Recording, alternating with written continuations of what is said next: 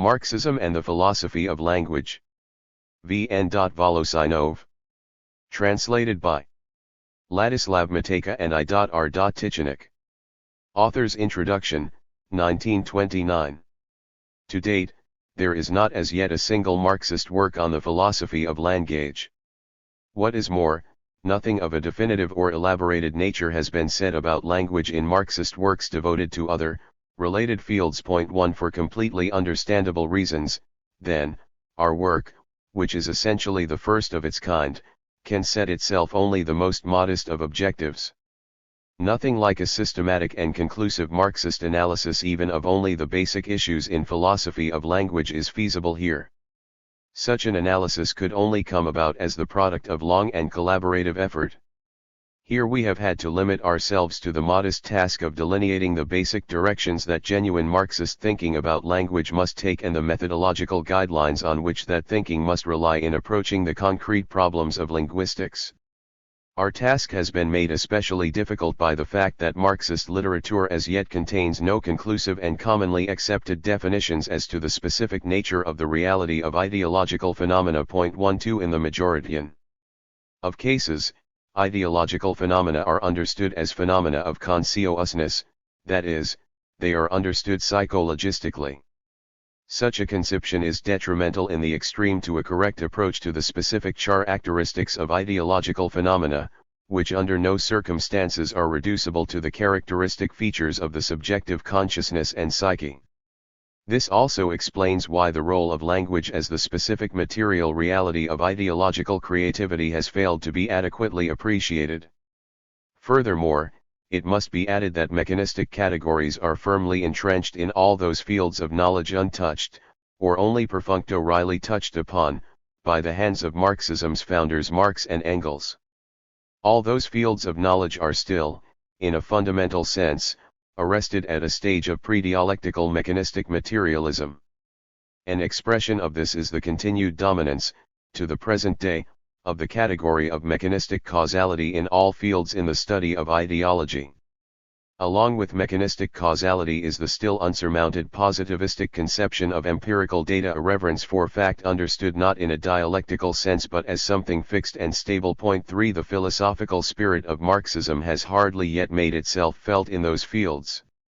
As a consequence of this state of affairs, we find ourselves virtually unable in the field of philosophy of language to derive support from any definitive, positive achievements in other fields of ideological studies. Even literary scholarship, the most advanced field of ideological study thanks to Plekhanov, provides us with practically nothing relevant to our topic. The work presented here basically pursues purely scientific investigative aims. However, we have made efforts to give it as popular a character as we could. Point 4. In the first part of our work, we attempt to substantiate the significance of the philosophy of language for Marxism as a whole. That significance, as we said, has yet to be adequately appreciated.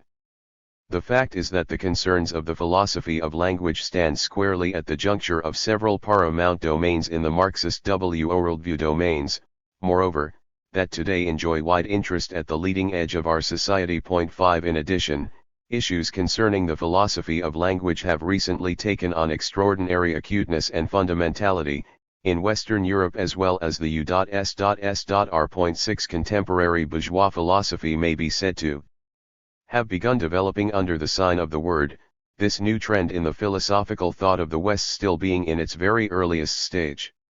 A vehement struggle is going on over the word and its place in the system, a struggle for which analogy can be found only in the medieval debates involving realism, nominalism, and conceptualism.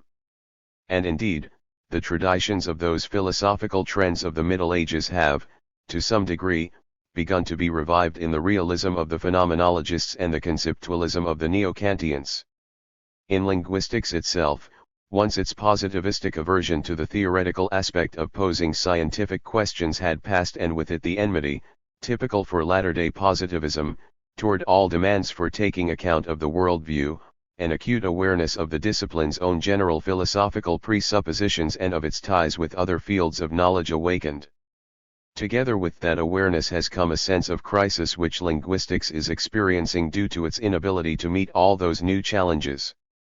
To bring out the position that the philosophy of language occupies in the Marxist worldview, that is the objective of the first part of our book. Therefore, we do not in the first part attempt to prove anything and do not offer final solutions to any of the questions raised. What interests us here is not so much the connections between phenomena as the connections between problems. In the second part of the book we attempt to resolve the basic problem of the philosophy of language, that of the actual mode of existence of linguistic phenomena. This problem is the axis around which turn all the major issues in modern thought on philosophy of language. Such basic problems as those of the generation of language, of verbal interaction, of understanding, and of meaning, as well as others, all converge on this one problem at their common center. Of course, as regards the solution of this problem itself, we have been able merely to map out its basic roots. Numerous questions remain barely touched upon, numerous lines of inquiry brought out in our exposition are left without being followed through to the end. But that could not be otherwise in a book of small size, which attempts virtually for the first time to approach these problems from a Marxist point of view. The final part of our work is a concrete investigation of one of the problems of syntax.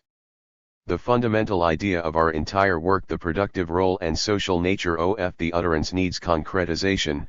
Its significance needs to be shown not only on the plane of general worldview and of theoretical issues in the philosophy of language but also in issues particular and peculiar to the science of language. After all, if an idea is correct and productive, then that productivity must manifest itself from top to bottom. But the topic of the third part, the problem of the reported utterance, has in itself broad significance extending beyond the confines of syntax. The fact is that a number of paramount literary phenomena, character, speech, the construction of character in general, skaz, stylization, and parody, are nothing but different varieties of refraction of another's speech. An understanding of this kind of speech and its sociological governance is an essential condition for the productive treatment of all the literary phenomena mentioned. Point 7. Moreover, the very question dealt with in the third part has been totally neglected in the Russian linguistic literature. For instance, no one has yet pointed out and described the phenomenon of quasi-direct discourse in Russian, found already in Pushkin. The considerable variety of modifications of direct and indirect discourse have been left entirely unstudied. Thus, our work moves in the direction from the general and abstract to the particular and concrete. From the concerns of general philosophy we turn to general linguistic concerns, and from there, finally, to an issue of a more specialized nature that lies on the boundary between grammar, syntax, and stylistics. Part I. Philosophy of language and its significance for Marxism. Chapter 1. The study of ideologies and philosophy of language. The problem of the ideological sign. The ideological sign and consciousness. The word as an ideological sign par excellence.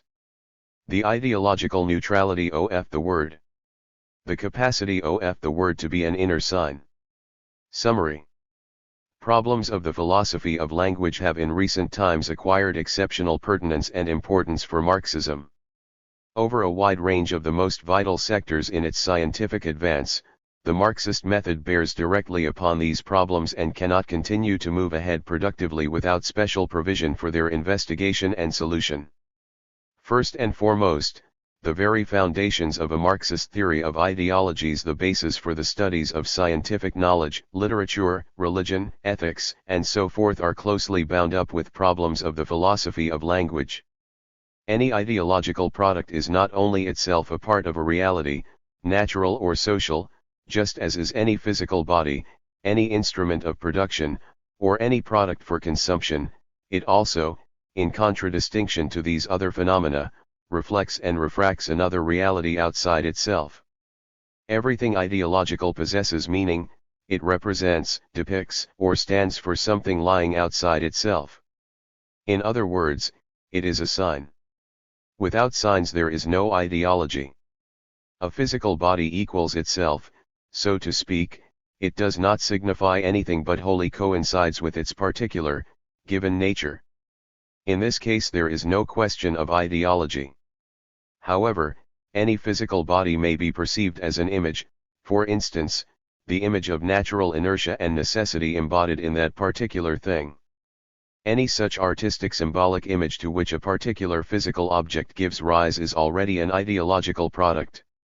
The physical object is converted into a sign.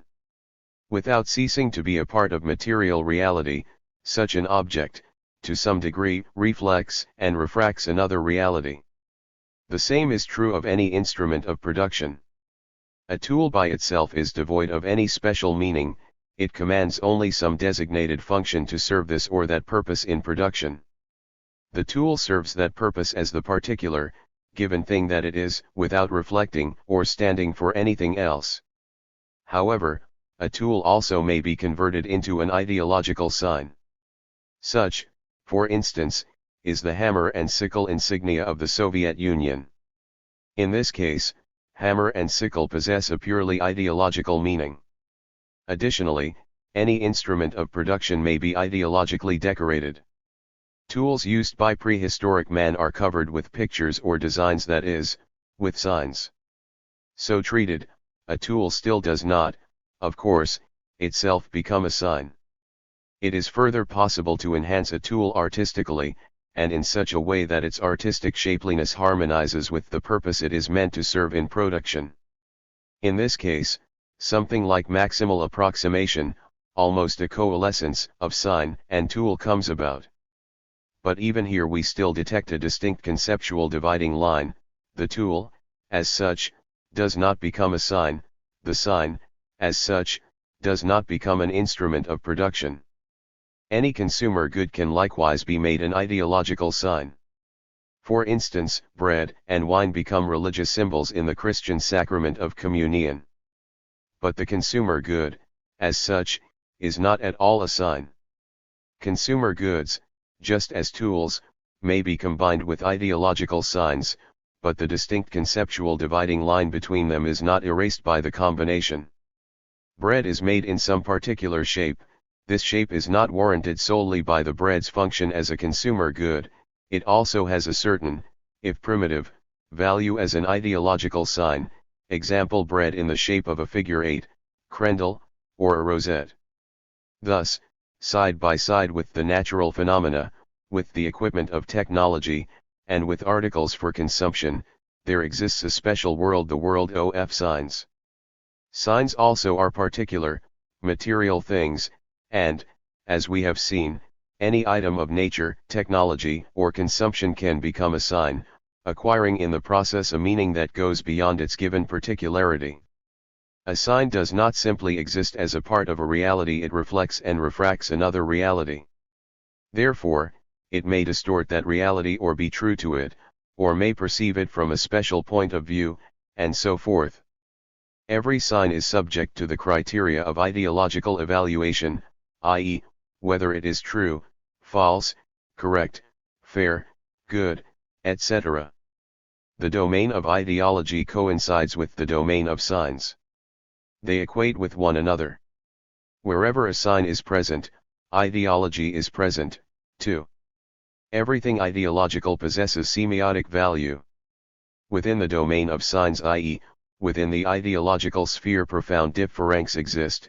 It is, after all, the domain of the artistic image, the religious symbol, the scientific formula, and the judicial ruling, etc. Each field of ideological creativity has its own kind of orientation toward reality, and each refracts reality in its own way. Each field commands its own special function within the unity of social life. But it is their semiotic character that places all ideological phenomena under the same general definition. Every ideological sign is not only a reflection, a shadow, of reality, but is also itself a material segment of that very reality. Every phenomenon functioning as an ideological sign has some kind of material embodiment, whether in sound, physical mass, color, movements of the body, or the like. In this sense, the reality of the sign is fully objective and lends itself to be a unitary, monistic, objective method of study. A sign is a phenomenon of the external world. Both the sign itself and all the effects it produces, all those actions, reactions, and new signs it elicits in the surrounding social milieu, occur in outer experience. This is a point of extreme importance. Yet, elementary and self-evident as it may seem, the study of ideologies has still not drawn all the conclusions that follow from it. The idealistic philosophy of culture and psychologists' cultural studies locate ideology in the consciousness. 1 Ideology, they assert, is a fact of consciousness. The external body of the sign is merely a coding, merely a technical means for the realization of the inner effect, which is understanding. Idealism and psychologism alike overlook the fact that understanding itself can come about only within some kind of semiotic material, example inner speech, that sign bears upon sign, that consciousness itself can arise and become a viable fact only in the material embodiment of signs. The understanding of a sign is, after all, an act of reference between the sign apprehended and other, already known signs. In other words, understanding is a response to a sign with signs. And this chain of ideological creativity and understanding, moving from sign to sign and then to a new sign, is perfectly consistent and continuous, from one link of a semiotic nature, hence, also of a material nature, we proceed uninterruptedly to another link of exactly the same nature. And nowhere is there a break in the chain, nowhere does the chain plunge into inner being, non-material in nature and unembodied in signs. This ideological chain stretches from individual consciousness to individual consciousness, connecting them together. Signs emerge, after all, only in the process of interaction between one individual consciousness and another. And the individual consciousness itself is filled with signs. Consciousness becomes consciousness only once it has been filled with ideological, semiotic, content, consequently, only in the process of social interaction. Despite the deep methodological differences between them, the idealistic philosophy of culture and psychologistic cultural studies both commit the same fundamental error. By localizing ideology in the consciousness, they transform the study of ideologies into a study of consciousness and its laws. It makes no difference whether this is done in transcendental or in empirical psychological terms. This error is responsible not only for methodological confusion regarding the interrelation of disparate fields of knowledge, but for a radical distortion of the very reality under study as well. Ideological creativity, a material and social fact, is forced into the framework of the individual consciousness. The individual consciousness, for its part, is deprived of any support in reality. It becomes either all or nothing. For idealism it has become all, its locus is somewhere above existence and it determines the latter. In actual fact, however, this sovereign of the universe is merely the hypostatization in idealism of an abstract bond among the most general forms and categories of ideological creativity. For psychological positivism, on the contrary, consciousness amounts to nothing, it is just a conglomeration of fortuitous, psychophysiological reactions which, by some miracle, results in meaningful and unified ideological creativity. The objective social regulatedness of ideological creativity, once misconstrued as a conformity with laws of the individual consciousness, must inevitably forfeit its real place in existence and depart either up into the super-existential empyrean of transcendentalism or down into the pre-social recesses of the psychophysical biological organism. However, the ideological, as such, cannot possibly be explained in terms of either of these superhuman or subhuman, animalian, roots. Its real place in existence is in the special, social material of signs created by man. Its specificity consists precisely in its being located between organized individuals, in its being the medium of their communication. Signs can arise only on inter-individual territory. It is territory that cannot be called natural in the direct sense of the word. Two signs do not arise between any two members of the species Homo sapiens. It is essential that the two individuals be organized socially, that they compose a group, a social unit, only then can the medium of signs take shape between them. The individual consciousness not only cannot be used to explain anything, but, on the contrary, is itself in need of explanation from the vantage point of the social, ideological medium. The individual consciousness is a social ideological fact. Not until this point is recognized with due provision for all the consequences that follow from it will it be possible to construct either an objective psychology or an objective study of ideologies. It is precisely the problem of consciousness that has created the major difficulties and generated the formidable confusion encountered in all issues associated with psychology and the study of ideologies alike. By and large, consciousness has become the asylum ignorantia for all philosophical constructs. It has been made the place where all unresolved problems, all objectively irreducible residues are stored away. Instead of trying to find an objective definition of consciousness, thinkers have begun using it as a means for rendering all hard and fast objective definitions subjective and fluid. The only possible objective definition of consciousness is a sociological one. 3 Consciousness cannot be derived directly from nature, as has been and still is being attempted by naive mechanistic materialism and contemporary objective psychology, of the biological, behavioristic, and reflexological varieties. Ideology cannot be derived from consciousness, as is the practice of idealism and psychologistic positivism. Consciousness takes shape and being in the material of signs created by an organized group in the process of its social intercourse. The individual consciousness is nurtured on signs, it derives its growth from them, it reflects their logic and laws. The logic of consciousness is the logic of ideological communication, of the semiotic interaction of a social group. We deprive consciousness of its semiotic, ideological content, it would have absolutely nothing left. Consciousness can harbor only in the image, the word, the meaningful gesture, and so forth. Outside such material, there remains the sheer physiological act unilluminated by consciousness, i.e., without having light shed on it, without having meaning given to it, by signs. All that has been said above leads to the following methodological conclusion: the study of ideologies does not depend on psychology to any extent and need not be grounded in it. As we shall see in greater detail in a later chapter, it is rather the reverse. Objective psychology must be grounded in the study of ideologies. The reality of ideological phenomena is the objective reality of social signs. The laws of this reality are the laws of semiotic communication and are directly determined by the total aggregate of social and economic laws. Ideological reality is the immediate superstructure over the economic basis. Individual consciousness is not the architect of the ideological superstructure, but only a tenant lodging in the social edifice of ideological signs.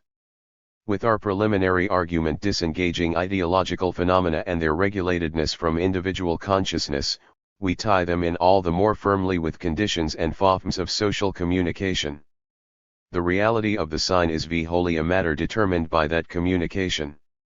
After all, the existence of the sign is nothing but the materialization of that communication. Such is the nature of all ideological signs. But nowhere does the semiotic quality and the continuous, comprehensive role of social communication as conditioning factor appear so clearly and fully expressed as in language. The word is the ideological phenomenon par excellence. The entire reality of the word is wholly absorbed in its function of being a sign. A word contains nothing that is indifferent to this function, nothing that would not have been engendered by it. A word is the purest and most sensitive medium of social intercourse. This indicatory, representative power of the word as an ideological phenomenon and the exceptional distinctiveness of its semiotic structure would already furnish reason enough for advancing the word to a prime position in the study of ideologies. It is precisely in the material of the word that the basic, general ideological forms of semiotic communication could best be revealed. But that is by no means all. The word is not only the purest, most indicatory sign but is, in addition, a neutral sign. Every other kind of semiotic material is specialized for some particular field of ideological creativity.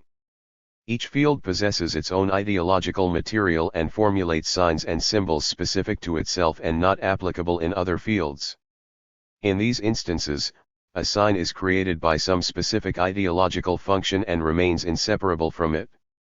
A word, in contrast, is neutral with respect to any specific ideological function.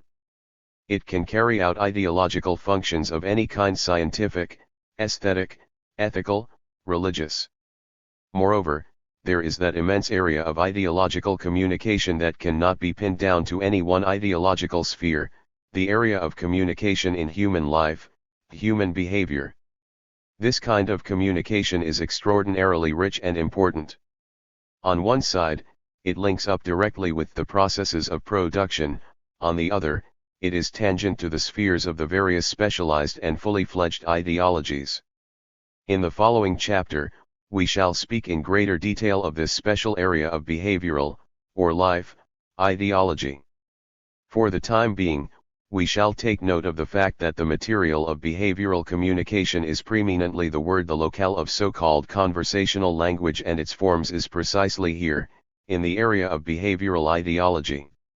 One other property belongs to the word that is of the highest order of importance and is what makes the word the primary medium of the individual consciousness. Although the reality of the word, as is true of any sign, resides between individuals, a word, at the same time, is produced by the individual organism's own means without recourse to any equipment or any other kind of extracorporeal material. This has determined the role of word as the semiotic material of inner life, of consciousness, inner speech. Indeed, the consciousness could have developed only by having at its disposal material that was pliable and expressible by bodily means. And the word was exactly that kind of material. The word is available as the sign for, so to speak, inner employment. It can function as a sign in a state short of outward expression. For this reason, the problem of individual consciousness as the inner word, as an inner sign in general, becomes one of the most vital problems in philosophy of language. It is clear, from the very start, that this problem cannot be properly approached by resorting to the usual concept of word and language as worked out in non-sociological linguistics and philosophy of language.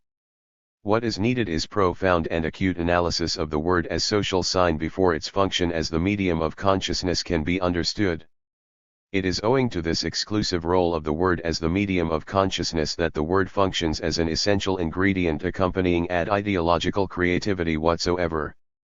The word accompanies and comments on each and every ideological act. The processes of understanding any ideological phenomenon at all, be it a picture, a piece of music, a ritual, or an act of human conduct, cannot operate without the participation of inner speech. All manifestations of ideological creativity, all other nonverbal signs are bathed by, suspended in, and cannot be entirely segregated or divorced from the element of speech. This does not mean, of course, that the word may supplant any other ideological sign.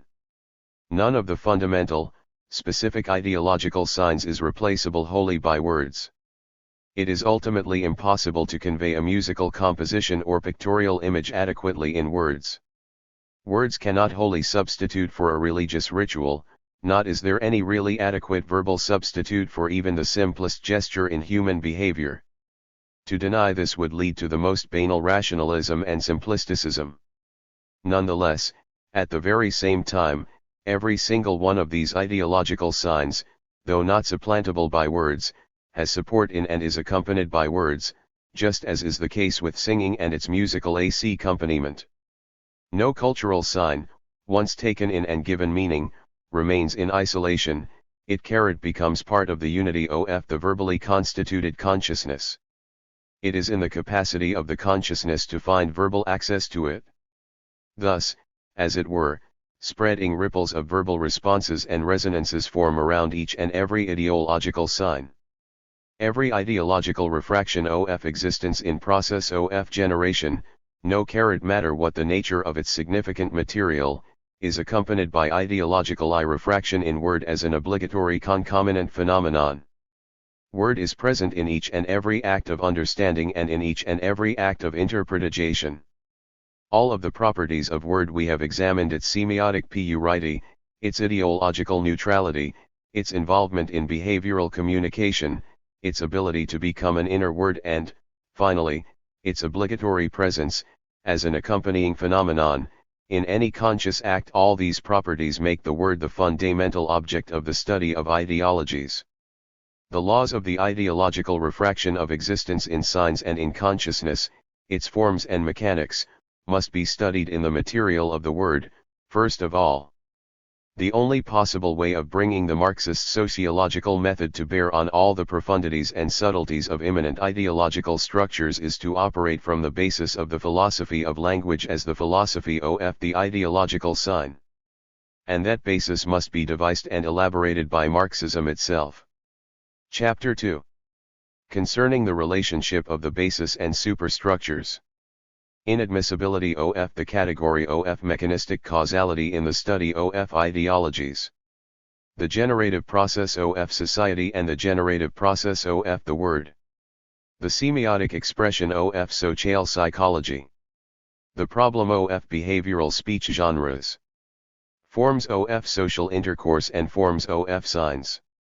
The theme of a sign. The class struggle and the dialectics of signs. Conclusions. The problem of the relationship of basis and superstructures. One of the fundamental problems of Marxism is closely linked with questions of philosophy of language at a number of crucial points, and could benefit considerably from a solution to those questions, or even just from treatment of them to some appreciable extent and depth. When the question is posed as to how the basis determines ideology, the answer given is, causally, which is true enough, but also far too general and therefore ambiguous. If what is meant by causality is mechanical causality, as causality has been and still is understood and defined by the positivistic representatives of natural scientific thought, then this answer would be essentially incorrect and contradictory to the very fundaments of dialectal materialism. The range of application for the categories of mechanical causality is extremely narrow, and even within the natural sciences themselves it grows constantly narrower the further and more deeply dialectics takes hold in the basic principles of these sciences. As regards the fundamental problems of historical materialism and of the study of ideologies altogether, the applicability of so inert a category as that of mechanical causality is simply out of the question. No cognitive value whatever adheres to the establishment of a connection between the basis and some isolated fact torn from the unity and integrity of its ideological context.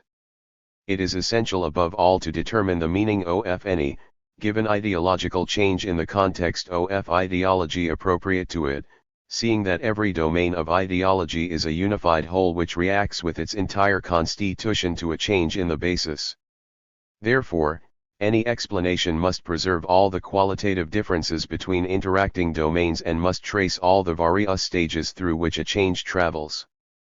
Only on this condition will analysis result, not in a mere outward conjunction of two adventitious facts belonging to different levels of things, but in the process of the actual dialectical generation of society, a process which emerges from the basis and comes to completion in the superstructures. If the specific nature of the semiotic ideological material is ignored, the ideological phenomenon studied undergoes simplification. Either only its rationalistic aspect, its content side, is noted and explained, for example, the direct, referential sense of an artistic image, such as Rudin as superfluous man, and then that aspect is correlated with the basis, example the gentry class degenerates, hence the superfluous man in literature, or, oppositely, only the outward, technical aspect of the ideological phenomenon is singled out, example some technicality in building construction or in the chemistry of coloring materials, and then this aspect is derived directly from the technological level of production. Both these ways of deriving ideology from the basis miss the real essence of an ideological phenomenon. Even if the correspondence established is correct, even if it is true that superfluous man did appear in literature in connection with the breakdown of the economic structure of the gentry, still, for one thing, it does not at all follow that related economic upsets mechanically cause superfluous man to be produced on the pages of a novel, the absurdity of such a claim is perfectly obvious. For another thing, the correspondence established itself remains without any cognitive value until both the specific role of the superfluous man in the artistic structure of the novel and the specific role of the novel in social life as a whole are elucidated. Surely it must be clear that between changes in the economic state of affairs and the appearance of the superfluous man in the novel stretches a long road that crosses a number of qualitatively different domains, each with its own specific set of laws and its own specific characteristics. Surely it must be clear that the superfluous man did not appear in the novel in any way independent of and unconnected with other elements of the novel, but that, on the contrary, the whole novel, as a single organic unity subject to its own specific laws, underwent restructuring, and that, consequently, all its other elements, its composition, style, etc. also underwent restructuring. And what is more, this organic restructuring of the novel came about in close connection with changes in the whole field of literature, as well. The problem of the interrelationship of the basis and superstructures, a problem of exceptional complexity, requiring enormous amounts of preliminary data. For its productive treatment can be elucidated to a significant degree through the material of the word. Looked at from the angle of our concerns, the essence of this problem comes down to how actual existence, the basis, determines sign and how sign reflects and refracts existence in its process of generation. The properties of the word as an ideological sign, properties discussed in the preceding chapter, are what make the word the MOT suitable material for viewing the whole of this problem in basic terms. What is important about the word in this regard is not so much its sign purity as its social ubiquity. The word is implicated in literally each and every act or contact between people in collaboration on the job, in ideological exchanges, in the chance contacts of ordinary life, in political relationships, and so on. Countless ideological threads running through all areas of social intercourse register effect in the word. It stands to reason, then, that the word is the most sensitive index of social changes, and what is more, of changes still in the process of growth, still without definitive shape and not as yet accommodated into already regularized and fully defined ideological systems. The word is the medium in which occur the slow quantitative accretions of those changes which have not yet achieved the status of a new ideological quality, not yet produced a new and fully fledged ideological form. The word has the capacity to register all the transitory, delicate, momentary phases of social change. That which has been termed social psychology and is considered, according to Plekhanov's theory and by the majority of Marxists, as the transitional link between the socio-political order and ideology in the narrow sense, science, art, and the like, is, in its actual, material existence, verbal interaction. Removed from this actual process of verbal communication and interaction, of semiotic communication and interaction in general, social psychology would assume the guise of a metaphysical or mythic concept, the collective soul or collective inner psyche, the spirit of the people, etc. Social psychology in fact is not located anywhere within, in the souls of communicating subjects, but entirely and completely without in the word, the gesture, the act. There is nothing left unexpressed in it, nothing inner about it. It is wholly on the outside, wholly brought out in exchanges, wholly taken up in material, above all in the material of the word. Production relations and the socio-political order shaped by those relations determine the full range of verbal contacts between people, all the forms and means of their verbal communication at work, in political life, in ideological creativity. In turn, from the conditions, forms, and types of verbal communication derive not only the forms but also the themes of speech performances. Social psychology is first and foremost an atmosphere made up of multifarious 5PC/7 performances that engulf and wash over all persistent forms and kinds of ideological creativity, unofficial discussions, exchanges of opinion at the theater or a concert or at various types of social gatherings, purely chance exchanges of words, one's manner of verbal reaction to happenings in one's life and daily existence, one's inward manner of identifying oneself and identifying one's position in society, and so on. Social psychology exists primarily in a wide variety of forms of the utterance, of little speech genres of internal and external kinds, things left completely unstudied to the present day. All these speech performances are, of course, joined with other types of semiotic manifestation and interchange with miming, gesturing, acting out, and the like. All these forms of speech interchange operate in extremely close connection with the conditions of the social situation in which they occur and exhibit an extraordinary sensitivity to all fluctuations in the social atmosphere. And it is here, in the inner workings of this verbally materialized social psychology, that the barely noticeable shifts and changes that will later find expression in fully fledged ideological products accumulate.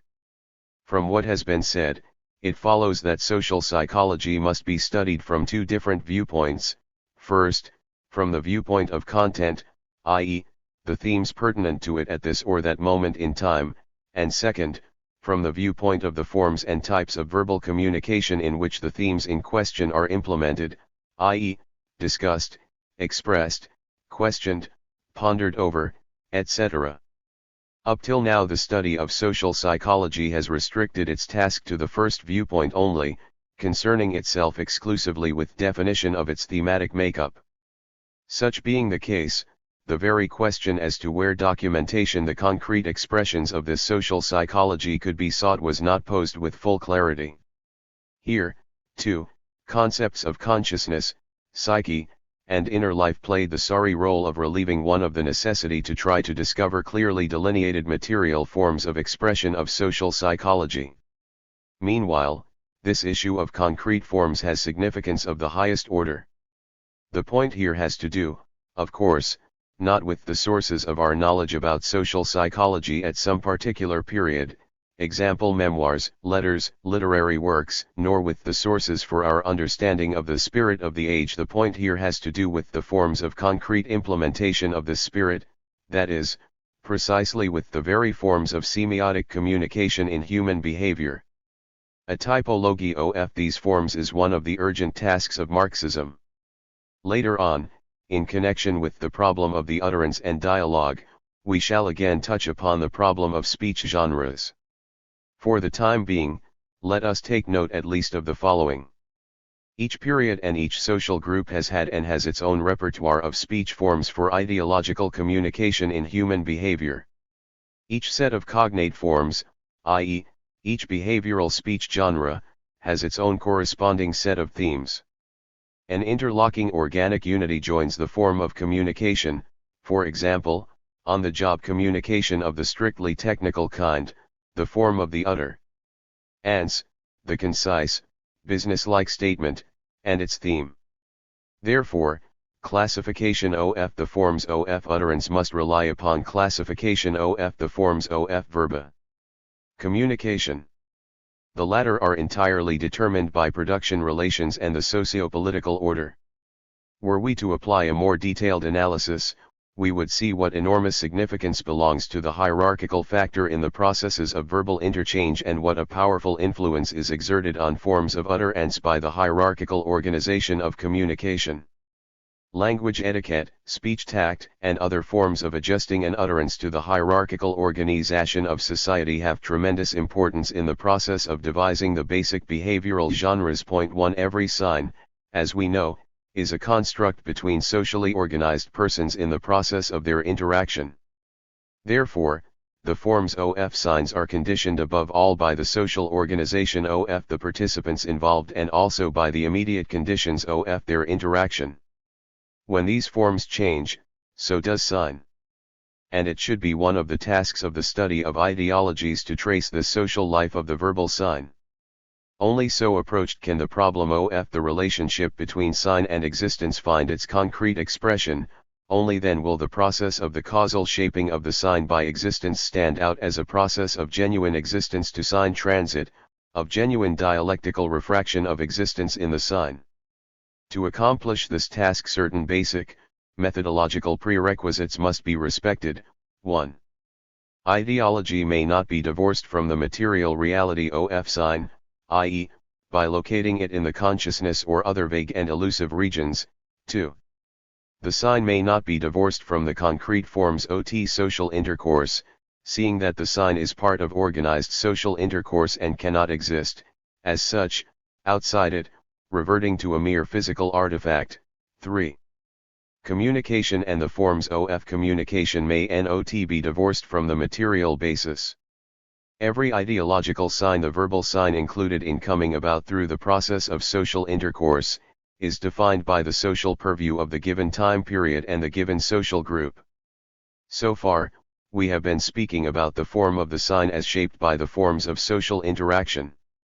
Now we shall deal with its other aspect, the content of the sign and the evaluative accentuation that accompanies all content. Every stage in the development of a society has its own special and restricted circle of items which alone have access to that society's attention and which are endowed with evaluative accentuation by that attention. Only items within that circle will achieve sign formation and become objects in semiotic communication. What determines the circle of items endowed with value accents? In order for any item, from whatever domain of reality it may come, to enter the social purview of the group and elicit ideological semiotic reaction, it must be associated with the vital socio-economic prerequisites of the particular group's existence. It must somehow, even if only obliquely, make contact with the bases of the group's material life. Individual choice under these circumstances, of course, can have no meaning at all. The sign is a creation between individuals, a creation within a social milieu. Therefore the item in question must first acquire inter-individual significance, and only then can it become an object for sign formation. In other words, only that which has acquired social value can enter the world of ideology, take shape, and establish itself there. For this reason, all ideological accents, despite their being produced by the individual voice, as in the case of word, or, in any event, by the individual organism, all ideological accents are social accents, ones with claim to social recognition and, only thanks to that recognition, are made outward use of in ideological material. Let us agree to call the entity which becomes the object of a sign the theme of the sign. Each fully fledged sign has its theme. And so, every verbal performance has its theme. Point 2. An ideological theme is always socially accentuated. Of course, all the social accents of ideological themes make their way also into the individual consciousness, which, as we know, is ideological through and through, and there take on the semblance of individual accents, since the individual consciousness assimilates them as its own. However, the source of these accents is not the individual consciousness. Accent, as such, is inter-individual. The animal cry, the pure response to pain in the organism, is bereft of accent. It is a purely natural phenomenon. For such a cry, the social atmosphere is irrelevant, and therefore it does not contain even the germ of sign formation. The theme of an ideological sign and the form of an ideological sign are inextricably bound together and are separable only in the abstract. Ultimately, the same set of forces and the same material prerequisites bring both the one and the other to life. Indeed, the economic conditions that inaugurate a new element of reality into the social purview, that make it socially meaningful and interesting, are exactly the same conditions that create the forms of ideological communication. The cognitive, the artistic, the religious, and so on, which in turn shape the forms of semiotic expression. Thus, the themes and forms of ideological creativity emerge from the same matrix and are in essence two sides of the same thing. The process of incorporation into ideology, the birth of theme and birth of form, is best followed out in the material of the word. This process of ideological generation is reflected two ways in language, both in its large-scale, universal historical dimensions as studied by semantic paleontology, which has disclosed the incorporation of undifferentiated chunks of reality into the social purview of prehistoric man, and in its small-scale dimensions as constituted within the framework of contemporaneity, since, as we know, the word sensitively reflects the slightest variations in social existence. Existence reflected in sign is not merely reflected but refracted. How is this refraction of existence in the ideological sign determined? by an intersecting of differently oriented social interests within one and the same sign community, i.e., by the class struggle. Class does not coincide with the sign community, i.e., with the community which is the totality of users of the same set of signs for ideological communication. Thus various different classes will use one and the same language. As a result, differently oriented accents intersect in every ideological sign. Sign becomes an arena of the class struggle. This social mu/tie-accentually of the ideological sign is a very crucial aspect.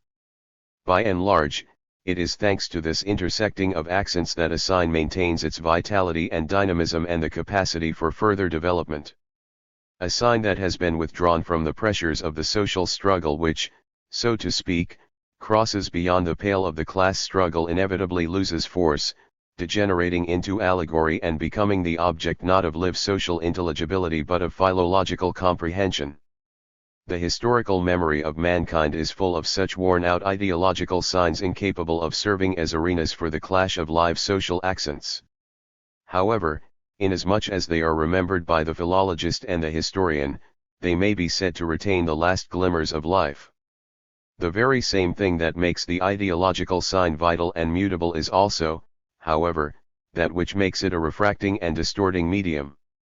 The ruling class strives to impart a superclass, eternal character to the ideological sign, to extinguish or drive inward the struggle between social value judgments which occurs in it, to make the sign uniaccentual.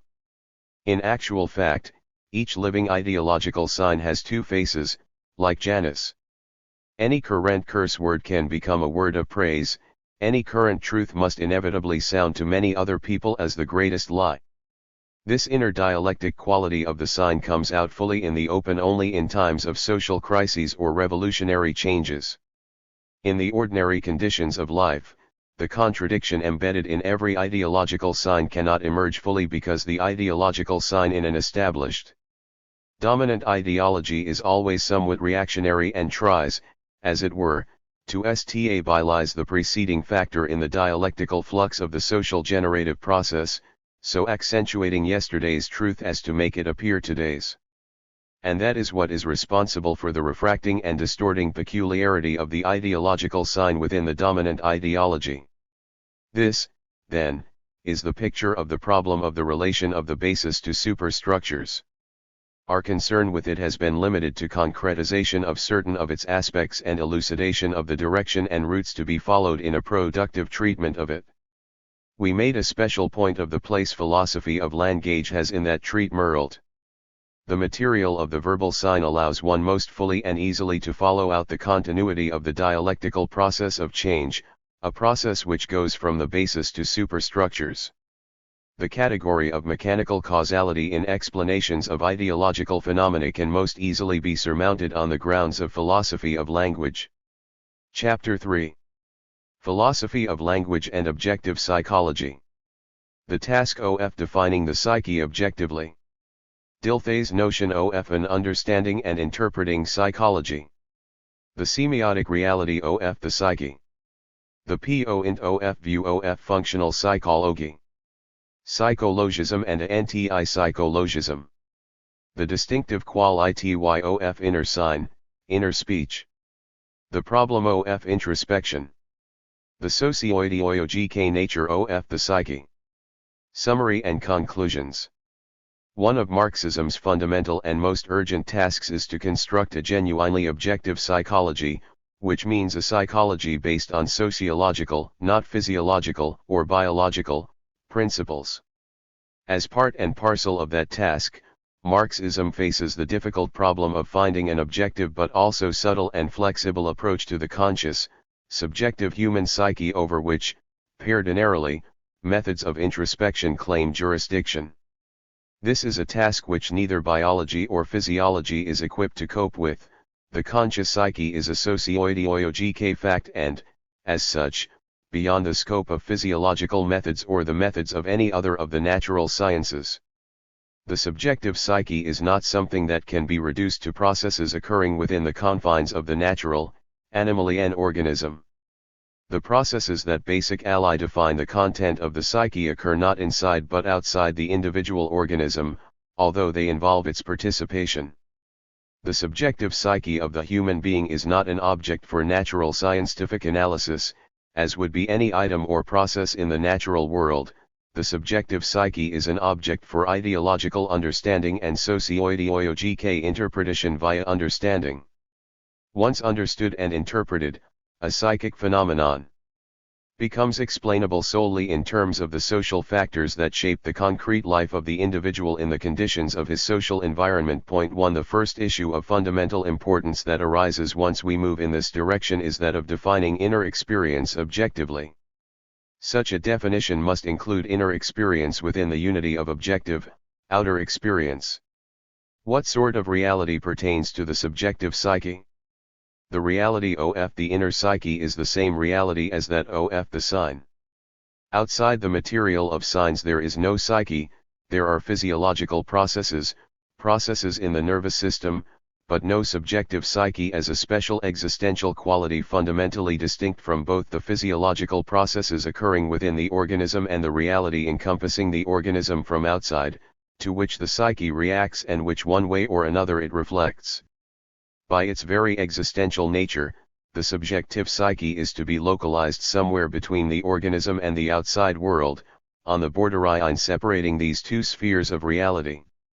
It is here that an encounter between the organism and the outside world takes place, but the encounter is not a physical one. The organism and the outside world meet here in the sign. Psychic experience is the semiotic expression of the contact between the organism and the outside environment. That is why the inner psyche is not unfeasible as a thing but can only be understood and interpreted as a sign. The idea of an understanding and interpreting psychology is a very old one and has an instructive history. Symptomatically, in modern times it has found its greatest substantiation in connection with the methodological requirements of the humanities, i.e., the ideological sciences. The most astute and well-grounded advocate of this idea in modern times was Wilhelm Dilthey. For Dilthey, it was not so much a matter that subjective psychic experience existed, the way a thing may be said to exist, as that it had meaning.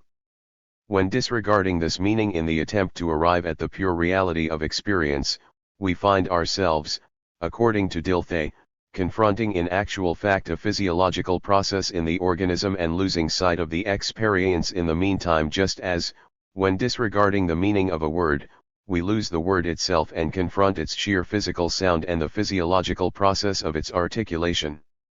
What makes a word is its meaning. What makes an experience is also its meaning. And only at the expense of losing the very essence of inner, psychic life can meaning be disregarded. Therefore, psychology cannot pursue tasks of explaining experiences causally, as if they were analogous to physical or physiological processes. Psychology must pursue the task of understanding, describing, segmenting, and interpreting psychic life, just as if it were a document under philological analysis. Only that kind of descriptive and interpretive psychology is capable, according to Dilthey, of serving as the basis for the humanities, or as he calls them, the spiritual sciences, Geisteswissenschaften. Point 2. Dilthey's ideas have proved to be very fecund and, to the present day, continue to find many supporters among representatives of the humanities.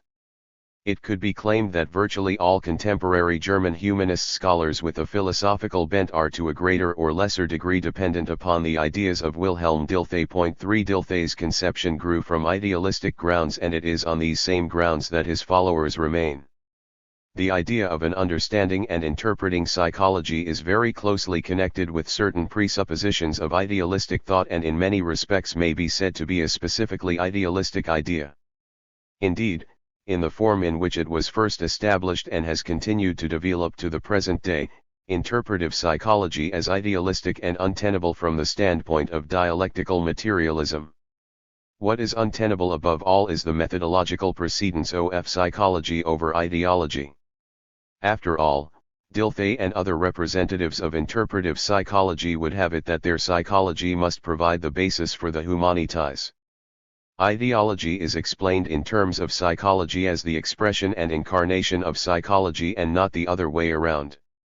True, the psyche and ideology are said to coincide, to share a common denominator, meaning by virtue of which both the one and the other are alike distinguished from all the rest of reality. But it is psychology, not ideology, that sets the tone. Furthermore, the ideas of Dilthey and his followers make no provision for the social character of meaning. Finally, and this is the proton pseudos of their whole conception, THEY have no notion of the essentia. Bond between meaning and sign, no notion of the specific nature of the sign. In point of fact, the comparison Dilthey makes between experience and word means nothing more to him than a simple analogy, an explanatory figure, a rather rare occurrence in Dilthey's works, at that. He is far from drawing the conclusions that should follow from that comparison. What is more, he is interested in explaining not the psyche through the agency of the ideological sign but, just like any other idealist, the sign through the agency of the psyche. A sign becomes a sign for Dilthey only insofar as it serves as the means of expression for inner life. And the latter, he maintains, confers its own proper meaning upon the sign. In this respect Dilthey's postulation carries on the common tendency of all idealism. To remove all sense, all meaning from the material world and to locate it in a/temporal, a space of spirit. If experience does have meaning and is not merely a particular piece of reality, and in this contention Dilthey is correct, then surely experience could hardly come about other than in the material of signs. After all, meaning can belong only to a sign, meaning outside a sign is a fiction. Meaning is the expression of a semiotic relationship between a particular piece of reality and another kind of reality that it stands for, represents, or depicts. Meaning is a function of the sign and is therefore inconceivable, since meaning is pure relation, or function, outside the sign as some particular, independently existing thing. It would be just as absurd to maintain such a notion as to take the meaning of the word horse to be this particular, live animal I am pointing to. Why, if that were so, then I could claim, for instance, that having eaten an apple, I have consumed not an apple but the meaning of the word apple. A sign is a particular material thing, but meaning is not a thing and cannot be isolated from the sign as if it were a piece of reality existing on its own apart from the sign. Therefore, if experience does have meaning, if it is susceptible of being understood and interpreted, then it must have its existence in the material of actual, real signs. Let us emphasize this point. Not only can experience be outwardly expressed through the agency of the sign, an experience can be expressed to others variously by word, by facial expression, or by some other means, but also, aside from this outward expression, for others, experience exists even for the person undergoing it only in the material of signs. Outside that material there is no experience as such. In this sense any experience is expressible, i.e., is potential expression. Any thought, any emotion, any willed activity is expressible. This factor of expressivity cannot be argued away from experience without forfeiting the very nature of experience. Point 4 Thus there is no leap involved between inner experience and its expression, no crossing over from one qualitative realm of reality to another. The transit from experience to its outward expression occurs within the scope of the same qualitative realm and is quantitative in nature. True, it often happens that in the process of outward expression a transit from one type of semiotic material, example mimetic, to another, example verbal, occurs, but nowhere in its entire course does the process go outside the material of signs. What, then, is the sign material of the psyche? Any organic activity or process, breathing, blood circulation, movements of the body, articulation, inner speech, mimetic motions, reaction to external stimuli, example light stimuli, and so forth. In short, anything and everything occurring within the organism can become the material of experience, since everything can acquire semiotic significance, can become expressive. To be sure, all this material is far from standing on the same level of importance. Any psyche that has reached any degree of development and differentiation must have subtle and pliable semiotic material at its disposal, and semiotic material of a kind that can be shaped, refined, and differentiated in the extracorporeal social milieu in the process of outward expression. Therefore, the semiotic material of the psyche is preeminently the word I speech.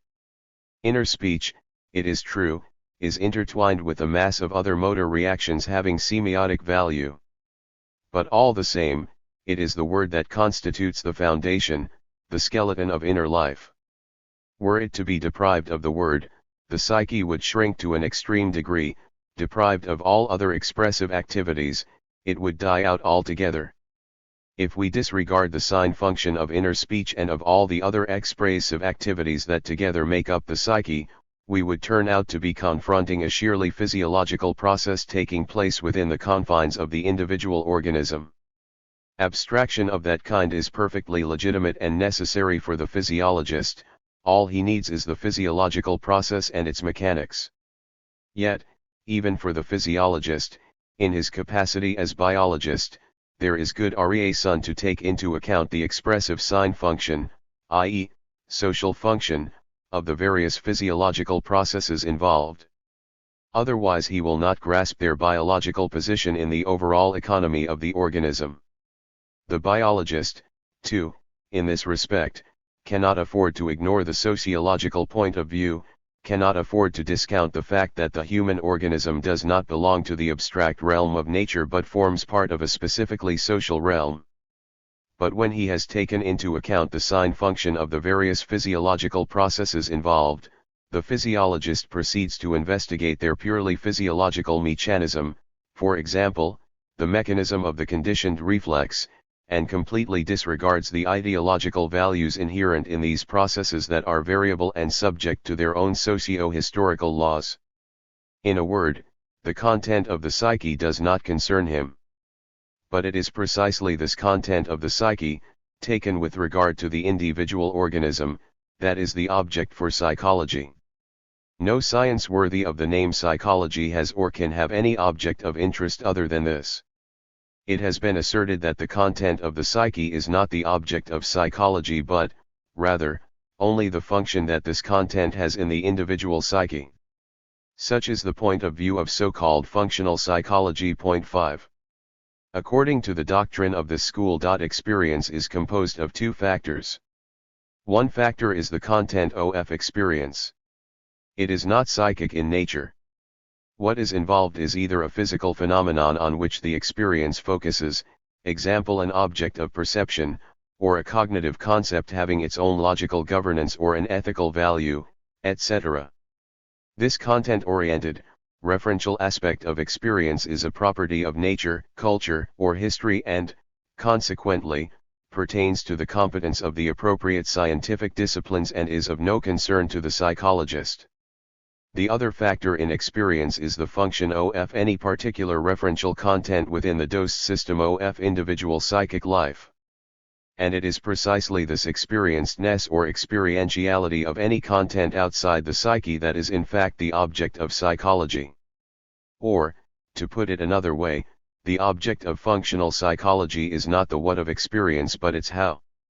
So, for example, the content of any thought process its what is non-psychic and pertains to the competence of the logician, epistemologist, or mathematician, if the kind of thinking involved is mathematical thinking. The psychologist, in contrast, studies only how thought processes with various objective contents, logical, mathematical, or other, come about under conditions supplied by any given individual subjective psyche. We shall not delve into the details of this psychological conception, and we shall skip certain, sometimes very apposite, distinctions regarding psychic functions such as can be found in the writings of representatives of this school and of other related movements in psychology. For our purposes, the basic principle of functional psychology, already set forth, will be sufficient. It will help us to express in more precise terms our own conception of the psyche and of the significance that belongs to the philosophy of the sign, or the philosophy of language, in the solution of the problem of psychology. Functional psychology also grew and took shape on the grounds of idealism. Yet, in certain respects, it exhibits a tendency diametrically opposite to the interpretive psychology of the Dilthey type. In point of fact, while Dilthey would seem intent on bringing the psyche and ideology down to one common denominator, meaning functional psychology makes the opposite effort of drawing a fundamental and rigorous borderline between the psyche and ideology, a borderline that seems to cut through the psyche itself. As a result, everything regarded as meaning ends up being excluded without a trace from the scope of the psyche, while everything regarded as pertaining to the psyche ends up amounting to the sheer functioning of separate referential contents arranged in some sort of individual constellation called the individual soul. Thus functional psychology, as distinguished from interpretive psychology, gives precedence to ideology over the psyche. One may ask at this point, how does the psyche function, and what is the nature of its existence?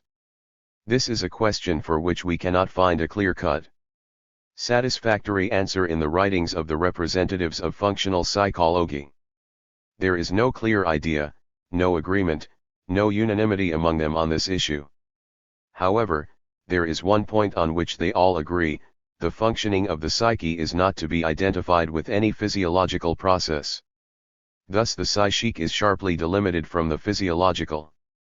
But what sort of entity this new quality, the psychic, is, that remains unclarified. Similarly, the problem of the reality of an ideological phenomenon remains equally unclear in functional psychology. The only instance where the functionalists provide a clear answer is the case of an experience directed toward some object in nature. Here they draw an opposition between psychic functioning and natural, physical being, the tree, earth, stone, and the like. But what sort of opposition obtains between psychic functioning and ideological being? A logical concept, an ethical value, an artistic image, etc. On this issue the majority of representatives of functional psychology adhere to commonly held idealistic, mainly Kantian, views. Point 6. In addition to the individual psyche and the individual subjective consciousness, they make a provision for a transcendental consciousness, consciousness per $e, or pure epistemological subject, and the like. And into that transcendental realm they place the ideological phenomenon in its opposition with individual psychic function. Point 7. Thus the problem of the reality of ideology remains without a solution on the grounds of functional psychology. Failure to understand the ideological sign and its specific mode of being is, consequently, what is responsible, both in this and in all other instances, for the insolubility of the problem of the psyche. The problem of the psyche will never find a solution until the problem of ideology is solved. These two problems are inextricably bound together. The whole history of psychology and the whole history of the ideological sciences, logic, epistemology, aesthetics, the humanities, etc., is a history of incessant struggle involving mutual delimitation and mutual assimilation between these two cognitive disciplines. A sort of peculiar periodic alternation seems to take place between an elemental psychologism, which subjects all the ideological sciences to inundation, and a sharply reacting antipsychologism, which deprives the psyche of all its content, relegating it to some empty, formal status, as in functional psychology, or to sheer physiologism. As for ideology, once a consistent antipsychologism has taken away its normal place in existence, which place is precisely the psyche. It is left with no place at all and is obliged to exit from reality and to take to the transcendental, or even literally ascend to the transcendent.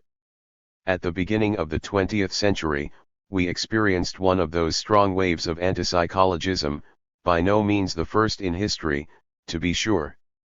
The trend-setting works of Husserl, the main representative of modern antipsychologism, the works of his followers, the intentionalists, phenomenologists, the sharply antipsychologistic turn taken by representatives of modern neo-Kantianism of the Marburg and Freiburg school, 9. And the banishment of psychologism from all fields of knowledge and even from psychology itself, all these things constituted an event of paramount philosophical and methodological importance in the first 2 decades of our century.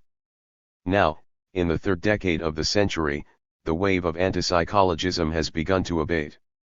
A new and evidently very powerful wave of psychologism is coming to take its place. A fashionable form of psychologism is the philosophy of life. Under that trade name, psychologism of the most unbridled kind once again, with extraordinary speed, has occupied all the positions in all the branches of philosophy and ideological study that it had so recently abandoned. 10 The approaching wave of psychologism carries with it no fresh ideas about the fundamentals of psychic reality. In contrast to the preceding wave of psychologism, the positivistic empirical psychologism of the second half of the 19th century, whose most typical representative was Wundt, the new psychologism is inclined to interpret inner being, the elemental phenomenon of experience, in metaphysical terms. Thus no dialectical synthesis has resulted from this dialectical flux of psychologism and antipsychologism. Neither the problem of psychology nor the problem of ideology has to this very day found its proper solution in bourgeois philosophy. The basis for the treatment of both problems must be established simultaneously and interconnectedly. We are suggesting that one and the same key opens objective access to both spheres. That key is the philosophy of sign, the philosophy of the word as the ideological sign par excellence. The ideological sign is the common territory for both the psyche and for ideology, a territory that is material, sociological, and meaningful. It is on this very territory that a delimitation between psychology and ideology should be worked out. The psyche need not be a duplicate of the rest of the world, the ideological world above all, and the rest of the world need not be a mere material remark to the monologue of the psyche. But if the nature of the psyche's reality is the same as that of the sign's reality, how can one draw a dividing line between the individual subjective psyche and ideology, in the exact sense of the word, which is likewise a semiotic entity? We have so far only pointed out the general territory, now we must draw the appropriate boundary within it. The kernel of this issue amounts to a definition of inner, intracorporeal, sign which, in its immediate reality, is accessible to introspection. Between the psyche and ideology no boundaries do or can exist from the point of view of ideological content itself. All ideological content, without exception, no matter what the semiotic material embodying it may be, is susceptible of being understood and, consequently, of being taken into the psyche, i.e., of being reproduced in the material of inner signs. On the other hand, any ideological phenomenon in the process of creation passes through the psyche as an essential stage of that process. We repeat, every outer ideological sign, of whatever kind, is engulfed in and washed over by inner signs by the consciousness. The outer sign originates from the sea of inner signs and continues to abide there, since its life is a process of renewal as something to be understood, experienced, and assimilated, i.e., its life consists in its being engaged ever anew into the inner context. Therefore, from the standpoint of content, there is no basic division between the psyche and ideology, the difference is one of degree only. The ideologeme is a vague entity at that stage of its inner development when it is not yet embodied in outer ideological material. It can acquire definition, differentiation, fixity only in the process of ideological embodiment. Intention is always a lesser thing than creation, even unsuccessful creation. A thought that as yet exists only in the context of my consciousness, without embodiment in the context of a discipline constituting some unified ideological system, remains a dim, unprocessed thought. But that thought had come into existence in my consciousness already with an orientation toward an ideological system, and it itself had been engendered by the ideological signs that I had absorbed earlier. We repeat. There is no qualitative difference here in any fundamental sense. Cognition with respect to books and to other people's words and cognition inside one's head belong to the same sphere of reality, and such differences as do exist between the head and book do not affect the content of cognition. What mostly complicates our problem of delimiting psyche and ideology is the concept of individuality. The social is usually thought of in binary opposition with the individual, and hence we have the notion that the psyche is individual while ideology is social. Notions of that sort are fundamentally false. The correlate of the social is the natural, and thus individual is not meant in the sense of a person, but individual as natural, biological specimen.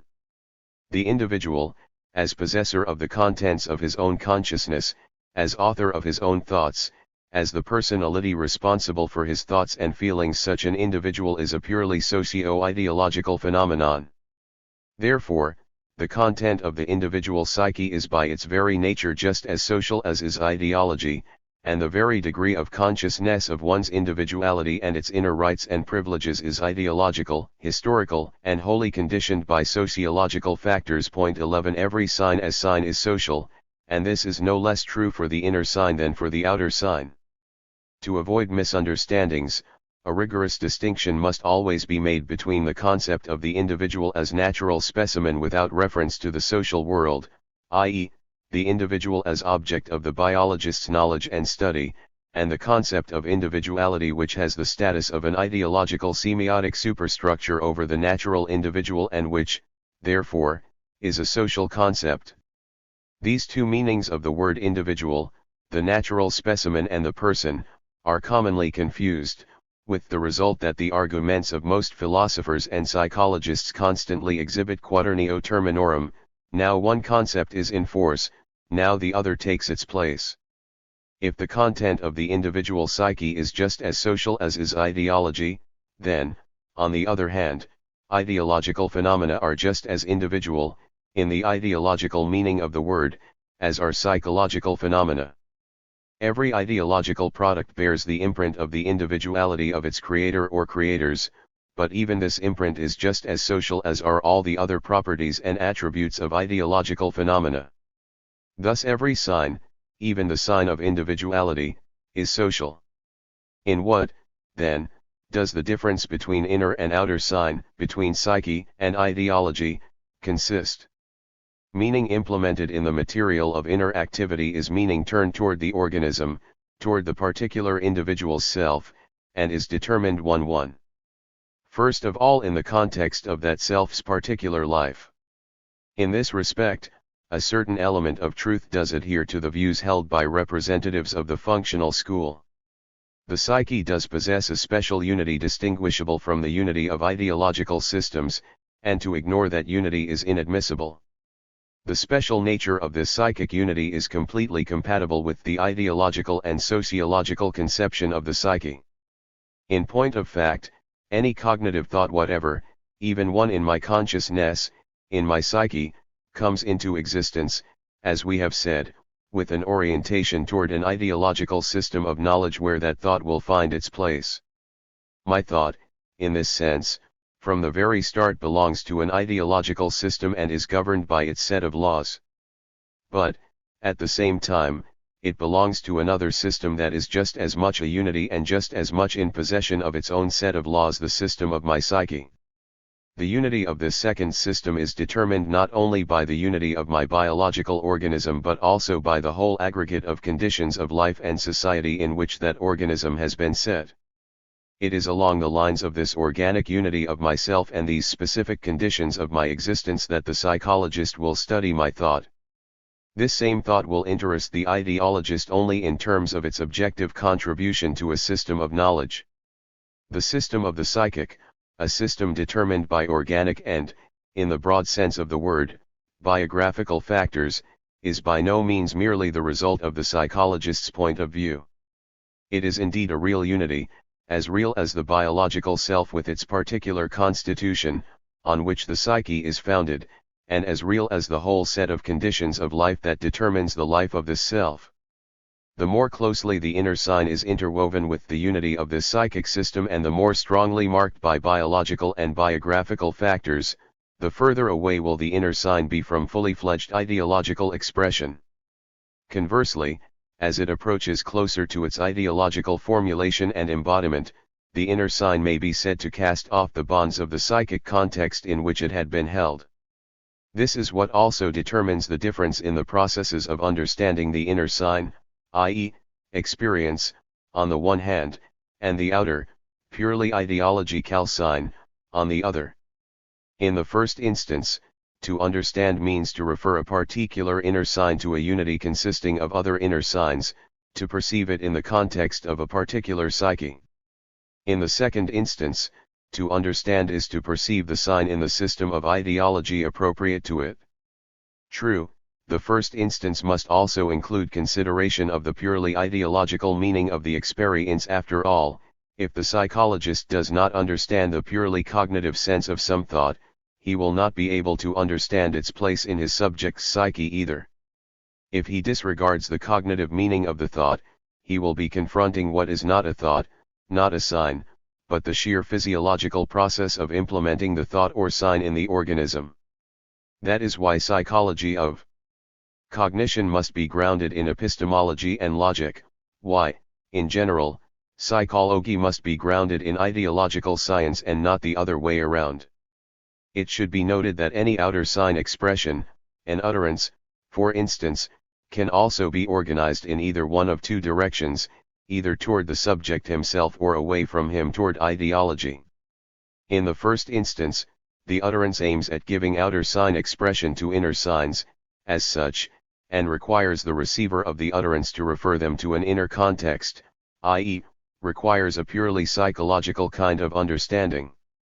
In the second instance, a purely ideological, objective referential understanding of the utterance is required. 12 It is in this way that a delimitation between the psyche and ideology takes shape. 13 Now, in what form do we receive the psyche, receive inner signs, for observation and study? In its pure form, the inner sign, i.e., experience, is receivable only by self-observation, introspection. Does introspection contravene the unity of outer, objective experience? Given a proper understanding of the psyche and of introspection itself, nothing of the sort occurs. 14 The fact is, after all, that inner sign is the object of introspection, and inner sign, as such, can also be outer sign. Inner speech could indeed be given voice. The results of introspection in its process of self-clarification must necessarily be expressed outwardly or, at the very least, be brought up to the stage of outer expression. Introspection, functioning as such, follows a course from inner to outer signs. Introspection itself, then, has an expressive character. Self-observation, introspection, is the understanding of one's own inner sign. In this respect it is distinguished from observation of a physical object or some physical process.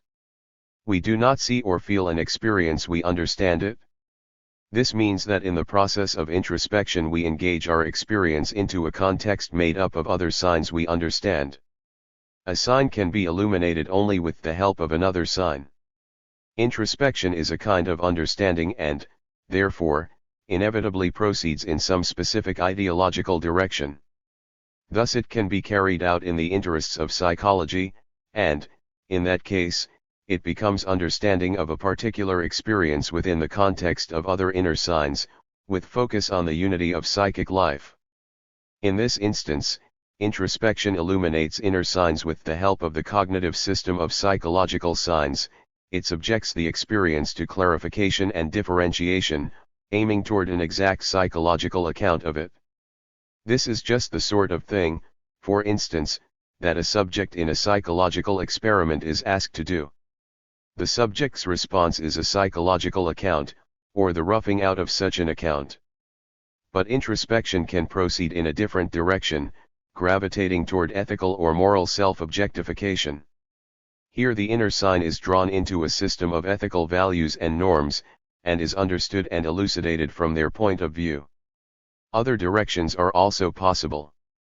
But always and everywhere introspection aims at elucidating inner sign, at advancing it to the highest degree of semiotic definitiveness. This process reaches its limit when the object of introspection becomes fully understood, i.e., when it can become an object not of introspection only but also of ordinary, objective, ideological, semiotic, observation. Thus introspection, as ideological understanding, is included within the unitil of objective experience. To this we must append the qualification that in concrete instances it is impossible to draw a clear dividing line between inner and outer signs, between internal introspection and external observation, the latter supplying a steady stream of both semiotic and empirical commentaries to the inner signs being understood. Empirical commentary is always present. The understanding of any sign, whether inner or outer, occurs inextricably tied in with the situation in which the sign is implemented. This situation, even in the case of introspection, exists as an aggregate of facts from external experience, the latter commentating upon and illuminating a particular inner sign. It is always a social situation. Orientation in one's own soul, introspection, is in actuality inseparable from orientation in the particular social situation in which the experience occurs. Thus, any deepening of introspection can come about only in unremitting conjunction with a deepened understanding of the social orientation. Complete disregard of social orientation leads to a complete extinguishment of experience, just as also happen when its semiotic nature is disregarded. As we shall see in greater detail later on, the sign and its social situation are inextricably fused together. The sign cannot be separated from the social situation without relinquishing its nature as sign. The problem of the inner sign is one of the most crucial problems of philosophy of language. Inner sign is, after all, preeminently the word, or inner speech. The problem of inner speech is a philosophical problem, as are all the problems treated in this chapter. It lies at the juncture between psychology and the concerns of the ideological sciences. A fundamental, methodological solution to this problem can be arrived at only on the grounds of the philosophy of language as the philosophy of sign. What is the nature of the word in its role as inner sign? In what form is inner speech implemented? How does it tie in with the social situation? What is its relation to the external utterance? What are the procedures for uncovering, for seizing hold, so to speak, of inner speech? The answers to all these questions can only be given by a fully elaborated philosophy of language. Let us take a look at just the second of these questions, the question of the forms in which inner speech is implemented. It is clear from the outset that, without exception, all categories worked out by linguistics for the analysis of the forms of external language, the lexicological, the grammatical, the phonetic, are inapplicable to the analysis of inner speech or, if applicable, are applicable only in thoroughly and radically revised versions. Closer analysis would show that the units of which inner speech is constitute are certain whole entities somewhat resembling a passage of monologic speech or whole utterances. But most of all, they resemble the alternating lines of a dialogue. There was good reason why thinkers in ancient times should have conceived of inner speech as inner dialogue. These whole entities of inner speech are not resolvable into grammatical elements, or are resolvable only with considerable qualifications, and have in force between them, just as in the case of the alternating lines of dialogue, not grammatical connections but connections of a different kind. These units of inner speech, these total impressions 15 of utterances, are joined with one another and alternate with one another not according to the laws of grammar or logic but according to the laws of evaluative, emotive, correspondence, dialogical deployment, etc., in close dependence on the historical conditions of the social situation and the whole pragmatic run of life. 16 Only by ascertaining the forms of whole utterances and, especially, the forms of dialogic speech, can light be shed on the forms of inner speech, as well, and on the peculiar logic of their concatenation in the stream of inner speech. All the problems of inner speech we have noted here far exceed the bounds of our study. Their productive treatment is still an impossibility at the present time. It is essential to have huge amounts of preliminary factual material beforehand and an elucidation of the more elementary and basic issues of the philosophy of language, for example, the problem of the utterance in particular. In conclusion, then, we believe that the problem of the mutual delimitation of the psyche and ideology can be solved on the unitary territory of the ideological sign which embraces both. By means of this solution, the contradiction between psychologism and anti-psychologism would be done away with, dialectically, as well. Antipsychologism is correct in refusing to derive ideology from the psyche. But even more than that is needed, the psyche must be derived from ideology. Psychology must be grounded in ideological science. Speech had first to come into being and develop in the process of the social intercourse of organisms so that afterward it could enter within the organism and become inner speech. Psychologism is also correct, however. There is no outer sign without an inner sign. An outer sign incapable of entering the context of inner signs, i.e., incapable of being understood and experienced, ceases to be a sign and reverts to the status of a physical object. The ideological sign is made viable by its psychic implementation just as much as psychic implementation is made viable by its ideological impietration. Psychic experience is something inner that becomes outer, and the ideological sign, something outer that becomes inner. The psyche enjoys extraterritorial status in the organism. It is a social entity that penetrates inside the organism of the individual person. Everything ideological is likewise extraterritorial in the socio-economic sphere, since the ideological sign, whose locus is outside the organism, must enter the inner world in order to implement its meaning as sign. Between the psyche and ideology there exists, then, a continuous dialectical interplay. The psyche effaces itself or is obliterated in the process of becoming ideology, and ideology effaces itself in the process of becoming the psyche. The inner sign must free itself from its absorption by the psychic context. The biological biographical context must cease being a subjective experience, in order to become an ideological sign.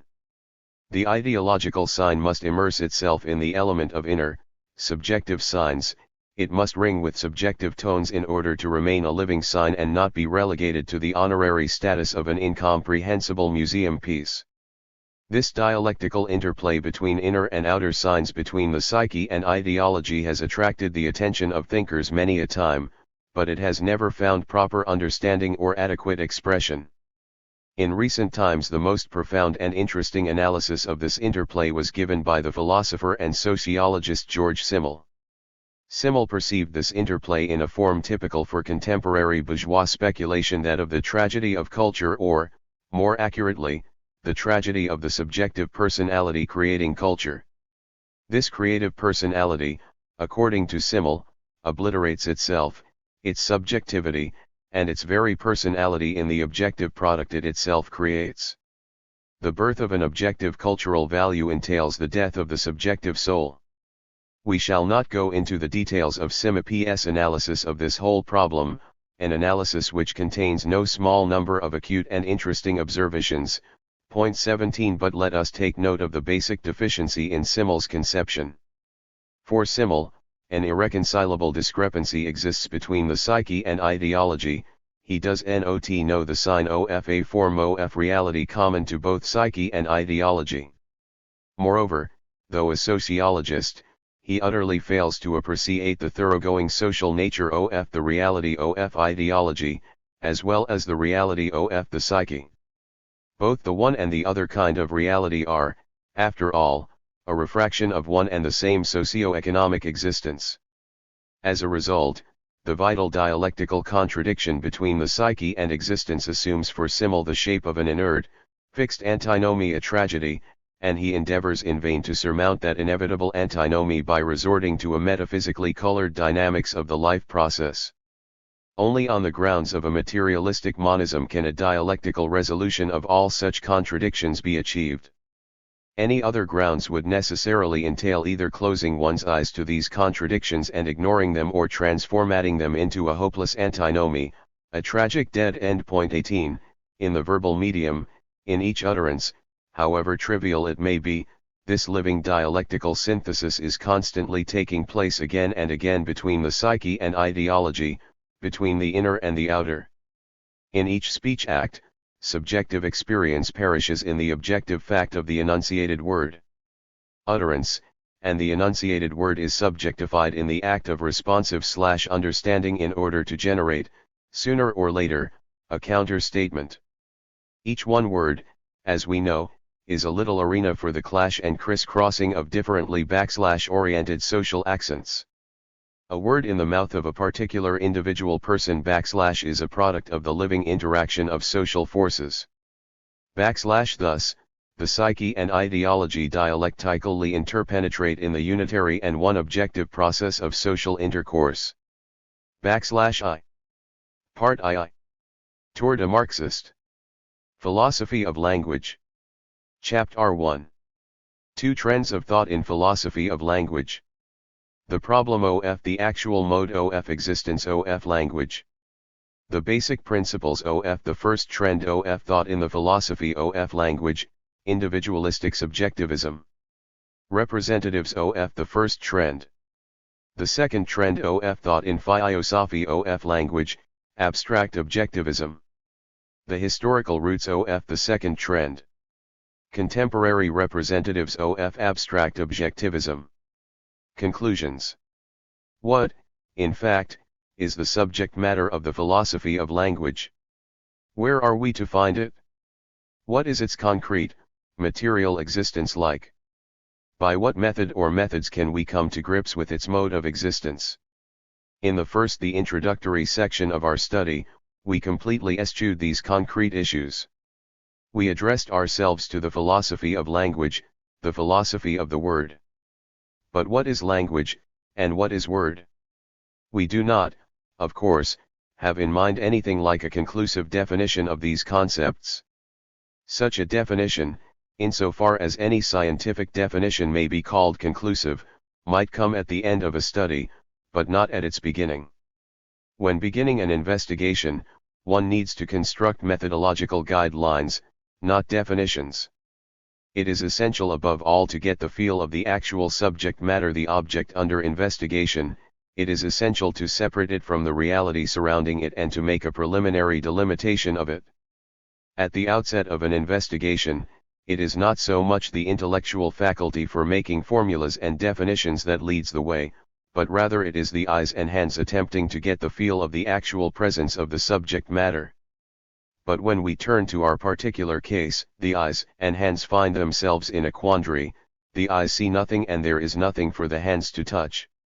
The ear, it would seem, is at an advantage because it can claim to hear a word, to hear language. And indeed, the temptations of a superficial phonetic empiricism are very powerful in linguistic science. The study of the sound aspect of language occupies a disproportionately large place in linguistics, often setting the tone for the field, and in most cases is carried on outside any connection with the real essence of language as ideological sign. Point 1. The task of identifying the real object of study in the philosophy of language is by no means an easy one. With each attempt to delimit the object of investigation, to reduce it to a compact subject matter complex of definitive and inspectable dimensions, we forfeit the very essence of the thing we are studying, its semiotic and ideological nature. If we isolate sound as a purely acoustic phenomenon, we will not have language as our specific object. Sound pertains wholly to the competence of physics. If we add the physiological process of sound production and the process of sound reception, we still come no closer to our object. If we join onto this the experience, inner signs, of the speaker and listener, we obtain two psychophysical processes, taking place in two different psychophysiological beings, and one physical sound complex whose natural manifestation is governed by the laws of physics. Language as the specific object of study keeps eluding us. Yet we have already encompassed three spheres of reality: the physical, the physiological, and the psychological, and we have obtained a fairly elaborate composite complex. What this complex lacks is a soul. Its component parts are a collection of separate entities not joined together to form a unity by some inner, pervasive governance that would transform that complex into precisely the phenomenon of language. What, then, needs to be added to our already elaborate complex? First of all, this complex needs to be included into a much wider and more comprehensive complex, into the unified sphere of organized social intercourse. In order to observe the process of combustion, a substance must be placed into the air. In order to observe the phenomenon of language, both the producer and the receiver of sound and the sound itself must be placed into the social atmosphere. After all, the speaker and listener must belong to the same language community, to a society organized along certain particular lines. Furthermore, our two individuals must be encompassed by unity of the immediate social situation, i.e., they must make contact, as one person to another, on a specific basis. Only on a specific basis is a verbal exchange possible, however impersonal, and however much dictated, so to speak, by the occasion that shared basis may be. So, we may say that the unity of the social milieu and the unity of the immediate social event of communication are conditions absolutely essential for bringing our physico-psychophysiological complex into relation with language, with speech, so that it can become a language-speech fact. Two biological organisms under purely natural conditions will not produce the fact of speech. But the results of our analysis, instead of providing us the desired delimitation of our object of investigation, have brought us to an extreme expansion and to a further complication of it. For the fact of the matter is that the organized social milieu into which we have included our complex and the immediate social communicative situation are in themselves extremely complicated and involve hosts of multifaceted and multifarious connections, not all of which are equally important for the understanding of linguistic facts, and not all of which are constituents of language. What is needed, finally, is to bring this whole multifarious system of features and relations, of processes and artifacts, to one common denominator. All its various lines must be channeled to one center, to the focal point of the language process. Above we gave an exposition of the problem of language, that is to say, we unfolded the problem itself and revealed the difficulties inherent in it.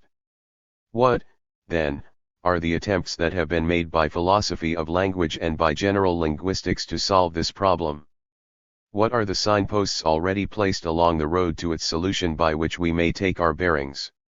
A detailed survey of the history of philosophy of language and general linguistics, or even only of their contemporary states, is not our aim.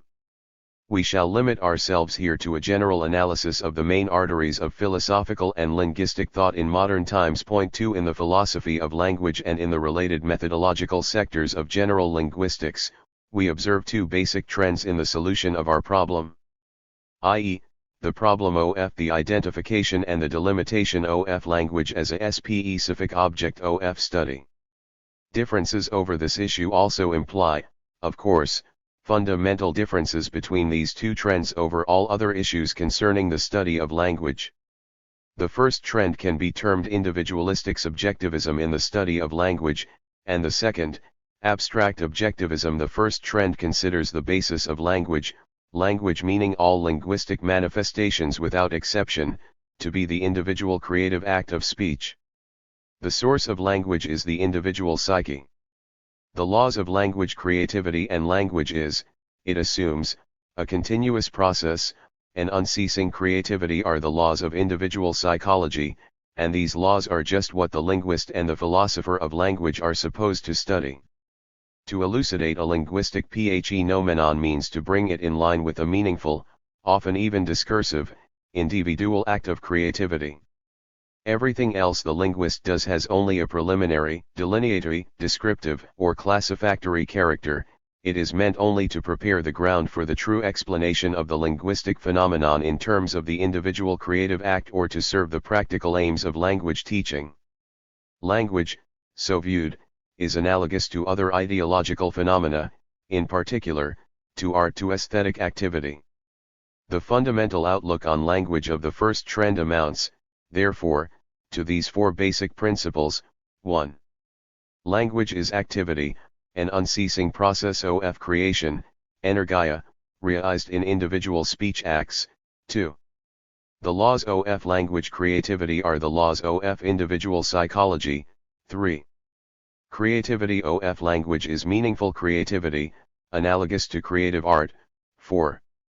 Language as a ready-made product, ergon, as a stable system, lexicon, grammar, phonetics, is, so to speak, the inert crust, the hardened lava of language creativity, of which linguistics makes an abstract construct in the interests of the practical teaching of language as a ready-made instrument. The most important representative of the first trend, the one who laid its foundations, was Wilhelm von Humboldt. 4 Humboldt's powerful thought has exercised an influence far exceeding the scope of the trend we have just characterized.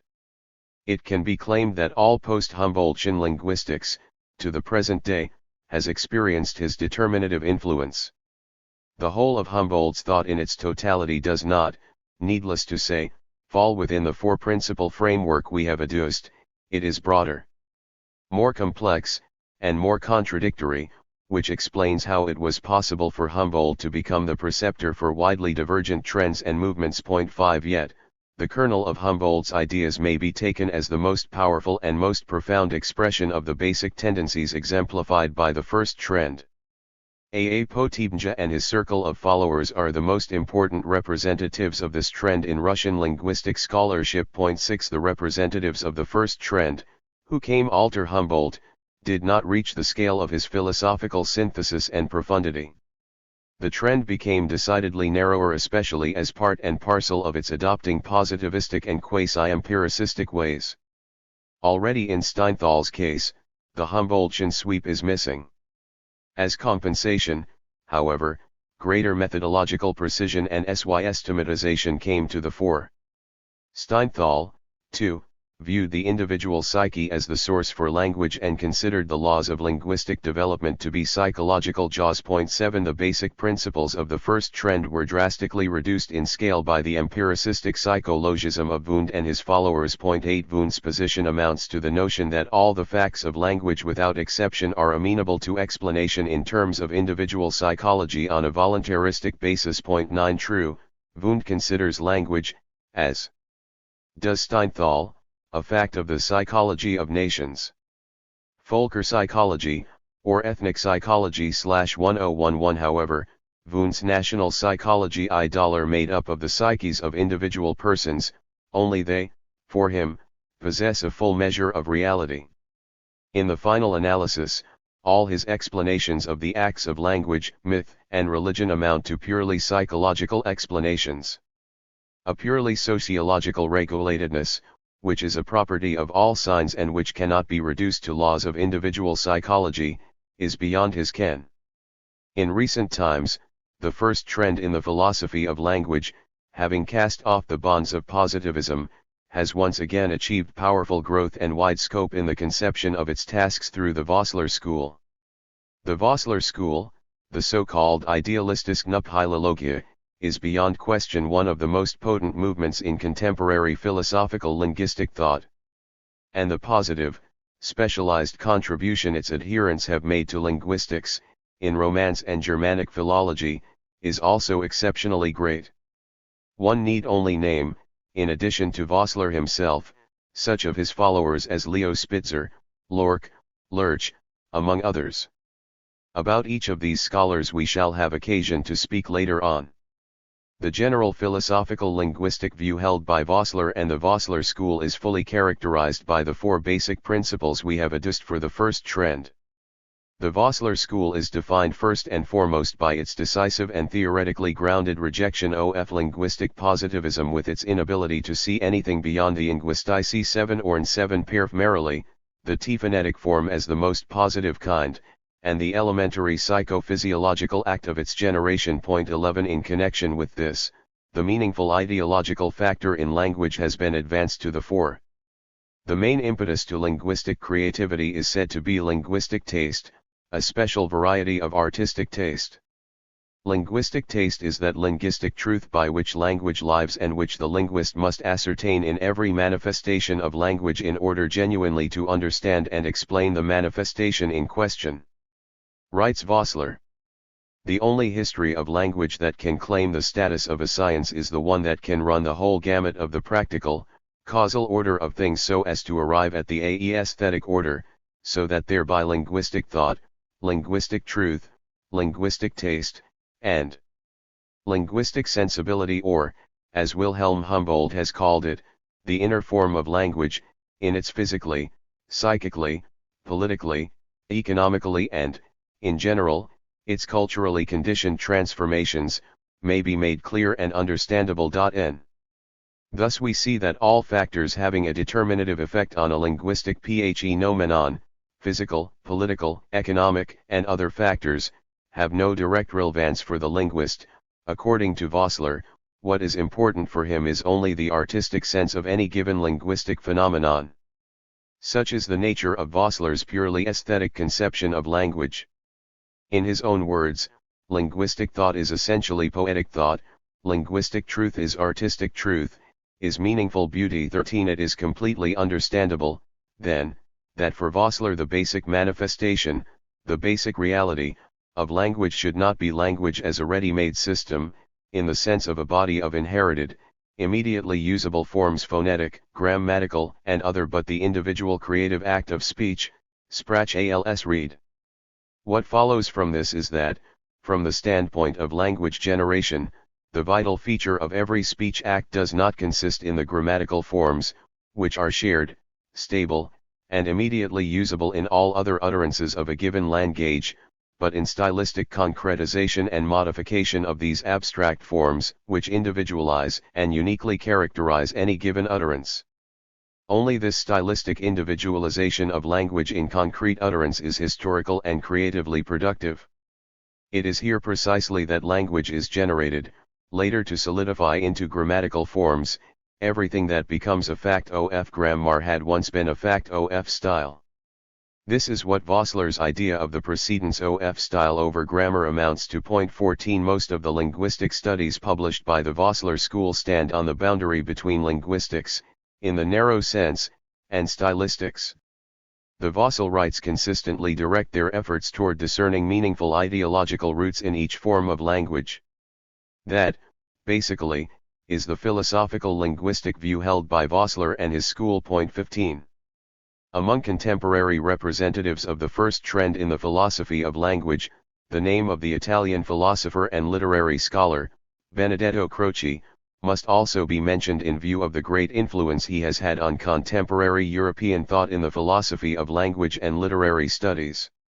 Benedetto Croce's ideas are close in many respects to Vossler's. For Croce, language is also an aesthetic phenomenon. The basic, key term in his conception is expression. Any sort of expression is, at the root, artistic. Hence the notion that linguistics, as the study of expression par excellence, which is what the verbal medium is, coincides with aesthetics. And this means that for Croce, too, the individual act of verbal expression is the fundamental manifestation of language. Point 16 Let us now go on to a characterization of the second trend of thought in philosophy of language. The organizing center of all linguistic phenomena, that which makes them the specific object of a special science of language, shifts in the case of the second trend to an entirely different factor to the linguistic system as a system of the phonetic, grammatical, and lexical forms of language. If, for the first trend, language is an ever-flowing stream of speech acts in which nothing remains fixed and identical to itself, then, for the second trend, language is the stationary rainbow arched over that stream. Each individual creative act, each utterance, is idiosyncratic and unique, but each utterance contains elements identical with elements in other utterances of the given speech group. And it is precisely these factors, the phonetic, grammatical, and lexical factors, that are identical and therefore normative for all utterances, that ensure the unity of a given language and its comprehension by all the members of a given community. If we take any sound in a language, for instance the phoneme /b/ in rainbow, then this sound as produced by the physiological articulatory apparatus of individual organisms is idiosyncratic and unique for each speaker. The /b/ in rainbow will have as many different pronunciations as there are people who pronounce the word, even though our ear may resist or be incapable of distinguishing these peculiarities. Physiological sound, i.e., sound produced by the individual physiological apparatus, is, after all, just as unique as are a person's fingerprints or as is the chemical composition of each individual person's blood, notwithstanding the fact that science has not yet been able to provide the formula for individual blood. However, the question is, how important, from the standpoint of language, are all these idiosyncratic peculiarities in the pronunciation of /b/ peculiarities for which, we may hypothesize, the shape of the individual person's lips and oral cavity are responsible, assuming that we were in a position to distinguish and pinpoint all these peculiarities? The answer is, of course, that they are totally unimportant. What is important is precisely the normative identity of the sound in all instances in which the word rainbow is pronounced. It is this normative identity, factual identity being, after all, non-existent, that constitutes the unity of the sound system of a language, at some particular moment in its life, and that guarantees that the word in question will be understood by all members of the language community. This normatively identical phoneme/b/ may be said to be a linguistic fact, a specific object for study by the science of language. The same is also true with respect to all other elements of language. Here, too, we find the same normative identity of linguistic form throughout, example a syntactic pattern, and the individual specific implementation and impletion of the particular form in the singular act of speech.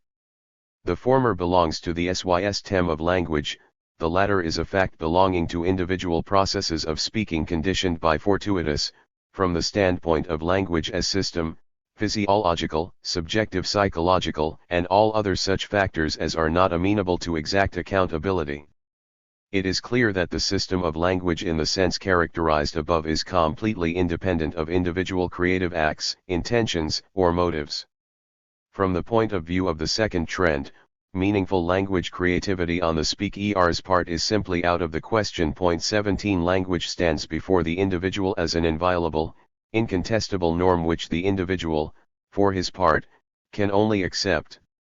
If the individual fails to perceive a linguistic form as an incontestable norm, then it does not exist for him as a form of language but simply as a natural possibility for his own individual, psychophysical apparatus. The individual acquires the system of language from his speech community completely ready-made. Any change within that system lies beyond the range of his individual consciousness. The individual act of articulating sounds becomes a linguistic act only by measure of its compliance with the fixed, at any given moment in time, and incontestable, for the individual, system of language. What, then, is the nature of the set of laws in force within the language system? This set of laws has a purely immanent and specific nature that is not reducible to any other set of laws, ideological, artistic, or otherwise. All forms of language at any given point in time, /e.t synchronically, are in a position of mutual indispensability and complementariness, whereby they transform language into an orderly system pervaded by laws of a specifically linguistic nature. This specifically linguistic systematicity, in distinction from the systematicity of ideology of cognition, creative art, and ethics, cannot become a motive for the individual consciousness. The individual must accept and assimilate this system entirely as is. There is no place in it for evaluative, ideological discriminations such as whether something is better, worse, beautiful, ugly, or the like. In fact, there is only one linguistic criterion, correct versus incorrect, wherein linguistically correct is understood to mean only the correspondence of a given form to the normative system of language. Consequently, no such thing as linguistic taste or linguistic truth comes up for discussion. From the individual's point of view, linguistic systematicity is arbitrary, i.e., utterly lacking any natural or ideological, for instance, artistic, comprehensibility or motivation. Thus between the phonetic design of a word and its meaning, there is neither a natural connection nor an artistic correspondence. If language, as a system of forms, is completely independent of creative impulses or activities on the part of the individual, then it follows that language is the product of collective creativity, that it is a social entity and therefore, like all social institutions, is normative for each separate individual. However, this system of language, which is an immutable unity at any given point in time, i.e., synchronically, does change, does evolve in the process of the historical evolution of the speech community. After all, the normative identity of the phoneme we established above will be different at different periods in the development of the language in question. In short, language does have its history. Now, how can this history be understood in the outlook of the second trend?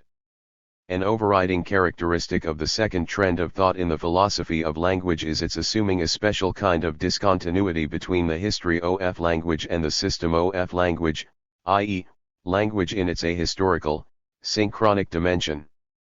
From the standpoint of the basic principles of the second trend, this dualistic discontinuity is absolutely insurmountable. There can be nothing in common between the logic governing the system of linguistic forms at any given moment in time and the logic, or rather a logic, of the historical change of these forms. The logic is of two different kinds, or rather, if we recognize only one of them as logic, the other will be a logic, i.e., sheer violation of the logic accepted. Indeed, the linguistic forms that comprise the system of language are mutually indispensable and complementary to one another in just the way that terms in a mathematical formula are. A change of one member of the system creates a new system, just as a change of one term in a formula creates a new formula.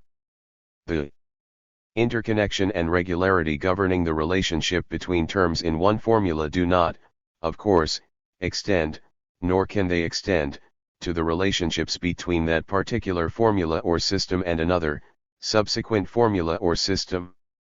A rough analogy can be used here that will adequately portray the attitude of the second trend of thought in the philosophy of language toward the history of language. Let us liken the system of language to Newton's formula for the solution of binomials. Within this formula reigns a strict set of regulations under which each term of the formula is subsumed and given its fixed function. Now let us suppose that a student using this formula has misconstrued it, for instance, has mixed up the exponents or the plus and minus signs. In this way, a new formula with its own inner regulatory principles is obtained. Of course, the new formula does not work for the solution of binomials, but that is beside the point of the analogy. Between the first and the second formulas there is no mathematical connection analogous to that which holds for the terms within each formula. The situation is exactly the same in language. Systematic relationships connecting two linguistic forms together in the system of a language, at some particular point in time, have nothing in common with relationships that connect one of these forms with its altered aspect in a subsequent period of the historical evolution of that language. Up until the 16th century, a German formed the past tense of the verb to be as, ich was, wir waren. The German of today uses, ich war, wir waren. Ich was, therefore, changed into ich war. Between the forms ich was and wir waren and between the forms ich war and wir waren, systematic linguistic connection and complementariness exist. They connect with and complement each other, to be precise, as the first person singular and plural of the same verb. Between ich was and ich war and between ich war, modern times, and wir waren, 15th and 16th centuries, there exists a different, entirely separate relationship having nothing in common with the first, systematic, one. The form ich war came about by analogy with wir waren, under the influence of wir waren people, separate individuals, began creating ich war in place of ich was 18. This phenomenon became widespread and, as a result, an individual error turned into a linguistic norm. Thus, between the following two series, ich was wir waren, in the synchronic cross-section of the 15th century, let us say, or ich war wir waren, in the synchronic cross-section of, say, the 19th century, and there exist profound and fundamental differences. The first, the synchronic series, is governed by the systematic linguistic connectedness of mutually indispensable and complementary elements. This series stands apart from the individual in its capacity as an incontestable linguistic norm. The second, the historical or diachronic series, is governed by its own special set of principles, strictly speaking, that of error by analogy. The logic of the history of language, the logic of individual errors or deviations, the shift from ich was to ich war, operates beyond the range of the individual consciousness. The shift is unintentional and unnoticed, and only as such can it come about. At any one period of time only one linguistic norm can exist, either ich was or ich war. A norm can coexist only with its violation and not with another, contradictory norm, for which reason there can be no tragedies in language. if the violation does not make itself felt and consequently is not corrected, and if there is favorable ground for this particular violation to become a widespread fact and analogy in our instance qualifies as favorable ground, and such a violation will become the next linguistic norm. It turns out, then, that there is nothing in common, no connection between the logic of language as a system of forms and the logic of its historical evolution. Completely different sets of principles and sets of factors hold sway in each of the two domains. What endows language with meaning and unity in its synchronic dimension is overridden and ignored in its diachronic dimension. The present state of a language and the history of a language do not enter into and are incapable of entering into mutual comprehensibility. At this point we come upon a cardinal difference between the first and second trends in the philosophy of language. Indeed, for the first trend the very essence of language is revealed precisely in its history. The logic of language is not at all a matter of reproducing a normatively identical form but of continuous renovation and individualization of that form via the stylistically unreproducible utterance. The reality of language is, in fact, its generation. Complete mutual comprehensibility obtains in language between any given moment in its life and its history. The same ideological motives prevail in the one and the other. In Vosselrian terms, linguistic taste creates the unity of a language at any given moment in time, and it is the same linguistic taste that creates and secures the unity of a language's historical evolution.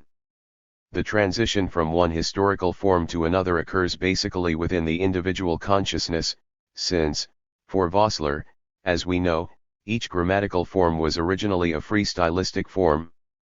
The difference between the first and second trends is very graphically brought out in the following contrast.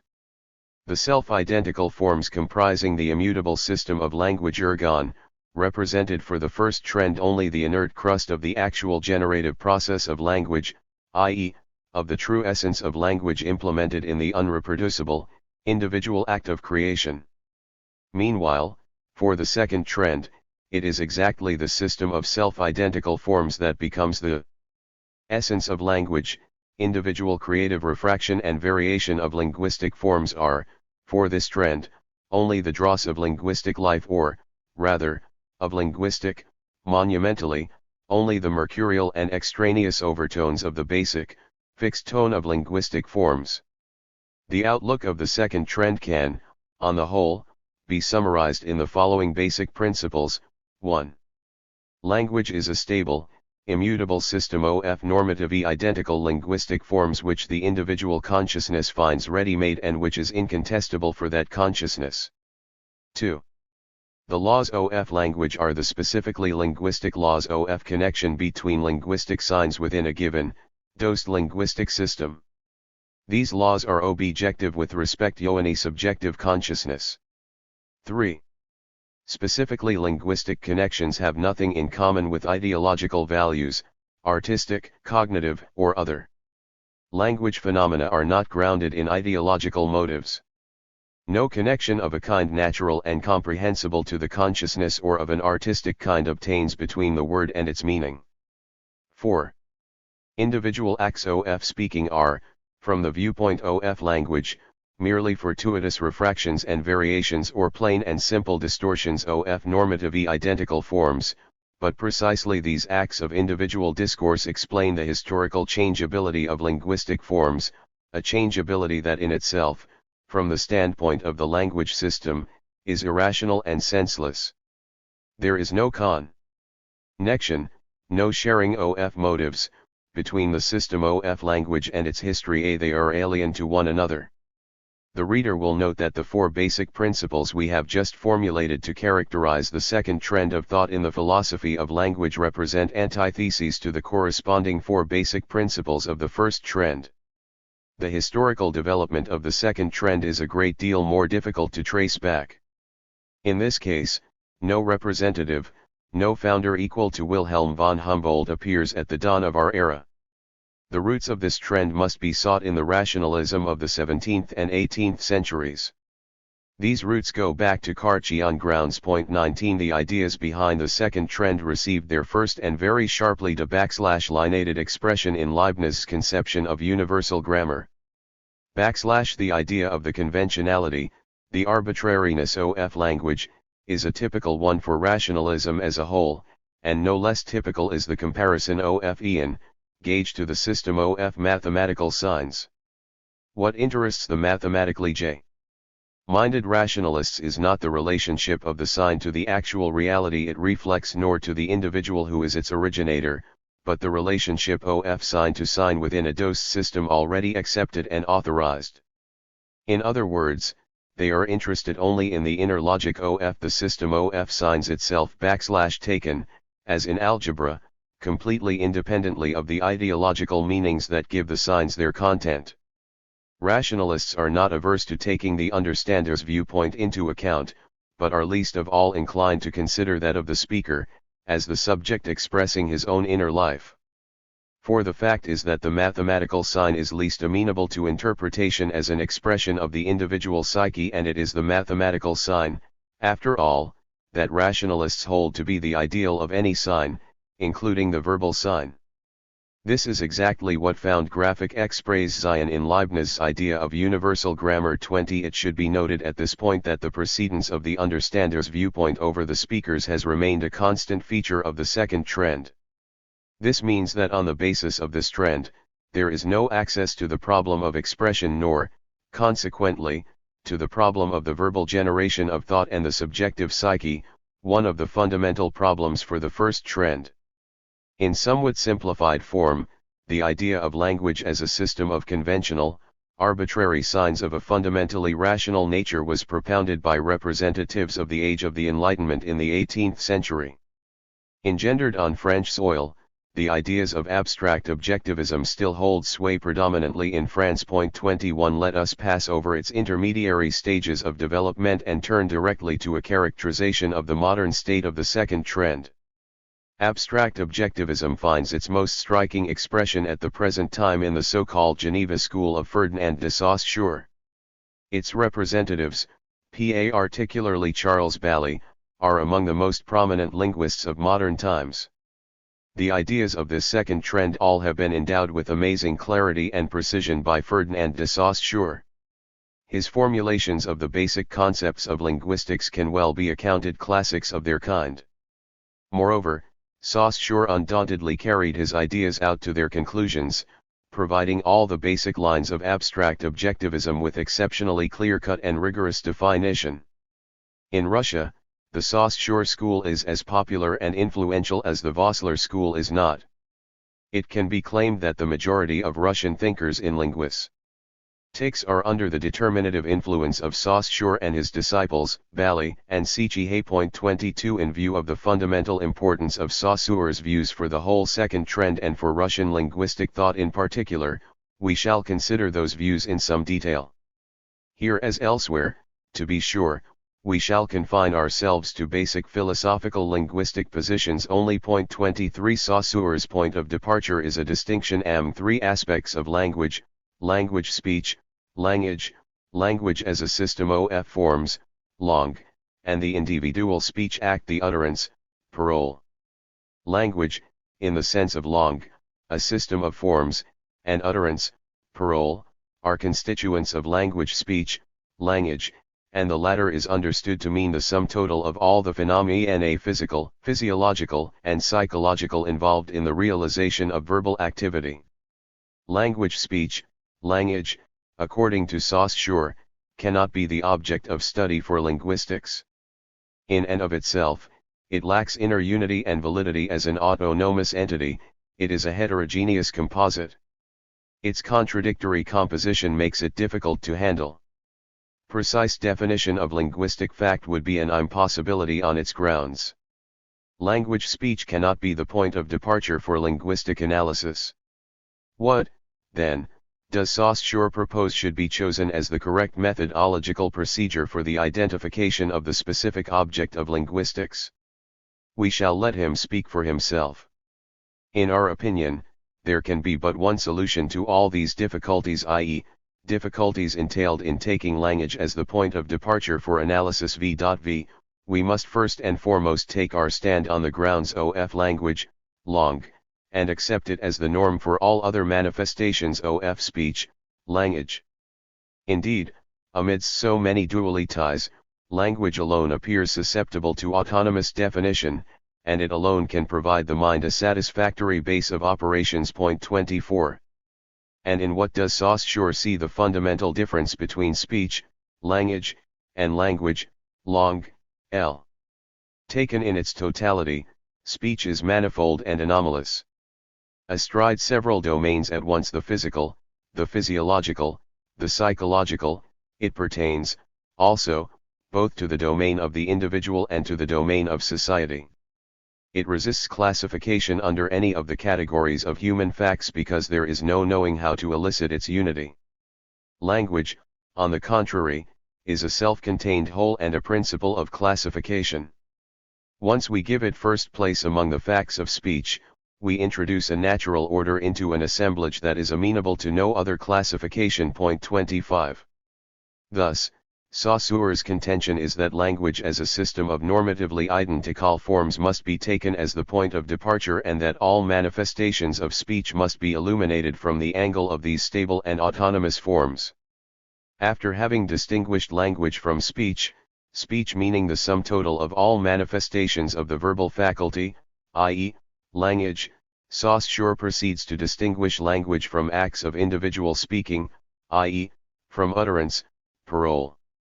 In distinguishing language, fangui, from utterance, parole, we by the same token distinguish, 1.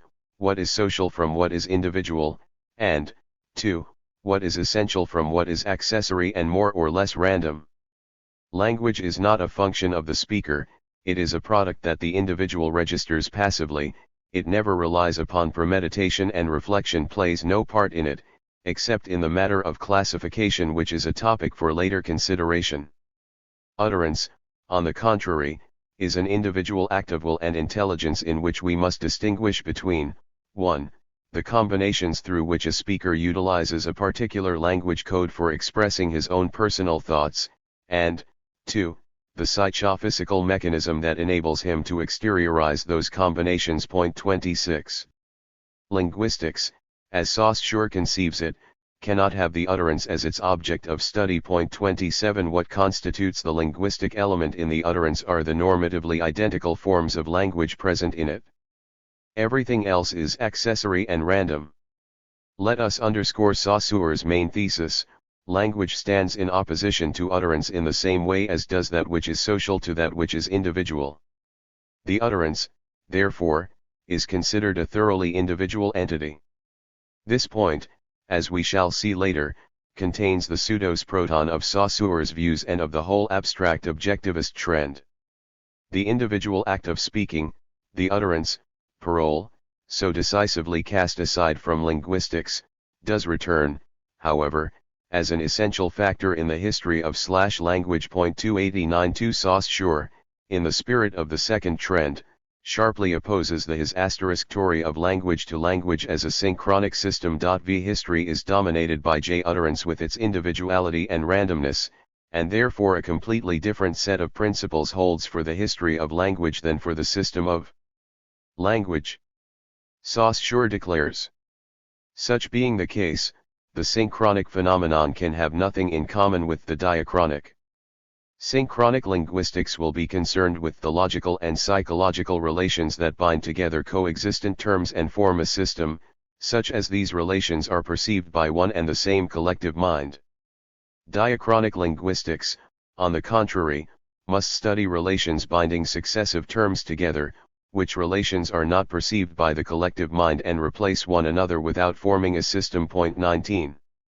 Saussure's views on history are extremely characteristic for the spirit of rationalism that continues to hold sway in this second trend of thought in the philosophy of language, and that regards history as an irrational force distorting the logical purity of the language system. Saussure and the Saussure school are not the only high point of abstract objectivism in our time. Looming alongside the Saussure school is another, the sociological school of Durkheim, represented in linguistics by a figure such as Millet. We shall not dwell on a characterization of Millet's views. Point 30. They fit entirely within the framework of the basic principles of the second trend. For Millet, too, language is a social phenomenon, not in its aspect as a process, but as a stable system of linguistic norms. The compulsory nature of language and the fact that language is exterior to the individual consciousness are formulate its fundamental social characteristics. So much, then, for the views of the second trend of thought in philosophy of language, the trend of abstract objectivism. Needless to say, there are numerous schools and movements in linguistics, sometimes highly significant ones, that do not fit into the framework of the two trends we have described. It was our purpose to trace the major arteries only. All other manifestations of philosophical linguistic thought are in the nature of combinations or compromises with respect to the trends discussed, or are entirely devoid of any appreciable theoretical orientation. Let us take the example of the Neo-Grammarian movement, a phenomenon of no small importance in the linguistics of the latter half of the 19th century. The Neo-Grammarians, with respect to part of their basic principles, are associated with the first trend, tending toward its physiological extreme. For them, the individual who creates language is essentially a physiological being. On the other hand, the Neo-Grammarians did attempt to construct, on psychophysiological grounds, invariable natural scientific laws of language completely removed from anything describable as the individual will of speakers. From this issued the Neo-Grammarians' asterisk notion of sound laws, Loggesätze, 31. In linguistics, as in any other discipline, there are two basic devices for avoid backslashing the obligation and trouble of thinking in responsible, theoretical, and, consequently, philosophical terms. The first way is to accept all theoretical views wholesale, academic eclecticism, and the second is not to accept a single point of view of a theoretical nature and to proclaim fact as the ultimate basis and criterion for any kind of knowledge, academic positivism. The philosophical effect of both these devices for avoiding philosophy amounts one to one and the same thing, since in the second case, all possible theoretical points of view can and do creep into investigation under the cover of fact. Which of these devices an investigator will choose depends entirely upon his temperament. The eclectic tends more to the blithe side, the positivist, to the surreptitious. There have been in linguistics a great many developments, and entire schools, here, school has the sense of scientific and technical training, that have avoided the trouble of a philosophical linguistic orientation. They, of course, did not find a place in the present survey. We shall have occasion to mention later, in connection with our analysis of the problem of verbal interaction and the problem of meaning, certain linguists and philosophers of language not mentioned here, for instance, Otto Dietrich and Anton Marty. At the beginning of this chapter, we posed the problem of the identification and delimitation of language as a specific object for investigation. We endeavored to bring into view those guideposts already placed along the road of the solution to the problem by the preceding trends of thought in the philosophy of language. As a result, we find ourselves confronted by two series of guideposts pointing in diametrically opposite directions, the theses of individualistic subjectivism and the antitheses of abstract objectivism. What, then, is the true center of linguistic reality, the individual speech actthe utterance or the system of language? And what is the real mode of existence of language, unceasing creative generation or inert immutability of self-identical norms? Chapter 2. Language, Speech, and Utterance. A. Can language as a system of normative, self-identical forms be considered an objective fact? Language as a system of norms and the actual viewpoint on language in a speaker's consciousness. What kind of linguistic reality underlies a linguistic system? The problem of the alien, foreign word. The errors of abstract objectivism. Summary and conclusions. In the preceding chapter, we tried to give an entirely objective picture of the two main trends of thought in the philosophy of language.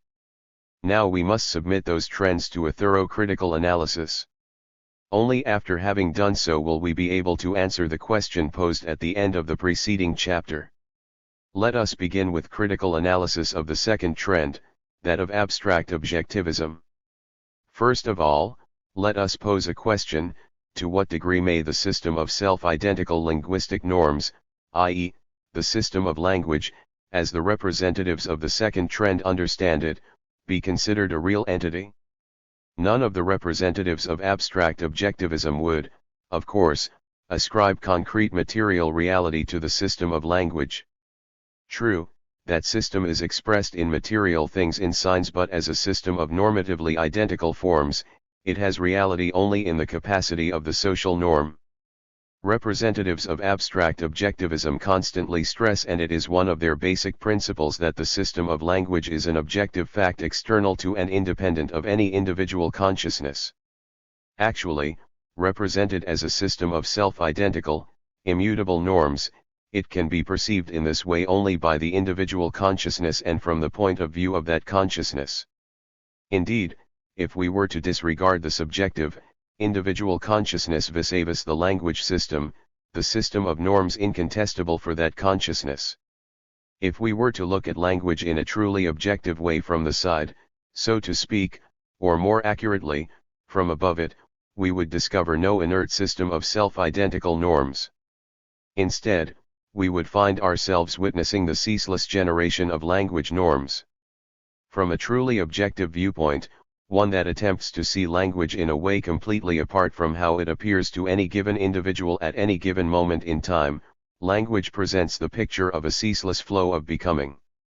From the standpoint of observing a language objectively, from above, there is no real moment in time when a synchronic system of language could be constructed. Thus a synchronic system from the objective PO&OF view, does not correspond to any real moment in the historical process of becoming. And indeed, to the historian of language, with his diachronic point of view, a synchronic system is not a real entity, it merely serves as a conventional scale on which to register the deviations occurring at every real instant in time. So, then, a synchronic system may be said to exist only from the point of view of the subjective consciousness of an individual speaker belonging to some particular language group at some particular moment of historical time. From an objective point of view, no such system exists at any real instant of historical time. We may suppose, for instance, that while Caesar was engaged in writing his works, the Latin language was for him a fixed, incontestable system of self-identical norms, but, for the historian of Latin, a continuous process of linguistic change was going on at the very moment that Caesar was working, whether or not the historian of Latin would be able to pinpoint those changes. Any system of social norms occupies an analogous position. It exists only with respect to the subjective consciousness of individuals belonging to some particular community governed by norms. Such is the nature of a system of moral norms, of judicial norms, of norms for aesthetic taste. There are, indeed, such norms, and so on. Of course, these norms vary, their obligatory nature varies, as does the breadth of their social compass, as does also the degree of their social significance, determined by their proximity to the basis, etc. But the nature of their existence as norms remains the same. They exist only with respect to the subjective consciousness of members of some particular community. Does it follow, then, that this relationship between the subjective consciousness and language as a system of objective, incontestable norms is itself bereft of any objectivity? Of course not. Properly understood, this relationship can be considered an objective fact. If we claim that language as a system of incontestable and immutable norms exists objectively, we commit a gross error. But if we claim that language, with respect to the individual consciousness, is a system of immutable norms, that such is the mode of existence of language for each member of any given language community, then what we are expressing in these terms is a completely objective relationship. Whether the fact itself is correctly constituted, whether language Y actually does appear only as a fixed and inert system of norms to the speaker's consciousness, that is another question. For the time being we shall leave that question open. But the point, in any case, is that a certain kind of objective relationship can be established. Now, how do representatives of abstract objectivism themselves regard this matter? Do they assert that language is a system of objective and incontestable self-identical norms, or are they aware of the fact that this is only the mode of existence of the language for the subjective consciousness of a speaker of any given language? No better answer can be given than the following. Most representatives of abstract objectivism are inclined to assert the unmediated reality, the unmediated objectivity of language as a system of normative identical forms. In the case of these representatives of the second trend, abstract objectivism converts directly into hypostasizing abstract objectivism. Other representatives of the trend, Millet, for instance, have a more critical attitude and do take account of the abstract and conventional nature of the linguistic system. However, not a single representative of abstract objectivism has arrived at a clear and distinct conception of the kind of reality that language as an objective system does possess. In the majority of cases, these representatives walk the tightrope between two conceptions of the word objective as applied to the system of language, one in quotation marks, so to speak, from the standpoint of the speaker's subjective consciousness, and one without quotation marks, from the objective standpoint. This, incidentally, is the way that Saussure, too, handles the question. He provides no clear-cut solution. Now we must ask, does language really exist for the speaker's subjective consciousness as an objective system of incontestable, normatively identical forms? Has abstract objectivism correctly understood the point of view of the speaker's subjective consciousness? Or, to put it another way, is the mode of being of language in the subjective speech consciousness really what abstract objectivism says it is? We must answer this question in the negative. The speaker's subjective consciousness does not in the least operate with language as a system of normatively identical forms. That system is merely an abstraction arrived with a good deal of trouble and with a definite cognitive and practical focus of attention. The system of language is the product of deliberation on language, and deliberation of a kind by no means carried out by the consciousness of the native speaker himself and by no means carried out for the immediate purposes of speaking. In point of fact, the speaker's focus of attention is brought about in line with the particular, concrete utterance he is making. What matters to him is applying a normatively identical form. Let us grant there is such a thing for the time being, in some particular, concrete context.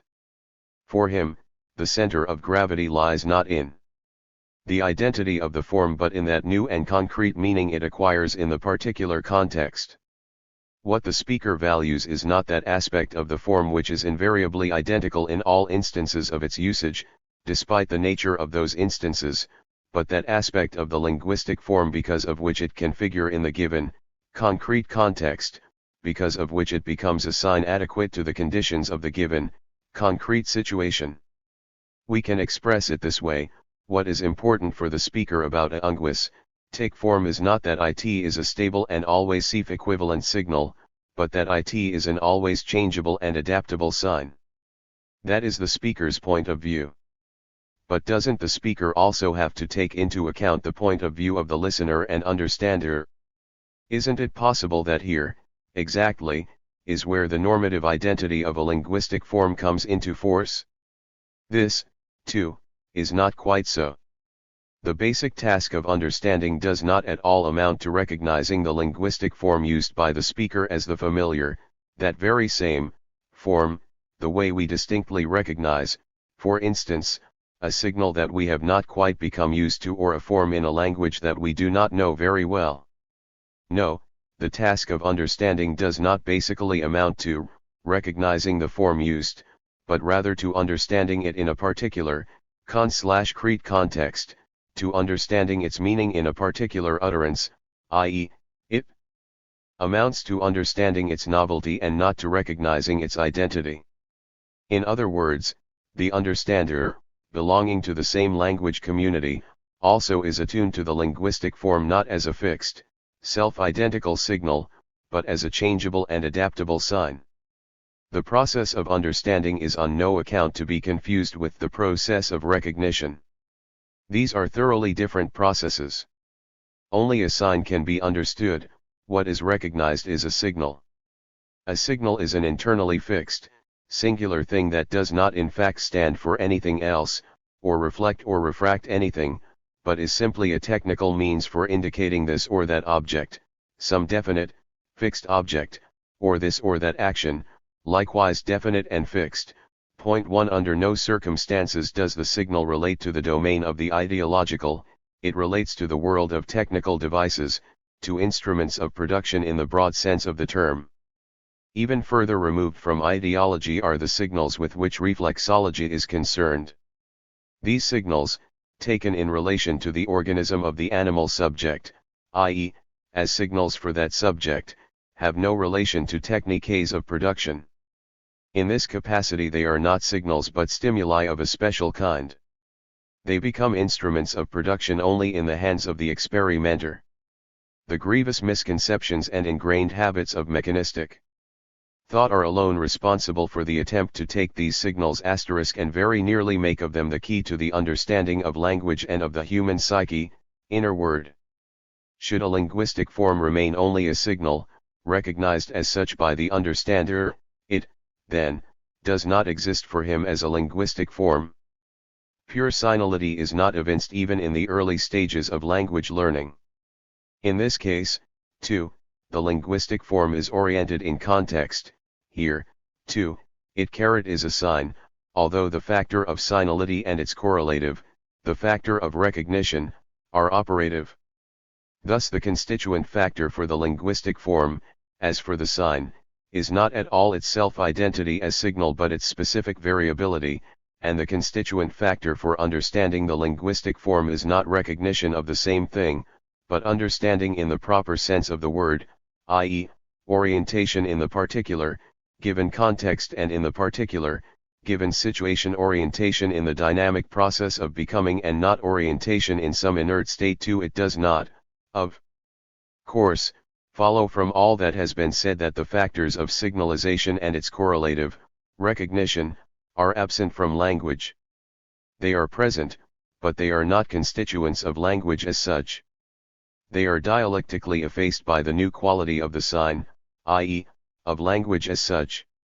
In the speaker's native language, i.e., for the linguistic consciousness of a member of a particular language community, signal recognition is certainly dialectically effaced.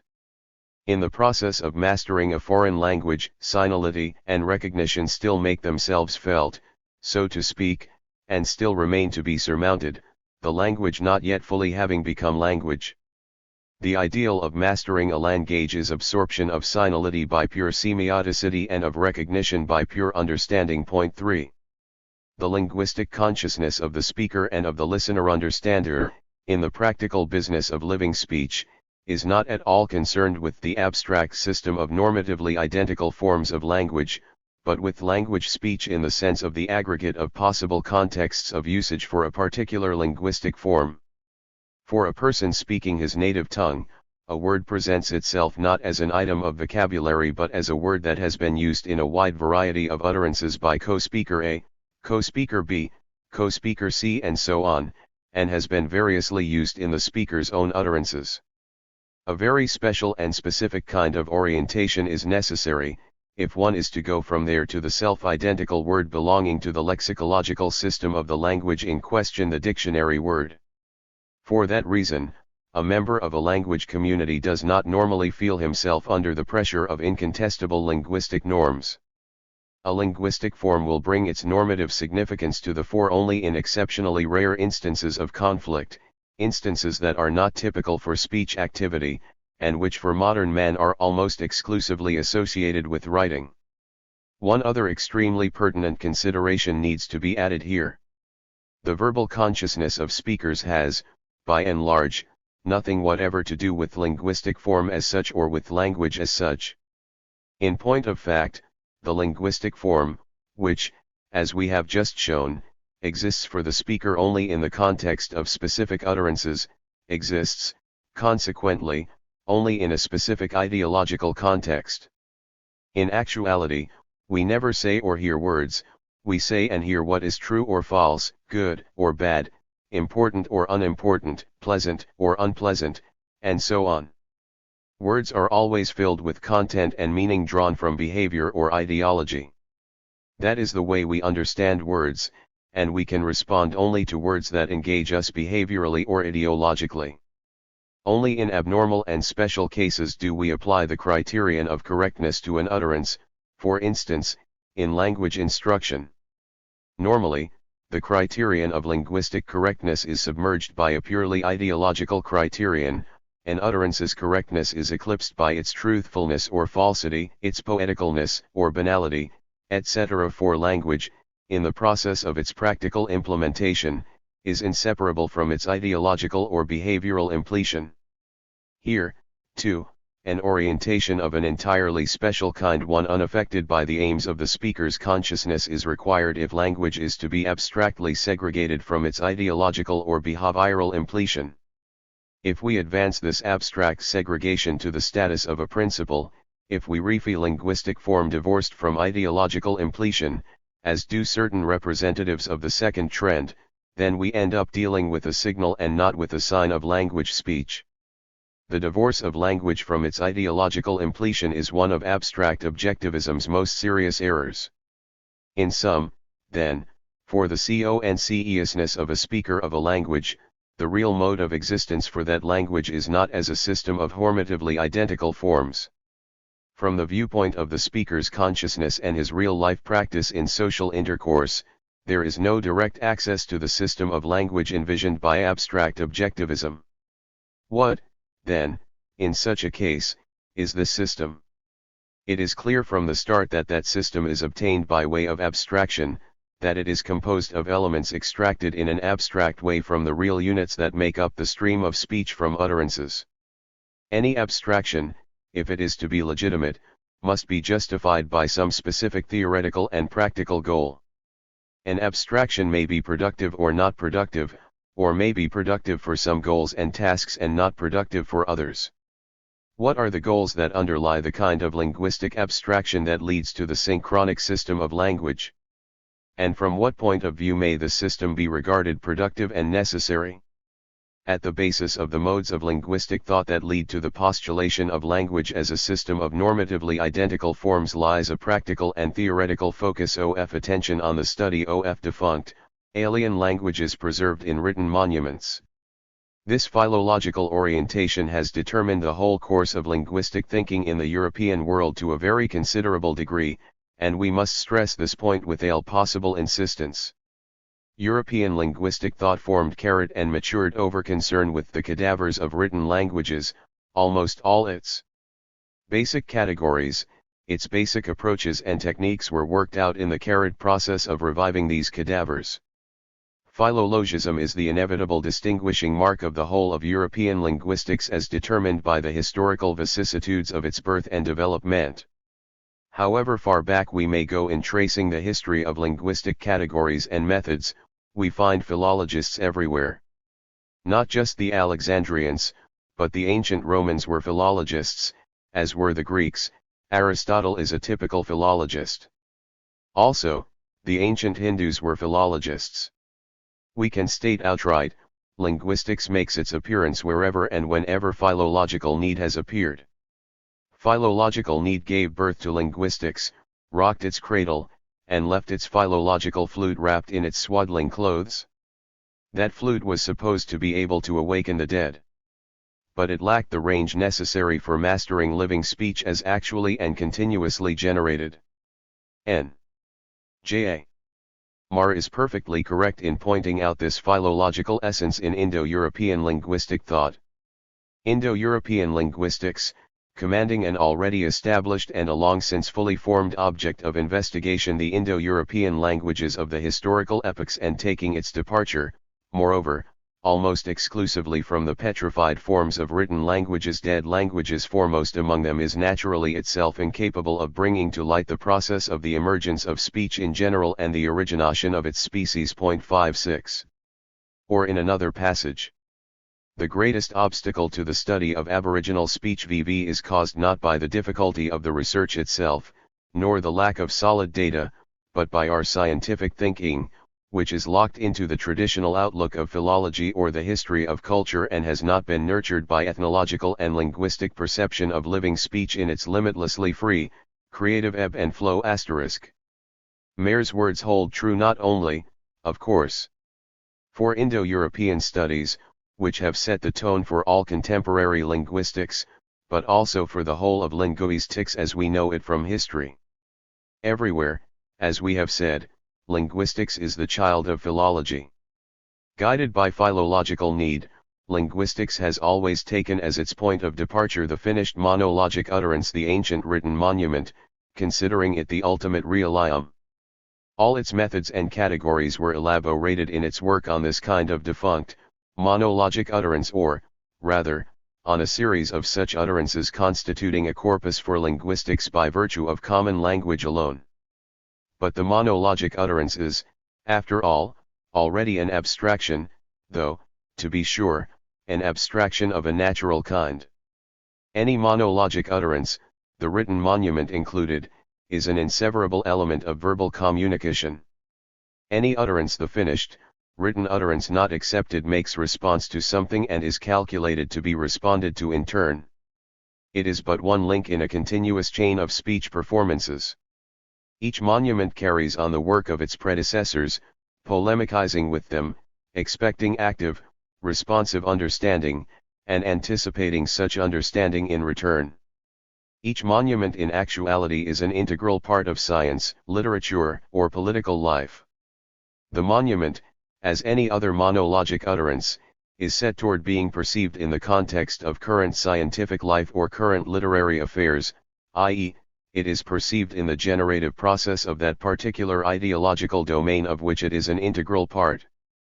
The philologist linguist tears the monument out of that real domain and views it as if it were a self-sufficient, isolated entity.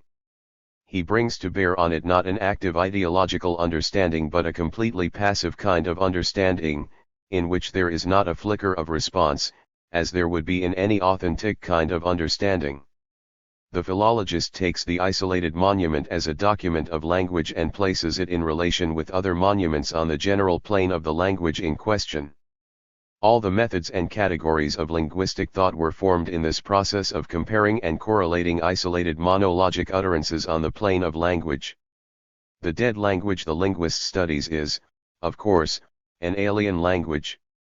Therefore, the system of linguistic categories is least of all a product of cognitive reflection on the part of the linguistic consciousness of a speaker of that language.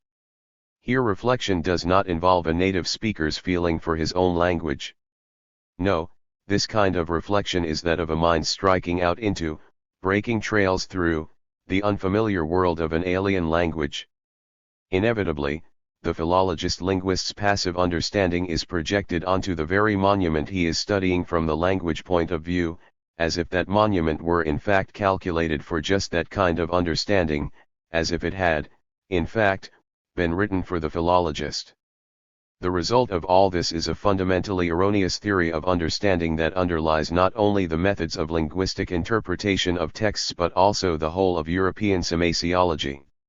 Its entire position on word meaning and theme is permeated through and through with the false notion of passive understanding, the kind of understanding of a word that excludes active response in advance and on principle.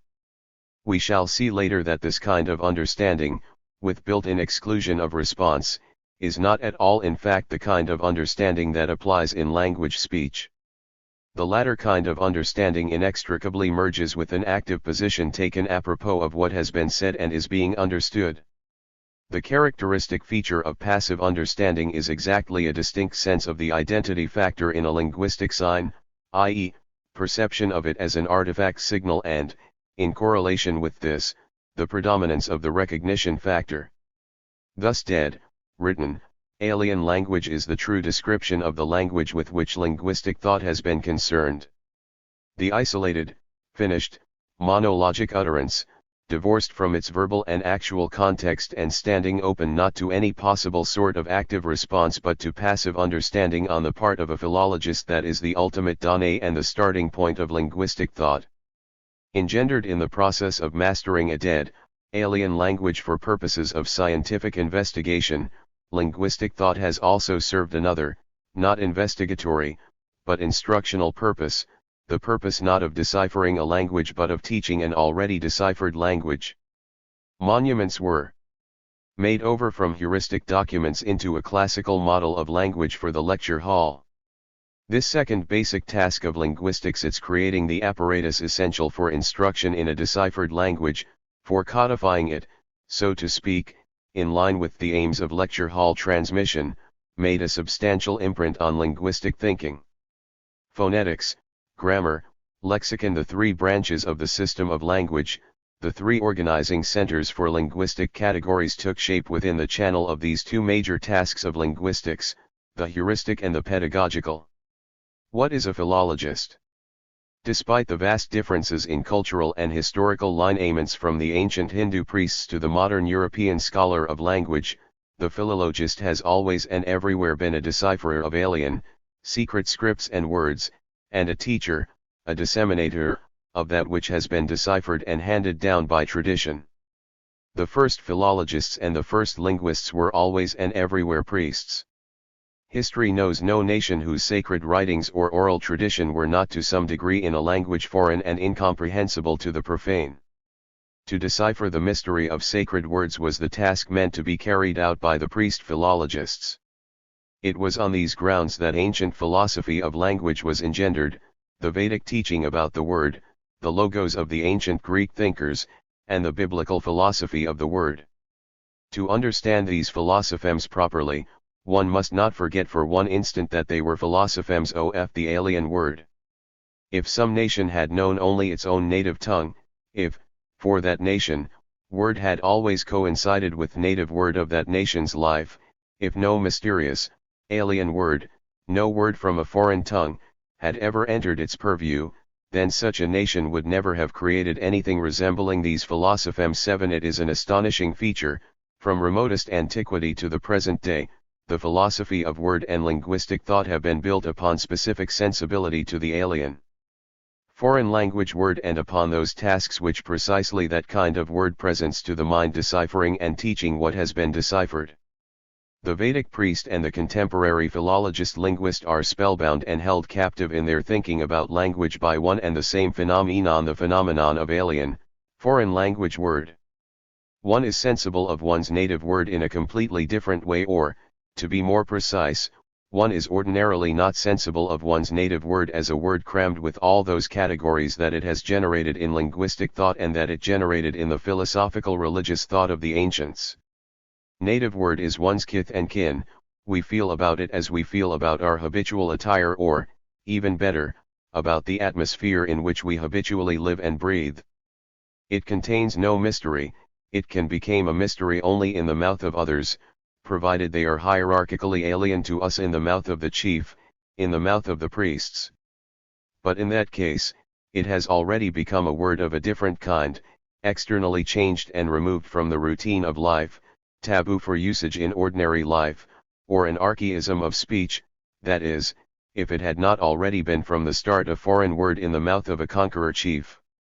Only at this point is the word born, and only at this point incipit philosophia, incipit philologia. Orientation in linguistics and the philosophy of language toward the alien, foreign word is by no means an accidental occurrence or a whim on the part of linguistics and philosophy.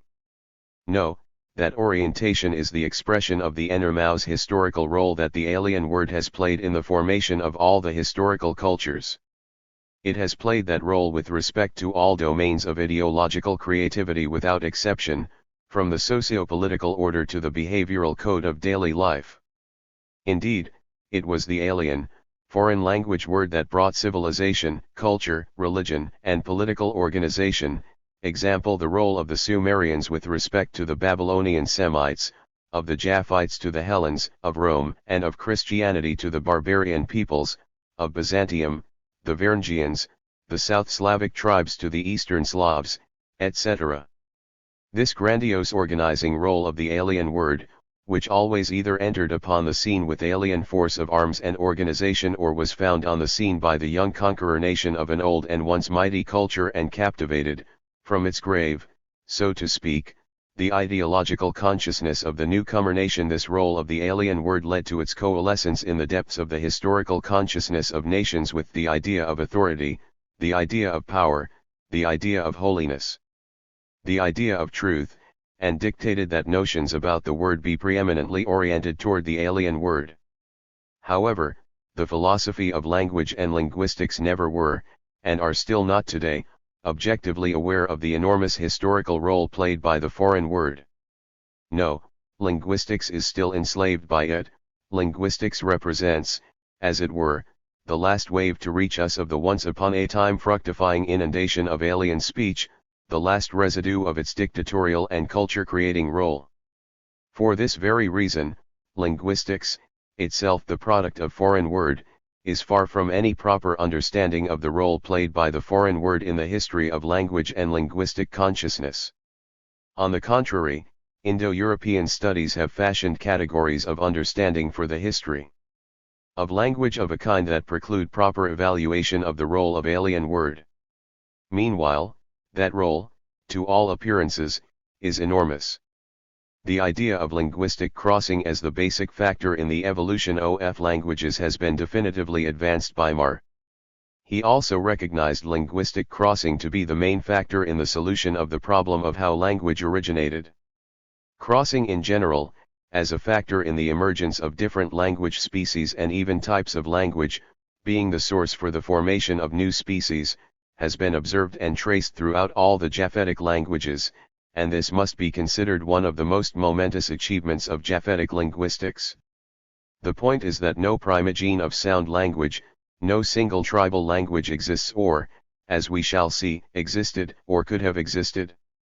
Language, the creation of sociality which had arisen on the basis of intertribal communication brought about by economic needs, is the accumulation of precisely this kind of sociality, which is always multi-tribal registered. In his article, On the Origin of Language, Marx has the following to say on our topic.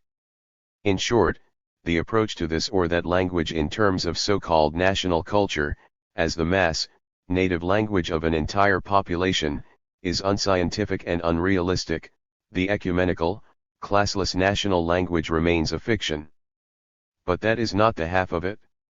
Just as castes in the early stages of development issue from tribes or really from tribal formations, that are also by no means simple in themselves, so by way of crossing, did concrete tribal languages and, even more so, national languages, come to represent crossbred types of languages, crossbred from the combination of simple elements through which, in one way or another, every language is formed. Paleontological analysis of human speech goes no further than definition of these tribal elements, but the Japhetic theory accommodates these elements in such a decisive and definitive way that the question of the origin of language is boiled down to the question of the emergence of these elements, which are in fact nothing more than tribal names. 89. Here we can only take note of the significance of the alien word for the problem of the origin of language and its evolution. These problems exceed the scope of our present study. For us, the importance of the alien word consists in its role as a factor determining philosophical linguistic thought and the categories and approaches stemming from that thought. We shall now disregard the particularities of aboriginal thought about the alien word 10 and also the categories of the ancient philosophemes of word mentioned above. We shall attempt to note down here only those particular features in thought about the word that have persisted through the centuries and have had determinative effect on contemporary linguistic thought. We may safely assume that these are precisely the categories that have found their most marked and most clear-cut expression in the doctrine of abstract objectivism. We shall now attempt to reformulate, in the following series of concise premises, those features of cognizance of the alien word that underlie abstract objectivism. In doing so, we shall also be summarizing our preceding exposition and supplementing it at certain crucial points. 11.1. The factor of stable self-identity in linguistic forms takes precedence over their mutability. 2. The abstract takes precedence over the concrete. 3. Abstract systematization takes precedence over historical actuality. 4. The forms of elements take precedence over the form of the whole. 5. Reification of the isolated linguistic element to the neglect of the dynamics of speech. 6. Singularization of word meaning and accent to the negect of itsiving mu idiplicity of meaning and accent. 7. The notion of language as a ready-made artifact handed down from one generation to another. 8. Inability to conceptualize the intergenerative process of language. Let us consider briefly each of these features of the system of thought dominated by the alien word. 1. The first feature needs no further commentary. We have already pointed out that understanding one's own language is focused not on recognizing identical elements of speech but on understanding their new, contextual meaning. The 1. Construction of a system of self-identical forms may then be said to be an indispensable and vital stage in the processes of deciphering an alien language and handing it on. 2. The second point, 2, is clear enough on the basis of what has already been said. The finished monologic utterance is an abstraction, in point of fact. Concretization of a word is possible only by way of including that word into the actual historical context of its original implementation. By propounding the isolated monologic utterance, all those ties that bind an utterance to the full concreteness of historical generation are torn away. 3. Formalism and systematicity are the typical distinguishing marks of any kind of thinking focused on a ready-made and, so to speak, arrested object. This particular feature of thought has many different manifestations. Characteristically, what undergoes systematization is usually, if not exclusively, someone else's thought. True creators, the initiators of new ideological trends, are never formalistic systematizers. Systematization comes upon the scene during an age which feels itself in command of a ready-made and handed-down body of authoritative thought. A creative age must first have passed, then and only then does the business of formalistic systematizing begin, an undertaking typical of heirs and epigones who feel themselves in possession of someone else's, now voiceless word. Orientation in the dynamic flow of generative process can never be of the formal, systematizing kind. Therefore, formal, systematizing grammatical thought could have developed to its full scope and power only on the material of an alien, dead language, and only could have done so provided that that language had already, to a significant degree, lost its effective potency, its sacrosanct and authoritative character. With respect to living language, systematic, grammatical thought must inevitably adopt a conservative position, i.e., it must interpret living language as if it were already perfected and ready-made, and thus must look upon any sort of innovation in language with hostility. Formal, systematic thought about language is incompatible with living, historical understanding of language. From the system's point of view, history always seems merely a series of accidental transgressions. 4. Linguistics, as we have seen, is oriented toward the isolated, monologic utterance. Linguistic monuments comprise the material for study, and the passively understanding mind of the philologist is brought to bear on that material.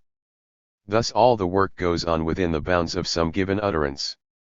As for the boundaries that demarcate the utterance as a whole entity, they are perceived faintly or sometimes not at all. Research is wholly taken up in study of immanent connections on the inside territory of the utterance. Considerations of the utterance's external affairs, so to speak, remain beyond the field of study. Thus, all connections that exceed the bounds of the utterance as a monologic whole are ignored. One might well expect, then, that the very nature of an utterance's wholeness and the forms that that wholeness may take are left outside of linguistic thought. And indeed, linguistic thought goes no further than the elements that make up the monologic utterance. The structure of a complex sentence, a period, that is the furthest limit of linguistic reach. The structure of a whole utterance is something linguistics leaves to the competence of other disciplines, to rhetoric and poetics. Linguistics lacks any approach to the compositional forms of the whole. Therefore, there is no direct transition between the linguistic forms of the elements of an utterance and the forms of its whole, indeed, no connection at all. Only by making a jump from syntax can we arrive at problems of composition. This is absolutely inevitable, seeing that the forms making up the whole of an utterance can only be perceived and understood against the background of other whole utterances belonging to a unity of some particular domain of ideology. Thus, for instance, the forms of a literary utterance, a literary work of art, can only be understood in the unity of literary life, indissolubly connected with other kinds of literary forms. When we relegate a literary work to the history of language as a system, when we regard it only as a document of language, we lose access to its forms as the forms of a literary whole. There is a world of difference between referring a work to the system of language and referring a work to the concrete unity of literary life, and that difference is insurmountable on the grounds of abstract objectivism. 5. Linguistic form is merely an abstractly extractable factor of the dynamic whole of speech performance of the utterance. Abstraction of that sort is, of course, perfectly legitimate within the range of the specific tasks linguistics sets for itself. However, abstract objectivism supplies the grounds for the reification of the linguistic form, for its becoming an element supposedly extractable in actuality and supposedly capable of an isolated, historical existence of its own. This is completely understandable. After all, the system as a whole cannot undergo historical development. The utterance as a whole entity does not exist for linguistics. Consequently, the elements of the system, i.e., the separate linguistic forms, are all that is left. And so they must be what can undergo historical change. History of language, then, amounts to the history of separate linguistic forms, phonetic, morphological, or other, that undergo development despite the system as a whole and apart from concrete utterances. 123.1 Vossler is perfectly right in what he says about the history of language as conceived by abstract objectivism. Roughly speaking, the history of language, as it is given to us by historical grammar, is the same sort of thing as a history of clothing would be, which does not take the concept of fashion or the taste of the time as its point of departure, but provides a chronologically and geographically arranged list of buttons, clasps, stockings, hats, and ribbons. In historical grammar, such buttons and ribbons would have names like asterisk weak or strong e, voiceless t, voice cf, and so on. 13 Hashtag. Same time, however, the word does not cease to be a single entity, it does not, so to speak, break apart into as many separate words as there are contexts of its usage. The word's unity is assured, of course, not only by the unity of its phonetic composition but also by that factor of unity which is common to all its meanings. How can the fundamental polysemanticity of the word be reconciled with its unity? To pose this question is to formulate, in a rough and elementary way, the cardinal problem of semantics. It is a problem that can only be solved dialectically. But how does abstract objectivism go about it? For abstract objectivism, the unity factor of a word solidifies, as it were, and breaks away from the fundamental multiplicity of its meanings. This multiplicity is perceived as the occasional overtones of a single hard and fast meaning. The focus of linguistic attention is exactly opposite that of real-life understanding on the part of the speakers engaged in a particular flow of speech. The philologist-linguist, when comparing different contexts in which a given word appears, focuses his attention on the identity factor in its usage, since to him what is important is to be able to remove the word from the contexts compared and to give it definition outside context, to create a dictionary word out of it. This process of isolating a word and fixing its meaning outside any context takes on added force when comparing different languages, i.e., when trying to match a word with an equivalent word in another language. In the process of linguistic treatment, meaning is constructed, as it were, on the border of at least two languages. These endeavors on the linguist's part are further complicated by the fact that he creates the fiction of a single and actual object corresponding to the given word. This object, being single and self-identical, is just what ensures the unity of meaning. The fiction of a word's literal realia promotes to an even greater degree the reification of its meaning. On these grounds, the dialectical combination of the unity of meaning with its multiplicity becomes impossible. Another grave error on the part of abstract objectivism is to be seen in the following. The various contexts of usage for any one particular word are conceived of as all lying on the same plane. These contexts are thought of as forming a series of circumscribed, self-contained utterances all pointed in the same direction. In actual fact, this is far from true. Contexts of usage for one and the same word often contrast with one another. The classical instance of such contrasting contexts of usage for one and the same word is found in dialogue. In the alternating lines of a dialogue, the same word may figure in two mutually clashing contexts.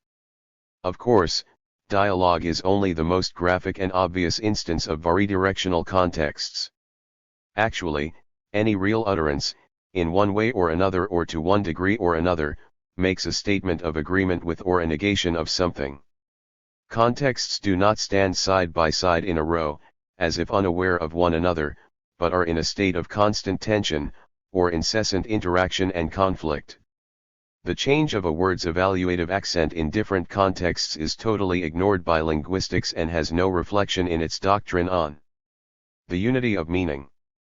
This accent is least amenable to reification, yet it is precisely a word's multi-accentually that makes it a living thing. The problem of multi-accentually ought to be closely associated with the problem of multiplicity of meanings. Only provided that they are associated together can the two problems be solved. But it is exactly this association that the basic principles of abstract objectivism utterly preclude. Linguistics has thrown evaluative accent overboard along with the unique utterance, paro, /s7. According to the teaching of abstract objectivism, language is handed down as a ready-made product from generation to generation. Of course, the representatives of the second trend understand the transmission of the language legacy, transmission of language as an artifact, in metaphorical terms, but still, in their hands, such a comparison is not merely a metaphor. In reifying the system of language and in viewing living language as if it were dead and alien, abstract objectivism makes language something external to the stream of verbal communication. This stream flows on, but language, like a ball, is tossed from generation to generation. In actual fact, however, language moves together with that stream and is inseparable from it. Language cannot properly be said to be handed down, it endures, but it endures as a continuous process of becoming. Individuals do not receive a ready-made language at all, rather, they enter upon the stream of verbal communication. Indeed, only in this stream does their consciousness first begin to operate. Only in learning a foreign language does a fully prepared consciousness, fully prepared thanks to one's native language, confront a fully prepared language which it need only accept. People do not accept their native language, it is in their native language that they first reach awareness. 16.518. Abstract objectivism, as we have seen, is incapable of tying together the existence of language in its abstract, synchronic dimension with the evolution of language. Language exists for the consciousness of the speaker as a system of normatively identical forms, but only for the historian as a process of generation. This excludes any possibility for the speaker's consciousness to be actively in touch with the process of historical evolution. The dialectical coupling of necessity with freedom and with, so to speak, linguistic responsibility is, of course, utterly impossible on these grounds. A purely mechanistic conception of linguistic necessity holds sway here. No doubt this feature of abstract objectivism, too, is connected with its subconscious fixation on dead and alien language. All that remains is for us to summarize our critical analysis of abstract objectivism. The problem we posed at the beginning of the first chapter, the problem of the actual mode of being of linguistic phenomena as a specific and unified object of study, was incorrectly solved by abstract objectivism. Language as a system of normatively identical forms is an abstraction justifiable in theory and practice only from the standpoint of deciphering and teaching a dead, alien language. This system cannot serve as a basis for understanding and explaining linguistic facts as they really exist and come into being. On the contrary, this system leads us away from the living, dynamic reality of language and its social functions, notwithstanding the fact that adherents of abstract objectivism claim sociological significance for their point of view. Underlying the theory of abstract objectivism are presuppositions of a rationalistic and mechanistic world outlook. These presuppositions are least capable of furnishing the grounds for a proper understanding of history, and language, after all, is a purely historical phenomenon. Does it follow from this that the basic positions of the first trend, the trend of individualistic subjectivism, are the correct ones? Perhaps individualistic subjectivism has succeeded in grasping the true reality of language speech.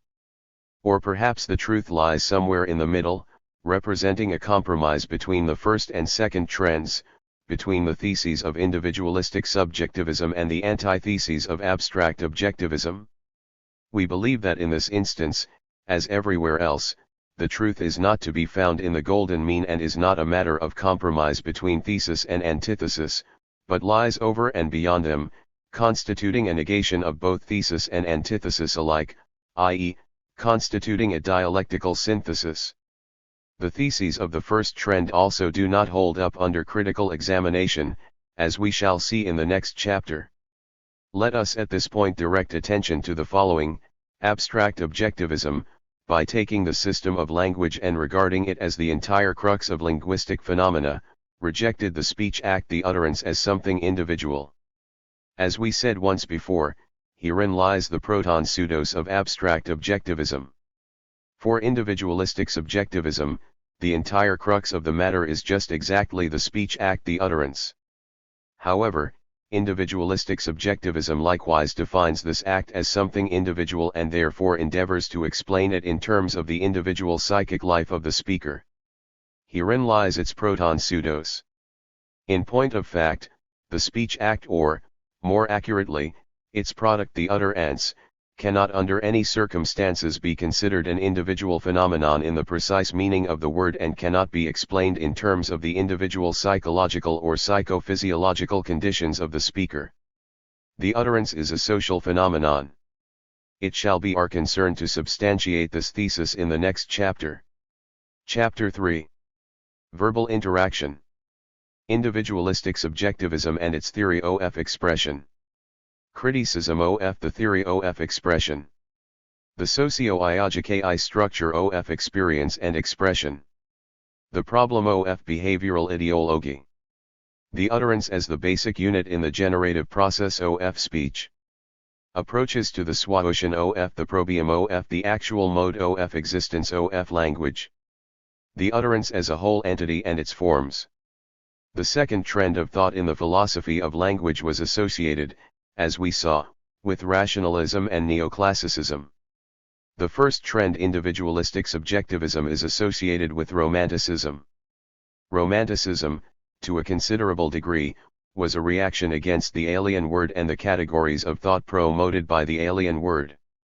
More particularly and more immediately, Romanticism was a reaction against the last resurgences of the cultural power of the alien word, the epochs of the Renaissance and neoclassicism.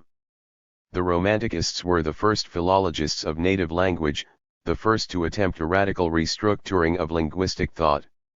Their restructuring was based on experience with native language as the medium through which consciousness and ideas are generated.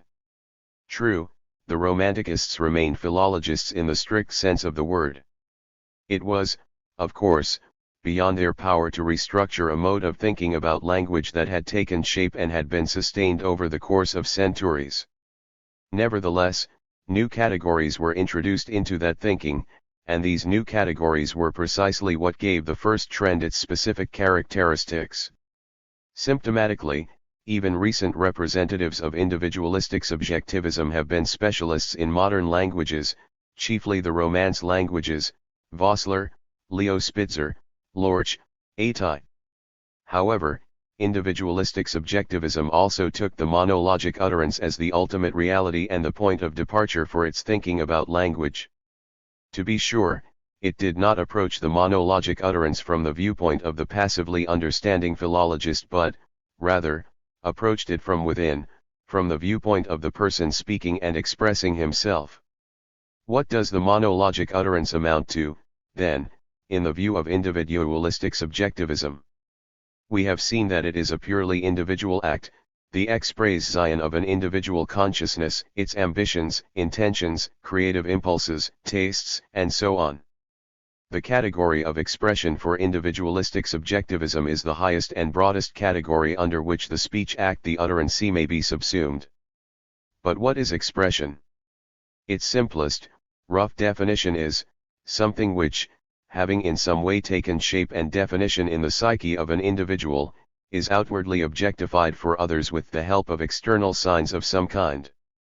Thus there are two elements in expression, that inner something which is expressible, and its outward objectification for others, or possibly for oneself.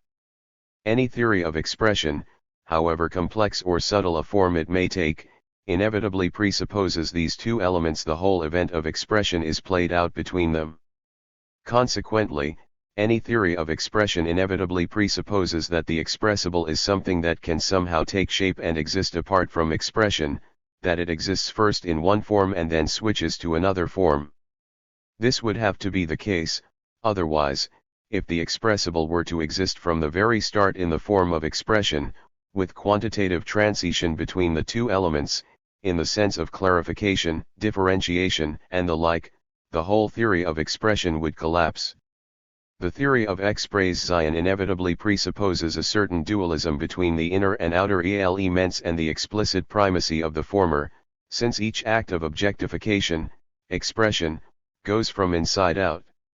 Its sources are within. Not for nothing were idealistic and spiritualistic grounds the only grounds on which the theory of individualistic subjectivism and all theories of expression in general arose. Everything of real importance lies within. The outer element can take on real importance only by becoming a vessel for the inner, by becoming expression of spirit. To be sure, by becoming external, by expressing itself outwardly, the inner element does undergo alteration. After all, it must gain control of outer material that possesses a validity of its own apart from the inner element.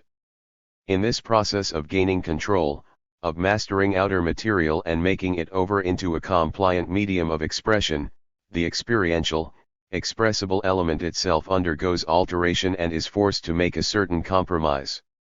Therefore, idealistic grounds, the grounds on which all theories of expression have been established, also contain provision for the radical negation of expression as something that deforms the purity of the inner element. 1 In any case, all the creative and organizing forces of expression are within. Everything outer is merely passive material for manipulation by the inner element. Expression is formed basically within and then merely shifts to the outside. The understanding, interpretation, and explanation of an ideological phenomenon, it would follow from this argument, must also be directed inward. It must traverse a route the reverse of that for expression. Starting from outward objectification, the explanation must work down into its inner, organizing basis. That is how individualistic subjectivism understands expression. The theory of expression underlying the first trend of thought in philosophy of language is fundamentally untenable. The experiential, expressible element and its outward objectification are created, as we know, out of one and the same material. After all, there is no such thing as experience outside of embodiment in signs. Consequently, the very notion of a fundamental, qualitative difference between the inner and the outer element is invalid to begin with. Furthermore, the location of the organizing and formative center is not within, i.e., not in the material of inner signs, but outside. It is not experience that organizes expression, but the other way around. Expression organizes experience. Expression is what first gives experience its form and specificity of direction. Indeed, from whichever aspect we consider it, expression utterance is determined by the actual conditions of the given utterance, above all, by its immediate social situation. Utterance, as we know, is constructed between two socially organized persons, and in the absence of a real addressee, an addressee is presupposed in the person, so to speak, of a normal representative of the social group to which the speaker belongs. The word is oriented toward an addressee, toward who that addressee might be, a fellow member or not of the same social group, of higher or lower standing, the addressee's hierarchical status, someone connected with the speaker by close social ties, father, brother, husband, and so on, or not. There can be no such thing as an abstract addressee, a man unto himself, so to speak. With such a person, we would indeed have no language in common, literally and figuratively.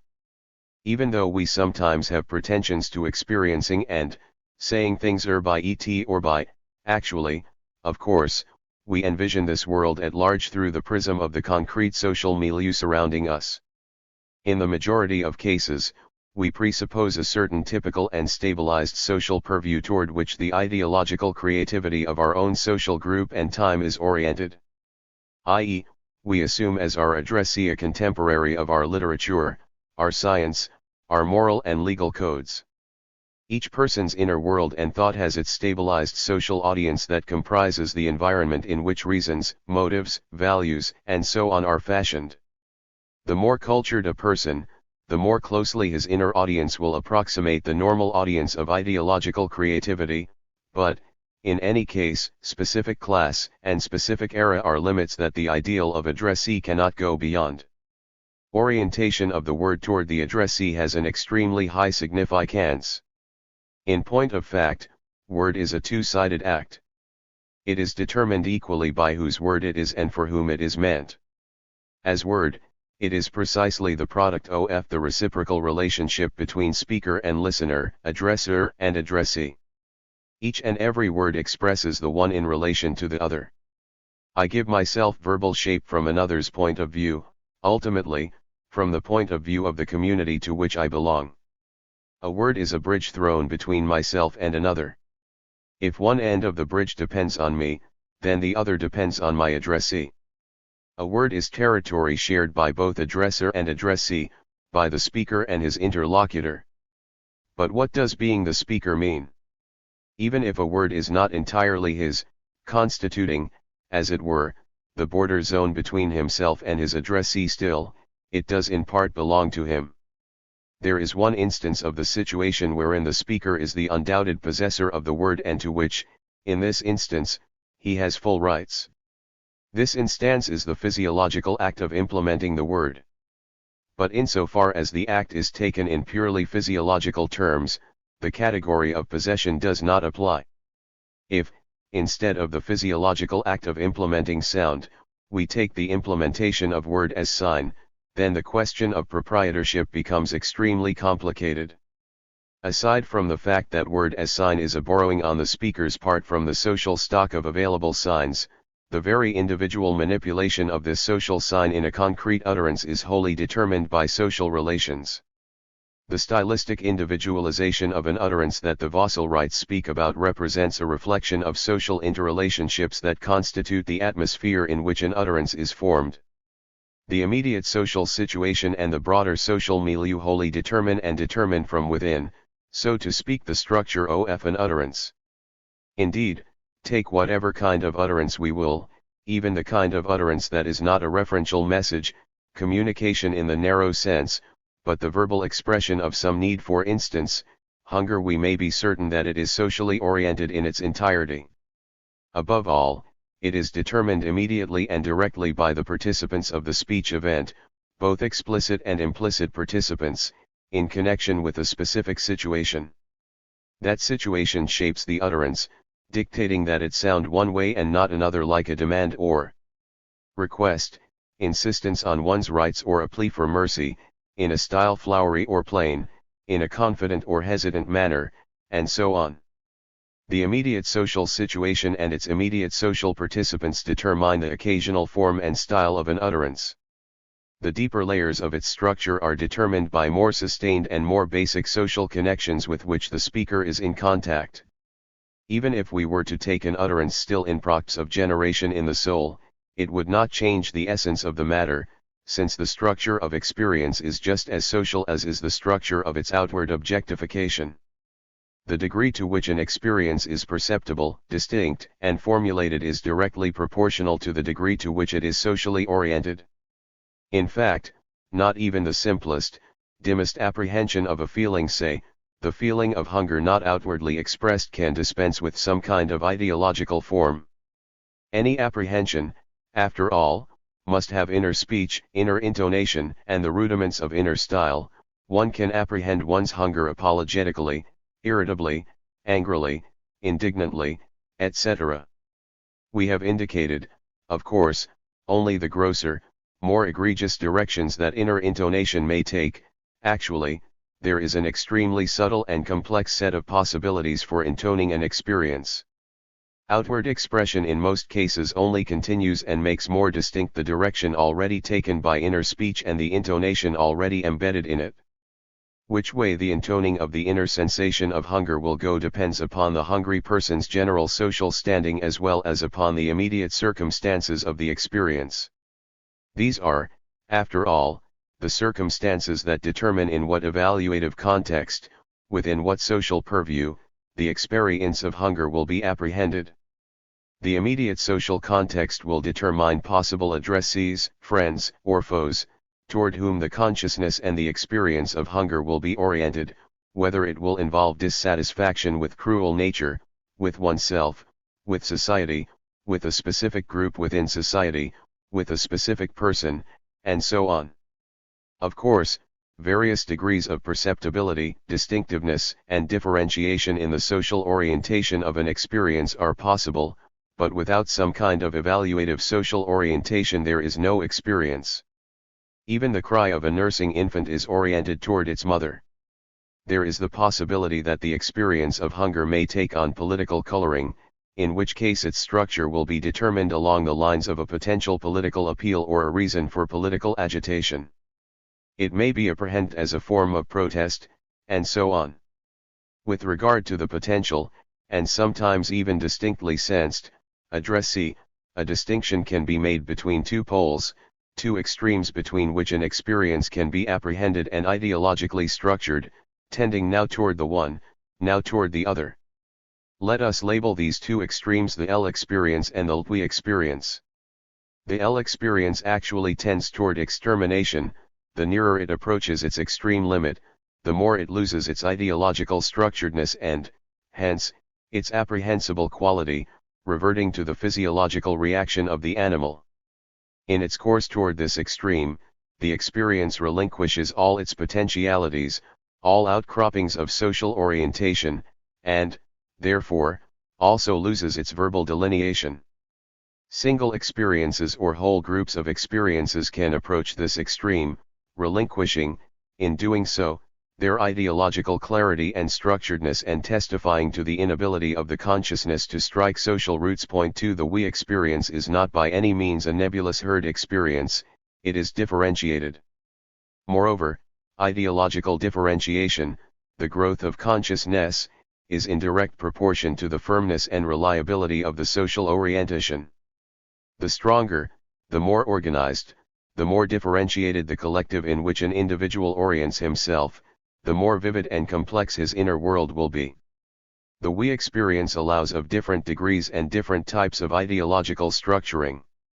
Let us suppose a case where hunger is apprehended by one of a disparate set of hungry persons whose hunger is a matter of chance, the man down on his luck, the beggar, or the like. The experience of such a déclassé loner will be colored in some specific way and will gravitate towards certain particular ideological forms with a range potentially quite broad. Humility, shame, enviousness, and other evaluative tones will color his experience. The ideological forms along the lines of which the experience would develop would be either the individualistic protest of a vagabond or repentant, mystical resignation. Let us now suppose a case in which the hungry person belongs to a collective where hunger is not haphazard and does bear a collective character, but the collective of these hungry people is not itself tightly bound together by material ties, each of its members experiencing hunger on his own. This is the situation most peasants are in. Hunger is experienced at large, but under conditions of material disparateness, in the absence of a unifying economic coalition. Each person suffers hunger in the small, enclosed world of his own individual economy. Such a collective lacks the unitary material frame necessary for united action. A resigned but unashamed and undemeaning apprehension of one's hunger will be the rule under such conditions. Everyone bears it, you must bear it, too. Here grounds are furnished for the development of the philosophical and religious systems of the non-resistor or fatalist type, early Christianity, Tolstoyanism. A completely different experience of hunger applies to a member of an objectively and materially aligned and united collective, a regiment of solders, workers in their association within the walls of a factory, hired hands on a large scale, capitalist farm, finally, a whole class once it has matured to the point of class unto itself. The experience of hunger this time will be marked predominantly by overtones of active and self-confident protest with no basis for humble and submissive intonation. These are the MOT favorable grounds for an experience to achieve ideological clarity and structuredness. Point 3. All these types of expression, each with its basic intonations, come rife with corresponding terms and corresponding forms of possible utterances.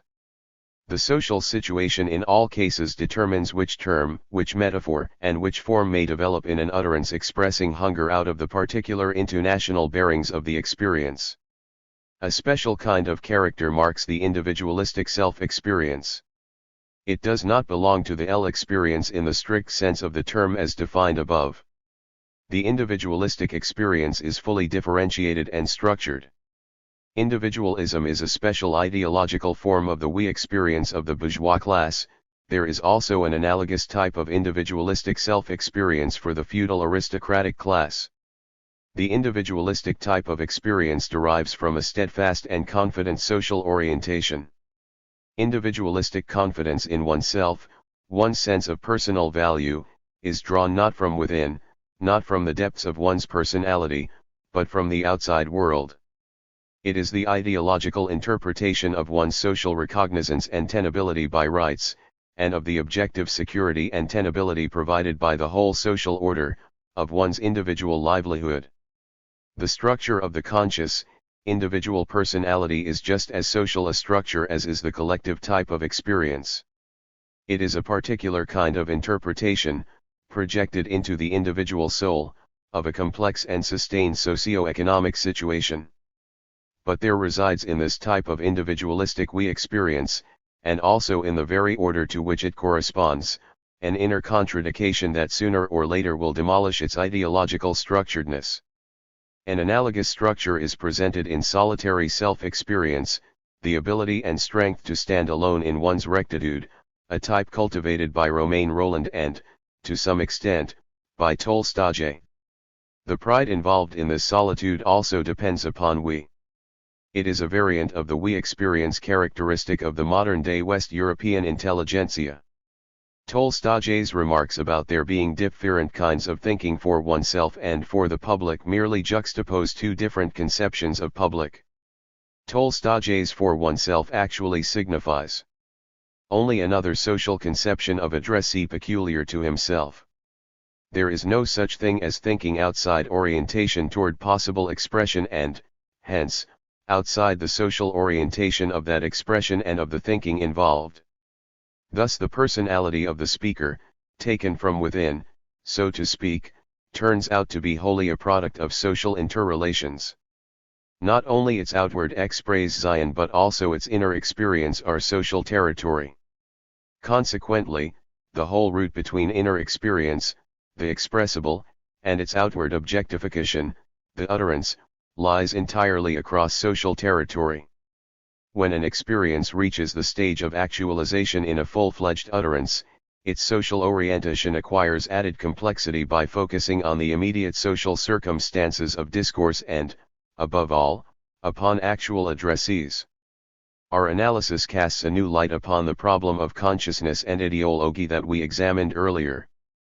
Outside objectification, outside embodiment in some particular material, the material of gesture, inner word, outcry, consciousness is a fiction.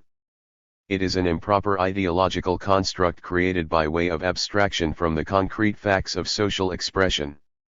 But consciousness as organized, material expression, in the ideological material of word, a sign, drawing, colors, musical sound, etc. Consciousness, so conceived, is an objective fact and a tremendous social force. To be sure, this kind of consciousness is not a super-existential phenomenon and cannot determine the constitution of existence.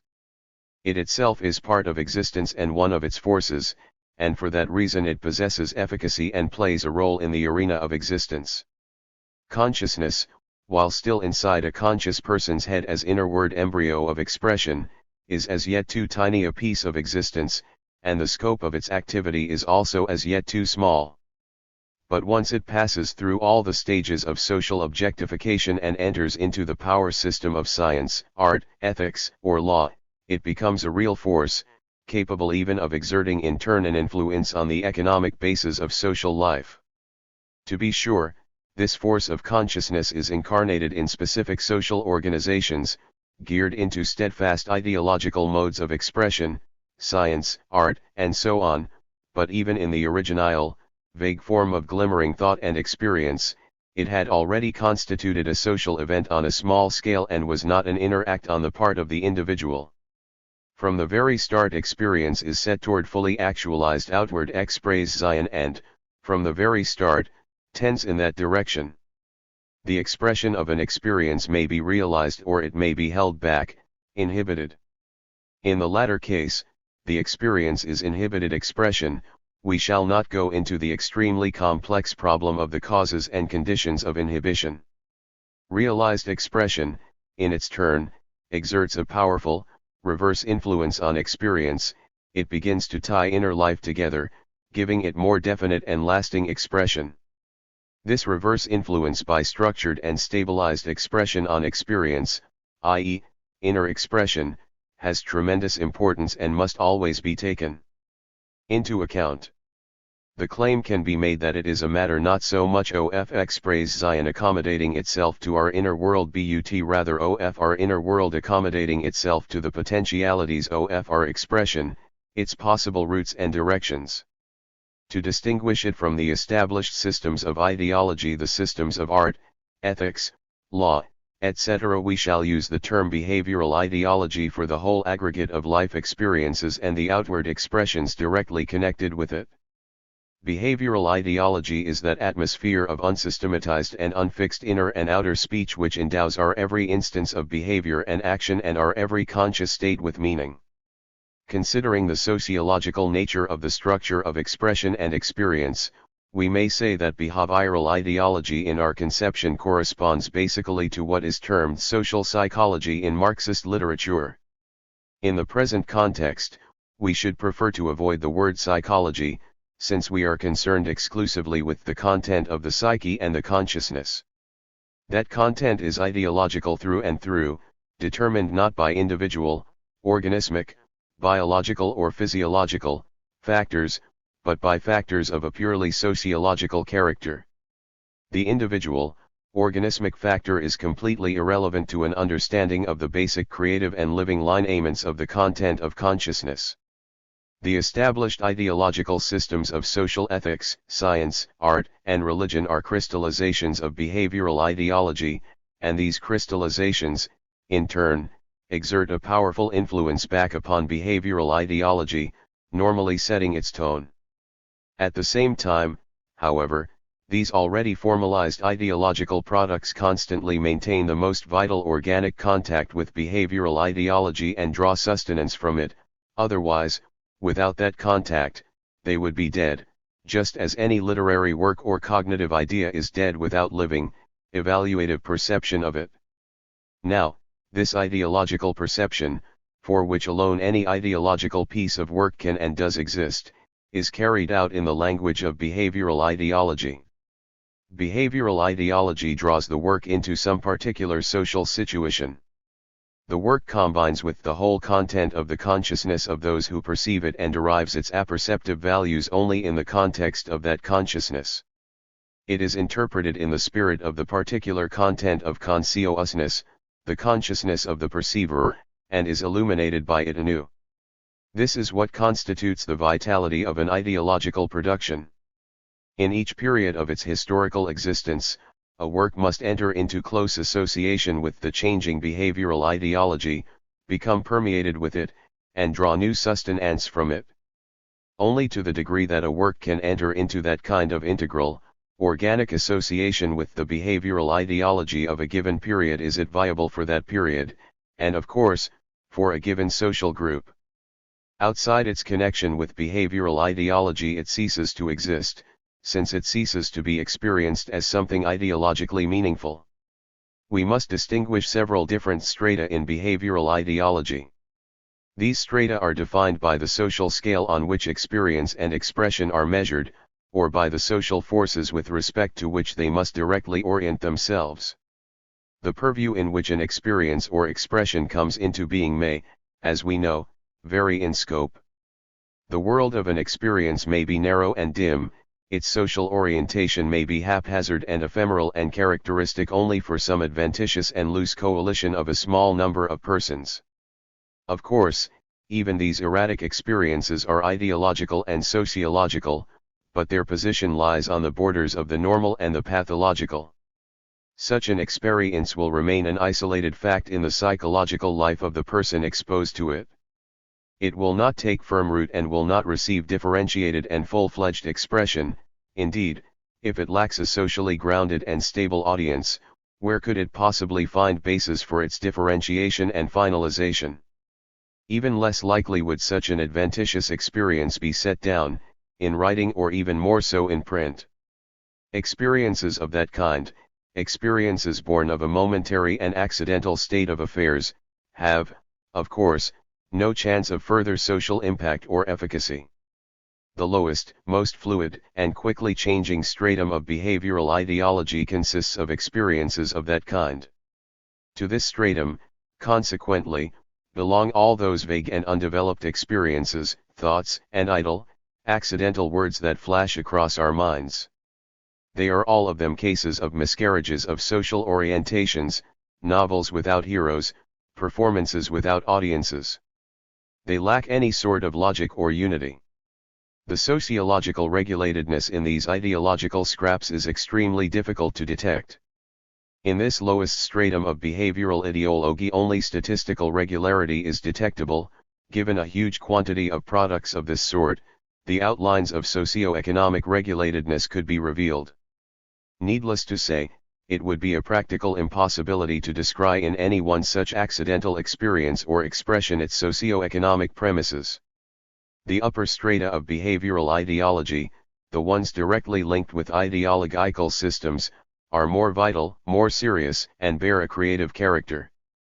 Compared to an established ideology, they are a great deal more mobile and sensitive, they convey changes in the socio-economic basis more quickly and more vividly. Here, precisely, is where those creative energies build up through whose agency partial or radical restructuring of ideological systems comes about. Newly emerging social forces find ideological expression and take shape first in these upper strata of behavioral ideology before they can succeed in dominating the arena of some organized, official ideology. Of course, in the process of this struggle, in the process of their gradual infiltration into ideological organizations, the press, literature, and science, these new currents in behavioral ideology, no matter how revolutionary they may be, undergo the influence of the established ideological systems and, to some extent, incorporate forms, ideological practices, and approaches already in stock. What usually is called creative individuality is nothing but the expression of a particular person's basic, firmly grounded, and consistent line of social orientation. This concerns primarily the uppermost, fully structured strata of inner speech, behavioral ideology, each of whose terms and intonations have gone through the stage of expression and have, so to speak, passed the test of expression. Thus what is involved here are words, intonations, and inner word gestures that have undergone the experience of outward expression on a more or less ample social scale and have acquired, as it were, a high social polish and luster by the effect of reactions and responses, resistance, or support, on the part of the social audience. In the lower strata of behavioral ideology, the biological biographical factor does, of course, play a crucial role, but its importance constantly diminishes as the utterance penetrates more deeply into an ideological system. Consequently, while biobiographical explanations are of some value in the lower strata of experience and expression, utterance, their role in the upper strata is extremely modest. Here the objective sociological method takes full command. So, then, the theory of expression underlying individualistic subjectivism must be rejected. The organizing center of any utterance, of any experience, is not within but outside the social milieu surrounding the individual being. Only the inarticulate cry of an animal is really organized from inside the physiological apparatus of an individual creature. Such a cry lacks any positive ideological factor vis-a-vis the physiological reaction.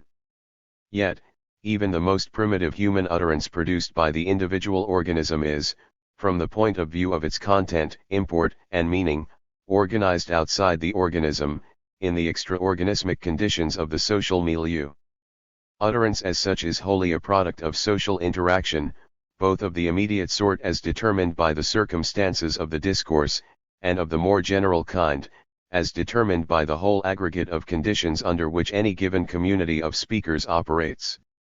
The individual utterance, parole, despite the contentions of abstract objectivism, is by no means an individual fact not susceptible to sociological analysis by virtue of its individuality.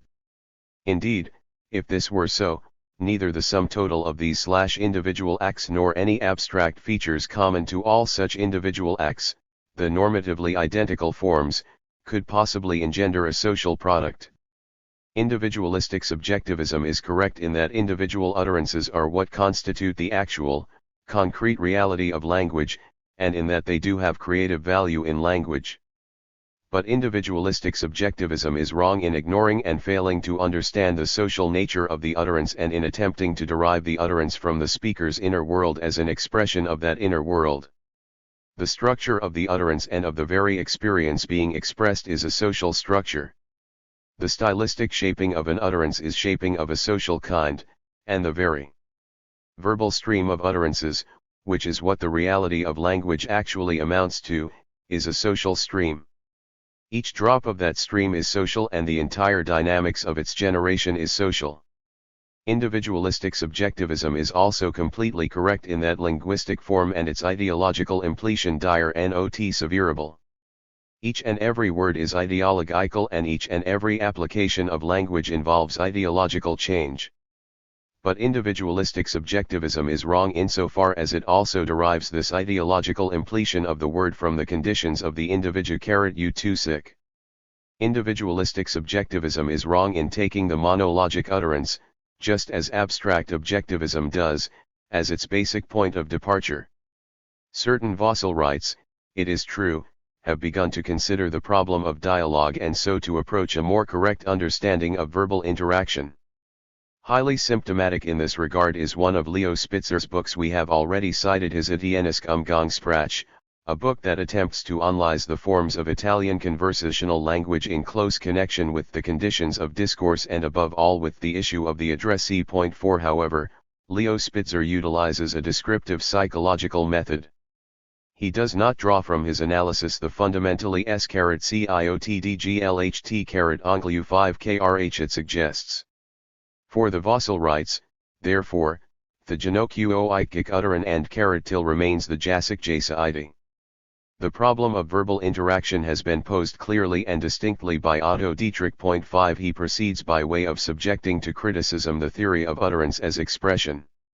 For him, the basic function of language is expression byt communication, in the strict sense, and this leads him to consider the role of T-phi at heresi / the minimal condition for a linguistic manifestation is, according to Dietrich, twofold, speaker and listener. However, Dietrich shares assumptions of a general psychological type with individualistic subjectivism. Dietrich's investigations likewise lack any determinate sociological basis.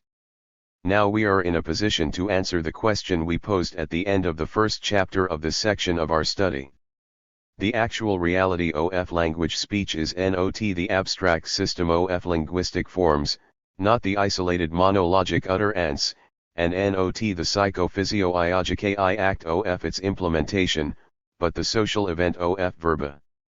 Interaction implemented in an utterance or utterances. Thus, verbal interaction is the basic reality of language. Dialogue, in the narrow sense of the word, is, of course, only one of the forms, a very important form, to be sure, of verbal interaction. But dialogue can also be understood in a broader sense, meaning not only direct, face-to-face, vocalized verbal communication between persons, but also verbal communication of any type whatsoever. A book, i.e., a verbal performance in print, is also an element of verbal communication. It is something discussable in actual, real-life dialogue, but aside from that, it is calculated for active perception, involving attentive reading and inner responsiveness, and for organized, printed reaction in the various forms devised by the particular sphere of verbal communication in question, book reviews, critical surveys, defining influence on subsequent works, and so on. Moreover, a verbal performance of this kind also inevitably orients itself with respect to previous performances in the same sphere, both those by the same author and those by other authors. It inevitably takes its point of departure from some particular state of affairs involving a scientific problem or a literary style. Thus the printed verbal performance engages, as it were, in ideological colloquy of large scale. It responds to something, objects to something, affirms something, anticipates possible responses and objections, seeks support, and so on. Any utterance, no matter how weighty and complete in and of itself, is only a moment in the continuous process of verba communication. But that continuous verbal communication is, in turn, itself only a moment in the continuous, all-inclusive, generative process of a given social collective. An important problem arises in this regard: the study of the connection between concrete verbal interaction and the extraverbal situation, both the immediate situation and, through it, the broader situation. The forms this connection takes are different, and different factors in a situation may, in association with this or that form, take on different meanings.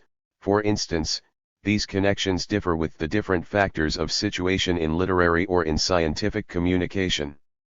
Verbal communication can never be understood and explained outside of this connection with a concrete situation. Verbal intercourse is inextricably interwoven with communication of other types, all stemming from the common ground of production communication. It goes without saying that word cannot be divorced from this eternally generative, unified process of communication. In its concrete connection with a situation, verbal communication is always accompanied by social acts of a nonverbal character, the performance of labor, the symbolic acts of a ritual, a ceremony, etc., and is often only an accessory to these acts, merely carrying out an auxiliary role. Language acquires life and historically evolves precisely here, in concrete verbal communication, and not in the abstract linguistic system of language forms, nor in the individual psyche of speakers. From what has been established, it follows that the methodologically based order of study of language ought to be: 1. The forms and types of verbal interaction in connection with their concrete conditions; 2.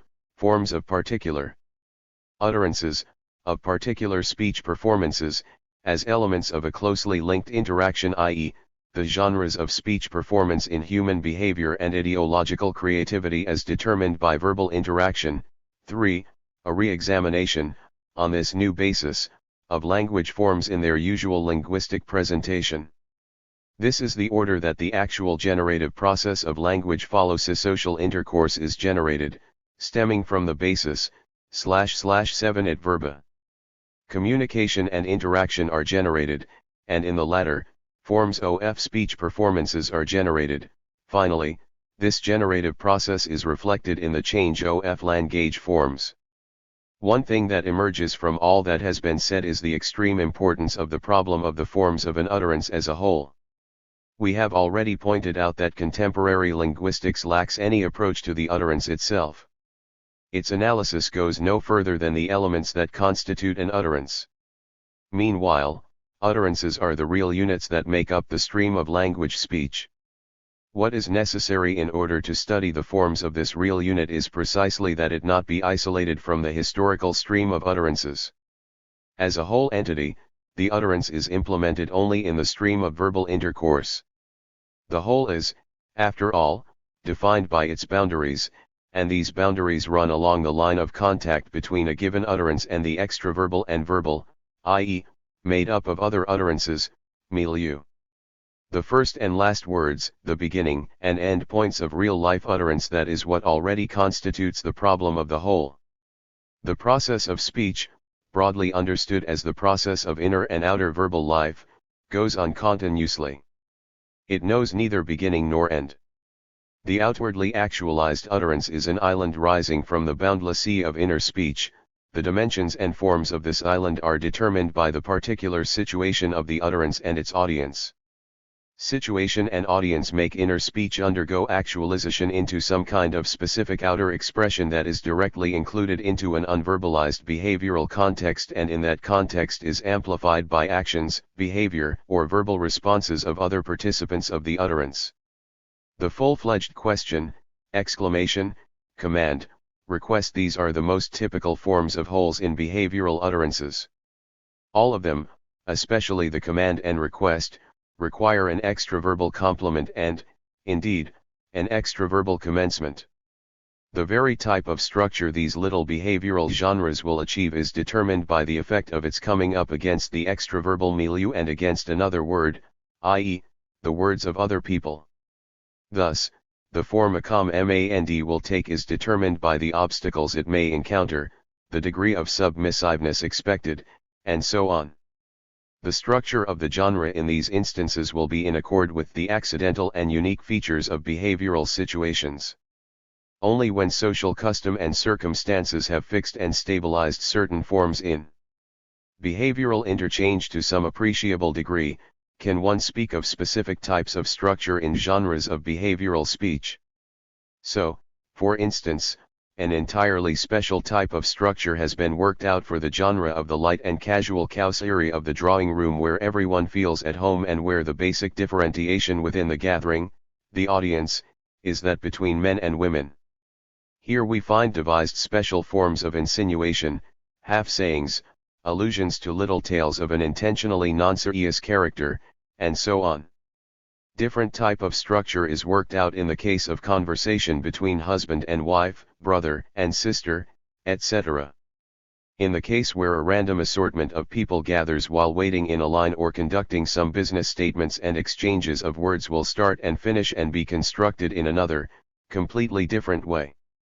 Village sewing circles, urban karo uses, workers' lunchtime chats, etc., will all have their own types. Each situation, fixed and sustained by social custom, commands a particular kind of organization of audience and, hence, a particular repertoire of little behavioral genres. The behavioral genre fits everywhere into the channel of social intercourse assigned to it and functions as an ideological reflection of its type, structure, goal, and social composition. The behavioral genre is a fact of the social milieu, of holiday, leisure time, and of social contact in the parlor, the workshop, etc. It meshes with that milieu and is delimited and defined by it in all its internal aspects. The production processes of labor and the processes of commerce know different forms for constructing utterances. As for the forms of ideological intercourse in the strict sense of the term, forms for political speeches, political acts, laws, regulations, manifestos, and so forth, and forms for poetic utterances, scientific treatises, etc., these have been the object of special investigation in rhetoric and poetics, but, as we have seen, these investigations have been completely divorced from the problem of language on the one hand, and from the problem of social intercourse on the other. 6 Productive analysis of the forms of the whole of utterances as the real units in the stream of speech is possible only on a basis that regards the individual utterance as a purely sociological phenomenon. Marxist philosophy of language should and must stand squarely on the utterance as the real phenomenon of language speech and as a socio-ideological structure. Now that we have outlined the sociological structure of the utterance, let us return to the two trends in philosophical linguistic thought and make a final summing up. R. Or, a Moscow linguist and an adherent of the second trend of thought in philosophy of language, ends a brief sketch of the contemporary state of linguistics with the following words. Language is not an artifact ergon, but a natural and congenital activity of mankind, so claimed the Romanticist linguistics of the 19th century. Theoretical linguistics of modern times claims otherwise. Language is not individual activity, energia, but a cultural historical legacy of mankind ergon. 7. This conclusion is amazing in its bias and one-sidedness. On the factual side, it is completely untrue. Modern theoretical linguistics includes, after all, the Vossler school, one of Germany's most powerful movements in contemporary linguistic thought. It is impermissible to identify modern linguistics with only one of its trends. From the theoretical point of view, both the thesis and the antithesis made up by SOR must equally be rejected, since they are equally inadequate to the real nature of language. Let us conclude the argument with an attempt to formulate our own point of view in the following set of propositions. 1. Language as a stable system of normatively identical forms is merely a scientific abstraction, productive only in connection with certain particular practical and theoretical goals. This abstraction is not adequate to the concrete reality of language. 2. Language is a continuous generative process implemented in the social verbal interaction of speakers. 3. The laws of the generative process of language are not at all the laws of individual psychology, but neither can they be divorced from the activity of speakers. The laws of language generation are sociological laws. 4. Linguistic creativity does not coincide with artistic creativity nor with any other type of specialized ideological creativity. But, at the same time, linguistic creativity cannot be understood apart from the ideological meanings and values that fill it. The generative process of language, as is true of any historical generative process, can be perceived as blind mechanical necessity, but it can also become free necessity once it has reached the position of a conscious and desired necessity. 5. The structure of the utterance is a purely sociological structure. The utterance, as such, obtains between speakers. The individual speech act, in the strict sense of the word individual, is contradictionary in adjecto. 7r. Or, Krizi Sovremenij Lingvistiki, the crisis in contemporary linguistics, Javdaseskij Spornik, v. 1927, p. 71. Theme and meaning in language. Theme and meaning. The problem of active perception. Evaluation and meaning. The dialectics of meaning. The problem of meaning is one of the most difficult problems of linguistics. Efforts towards solving this problem have revealed the one-sided monologism of linguistic science in particularly strong relief. The theory of passive understanding precludes any possibility of engaging the most fundamental and crucial features of meaning in language. The scope of the present study compels us to limit ourselves to a very brief and perfunctory examination of this issue. We shall attempt only to map out the main lines of its productive treatment. A definite and unitary meaning, a unitary significance, is a property belonging to any utterance as a whole. Let us call the significance of a whole utterance its theme. 1. The theme must be unitary, otherwise we would have no basis for talking about any one utterance. The theme of an utterance itself is individual and unreproducible, just as the utterance itself is individual and unreproducible. The theme is the expression of the concrete, historical situation that engendered the utterance. The utterance, what time is it, has a different meaning each time it is used, and hence, in accordance with our terminology, has a different theme, depending on the concrete historical situation, historical here in microscopic dimensions, during which it is enunciated and of which, in essence, it is a part. It follows, then, that the theme of an utterance is determined not only by the linguistic forms that comprise it, words, morphological and syntactic structures, sounds, and intonation, but also by extraverbal factors of the situation.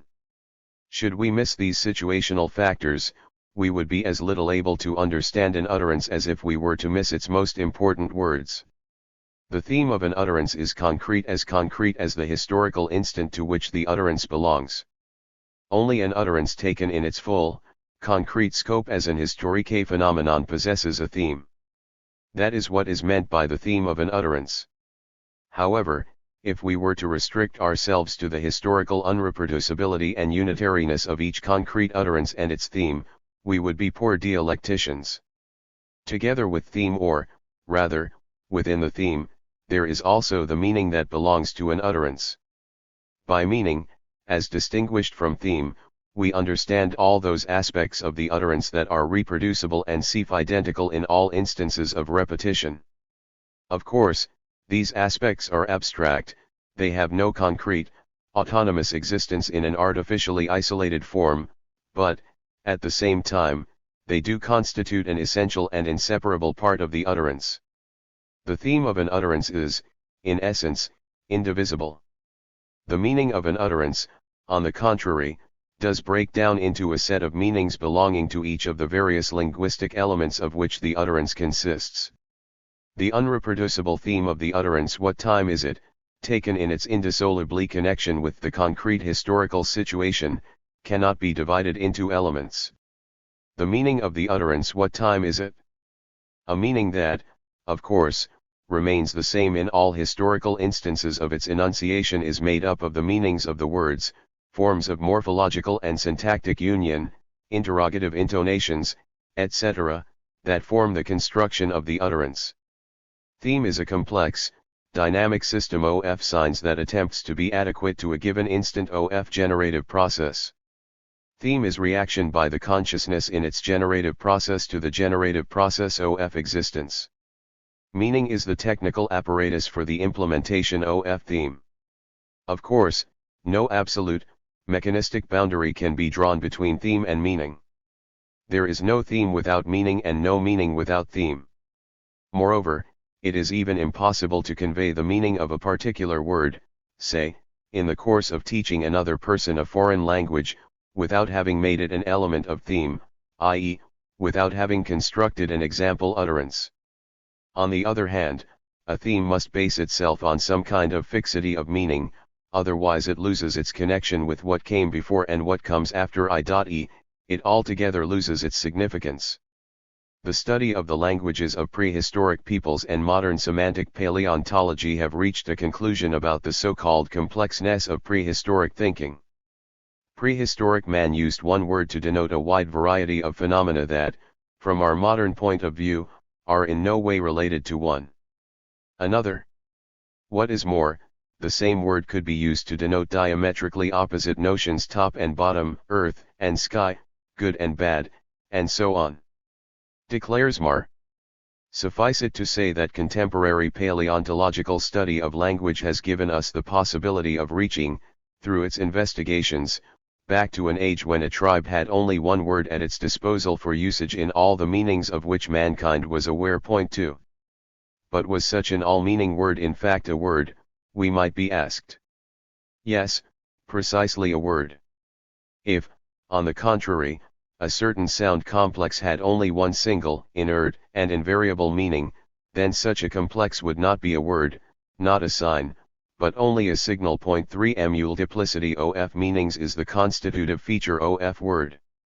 As regards the all-meaning word of which Mar speaks, we can say the following: such a word in essence, has virtually no meaning, it is all theme. Its meaning is inseparable from the concrete situation of its implementation. This meaning is different each time, just as the situation is different each time.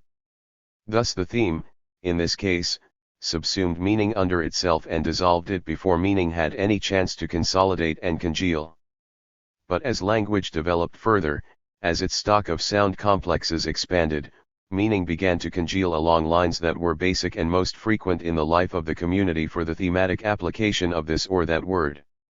Theme, as we have said, is an attribute of a whole utterance only. It can belong to a separate word only inasmuch as that word operates in the capacity of a whole utterance. So, for instance, Mare's all-meaning word always operates in the capacity of a whole, and has no fixed meanings precisely for that reason. Meaning, on the other hand, belongs to an element or aggregate of elements in their relation to the whole. Of course, if we entirely disregard this relation to the whole, i.e., to the utterance, we shall entirely forfeit meaning. That is the reason why a sharp boundary between theme and meaning cannot be drawn. The most accurate way of formulating the interrelationship between theme and meaning is in the following terms. Theme is the upper, actual limit of linguistic significance. In essence, only theme means something definite. Meaning is the lower limit of linguistic significance. Meaning, in essence, means nothing, it only possesses potentiality, the possibility of having a meaning within a concrete theme. Investigation of the meaning of one or another linguistic element can proceed, in terms of our definition, in one of two directions, either in the direction of the upper limit, toward theme, in which case it would be investigation of the contextual meaning of a given word within the conditions of a concrete utterance, or investigation can aim toward the lower limit, the limit of meaning, in which case it would be investigation of the meaning of a word in the system of language, or, in other words, investigation of a dictionary word. A distinction between theme and meaning and a proper understanding of their interrelationship are vital steps in constructing a genuine science of meanings. Total failure to comprehend their importance has persisted to the present day. Such discriminations as those between a word's usual and occasional meanings, between its central and lateral meanings, between its denotation and connotation, etc., are fundamentally unsatisfactory. The basic tendency underlying all such discriminations, the tendency to ascribe greater value to the central, usual aspect of meaning, presupposing that that aspect really does exist and is stable, is completely fallacious.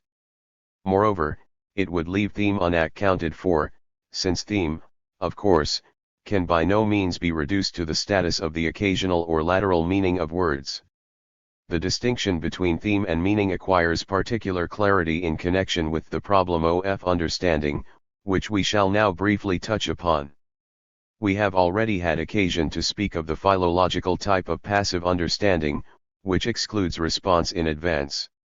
Any genuine kind of understanding will be active and will constitute the germ of a response.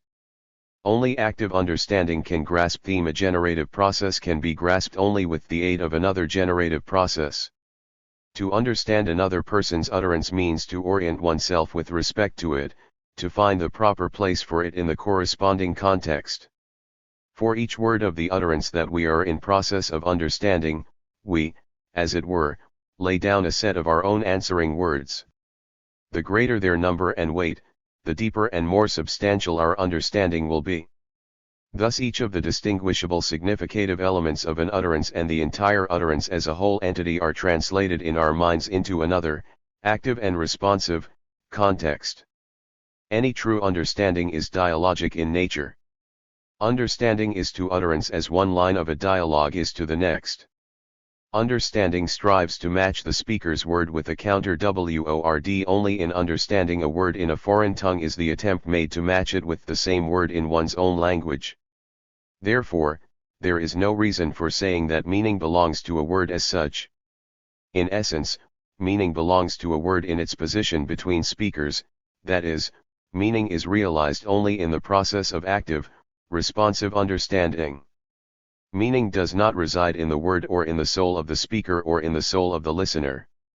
Meaning is the effect of interaction between speaker and listener produced via the material of a particular sound complex. It is like an electric spark that occurs only when two different terminals are hooked together.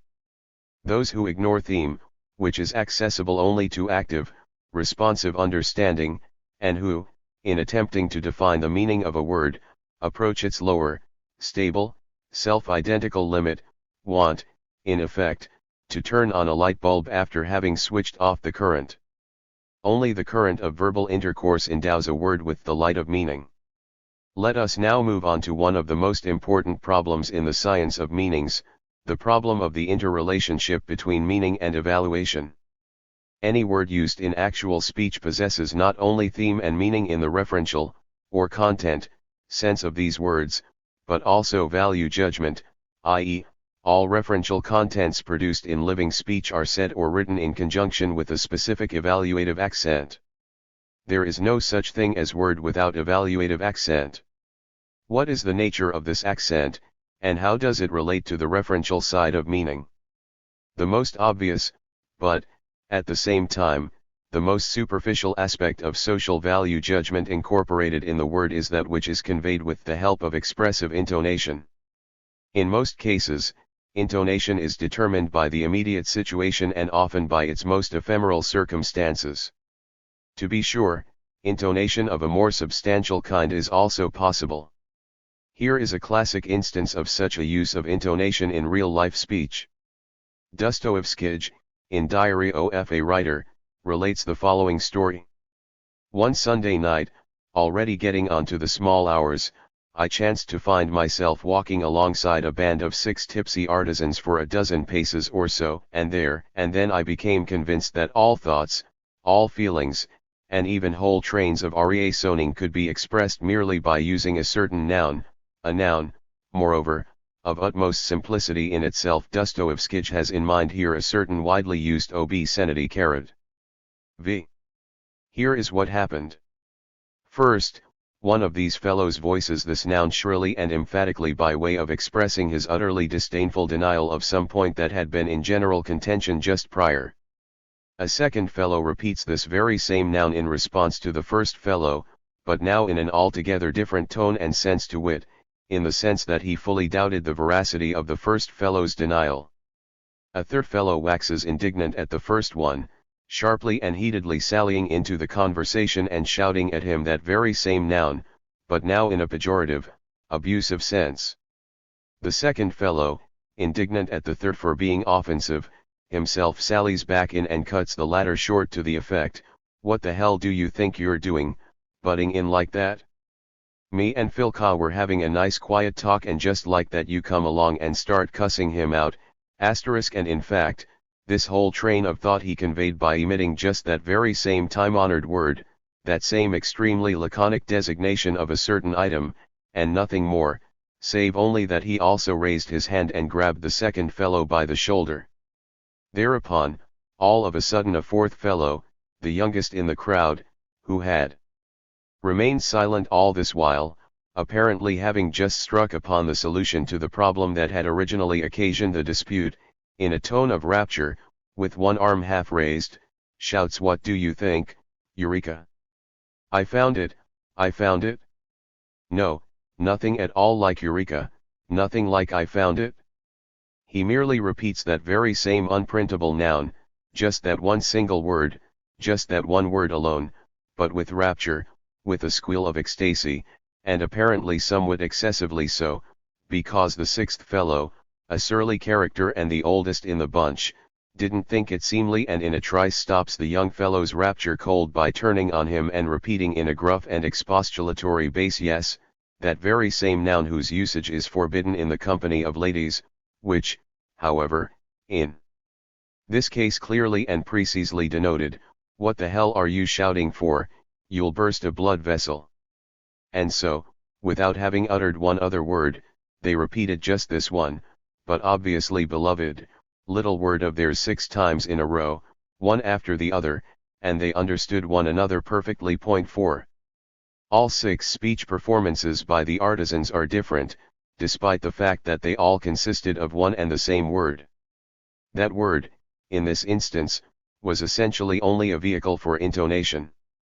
The conversation was conducted in intonations expressing the value judgments of the speakers. These value judgments and their corresponding intonations were wholly determined by the immediate social situation of the talk and therefore did not require any referential support. In living speech, intonation often does have a meaning quite independent of the semantic composition of speech.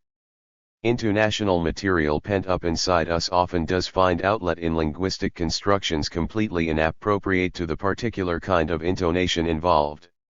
In such a case, intonation does not impinge upon the intellectual, concrete, referential significance of the construction.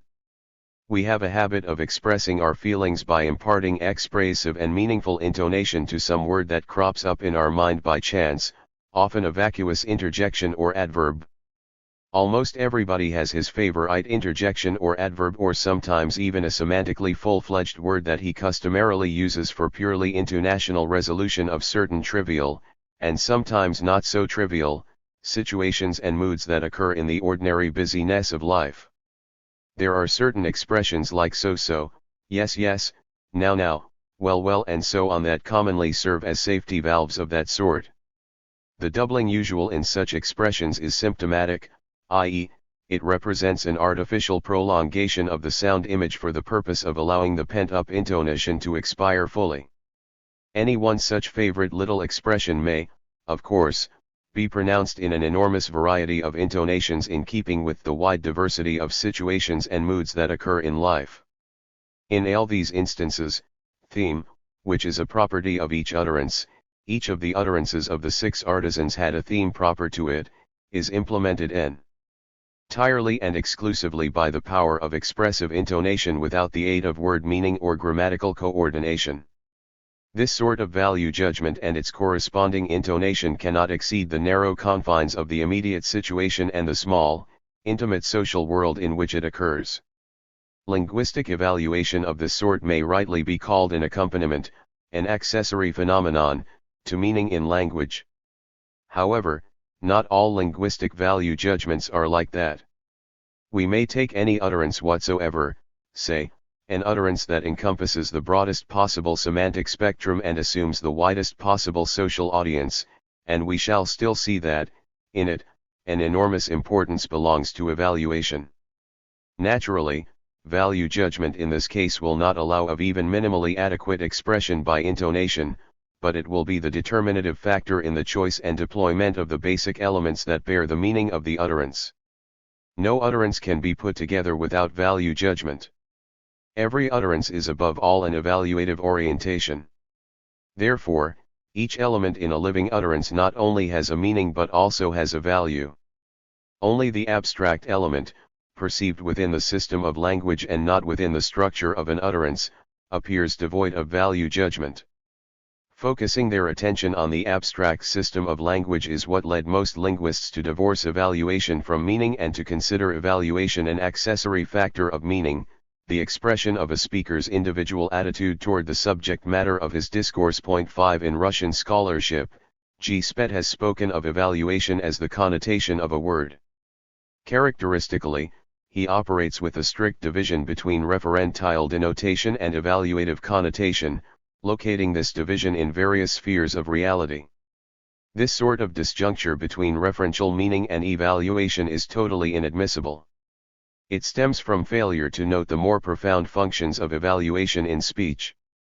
Referential meaning is molded by evaluation, it is evaluation, after all, which determines that a particular referential meaning may enter the purview of speakers, both the immediate purview and the broader social purview of the particular social group. Furthermore, with respect to changes of meaning, it is precisely evaluation that plays the creative role. A change in meaning is, essentially, always a re-evaluation, the transposition of some particular word from one evaluative context to another. A word is either advanced to a higher rank or demoted to a lower one. The separation of word meaning from evaluation inevitably deprives meaning of its place in the living social process, where meaning is always permeated with value judgment, to its being ontologized and transformed into ideal being divorced from the historical process of becoming. Precisely in order to understand the historical process of generation of theme and of the meanings implementing theme, it is essential to take social evaluation into account. The generative process of signification in language is always associated with the generation of the evaluative purview of a particular social group, and the generation of an evaluative purview in the sense of the totality of all those things that have meaning and importance for the particular group is entirely determined by expansion of the economic basis. As the economic basis expands, it promotes an actual expansion in the scope of existence which is accessible, comprehensible, and vital to man. The prehistoric herdsman was virtually interested in nothing, and virtually nothing had any bearing on him.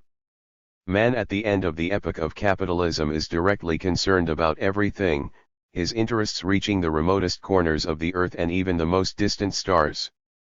This expansion of evaluative purview comes about dialectically. New aspects of existence, once they are drawn into the sphere of social interest, once they make contact with the human word and human emotion, do not coexist peacefully with other elements of existence previously drawn in, but engage them in a struggle, re-evaluate them, and bring about a change in their position within the unity of the evaluative purview. This dialectical generative process is reflected in the generation of semantic properties in language. A new significance emanates from an old one, and does so with its help, but this happens so that the new significance can enter into contradiction with the old one and restructure it. The outcome is a constant struggle of accents in each semantic sector of existence.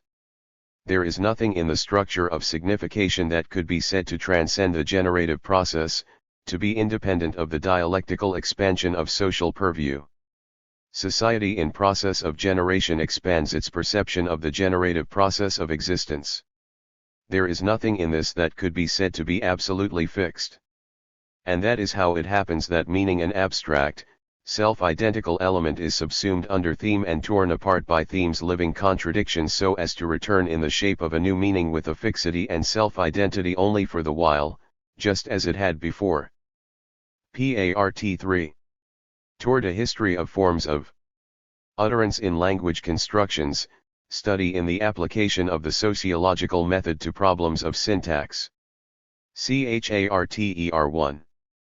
Theory of utterance and problems of syntax / the significance of problems of syntax. Syntactic categories and utterance as a whole, i.e. the problem of paragraphs. Forms of reported speech. Traditional principles and methods in linguistics do not provide grounds for a productive approach to problems of syntax. This is particularly true of abstract objectivism, where the traditional methods and principles have found their most distinct and most consistent expression.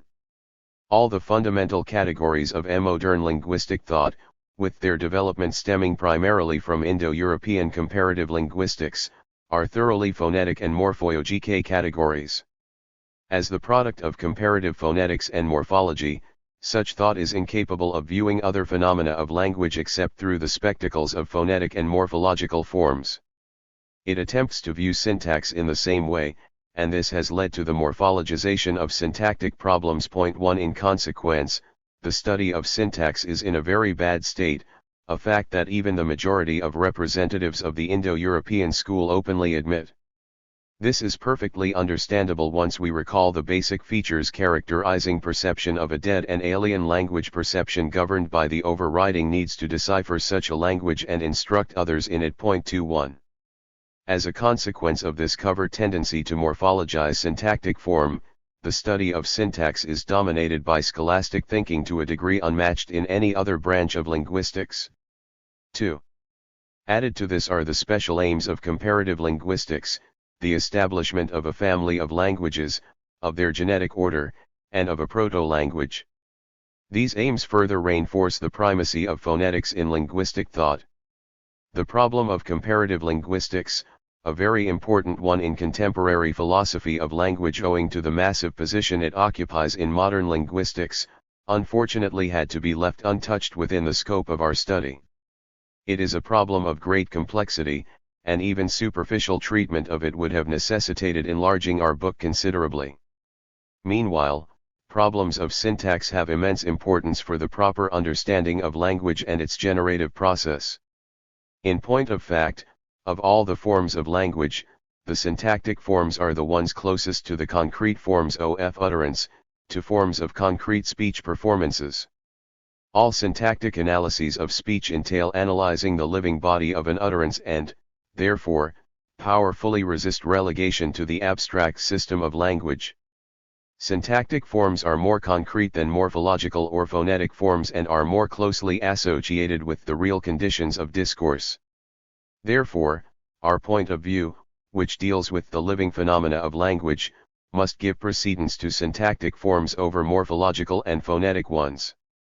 But, as we have also made clear, productive study of syntactic forms is only possible on the grounds of a fully elaborated theory of utterance. As long as the utterance, in its wholeness, remains terra incognita for the linguist. It is out of the question to speak of a genuine, concrete, and not scholastic kind of understanding of syntactic forms. We have already indicated that the issue of whole utterances is a matter very poorly off in linguistics. We can go so far as to say that linguistic thinking has hopelessly tossed any sense of the verba/ho, i.e. a linguist feels most sure of himself when operating at the center of a phrase unit. The further he approaches the peripheries of speech and thus the problem of the utterance as a whole, the more insecure his position becomes. He has no way at all of coping with the whole. Not a single one of the categories of linguistics is of any value for defining a whole linguistic entity. The fact of the matter is that all linguistic categories, per se, are applicable only on the inside territory of an utterance. All morphological categories, for instance, are of value exclusively as regards the constituents of an utterance and cease being serviceable when it comes to defining the whole. The same is true of syntactic categories. The category of sentence, for example, the category of sentence is merely a definition of the sentence as a unit element within an utterance, and not by any means as a whole entity.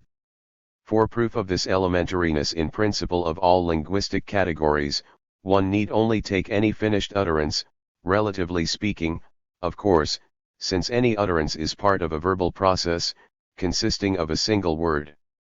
If we apply all the categories used by linguistics to this word, it will immediately become apparent that these categories define the word exclusively in terms of a potential element of speech and that none encompasses the whole utterance. That extra something that converts this word into a whole utterance remains outside the scope of the entire set of linguistic categories and definitions. Were we to develop this word into a full-fledged sentence by filling in all the basic constituents, following the prescription, not stated, but understood, we would obtain a simple sentence and not at all an utterance. No matter which of the linguistic categories we would try to apply to the sentence, we would never find just what it is that converts it into a whole utterance. Thus, if we remain within the confines of the grammatical categories with which contemporary linguistics supplies us, the verbal whole will be forever elusive and beyond our grasp. The effect of these linguistic categories is to draw us relentlessly away from the utterance and its concrete structure into the abstract system of language. This failure of linguistic definition applies not only to the utterance as a whole entity, but even to units within a monologic utterance that have some claim to being regarded as complete units. A case in point involves units set off from one another in writing by indentation that we call paragraphs. The syntactic composition of paragraphs is extremely diverse. Paragraphs may contain anything from a single word to a whole array of complex sentences. To say that a paragraph is supposed to consist of a complete thought amounts to saying absolutely nothing. What is needed, after all, is definition from the standpoint of language, and under no circumstances can the notion of complete thought be regarded a linguistic definition.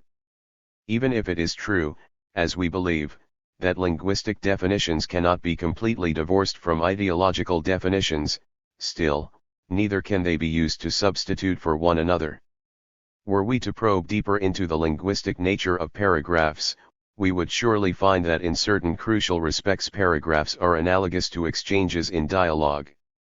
The paragraph is something like a vitiated dialogue worked into the body of a monologic utterance. Behind the device of partitioning speech in units, which are termed paragraphs in their written form, lie orientation toward listener or reader and calculation of the latter's possible reactions. The weaker this orientation and calculation are, the less organized, as regards paragraphs, our speech will be. The classic types of paragraphs are, question and answer, where question is posed and answer given by the same author, supplementation, anticipation of possible objections, exposition of seeming discrepancies or illogicalities in one's own argument, and so forth. Point 3. Very commonly, we make our own speech or some part of it, for example, the preceding paragraph, the object of discussion. In such a case, a shift occurs in the speaker's attention from the referent of his speech to the speech itself, reflection over one's own words. But even this shift in verbal intentions is conditioned by the addressee's interest. If we could imagine speech that absolutely ignored the addressee, an impossible kind of speech, of course, we would have a case of speech with organic partition reduced to the minimum. Needless to say, we are not thinking here of certain special types of partition shaped by the particular aims and purposes of specific ideological fields, for instance, the strophic partition of speech in verse or the purely logical partition of speech of the type, premise, conclusion, thesis, antithesis, and the like. Our study of the forms of verbal communication and the corresponding forms of whole utterances can shed light on the system of paragraphing and all analogous problems.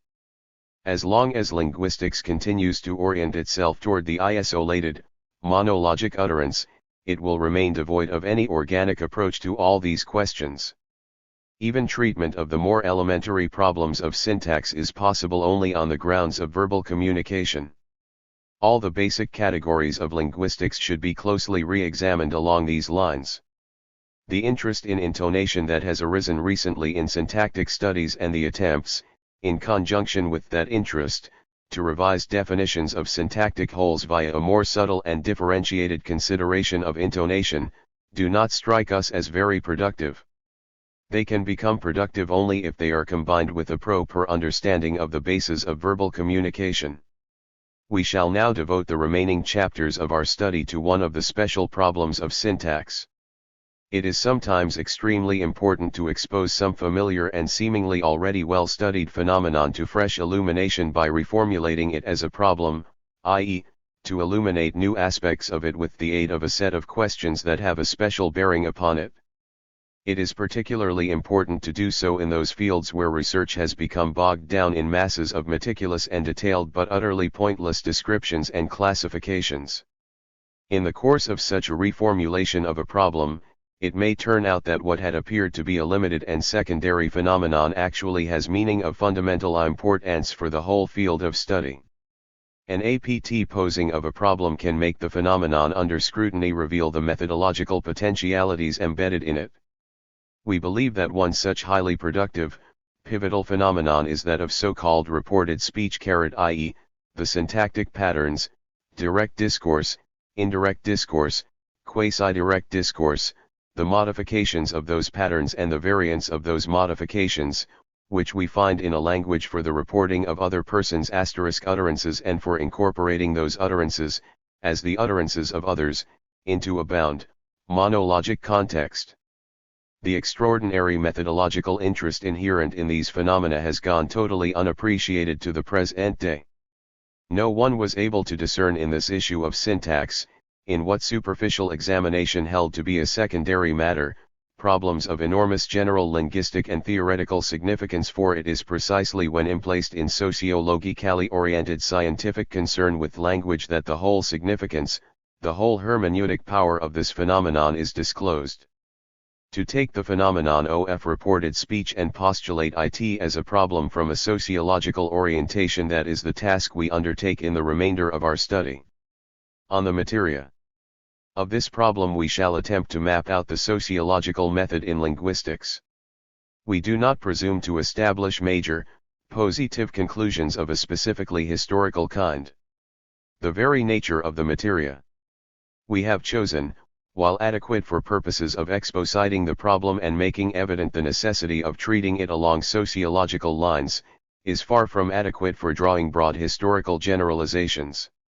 Such historical generalizations as do occur are of merely a provisional and hypothetical order. Chapter 2. Exposition of the problem of reported speech. Definition of reported speech. The problem of active reception of reported speech in connection with the problem of dialogue. The dynamics of the interrelationship of authorial context and reported speech. The linear style of reporting speech. The pictorial style of reporting speech. Reported speech is speech within speech, utterance within utterance, and at the same time also speech about speech, utterance about utterance. Whatever we talk about is only the content of speech, the themes of our words. Such a theme, and it is only a theme, might be, for instance, nature/man, or subordinate clause, one of the themes of syntax. A reported utterance, however, is not just a theme of speech, it has the capacity of entering on its own, so to speak, into speech, into its syntactic makeup, as an integral unit of the construction. In so doing, it retains its own constructional and semantic autonomy while leaving the speech texture of the context incorporating it perfectly intact. What is more, a reported utterance treated solely as a theme of speech may be characterized only superficially at best. If its content is to be had to the full, it must be made part of a speech construction. When limited to the treatment of reported speech in thematic terms, one can answer questions as to how and about what so and so spoke, but what he said could be disclosed only by way of reporting his words, if only in the form of indirect discourse. However, once it becomes a constructional unit in the author's speech, into which it has entered on its own, the reported utterance concurrently becomes a theme of that speech. It enters into the latter's thematic design precisely as reported, an utterance with its own autonomous theme, the autonomous theme thus becomes a theme of a theme.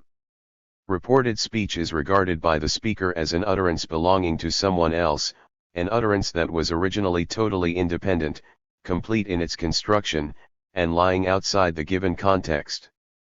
Now, it is from this independent existence that reported speech is transposed into an authorial context while retaining its own referential content and at least the rudiments of its own linguistic integrity, its original constructional independence.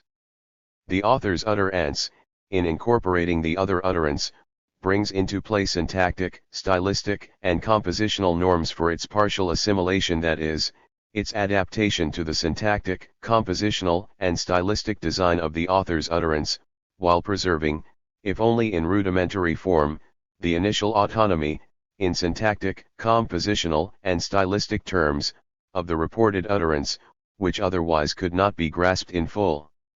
Certain modifications of indirect discourse and, in particular, of quasi-direct discourse in modern languages evince a disposition to transpose the reported utterance from the sphere of speech construction to the thematic level, the sphere of content. However, even in these instances, the dissolution of the reported utterance in the authorial context is not nor can it be carried out to the end. Here, too, aside from indications of a semantic nature, the reported utterance perseveres as a construction. The body of the reported speech remains detectable as a self-sufficient unit. Thus, what is expressed in the forms employed for reporting speech is an active relation of one message to another, and it is expressed, moreover, not on the level of the theme but in the stabilized constructional patterns of the language itself. We are dealing here with words reacting on words. However, this phenomenon is distinctly and fundamentally different from dialogue. In dialogue, the lines of the individual participants are grammatically disconnected, they are not integrated into one unified context. Indeed, how could they be? There are no syntactic forms with which to build a unityof dialogue. If, on the other hand, a dialogue is presented as embedded in an authorial context, then we have a case of direct discourse, one of the variants of the phenomenon with which we are dealing in this inquiry.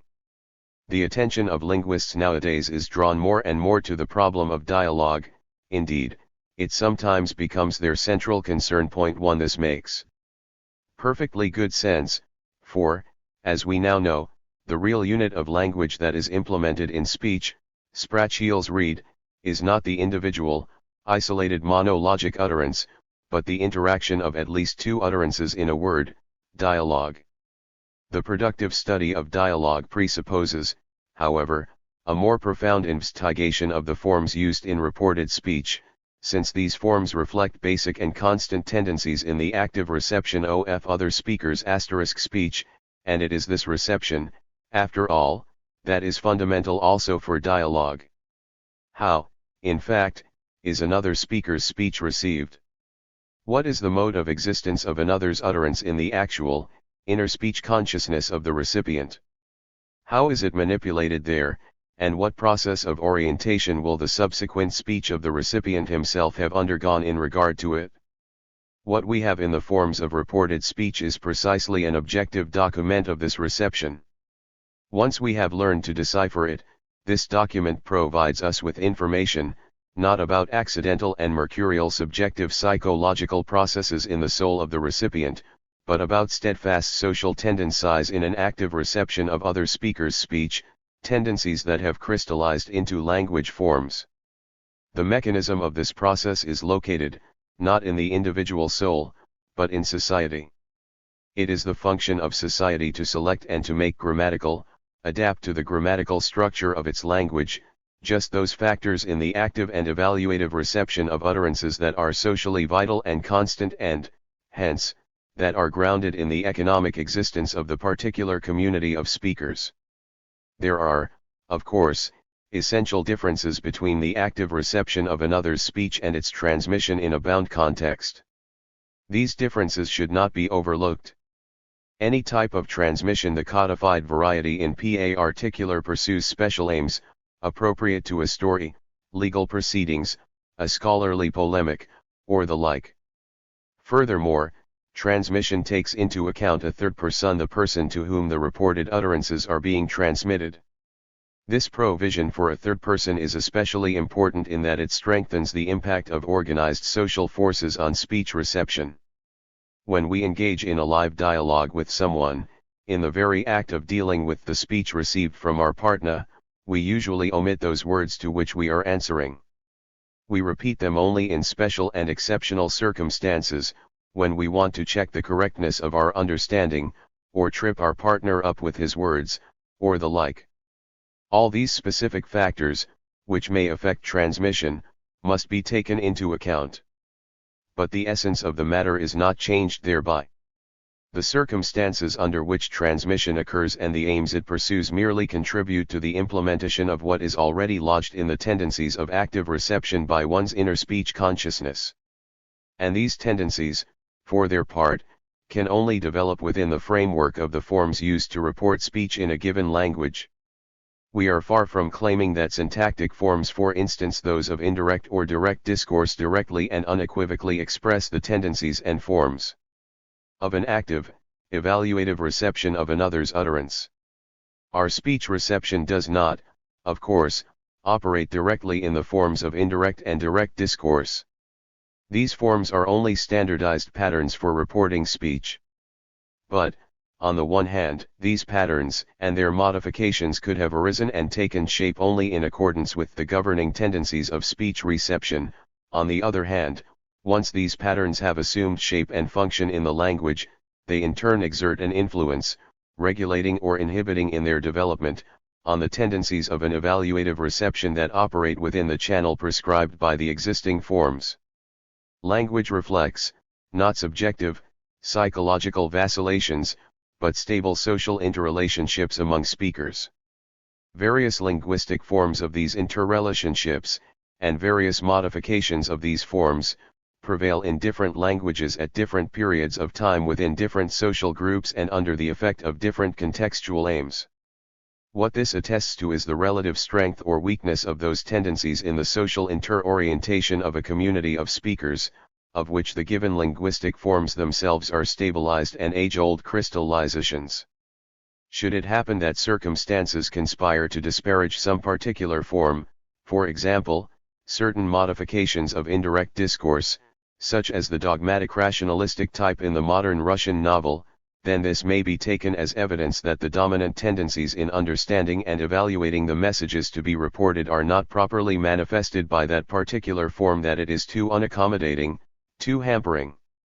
Everything vital in the evaluative reception of another's utterance, everything of any ideological value, is expressed in the material of inner speech. After all, it is not a mute, wordless creature that receives such an utterance, but a human being full of inner words. All his experiences, his so-called apperceptive background, exist encoded in his inner speech, and only to that extent do they come into contact with speech received from outside. Word comes into contact with word. The context of this inner speech is the locale in which another's utterance is received, comprehended, and evaluated. It is where the speaker's active orientation takes place. This active inner speech reception proceeds in two directions. First, the received utterance is framed within a context of factual commentary, coinciding in part with what is called the apperceptive background of the words, the visual signs of expression, and so on. Second, a reply, Gegenrede, is prepared. Both the preparation of the reply, internal retort, and the factual commentary too are organically fused in the unity of active reception, and these can be isolated only in abstract terms. Both lines of reception find their expression, are objectified, in the authorial context surrounding the reported speech. Regardless of the functional orientation of the given context, whether it is a work of fiction, a polemical article, a defense attorney's summation, or the like, we clearly discern these two tendencies in it, that of commenting and that of retorting. Usually one of them is dominant. Between the reported speech and the reporting context, dynamic relations of high complexity and tension are in force. A failure to take these into account makes it impossible to understand any form of reported speech. Earlier investigators of the forms of reported speech committed the fundamental error of virtually divorcing the reported SPD-ch from the reporting context. That explains why their treatment of these forms is so static and inert, a characterization applicable to the whole field of syntactic study in general. Meanwhile, the true object of inquiry ought to be precisely the dynamic interrelationship of these two factors, the speech being reported, the other person's speech, and the speech doing the reporting, the author's speech. After all, the two actually do exist, function, and take shape only in their interrelation, and not on their own, the one apart from the other. The reported speech and the reporting context are but the terms of a dynamic interrelationship. This dynamism reflects the dynamism of social interorientation in verbal ideological communication between people, within, of course, the vital and steadfast tendencies of that communication. In what direction may the dynamism of the interrelationship between the authorial and the reported speech move? We see it moving in two basic directions. In the first place, the basic tendency in reacting to reported speech may be to maintain its integrity and authenticity. A language may strive to forge hard and fast boundaries for reported speech. In such a case, the patterns and their modifications serve to demarcate the reported speech as clearly as possible, to screen it from penetration by the author's intonations, and to condense and enhance its individual linguistic characteristics. Such is the first direction.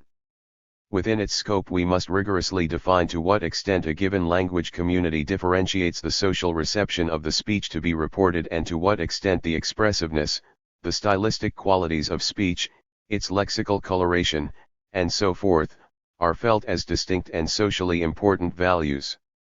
It may be that another's speech is received as one whole block of social behavior, as the speaker's indivisible, conceptual position, in which case only the what of speech is taken in and the how is left outside reception. This content conceptualizing, and, in a linguistic sense, depersonalizing way of receiving and reporting speech predominates in Old and Middle French, in the latter with the considerable development of the depersonalizing modifications of indirect discourse. Point 3. The same type is found in the literary monuments of Old Russian, though here the pattern of indirect discourse is almost completely lacking.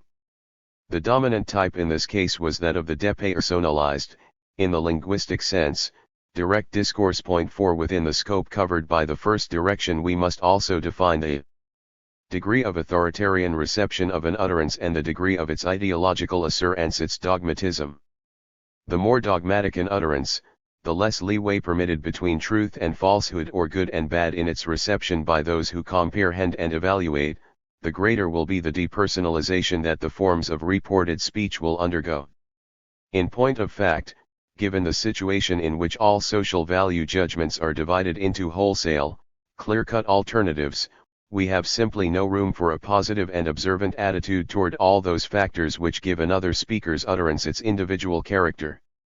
Authoritarian dogmatism of that type characterizes Middle French and Old Russian writings. The 17th century in France and the 18th century in Russia were characterized by a rationalistic type of dogmatism that likewise tended to curb the individualization of reported speech, though in different ways. In the sphere of rationalistic dogmatism, the dominant forms were the content-analyzing modifications of indirect discourse and the rhetorical modifications of direct discourse. 5 Here the explicitness and inviolability of the boundaries between authorial and reported speech reach the utmost limits. We may call this first direction, in which the dynamism of the inter-orientation between reporting and reported speech moves the linear style, der linear STLL, of speech reporting, borrowing the term from Wulfland's study of art. The basic tendency of the linear style is to construct clear-cut, external contours for reported speech, whose own internal individuality is minimized. Wherever the entire context displays a complete stylistic homogeneity, in which the author and his characters all speak exactly the same language, the grammatical and compositional manipulation of reported speech achieves a maximal compactness and plastic relief. The processes we observe in the second direction, in which the dynamism of the inter-orientation between reporting and reported speech moves, are exactly opposite in nature. Language devises means for infiltrating reported speech with authorial retort and commentary in deft and subtle ways. The reporting context strives to break down the self-contained compactness of the reported speech, to resolve it, to obliterate its boundaries. We may call this style of speech reporting pictorial. Its tendency is to obliterate the precise, external contours of reported speech. At the same time, the reported speech is individualized to a much greater degree. The tangibility of the various facets of an utterance may be subtly differentiated. This time the reception includes not only the referential meaning of the utterance, the statement it makes, but also all the linguistic peculiarities of its verbal implementation. A number of diverse types may be placed within the scope of this second direction. The impetus for weakening the peripheries of the utterance may originate in the author's context, in which case that context permeates the reported speech with its own intonation, humor, irony, love or hate, enthusiasm or scorn. This type characterizes the Renaissance, especially in the French language, the end of the 18th century, and virtually the entire 19th century. It involves a severe debilitation of both the authoritarian and the rationalistic dogmatism of utterance. Social value judgments were then ruled by relativism, supplying extremely favorable grounds for a positive and sensitive reception of all individualized verbal nuances of thought, belief, feeling. These grounds even encouraged the growth of a decorative trend in treating reported speech, leading sometimes to a neglect of the meaning of an utterance in favor of its color. For example, in the Russian natural school. Indeed, in Gogol's case, character's speech sometimes loses almost all its referential meaning and becomes decor instead, on a par with clothing, appearance, furnishings, etc. A rather different type is also possible. The verbal dominant may shift to the reported speech, which in that case becomes more forceful and more active than the authorial context framing it. This time the reported speech begins to resolve, as it were, the reporting context, instead of the other way around. The authorial context loses the greater objectivity it normally commands in comparison with reported speech. It begins to perceive itself and even recognizes itself as subjective, other person's speech. In works of fiction, THFS is often expressed compositionally by the appearance of a narrator who replaces the author, in the usual sense of the word. The narrator's speech is just as individualized, colorful, and non-authoritative as is the speech of the characters. The narrator's position is fluid, and in the majority of cases he uses the language of the personages depicted in the work. He cannot bring to bear against their subjective position a more authoritative and objective world. Such is the nature of narration in Dostoevsky, Andrei Belayev, Remizov, Sologub, and more recent Russian writers of prose. 6. While the incursion of an authorial context into reported speech is typical of speech reception in the moderate variety of both idealism and collectivism, the dissolution of the authorial context testifies to a relativistic individualism in speech reception. In the latter, the subjective reported utterance stands in opposition to a commenting and retorting authorial context that recognizes itself to be equally subjective. The entire second direction is characterized by an exceptional development of mixed forms of speech reporting, including quasi-indirect discourse and, in particular, quasi-direct discourse, in which the boundaries of the message reported are maximally weakened. Also, among modifications of indirect and direct discourse, the predominant ones are those which show the greatest flexibility and are the most susceptible to permeation by authorial tendencies, for example, disseminated direct discourse, texture-analyzing forms of indirect discourse, and others. Inquiry into all these tendencies shown in the actively responsive reception of speech must take into account every peculiarity of the linguistic phenomena under scrutiny. The teleology of the authorial context is especially important. In this respect, it is verbal art that most keenly implements all the permutations in sociolingual interorientation.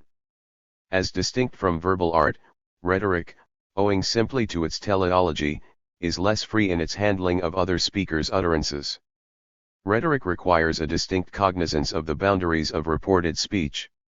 It is marked by an acute awareness of property rights to words and by a fastidiousness in matters of authenticity. Judicial language intrinsically assumes a clear-cut discrepancy between the verbal subjectivism of the parties to a case and the objectivity of the court, between a ruling from the bench and the entire apparatus of judicial interpretative and investigative commentary. Political rhetoric presents an analogous case.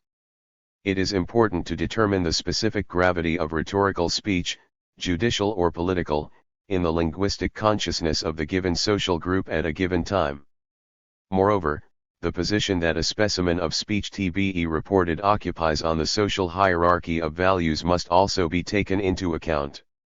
The stronger the feeling of hierarchical eminence in another's utterance, the more sharply defined will its boundaries be, and the less accessible will it be to penetration by retorting and commenting tendencies from outside. So, for instance, it was possible within the neoclassical sphere for the low genres to display striking deviations from the rationalistic, dogmatic, linear style of speech reporting. It is symptomatic that quasi-direct discourse achieved its first powerful development precisely there in the fables and tales of La Fontaine. In summarizing all we have said of the various possible tendencies in the dynamic interrelationship of reported and reporting speech, we may mark out the following chronological sequence. 1. Authoritarian dogmatism, characterized by the linear, impersonal, monumental style of reported speech transmission in the Middle Ages. 2. Rationalistic dogmatism, with its even more pronounced linear style in the 17th and 18th centuries. 3. Realistic and critique individualism, with its pictorial style and its tendency to permeate reported speech with authorial retort and commentary, end of the 18th century and early 19th century, and finally 4. Relativistic individualism, with its decomposition of the authorial context, the present period. Language exists not in and of itself but only in conjunction with the individual structure of a concrete utterance. It is solely through the utterance that language makes contact with communication, is imbued with its vital power, and becomes a reality. The conditions of verbal communication, its forms, and its methods of differentiation are dictated by the social and economic prerequisites of a given period. These changing sociolingual conditions are what in fact determines those changes in the forms of reported speech brought out in our analysis. We would even venture to say that in the forms by which language registers the impressions of received speech and of the speaker, the history of the changing types of socio-ideological communication stands out in particularly bold relief. Chapter 3. Indirect discourse, direct discourse, and their modifications. Patterns and modifications, grammar and stylistics. The general nature of speech reporting in Russian. The pattern of indirect discourse.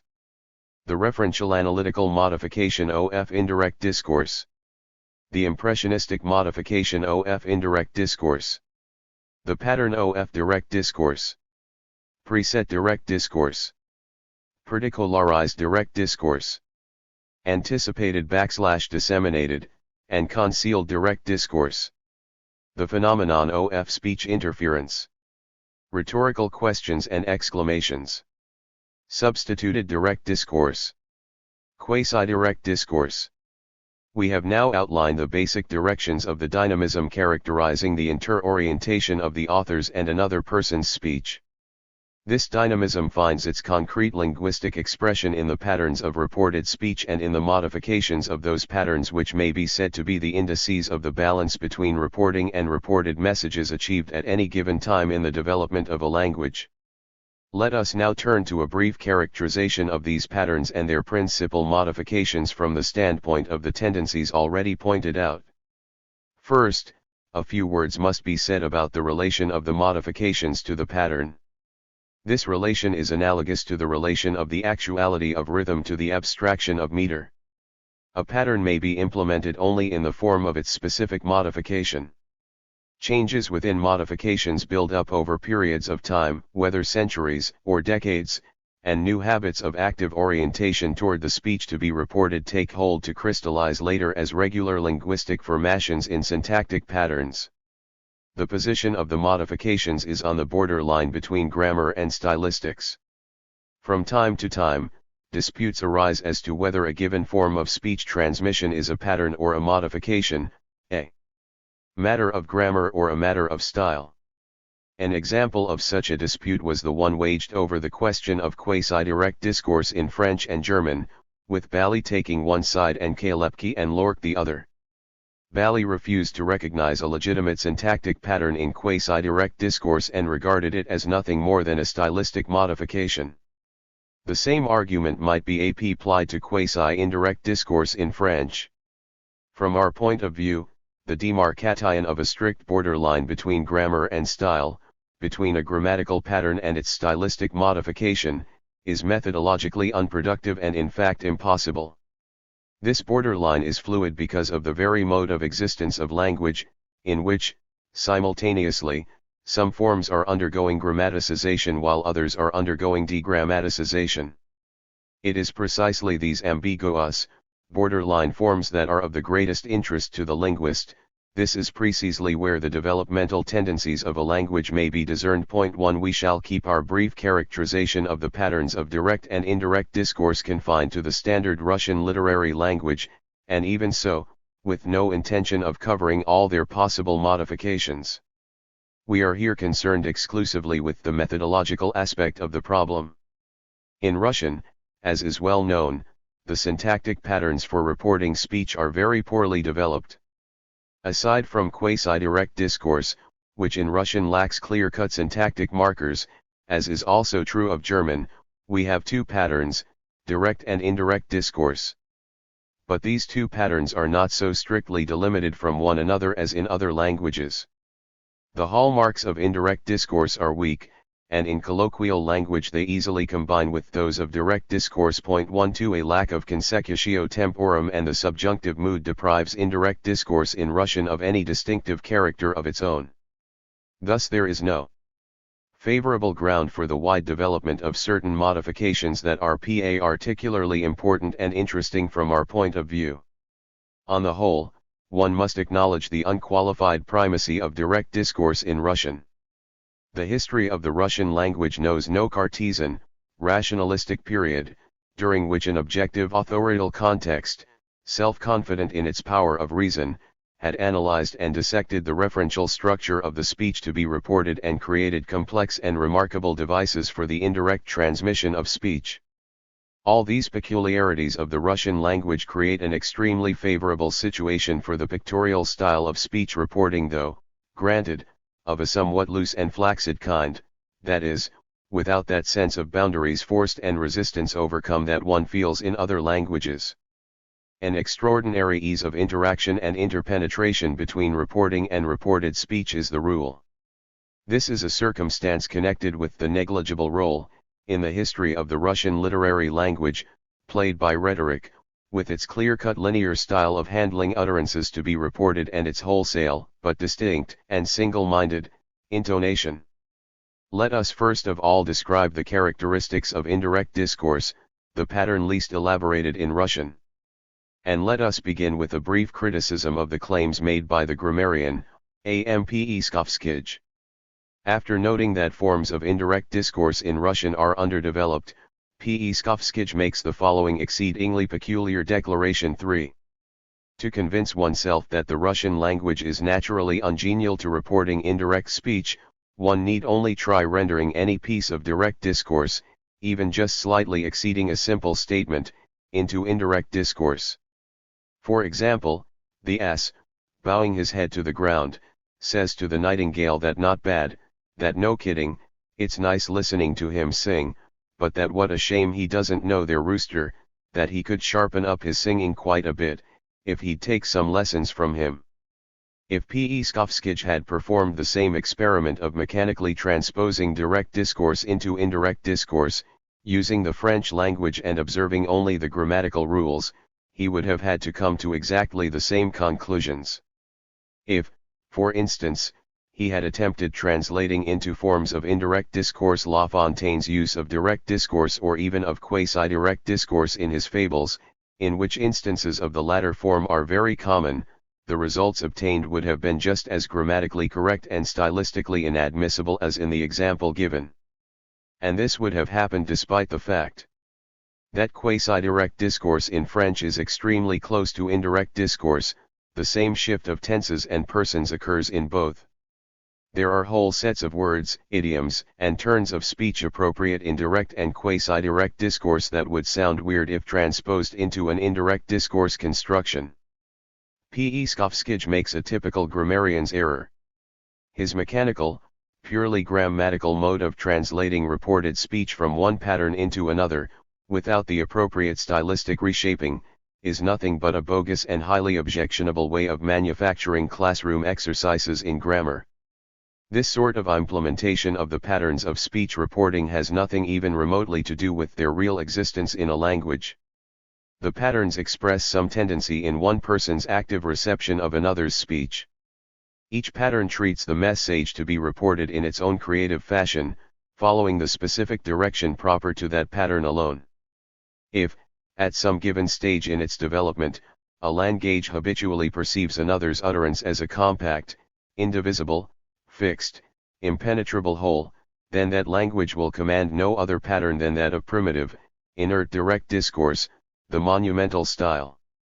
It is exactly this conception of the immutability of an utterance and the absolute literalness of its transmission that P.E. asserts in his experiment, yet, at the same time, he tries to apply the pattern of indirect discourse.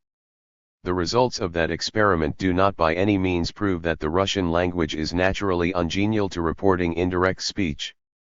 On the contrary, they prove that, however weakly developed its pattern, indirect discourse in Russian has enough character of its own so that not every case of direct discourse lends itself to literal translation. For this singular experiment of P.E. makes evident his complete failure to recognize the linguistic essence of indirect discourse. That essence consists in the analytical transmission of someone's speech. An analysis simultaneous with and inseparable from transmission constitutes the obligatory hallmark of all modifications of indirect discourse whatever. They may differ only with respect to the degree and direction of the analysis.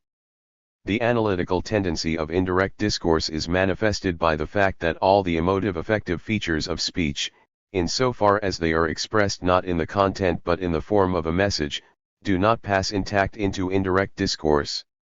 They are translated from form into content, and only in that shape do they enter into the construction of indirect discourse, or are shifted to the main clause as a commentary modifying the verbum dicendi. Thus, for example, the direct utterance, "well done. What an achievement," cannot be registered in indirect discourse as, "he said that well done and what an achievement." Rather, we expect, "he said that that had been done very well and was a real achievement." Or, "he said, delightedly, that that had been done well and was a real achievement." All the various ellipses, omissions, and so on, possible in direct discourse on emotive affective grounds, are not tolerated by the analyzing tendencies of indirect discourse and can enter indirect discourse only if developed and filled out. The ass's exclamation, "not bad," in P.E. example cannot be mechanically registered in indirect discourse as, "he says that not bad," but only as "he says that it was not bad ______, or even "he says that the nightingale sang not badly." Neither can the no kidding be mechanically registered in indirect discourse, nor can what a shame you don't know be rendered as, but that what a shame he doesn't know. It is obvious that the same impossibility of a mechanical transposition from direct into indirect discourse also applies to the original form of any compositional or compositional inflectional means that the speaker being reported used in order to convey his intention. Thus the compositional and inflectional peculiarities of interrogative, exclamatory, and imperative sentences are relinquished in indirect discourse, and their identification depends solely on the content. Indirect discourse hears a message differently, it actively receives and brings to bear in transmission different factors, different aspects of the message than do the other patterns. That is what makes a mechanical, literal transposition of utterances from other patterns into indirect discourse impossible. It is possible only in instances in which the direct utterance itself was somewhat analytically constructed insofar as direct discourse will tolerate such analysis. Analysis is the heart and soul of indirect discourse. A closer scrutiny of P. E. Skovskij's experiment reveals that the lexical tint of expressions such as not bad and sharpen up does not fully harmonize with the analytical spirit of indirect discourse. Such expressions are too colorful, they not only convey the exact meaning of what was said but they also suggest the manner of speech, whether individual or typological, of the ass as protagonist. One would like to replace them with a synonym, such as good or well and perfect / his singing / or, if these catchy terms are to be retained in indirect discourse, at least to enclose them within quotation marks. If we were to read the resulting case of indirect discourse aloud, we would speak the expressions within quotation marks somewhat differently, as if to give notice through our intonation that they are taken directly from another person's speech and that we want to keep our distance. Here we come up against the necessity of distinguishing between the two direct ions which the analyzing tendency of indirect discourse can take, and, accordingly, the necessity of distinguishing its two basic modifications. The analysis involved in a construction of indirect discourse may indeed go in two directions or, more precisely, it may focus attention on two fundamentally different objects. An utterance may be received as a certain particular ideational position of the speaker. In that case, its exact referential makeup, what the speaker said, is transmitted analytically by the agency of the indirect discourse construction. Thus in the example we have been using, it is possible to transmit precisely the referential meaning of the ass's evaluation of the nightingale's singing. On the other hand, an utterance may be received and analytically transmit as an expression characterizing not only the referent but also, or even more so, the speaker himself, his manner of speech, individual or typological or both, his state of mind as expressed not in the content but in the forms of his speech, disconnectedness, pauses between words, expressive intonation, and the like, his ability or lack of ability to express himself, and so on. These two objects of analysis by the transmission of indirect discourse are profoundly and fundamentally different. In the one case, meaning is dissected into its constituent, ideational, referential units, while in the other the utterance per se is broken down into the various stylistic strands that compose its verbal texture. The second tendency, carried to its logical extreme, would amount to a technical linguistic analysis of style. However, simultaneously with what would appear to be stylistic analysis, a referential analysis of the speech to be reported also takes place in this type of indirect discourse, with a resulting dissection of the referential meaning and of its implementation by the verbal envelope. Let us term the first modification of the pattern of indirect discourse as the referent analyzing modification, and the second, the texture analyzing modification.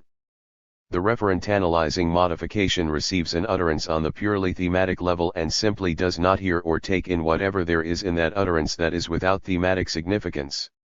Those aspects of the formal verbal design which do have thematic significance, which are essential to an understanding of the speaker's ideational position, may be transmitted thematically by this variant or may be incorporated into the authorial context as characterization on the author's part. The referent analyzing modification provides a wide opportunity for the retorting and commenting tendencies of authorial speech, while at the same time maintaining a strict and clear-cut separation between reporting and reported utterance. For that reason, it makes an excellent means for the linear style of speech reporting. It unquestionably has a built-in tendency to thematicize an other speaker's utterance, and thus it preserves the cohesiveness and autonomy of the utterance, not so much in constructional terms as in terms of meaning. We have seen how an expressive construction in a message to be reported can be rendered thematically. These results are achieved, however, only at the price of a certain depersonalization of the reported speech. The development of the referent-analyzing modification to any appreciable extent occurs only within an authorial context that is somewhat rationalistic and dogmatic in nature, one at any rate in which the focus of attention is strongly ideational and in which the author shows through his words that he himself, in his own right, occupies a particular ideational position. Where this does not hold true, where either the author's language is itself colorful and particularized, or where the conduct of speech is directly handed over to some narrator of the appropriate type, this modification will have only a very secondary and exocyonal significance, as it does, for instance, in Gogol, Dostoevsky, and others.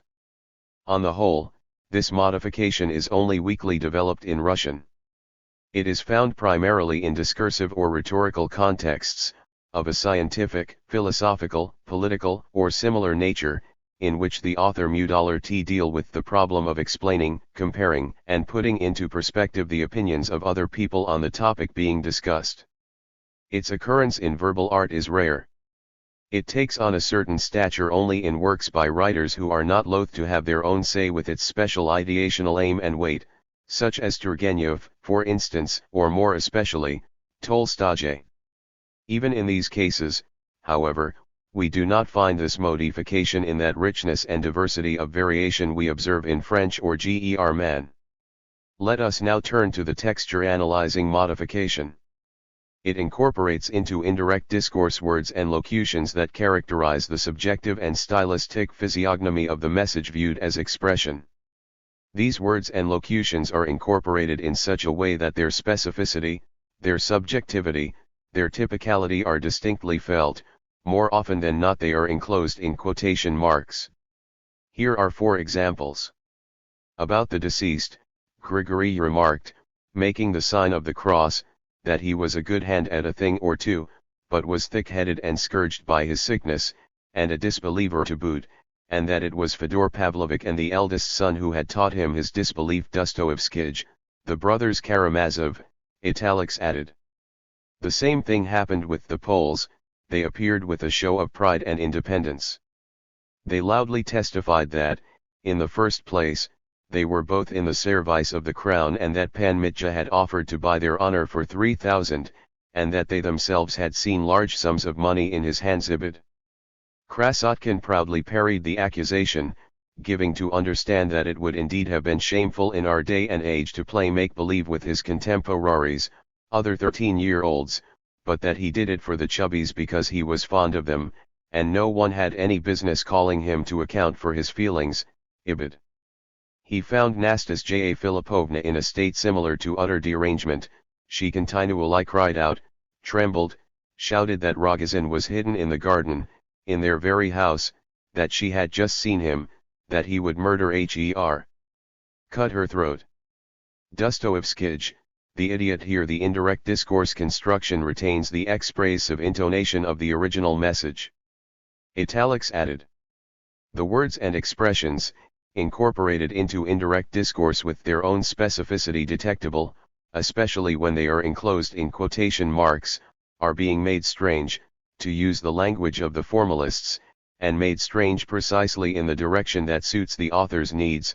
They are particularized, their coloration is heightened, but at the same time they are made to accommodate shadings of the author's attitude, his irony, humor, and so on. It is advisable to keep this modification separate from cases of unbroken transition from indirect to direct discourse, although both types have virtually identical functions. In the latter, when direct discourse continues indirect discourse, the subjectivity of speech acquires a heightened definition and moves in the direction that suits the author's needs. For example, try as he might to be evasive, nevertheless, Trifon Borisovich, Once the peasants had been interrogated about the 1,000-ruble note, made his confession, adding only that right then and there he had scrupulously returned and remitted everything to Dmitrich Fedorovitch out of the strictest sense of honor / and that only, you see, the gentleman himself, having been at the time dead drunk, cannot recall it. Dostoevsky, the brothers Karamazov, italics added. Though filled with the profoundest respect for the memory of his ex-master, he nevertheless, among other things, declared that he had been negligent toward Mitya and had brought the children up wrong. The little child without me would have been eaten alive by lice, he added, recounting episodes from Mitya's earliest years. Ibid, italics added. Such an instance, in which direct discourse is prepared for by indirect discourse and emerges as if from inside it, like those sculptures of Rodin's, in which the figure is left only partially emerged from stone, is one of the innumerable modifications of direct discourse treated pictorially. Such is the nature of the texture-analyzing modification of the indirect discourse construction.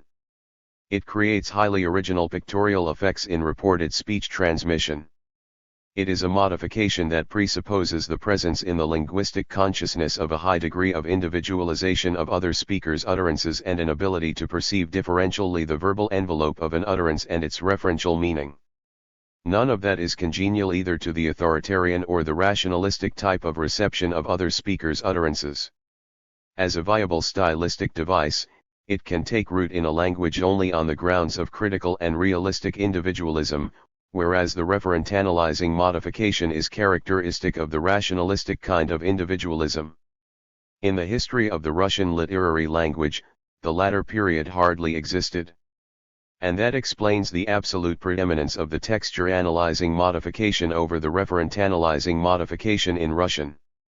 Also, the development of the texture-analyzing modification benefited to a high degree from the lack of consecutio temporum in Russian.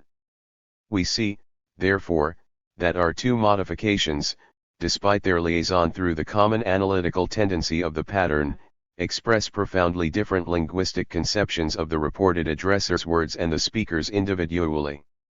For the first modification, the speaker's individuality is a factor only as it occupies some specific ideational position, epistemological, ethical, existential, or behavioral, and beyond that position, which is transmitted in strictly referential terms, it has no existence for the reporter.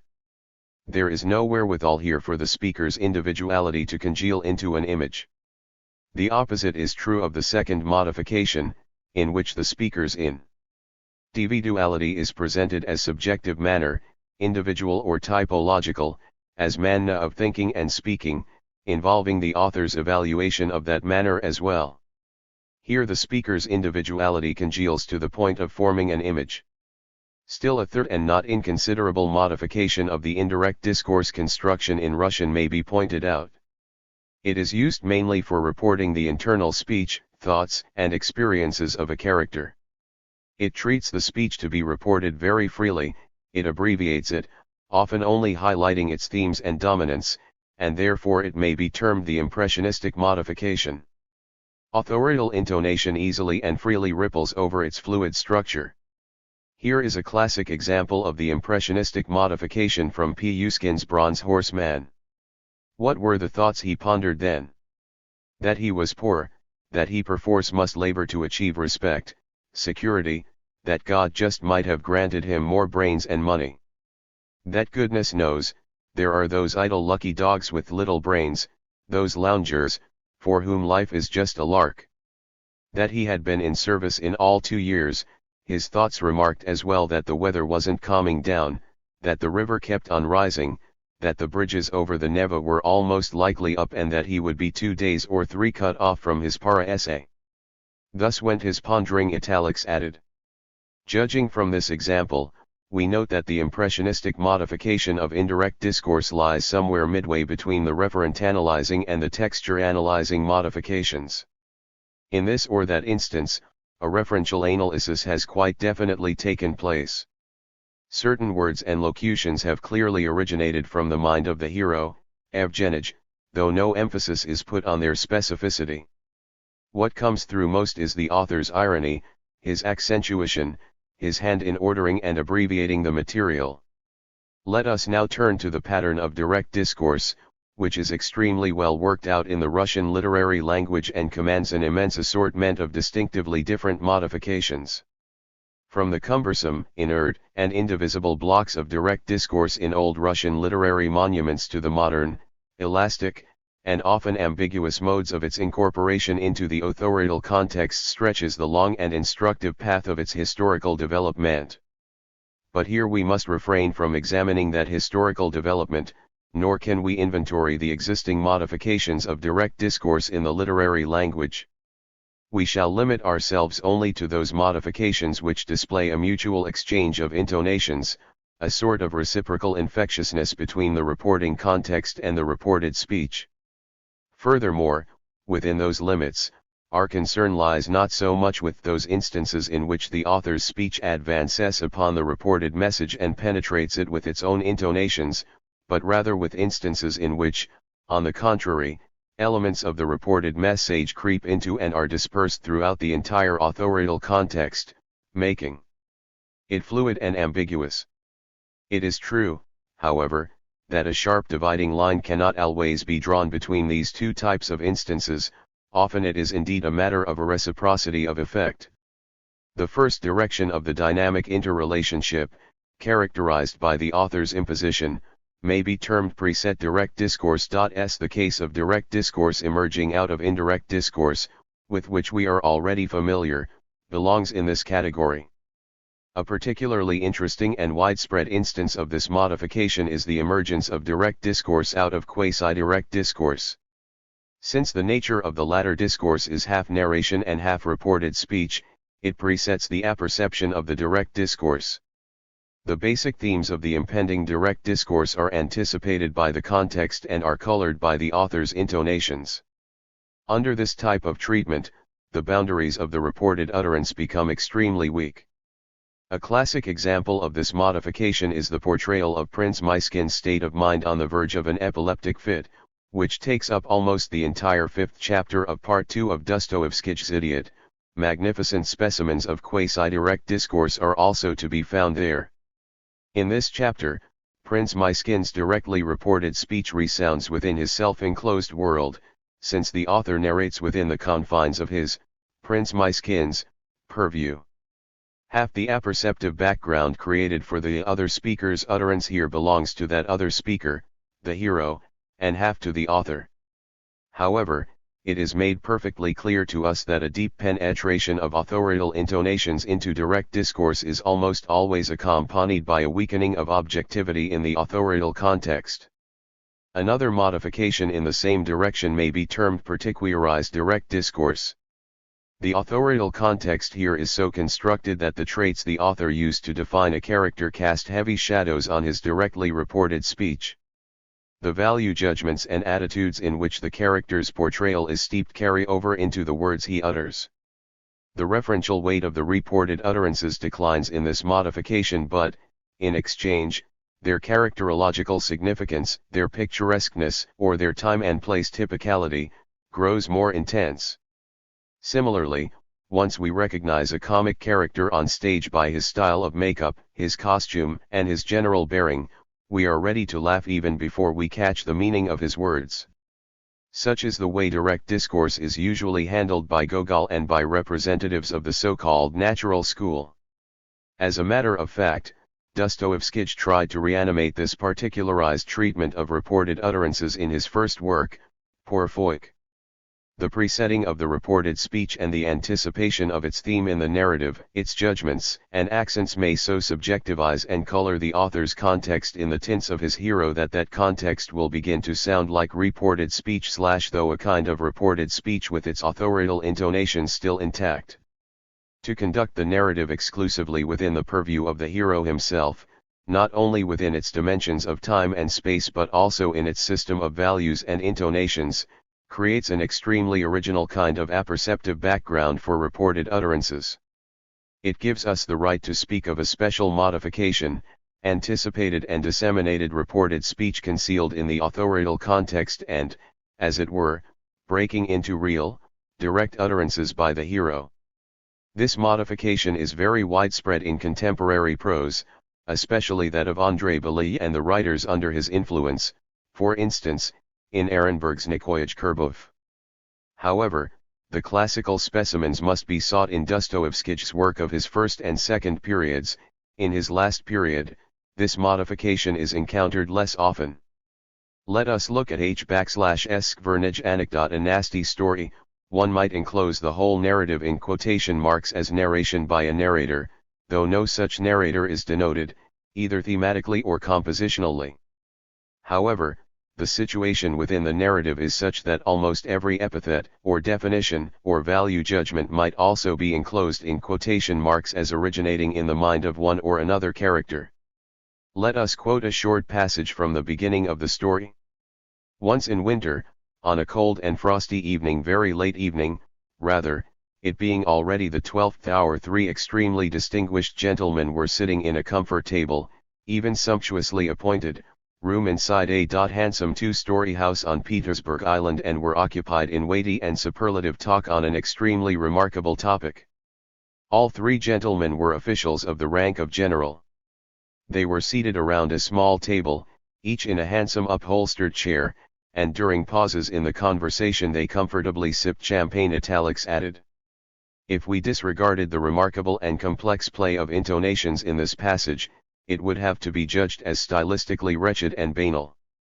Within the few lines of print, the epithets handsome and comfortable are used twice, and others are sumptuously, weighty, superlative, and extremely distinguished. Such style would not escape our severest verdict if we took it seriously as description emanating from the author, as we would in the case of Turgenev or Tolstoy, or even as a narrator's description, provided the narrator be of the monolithic Ichurza-Hyung variety. However, it is impossible to take this passage in that way. Each of these colorless, banal, insipid epithets is an arena in which 2 intonations, 2 points of view, 2 speech acts converge and clash. Let us look at a few more excerpts from the passage characterizing the master of the house, Privy Councillor Nikiforov. A few words about him. He had begun his career as a minor official, had contentedly fiddle-faddled his way through the next 45 years or so. He particularly despised untidiness and excitability, considering the latter moral untidiness, and toward the end of his life he submerged himself completely in a state of sweet and relaxed comfort and systematic solitude. His appearance was that of an extremely respectable and well-shaven man who seemed younger than his years, was well preserved, showed promise of living for a long time to come, and abided by the most exalted gentlemanly code.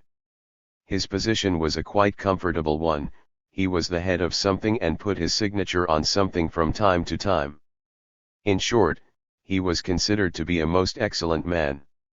He had only one passion, or, rather, one ardent wish, to own his own house, one, moreover, built along monorail, not tenement, lines.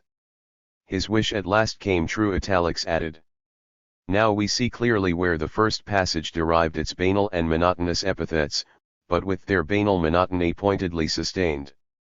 They originated not in the author's mind but in the mind of the general, savoring his comfort, his very own house, his situation in life, his rank, the mind of Privy Councillor Nikiforov, a man who has come up in the world. Those words might be enclosed in quotation marks as another's speech, the reported speech of Nikiforov. But they belong not only to him. After all, the story is being told by a narrator, who would seem to be in solidarity with the generals, who fawns upon them, adopts their attitude in all things, speaks their language, but nonetheless provocatively overdoes it, and thus thoroughly exposes all their real and potential utterances to the author's irony and mockery. By each of these banal epithets, the author, through his narrator, makes his hero ironic and ridiculous. This is what creates the complex play of intonations in the passage cited, a play of intonations virtually unproducible if read aloud. The remaining portion of the story is constructed entirely within the purview of another main character, Pralinskij. This portion, too, is studded with the epithets and value judgments of the hero, his hidden speech, and against that background, steeped in the author's irony, his actual, properly punctuated, internal and external direct speech arises. Thus almost every word in the narrative, as concerns its expressivity, its emotional coloring, its accentual position in the phrase, figures simultaneously in two intersecting contexts, two speech acts, in the speech of the author-narrator, ironic and mocking, and the speech of the hero, who is far removed from irony. This simultaneous participation of two speech acts, each differently oriented in its expressivity, also explains the curious sentence structure, the twists and turns of syntax, the highly original style, of the story. If only one of the two speech acts had been used, the sentences would have been structured otherwise, the style would have been different. We have here a classic instance of a linguistic phenomenon almost never studied, the phenomenon of speech interference. In Russian, this phenomenon of speech interference may take place to a certain extent in the texture-analyzing modification of indirect discourse, in those comparatively rare instances in which the reported clause contains not only some of the original words and expressions but also the expressive structure of the message reported.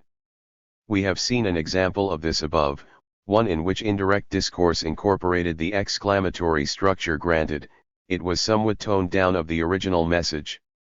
What resulted was a certain counterpoint between the calm, businesslike, narrational intonation of the author's analytical transmission and the emotional, hysterical intonation of his half-crazed heroine. This also accounts for the peculiar disfigurement of the syntactic physiognomy of the clause, a clause serving two masters, participating simultaneously in two speech acts. Indirect discourse, however, does not supply the grounds for anything like a distinctive and durable stylistic expression for this phenomenon of speech interference. The most important and, in French at least, the most syntactically standardized case of an interferential merging of two differently oriented speech acts is quasi-direct discourse. In view of its extraordinary importance, we shall devote the entire next chapter to the question of quasi-direct discourse. There we shall also examine how the question has been treated in Romance and Germanic linguistics. The controversy over quasi-direct discourse and the various stands taken on the issue, especially by members of the Vossler school, comprise material of considerable methodological interest and, therefore, ought to be subjected to our critical analysis. Within the scope of the present chapter, we shall be concerned with examining a few other phenomena related to quasi-direct discourse, which probably, in Russian, are to be identified as the basis for its inception and formation. In our exclusive concern with dualistic, duplex modifications of direct discourse in its pictorial treatment, we have neglected one of the most important of the linear modifications of direct discourse, rhetorical direct discourse. This persuasive modification with its several variants has great sociological significance. We cannot dwell on these forms but shall focus some attention on certain phenomena associated with rhetoric. There is in social intercourse what is called the rhetorical question, or the rhetorical exclamation. Certain instances of this phenomenon are especially interesting because of the problem of their localization in context. They would seem to be situated on the very boundary between authorial and reported speech, usually, internal speech, and often they slide directly into one or the other. Thus they may be interpreted as a question or exclamation on the part of the author or, equally, as a question or exclamation on the part of the hero, addressed to himself. Here is an example of such a question.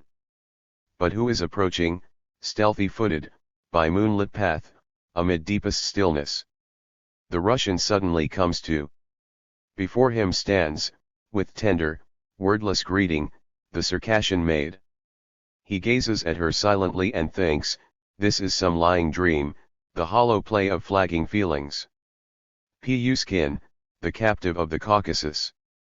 The hero's concluding, internal, words seem to respond to the rhetorical question posed by the author, and that rhetorical question may be interpreted as part of the hero's own internal speech. Here is an example of rhetorical exclamation. All, the dreadful sound betrayed. The world of nature dimmed before him. Farewell, blessed freedom. He is a slave. Ibid. A particularly frequent occurrence in prose is the case in which some such question as "what is to be done now?"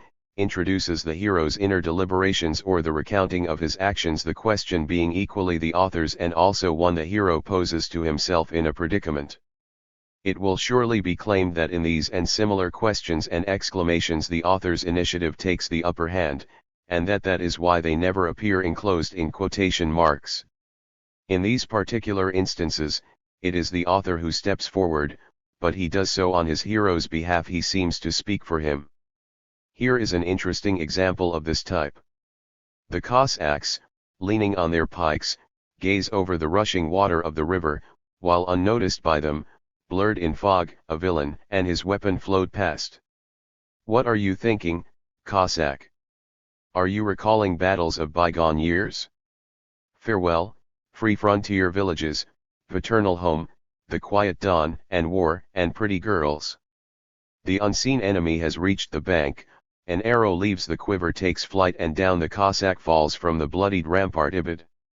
Here the author stands in for his hero, says in his stead what the hero might or should have said, says what the given occasion calls for.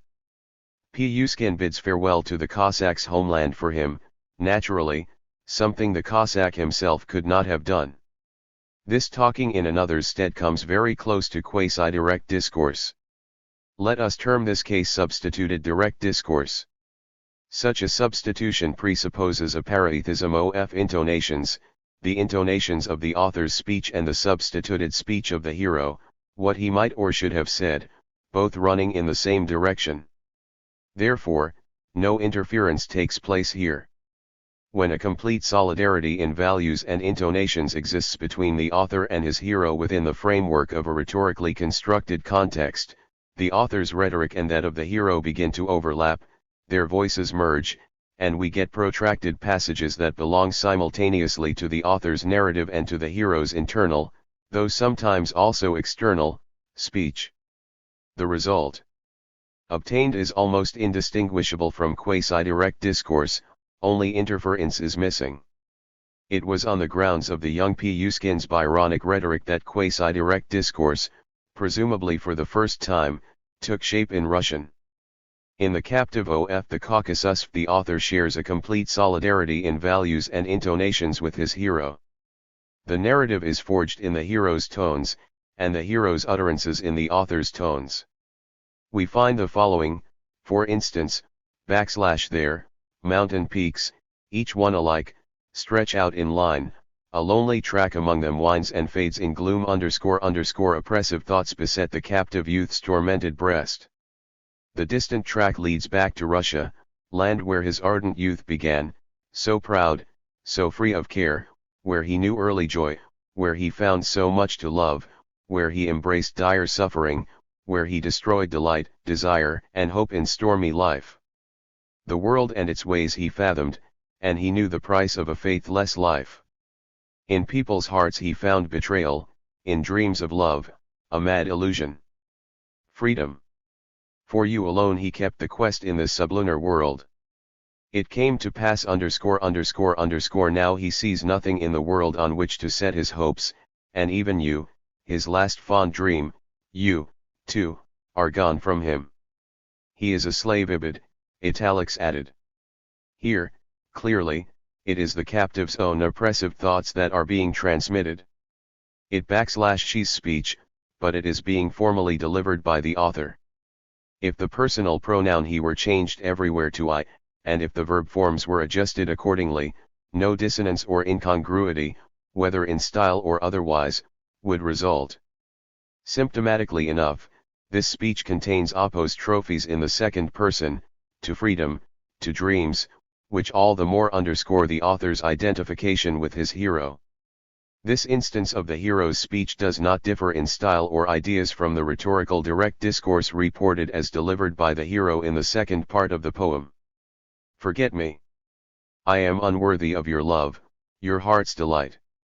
Bereft of rapture, empty of desire, I wither, passion's victim.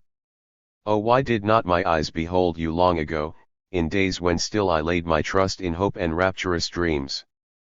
But now it is too late. To happiness I am no more alive, the phantom hope has flown away. Ibid. All writers on quasi-direct discourse, perhaps with the single exception of Bally, would acknowledge the passage in question a perfectly genuine specimen. We, however, are inclined to regard it as a case of substituted direct discourse.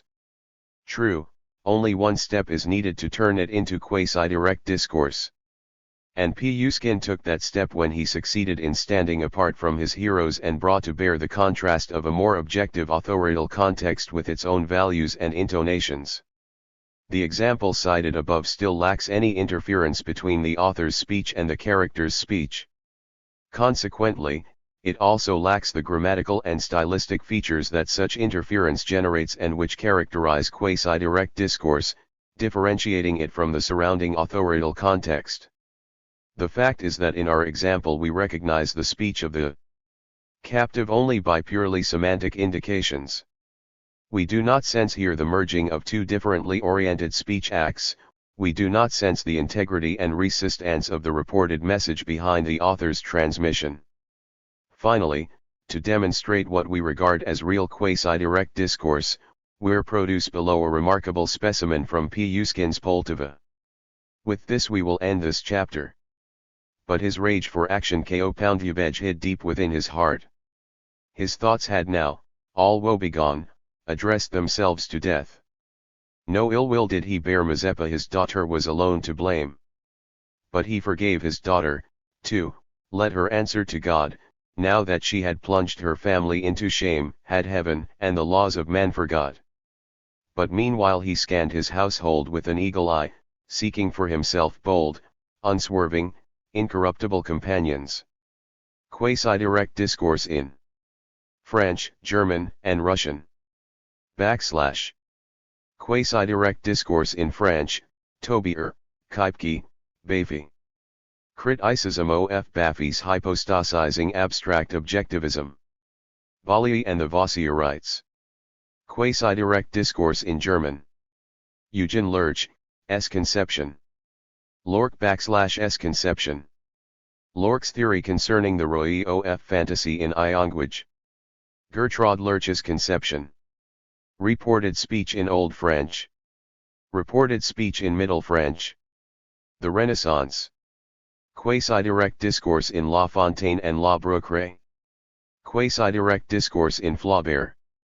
The emergence of quasi-direct discourse in German. Criticism of the hypostasizing individualistic subjectivism of the Vossierites. Various writers have proposed various nomenclatures for the phenomenon of quasi-direct discourse in French and German. Each of the writers on the subject has, in effect, proposed his or her own term. We have been using and shall continue to use Gertrude Lurch's term, unagent-like direct read, quasi-direct discourse as the most neutral of all the terms proposed and the one entailing the least amount of theory. As regards Russian and German, the term is beyond reproach. With respect to French, however, its usage may arouse some misgivings. 1. The first mention of quasi-direct discourse as a special form for reporting an utterance, on a par with direct and indirect discourse, was made by Tobler in 1887, Zeitschrift für Romanische Philologie, 11, 437. Tobler defined quasi-direct discourse as a peculiar mixture of direct and indirect discourse, Eigenturnflochmischung directer und indirecter Rede. This mixed form, according to Tobler, derives its tone and word order from direct discourse and its verba tenses and 6 persons from indirect discourse. As pure description, this definition may be considered acceptable. Indeed, from the superficial viewpoint of the comparative description of features, Tobler has accurately indicated the resemblances and differences between the form in question and direct and indirect discourse. But the word mixture 1 in the definition is completely unacceptable, since it entails a genetic explanation formed from a mixture of which can hardly be proved. And even in its purely descriptive way, the definition is faulty inasmuch as what we have in quasi-direct discourse is not a simple mechanical mixture or arithmetical sum of two forms but a completely new, positive tendency in active reception of another person's utterance, a special direction in which the dynamics of the interrelationship between reporting and reported speech moves. But Tobler is deaf to dynamics and registers only the abstract features of patterns. So much for Tobler's definition. Now, how does he explain the emergence of the form? A speaker, relating past events, cites another person's utterance in an autonomous form just as it sounded in the past. In the process, the speaker changes the present tense of the original utterance to the imperfect in order to show that the utterance is contemporaneous with the past events being related. He then makes some additional changes, persons of the verbs and pronouns, so that the utterance not be mistaken for the relator's own. Tobler's explanation is built on a faulty but old and very widespread linguistic way of arguing. If the speaker had consciously and premeditatedly planned to introduce the new form, what would his reasoning and motivation have been? *234. Even if such a way of arriving at explanations were admissible, still, the motives of Tobler's speaker are not quite convincing or clear. If he wants to preserve the autonomy of the utterance as it actually sounded in the past, would it not be better to report it in direct discourse? Its belonging to the past and to the reported, not the reporting, addressor would then be beyond any possible doubt. Or, if the imperfect and the third person are what is at stake, wouldn't it be easier simply to use indirect discourse? The trouble is that what is basic to our form, that entirely new relationship between reporting and reported speech, which it achieves \s just exactly what Tobler's motives fail to express. For Tobler, it is simply a matter of two old forms out of which he wants to paste together a new form. In our opinion, what can at best be explained by this type of argument about speakers' motives is merely the use in one or another concrete instance of an already available form, but under no circumstances will it do to explain the composing of a new form in language. The individual motifs and intentions of a speaker can take meaningful effect only within limits imposed by current grammatical possibilities on the one hand, and within the limits of the conditions of socio-verbal intercourse that predominate in his group on the other. These possibilities and these conditions are given quantities. They are what circumscribe the speaker's linguistic purview. It is beyond the speaker's individual power to force that purview open. No matter what the intentions the speaker means to carry out, no matter what errors he may commit, no matter how he analyzes forms or mixes them or combines them, he will not create a new pattern in language, and he will not create a new tendency in socio-verbal intercourse. His subjective intentions will bear a creative character only to the extent that there is something in them that coincides with tendencies in the socio-verbal intercourse of speakers that are in process of formation, of generation, and these tendencies are dependent upon socio-economic factors. Some displacement, some shift had to have occurred within socio-verbal intercourse and with regard to the mutual orientation of utterances in order for that essentially new manner of perceiving another person's words, which found expression in the form of quasi-direct discourse, to have been established. As it took shape, this new form began penetrating into that field of linguistic possibilities only within the confines of which can the individual verbal intentions of speakers find definition, motivation, and productive implementation. The next writer on the subject of quasi-direct discourse was Th. K. Lepke, Zeitschrift für Romanische Philologie, X3, 1899, 491-513. He recognized in quasi-direct discourse a completely autonomous third form of reported speech and defined it as concealed or veiled discourse verschleiert Rede. The stylistic point of the form consisted in the necessity of guessing who the speaker is. And indeed, there is a puzzle. From the standpoint of abstract grammar, it is the author who speaks. From the standpoint of the actual sense of the whole context, it is a character who speaks. K. Lepke's analysis contains an undoubted step forward in investigation of the question concerning us. Instead of mechanically coupling the abstract features of two patterns, K. Lepke attempts to describe the new, positive stylistic bearing of the form. In addition, he correctly understood the double-faced nature of quasi-direct discourse. However, he incorrectly defined it. Under no conditions can we agree with Kalepki that quasi-direct discourse is masked discourse and that the point of the device consists in guessing who the speaker is. No one, after all, starts off the process of understanding with abstract grammatical considerations. Therefore, it is clear to everyone from the very start that, in terms of the sense of what is said, it is the character speaking. Difficulties arise only for grammarians. Furthermore, our form does not at all contain an either/or dilemma. Its specificum is precisely a matter of both author and character speaking at the same time, a matter of a single linguistic construction within which the accents of two differently oriented voices are maintained. We have already seen that the phenomenon of genuinely concealed reported speech does take place in language. We have seen how the insidious effect of another person's speech secreted in the author's context can cause that context to manifest special grammatical and stylistic features. But that is one of the modifications of direct discourse. Quasi-direct discourse, however, is an overt type of discourse, notwithstanding the fact that it is double-faced, like Janus. The chief methodological deficiency in Kalepki's approach is his interpreting a linguistic phenomenon within the framework of the individual consciousness, his attempting to discover its psychic roots and subjective aesthetic effects. We shall return to a fundamental criticism of this approach when we examine the views of the Vosselrites, Lorck, E. Lurch, and G. Lurch. Bally spoke out on our topic in 1912, Germanis Romanisk Minutschrift, 4, 549 ff, 597 ff. In 1914, in response to Kalepki's polemic, he returned once again to the question with an article on its fundamentals entitled Figures de P. ns. Et Forms Linguistics, Germanis Romanisk Minutschrift, 6, 1914, 405 ff, 456 ff. The gist of Bally's views amounts to the following: he considers quasi-direct discourse a new, later variant of the classical form of indirect discourse.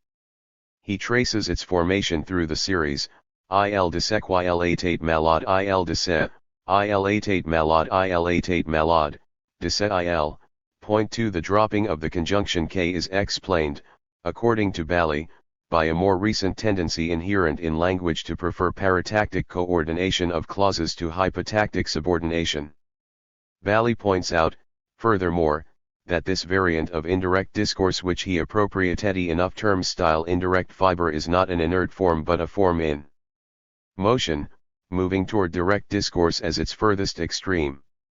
In particularly intensive cases, Bally claims, it is sometimes difficult to say where style indirect fiber leaves off and style direct begins. That is how, incidentally, he regards the passage from Zola quoted in our fourth example. See footnote 1, pages 141-142. The difficulty arises precisely at the point where the cardinal addresses God, 6 Dieu, kne phases vous un miracle, / which apostrophe contains simultaneously a feature of indirect discourse, the imperfect, and the use of the second person as indirect discourse. Bally considers as analogous to French-style indirect leader that form of German indirect discourse which omits the conjunction and keeps the word order as indirect discourse, the second type in Bally's analysis. Bally makes a strict distinction between linguistic forms, forms linguistics, and figures of thought, figures de pensée.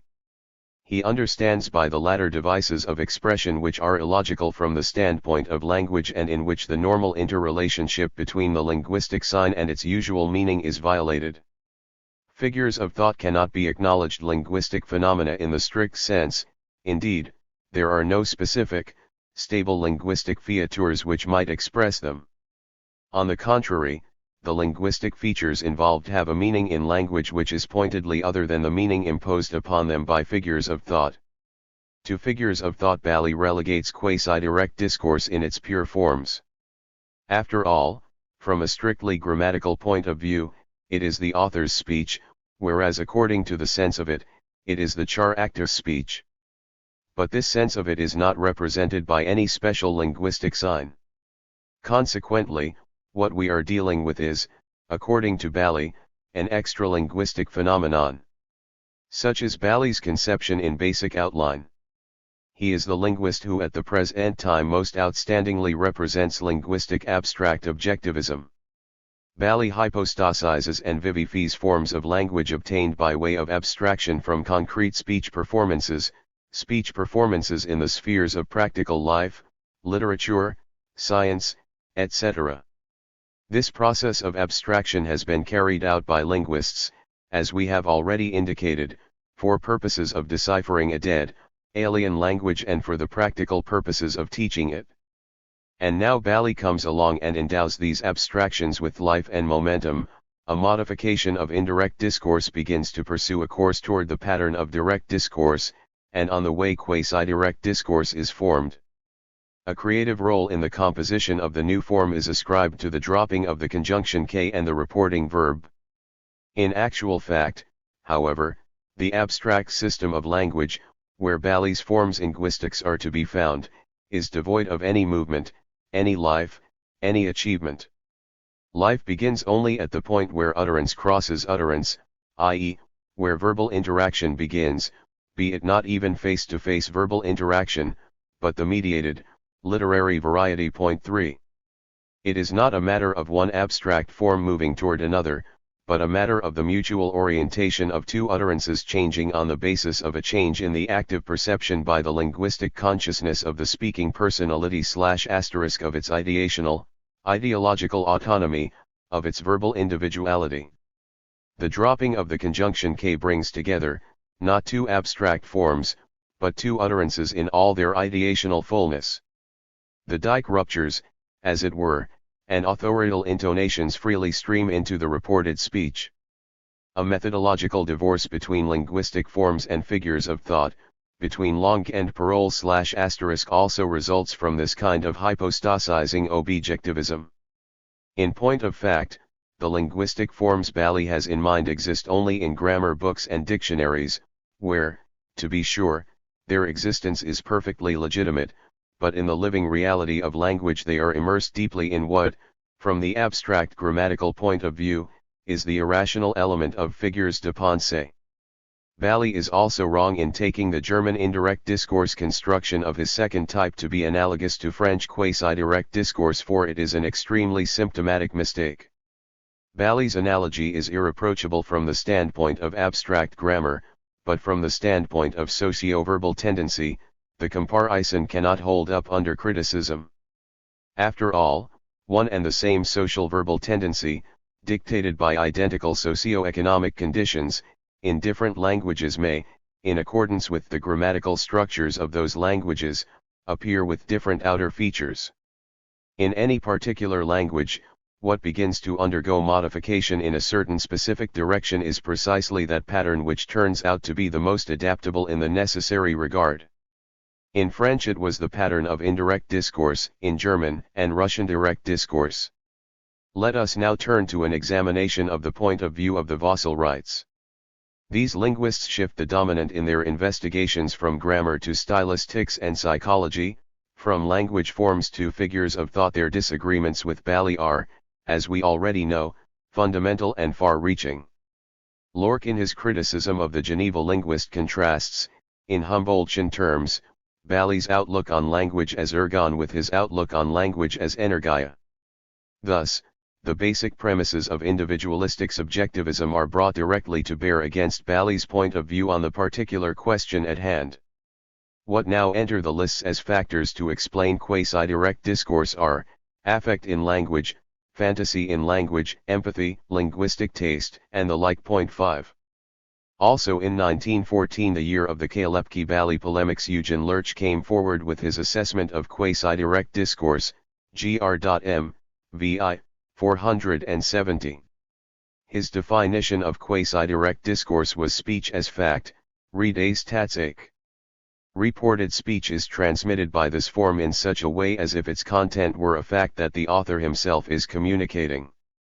Contrasting direct, indirect, and quasi-direct discourse in terms of the degrees of realness inherent in the content of each, Lurch came to the conclusion that the most real of them is quasi-direct discourse.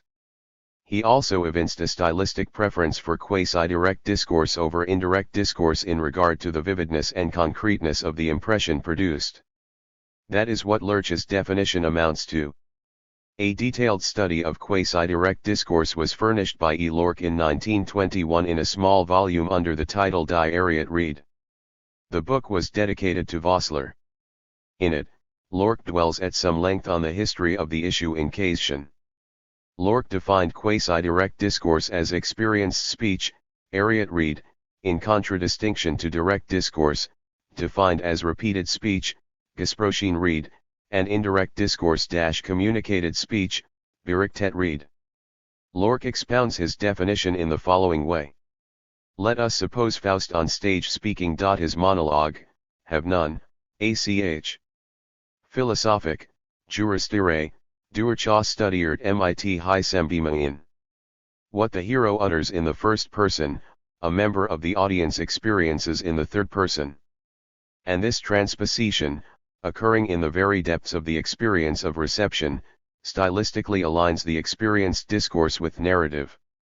Now, if the listener should want to transmit the speech of Faust, which he had heard and experienced, to another, a third person, he will either quote it in direct form or in indirect form. But if he should desire to summon up for himself in his own mind the living impression of the scene experienced, he will recall it as, Faust hat none, ach. Philosophic, or, inasmuch as it is a case of Impraisons in the past, Faust hat none, ach.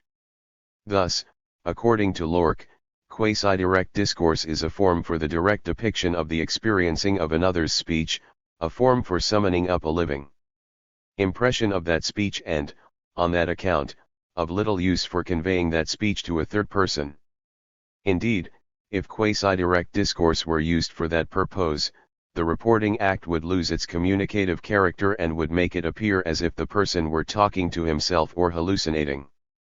Hence, as one would expect, quasi-direct discourse is unusable in conversational language and meant only to serve aims of artistic depiction. There, in its proper function, quasi-direct discourse has enormous stylistic significance. Indeed, for an artist in process of creation, the figures of his fantasies are the realest of realities. He not only sees them, he hears them, as well. He does not make them speak, as in direct discourse, he hears them speaking. And this living impression of voices heard as if in a dream can be directly expressed only in the form of quasi-direct discourse. It is fantasy's own form. And that explains why it was in the fable world of La Fontaine that the form was first given tongue, and why it is the favorite device of such artists as Balzac and especially Flaubert, artists wholly able to immerse and lose themselves in the created world of their own fantasies. And the artist, when he uses this form, also addresses himself only to the reader's fantasy. It is not his aim to communicate facts or the content of thought with its help. He desires only to convey his impressions directly, to arouse in the reader's mind living figures and representations. He addresses himself not to the reader's intellect, but to his imagination. Only the reasoning and analyzing intellect can take the position that the author is speaking in quasi-direct discourse. For the living fantasy, it is the hero who speaks. Fantasy is the mother of the form. Lorck's basic idea, an idea he expatiates upon in other works of his six, amounts to the point that the creative role in language belongs not to the intellect but to fantasy. Only forms that fantasy has already created and that are finished, inert products abandoned by its living spirit, come under the command of the intellect. The intellect itself creates nothing. Language, in Lorck's view, is not ready-made being ergon, but eternal becoming and living occurrence energia. Language is not a means or an instrument for achieving extralinguistic goals, but a living organism with its own goal, which it bears within itself and which it realizes also within itself. And this creative self-sufficiency of language is implemented by linguistic fantasy. In language, fantasy feels itself at home, in its vital native element. Language, for fantasy, is not a means, but flesh of its flesh and blood of its blood. The play of language for the sake of play suffices for fantasy. Writers such as Bally approach language from the angle of the intellect and, therefore, are incapable of understanding those forms which are still alive in language, in which the pulse of becoming still beats and which have not yet been transformed into a means for intellectual use. That is why Bally failed to grasp the uniqueness of quasi-direct discourse and, discovering no logical coherence in it, excluded it from language. Lorck attempts to understand and interpret the form of the imperfect tense in quasi-direct discourse from the point of view of fantasy. He distinguishes defini denkate and imparfait denkate. The distinction between these acts runs not along lines of their conceptual content, but along lines of the very form of their effectuation. With the defini, our view projects outward into the world of conceived artifacts and contents. With the imparfait our view plunges inward into the world of thought in process of generation and formation. Defini denkaten bear a character of factual ascertainment, imparfait denkaten that of felt experience, impression. Through them, fantasy itself recreates the living past. Lorck analyzes the following example. El Roland Pausa un grand cri de soulagement, mais la chambre de lords, 6 jours plus tard, repoussit le bill, Gladstone Tombate Revue de deux Mondes, 1900, mi. p. 159. If, he says, the two cases of the imperfect were to be replaced by the definite past, we would be very sensible of a difference.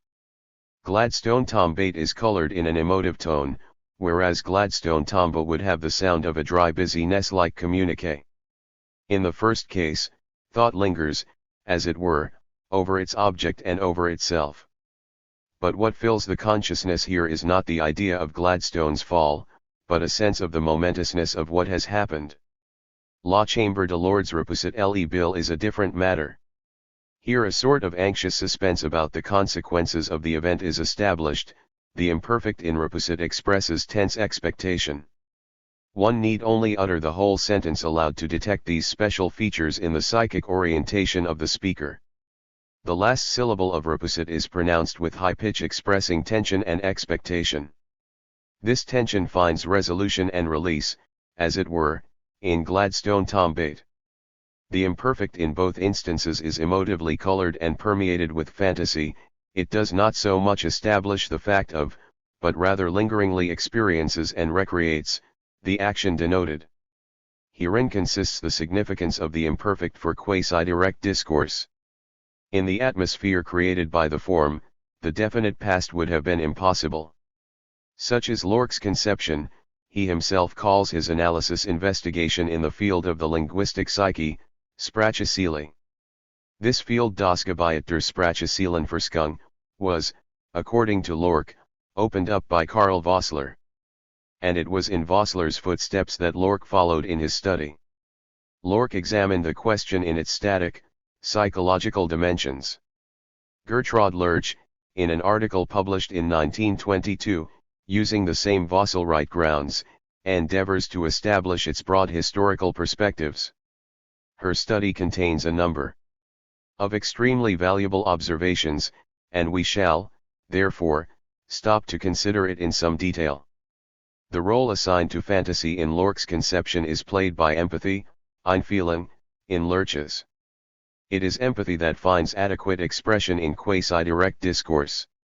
A reporting verb, said, thought, and the like, is a prerequisite in direct and indirect discourse. In this way, the author places the responsibility for what is said on his character. Thanks to the fact that such a verb is omitted in quasi-direct discourse, the author is able to present the utterances of his characters in a way suggesting that he himself takes them seriously, and that what is at stake is not merely something that was said or thought, but actual facts. This is possible, Lerch claims, only on the basis of the poet's empathy with the creations of his own fantasy, on the basis of his identifying himself with them. How did this form come about historically? What were the essential historical features underlying its development? In Old French, psychological and grammatical constructions were far from being as sharply distinguished as they are now. Paratactic and hypotactic components could still be mixed together in a great many different ways. Punctuation was still in its embryonic stage. Therefore, no clearly marked boundaries between direct discourse and indirect discourse existed then. The old French storyteller was as yet unable to separate the figures of his fantasy from his own eye. He participated in their words and actions from within, operating as their intercessor and advocate. He had not as yet learned to transmit another person's words in their literal, outward shape, eschewing personal involvement and interference. The old French temperament still stood far removed from dispassionate, cogitative observation and objective judgment. However, this dissolving of narrator into his characters in Old French was not only the result of the storyteller's free choice, but also came about of necessity. Firm logical and syntactic forms for distinct, mutual demarcation were lacking. And so, quasi-direct discourse first appears in Old French on the basis of this grammatical deficiency and not as a free stylistic device.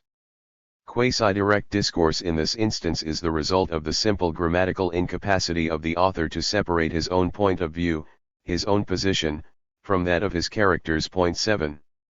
In the Middle French of the late Middle Ages, this immersion of oneself in the minds and feelings of others no longer holds true. In the historical writings of the time, very rarely is the praesens historicum encountered, and the standpoint of the narrator is kept distinctly apart from the standpoints of the persons depicted. Emotion gives way to the intellect. Reported speech becomes impersonal and colorless, and the narrator's voice is now heard more distinctly in it than the voice of the reported speaker. After this depersonalizing period comes the heavily marked individualism of the Renaissance. Reported speech once again endeavors to become intuitive. The storyteller once again tries to align himself with his character, to take a more intimate stand in his regard. Characteristic of Renaissance style is the free, fluctuating, psychologically colored, capricious concatenation of grammatical tenses and moods. In the 17th century, the linguistic irrationalism of the Renaissance was counteracted by the initiation of firm rules governing tense and mood in indirect discourse, thanks especially to Adin, 1632. A harmonious balance was established between the objective and subjective sides of thought, between referential analysis and expression of personal attitudes. All this did not come about without pressure on the part of the Academy. The appearance of quasi-direct discourse as a free, consciously used stylistic device was possible only after a background had been created, thanks to the establishment of consecutio temporum, against which it could be distinctly perceived. As such, it first appears in La Fontaine and maintains, in the form in which he used it, an equilibrium between the objective and the subjective, as was characteristic for the age of neoclassicism.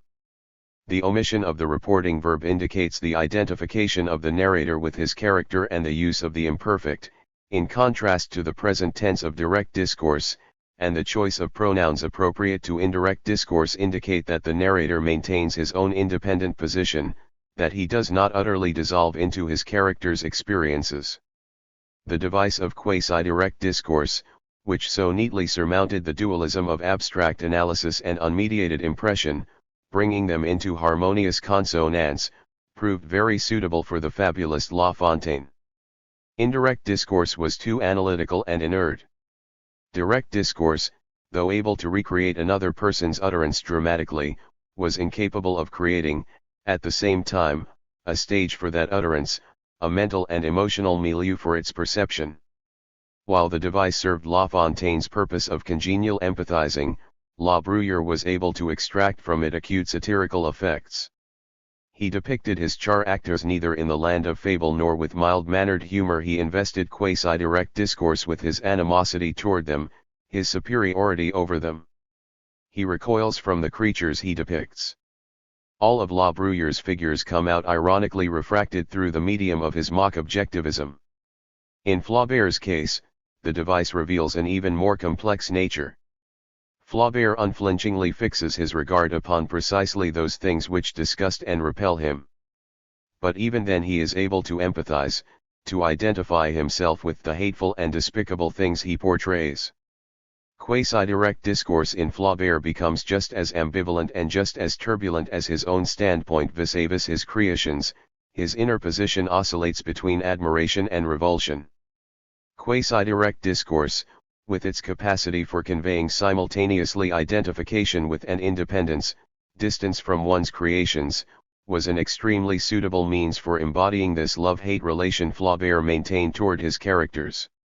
Such are Gertrude Lurch's interesting deliberations on our topic.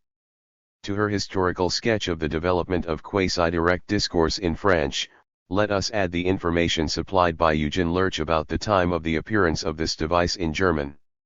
Quasi-direct discourse is an extremely late development in German. As a deliberate and full-fledged device, it is used for the first time by Thomas Mann in his novel Buddenbrooks, 1901, apparently under the direct influence of Zola. This family epic is narrated by the writer in emotional tones suggesting one of the unassuming members of the Buddenbrook clan who reminisces about, and in reminiscing vividly re-experiences, the whole history of the family. To this we may add our own remark that in his latest novel, Der Zauberberg, 1924, Thomas Mann provides us with a still subtler and more profound utilization of the device. To our knowledge, nothing new and nothing else of any weight has been said on the issue under investigation here. Let us now turn to a critical analysis of the views expressed by Lorch and Lurch. In the studies of both Lorch and Lurch, a consistent and emphatic individualistic subjectivism is pitted against Bally's hypostasizing objectivism. The individual, subjective critical awareness of speakers underlies the notion of linguistic psyche. Language in all its manifestations becomes expression of individual psychic forces and individual ideational intentions. The generation of language turns out to be the process of generation of mind and soul in individual speakers. The Vossel writes individualistic subjectivism in explanation of our concrete phenomenon is just as unacceptable as Bally's abstract objectivism. The fact is, after all, that the speaking personality, its subjective designs and intentions, and its conscious stylistic stratagems do not exist outside their material objectification in language. Without a way of revealing itself in language, be it only in inner speech, personality does not exist either for itself or for others. It can illuminate and take cognizance in itself of only that for which there is objective, illuminating material, the materialized light of consciousness in the form of established words, value judgments, and accents. The inner subjective personality with its own self-awareness does not exist as a material fact, usable as a basis for causal explanation, but it exists as an ideologeme. The inner personality, with all its subjective intentions and all its inner depths, is nothing but an ideologeme. Ideologeme that is vague and fluid in character until it achieves definition in the more stable and more elaborated products of ideological creativity. Therefore, it is nonsense to try to explain ideological phenomena and forms with the aid of subjective psychic factors and intentions. That would mean explaining an ideologeme of greater clarity and precision with another ideologeme of a vaguer, more muddled character. Language lights up the inner personality and its consciousness. Language creates them and endows them with intricacy and profundity, and it does not work the other way. Personality is itself generated through language, not so much, to be sure, in the abstract forms of language, but rather in the ideological themes of language. Personality, from the standpoint of its inner, subjective content, is a theme of language, and this theme undergoes development and variation within the channel of the more stable constructions of language. Consequently, a word is not an expression of inner personality, rather, inner personality is an expressed or inwardly impelled word. And the word is an expression of social intercourse, of the social interaction of material personalities, of producers. The conditions of that thoroughly material intercourse are what determine and condition the kind of thematic and structural shape that the inner personality will receive at any given time and in any given environment, the ways in which it will come to self-awareness, the degree of richness and surety the self-awareness will achieve, and how it will motivate and evaluate its actions. The generation of the inner consciousness will depend upon the generative process of language, in terms, of course, of language's grammatical and concrete ideological structure. The inner personality is generated along with language, in the comprehensive and concrete sense of the word, as one of its most important and most profound themes. The generation of language, meanwhile, is a factor in the generative process of social communication, a factor inseparable from that communication and its material base. The material base determines differentiation in a society, its socio-political order. It organizes society hierarchically and deploys persons interacting within it. Thereby are the place, time, conditions, forms, and means of verbal communication determined and, by the same token, the vicissitudes of the individual utterance in any given period in the development of language, the degree of its inviolability, the degree of differentiaity in perception of its various aspects, the nature of its ideational and verbal individualization. And this finds expression above all in stable constructions of language, in language patterns and their modifications. Here the speaking personality exists not as an amorphous theme but as a more stable construction. To be sure, concretely this theme is inextricably bound up with the specific thematic content appropriate to it. Here, in the forms of reported speech, language itself reacts to personality as the bearer of the word. But what do the Vossel rights do? They provide explanations that merely put the comparatively stable structural reflection of speaking personality into loose thematic terms that translate events of social generation, events of history, into the language of individual motivations, extremely subtle and genuine though they may be. They provide an ideology of ideology. However, the objective, material factors in these ideologies both in forms of language and in the subjective motivations for their usage remain outside their field of investigation. We do not contend that the endeavor to ideologize ideology is completely worthless. On the contrary, sometimes it is very important to thematicize a formal construction in order to gain access to its objective roots. Those roots, after all, are common to both aspects. The keen and animated interest in ideology that the idealist Vossel have introduced into linguistics does help elucidate certain aspects of language that had turned inert and opaque in the hands of abstract objectivism. And we owe them gratitude for that. They teased and worried the ideological nerve in language when language had at times, in the hands of certain linguists, begun to resemble inanimate nature. However, they did not find their way to a real, objective explanation of language. They came close to the life of history, but not to an explanation of history. They approached the ever-seething, ever-moving surface of history, but not its deep, underlying motive forces. It is symptomatic that Lorck, in a letter to Eugen Lurch that is appended to his book, goes so far as to make the following somewhat surprising statement. After having described the inertness and intellectualist sclerosis of French, he adds the comment, there is only one possibility for its rejuvenation: the proletariat must take over command of the word from the bourgeoisie, für sie gibt es nur eine Möglichkeit der Verjüngung, anstelle de bourgeois muss der Proletariat sie word kommen. How is this to be connected with the overriding, creative role of fantasy in language? Is a member of the proletariat such a fantasizer, then? Surely Lorck had something else in mind. He probably means that the proletariat will bring with it new forms of socio-verbal intercourse, new forms of verbal interaction of speakers, and a whole new world of social intonations and accents. It will also bring with it a new linguistic truth. Probably that or something like it was what Lorck had in mind when he made his assertion. But there is no reflection of this in his theory. As for fantasizing, a bourgeois is no worse a hand at it than a proletarian, and has more spare time for it, to boot. Lorck's individualistic subjectivism in application to our concrete question makes itself felt in the incapacity of his conception to reflect the dynamics of the interrelationship between reporting and reported speech.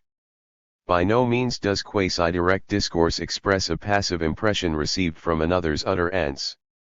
It expresses, instead, an active orientation, and not one that merely amounts to a shift of person from first to third, but one that imposes upon the reported utterance its own accents, which collide and interfere with the accents in the reported utterance.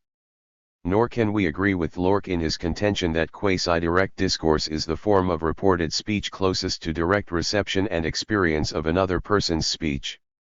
Each form of reported speech perceives the speech to be reported in its own particular way. Gertrude Lurch seems to have some grasp of the dynamics involved, but she expresses it in terms of subjective psychology. Both writers, therefore, attempt to flatten out a three-dimensional phenomenon, as it were. In the objective linguistic phenomenon of quasi-direct discourse, we have a combination not of empathy and distancing within the confines of an individual psyche, but of the character's accents, empathy, and the author's accents, distancing, within the confines of one and the same linguistic construction. Both Lorck and Lurch alike fail to take into account one factor of extreme importance for the understanding of our phenomenon, the value judgment inherent in every living word and brought out by the accentuation and expressive intonation of an utterance. Message in speech does not exist outside its living and concrete accentuation and intonation. In quasi-direct discourse, we recognize another person's utterance not so much in terms of its message, abstractly considered, but above all in terms of the reported character's accentuation and intonation, in terms of the evaluative orientation of his speech. We perceive the author's accents and intonations being interrupted by these value judgments of another person. And that is the way, as we know, in which quasi-direct discourse differs from substituted discourse, where no new accents vis-a-vis the surrounding authorial context appear. Let us now return to examples of quasi-direct discourse from Russian literature. Here is a sample of an extremely characteristic type in this regard, again from Pupkin's Poltava. Pretending grief, Mazeppa raises loud his humble voice unto the Tsar. God knows and all the world can see, he, hapless hetman, 20 years has served the Tsar with loyal heart, bestrewn with boundless favors and most wondrously advanced. What blindness, what folly animosity would be! Is it thinkable that he, who stands upon the threshold to the tomb, would now commence to school himself in treason and becloud his honest name? And did not he indignantly refuse his aid to Stanislaw, appalled, reject the Ukrainian crown and send the Tsar the pact and letters of the plot, as was his duty? Did not he turn a deaf ear unto the blandishments of Khan and Tsargrad Sultan?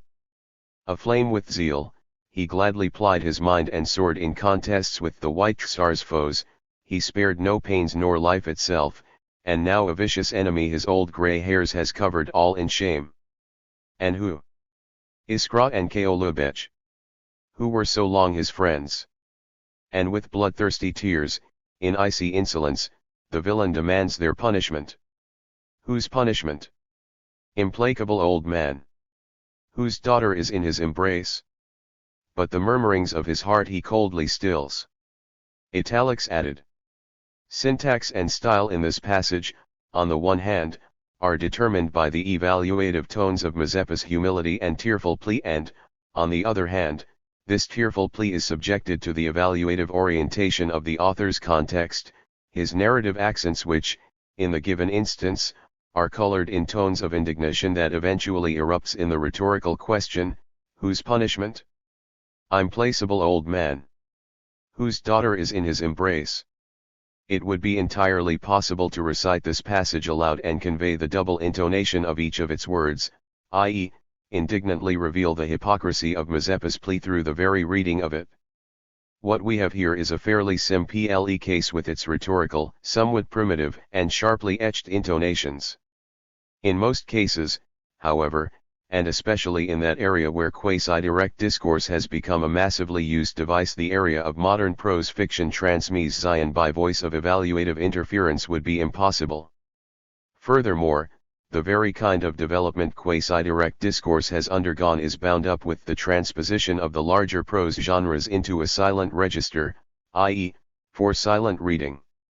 Only this silencing of prose could have made possible the multileveledness and voice-defying complexity of intonational structures that are so characteristic for modern literature. An example of this kind of interference of two speech acts which cannot be conveyed adequately by voice is the following passage from Dostoevsky's The Idiot. And why did he Prince Mypoundkin avoid going straight up to him and turn away as if he didn't notice anything, although their eyes had met?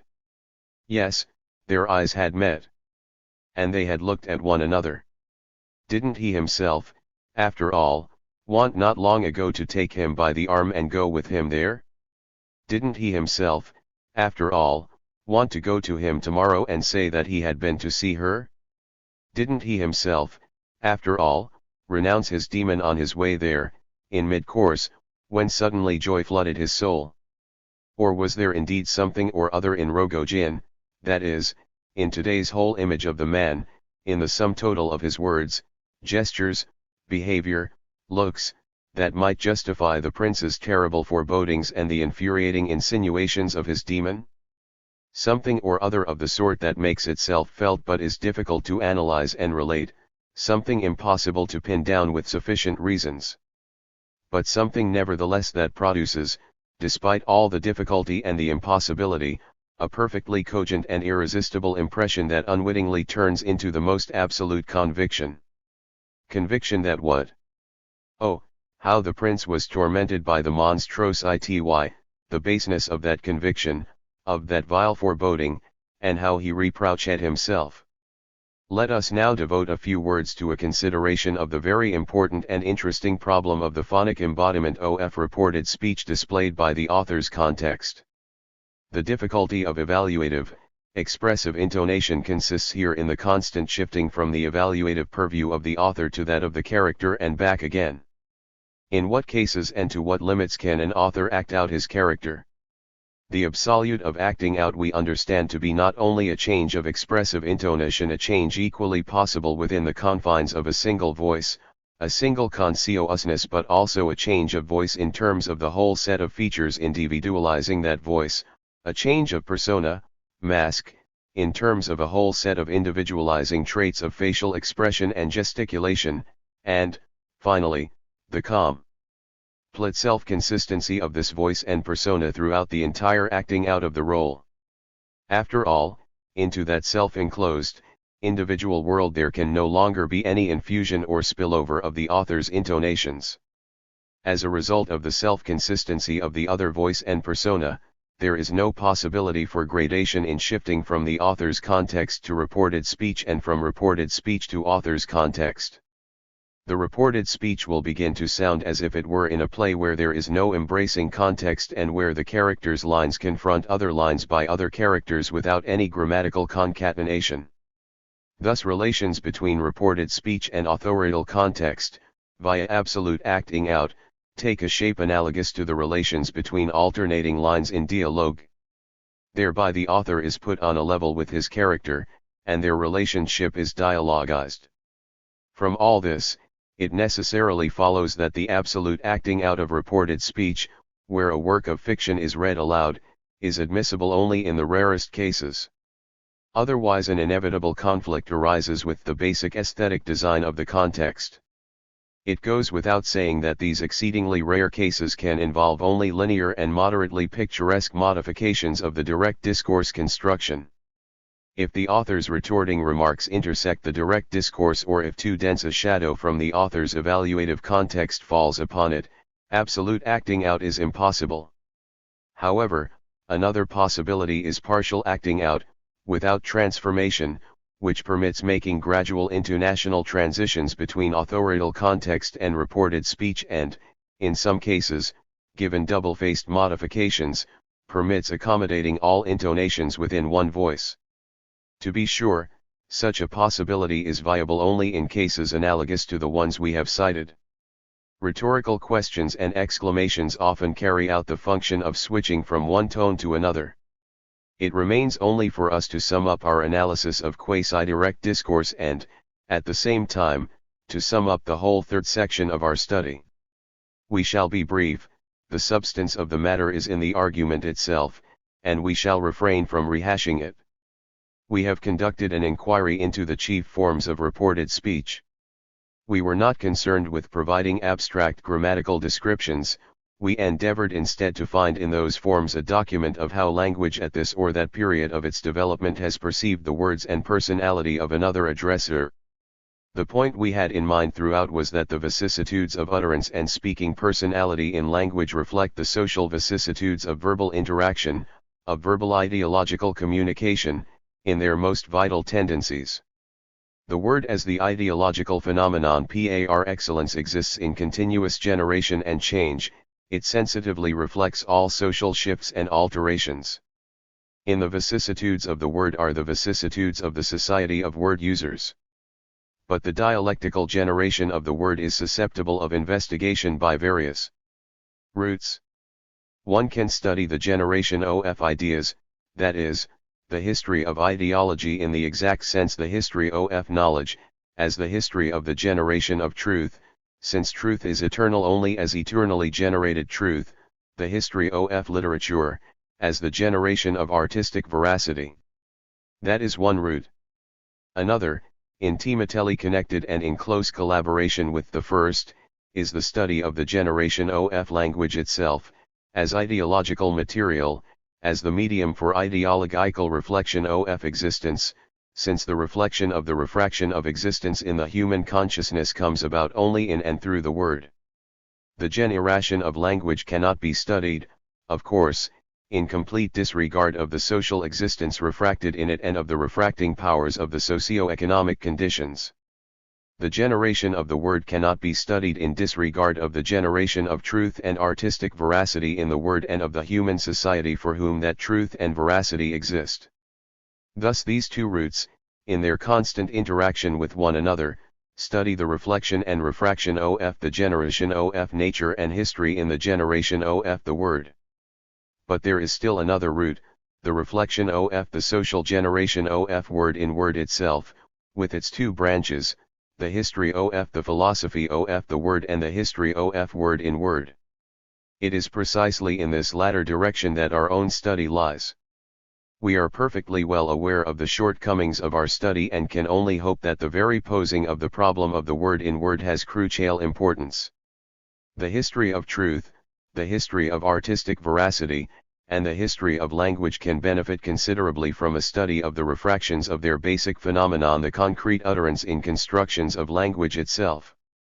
And now a few additional words in conclusion about quasi-direct discourse and the social tendency it expresses. The emergence and development of quasi-direct discourse must be studied in close association with the development of other picturesque modifications of direct discourse and indirect discourse. We shall then be in a position to see that quasi-direct discourse lies on the main road of development of the modern European languages, that it signalizes some crucial turning point in the social vicissitudes of the utterance. The victory of extreme forms of the picturesque style in reported speech is not, of course, to be explained in terms either of psychological factors or the artist's own individual stylistic purposes, but is explainable in terms of the generative, far-reaching subjectivization of the ideological word utterance. No longer is it a monument, nor even a document, of a substantive ideational position, it makes itself felt only as expression of an adventitious, subjective state. Typifying and individualizing codings of the utterance have reached such an intense degree of differentiation in the linguistic consciousness that they have completely overshadowed and relativized an utterance's ideational core, the responsible social position implemented in it. The utterance has virtually ceased to be an object for serious ideational consideration. The categorical word, the word from one's own mouth, the declaratory word remains alive only in scientific writings. In all other fields of verbal ideological creativity, what predominates is not the outright but the contrived word. All verbal activity in these cases amounts to piecing together other persons' words and words seemingly from other persons. Even the humanities have developed a tendency to supplant responsible statements about an issue with a depiction of the issue's contemporary state of affairs, including computation and inductive adducing of the prevailing point of view at the present time, which is sometimes even taken as the most solid kind of solution to the issue. All this bespeaks an alarming instability and uncertainty of ideological word. Verbal expression in literature, rhetoric, philosophy, and humanistic studies has become the realm of opinions, of out-and-out opinions, and even the paramount feature of these opinions is not what actually is opined in them but how in what individual or typical way the opining is done. This stage in the vicissitudes of the word in present-day bourgeois Europe and here in the Soviet Union, in our case, up to very recent times, can be characterized as the stage of transformation of the word into a thing, the stage of depression in the thematic value of the word. The ideologues of this process, both here and in Western Europe, are the formalistic movements in poetics, linguistics, and philosophy of language. One hardly need mention here what the underlying social factors explaining this process are, and one hardly need repeat Locke's well-founded assertion as to the only ways whereby a revival of the ideological word can come about: the word with its theme intact, the word permeated with confident and categorical social value judgment, the word that really means and takes responsibility for what it says. Appendixi. On the first Russian prolegomena to semiotics. /Ladislav Matejka. One modern philosophical speculation about the nature of signs and about their role in social communication has a tradition in Greco-Roman civilization going back to remote antiquity. This tradition embraces both Platonic and Aristotelian reasoning on the relationship between language sounds and the human mind. It involves the Stoics and their dialectical approach to the opposition between the signifying and the signified, and, furthermore, it maintains a vital connection with the medieval semiotics, which regarded signs as something material standing for something spiritual and considered human words as the most important signs among signs. In Russia, the modern inquiry into the nature of verbal signs was stimulated by the brilliant linguists of the Kazan school, particularly by Baudouin de Courtenay, whose phenomenological observations about the systematic connection between sound and meaning found many talented followers in the major Russian academic centers at the beginning of the 20th century. Moreover, the Russian science of signs was given a solid base by the scholarly, as well as pedagogical, contributions of the prominent Moscow professor, F. Fortunatov, for whom the notion that human language is a system of signs was one of the most fundamental concepts of linguistics. Also the classic English empiricist, John Locke, whose doctrine on signs subsequently influenced American semiotics, has to be considered a powerful intellectual source in pre-evolutionary Russia, where the Anglo-Saxon philosophers found many attentive students among both Marxists and non-Marxists. However, the most decisive impact on modern Russian semiotics was, no doubt, produced by Ferdinand de Saussure, the spiritual founder of the Geneva School of Linguistics.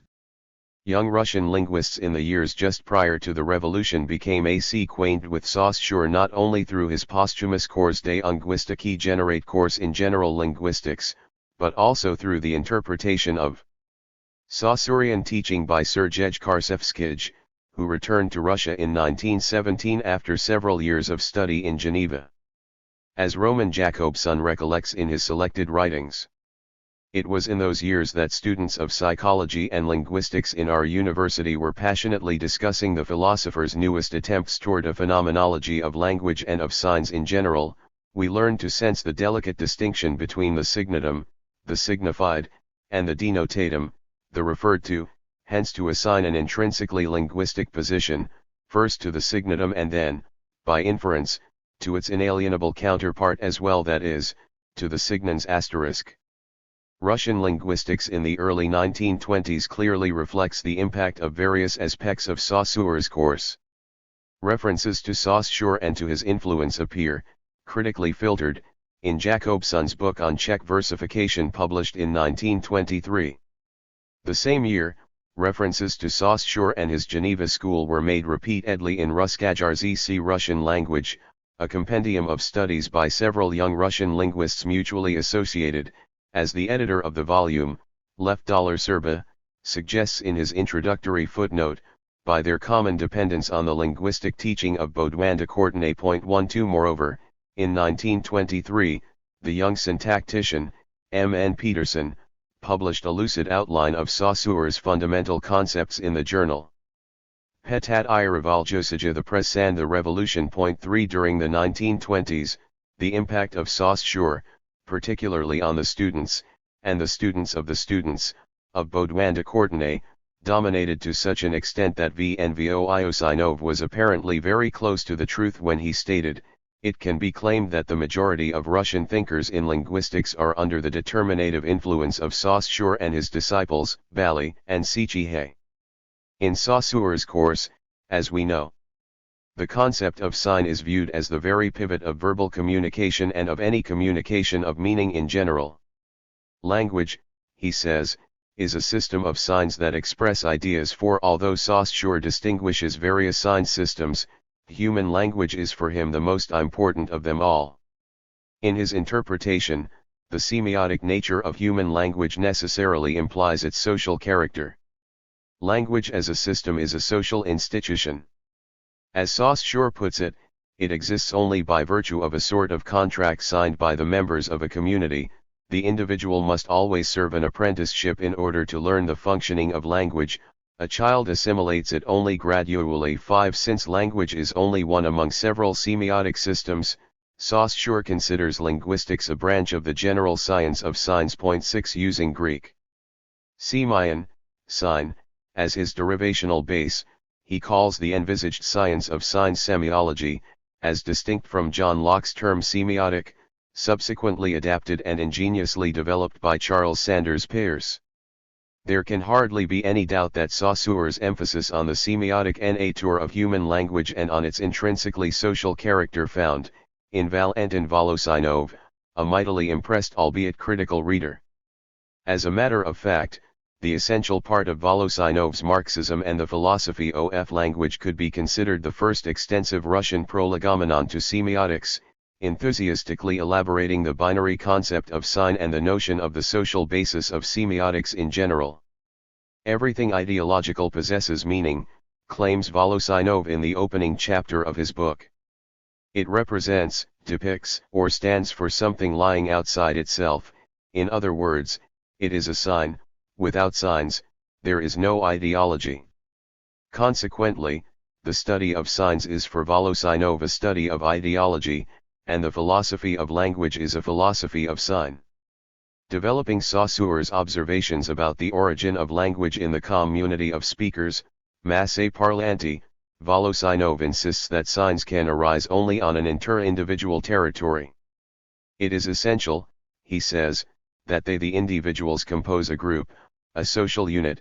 Only then can the medium of signs take shape between them. In sharp distinction from Saussure, however, he does not consider signs as being basically psychological in nature. While for Saussure language is a system of signs in which the only essential thing is the union of meaning and sound images, and in which both parts of the sign are psychological. 7. For Voloshinov a sign is a phenomenon of the external world. In his view, the localization of signs in the psyche would change semiotic into the study of consciousness and its laws. He is unwilling to neglect the physical properties of the sign and to treat them as if they were merely technical means for the realization of the inner effect, which is understanding. While Saussure regards his semiology as a part of social psychology and consequently of general psychology, 8. For Voloshinov the study of signs does not depend on psychology to any extent and need not be grounded in it. On the contrary, he is convinced that objective psychology has to be grounded in the study of signs. In his dialectical approach, the binary character of each sign implies that the physical and meaningful aspects are inseparable and cannot be studied in isolation from one another, precisely because the unity of the binary opposition is the basis of semioticity. Ferdinand de Saussure, faithfully following the spirit of Cartesian dualism, emphatically insists on a clear-cut separation between the actual speech act and the abstract system of norms internalized by the linguistic competence of the speakers. In separating language from speaking, he says, we are at the same time separating, 1. What is social from what is individual, and, 2. What is essential from what is accessory and more or less accidental. 9. The epistemological implications of such an analytic divorce of language system, la langue, from speech act, la parole, became a major challenge for the Russian students of Saussure. Not all of them were willing to embrace the methodological consequences of the two routes that resulted from Saussure's divorcing language from speaking. In obvious opposition to Saussure's insistence that we must choose between two routes that cannot be followed simultaneously, Tenjurij-Janov and Roman Jakobson in 1928 proposed that the principle relating these two categories, i.e., la langue and la parole, must be elaborated. Point 11. Also Voloshinov, applying his dialectical approach, regarded the speech act and the language system as an indivisible coupling that cannot be studied by isolating one pole from the other. Throughout his entire book he makes it clear that the concrete utterance cannot be adequately handled without simultaneously taking into account the system of language.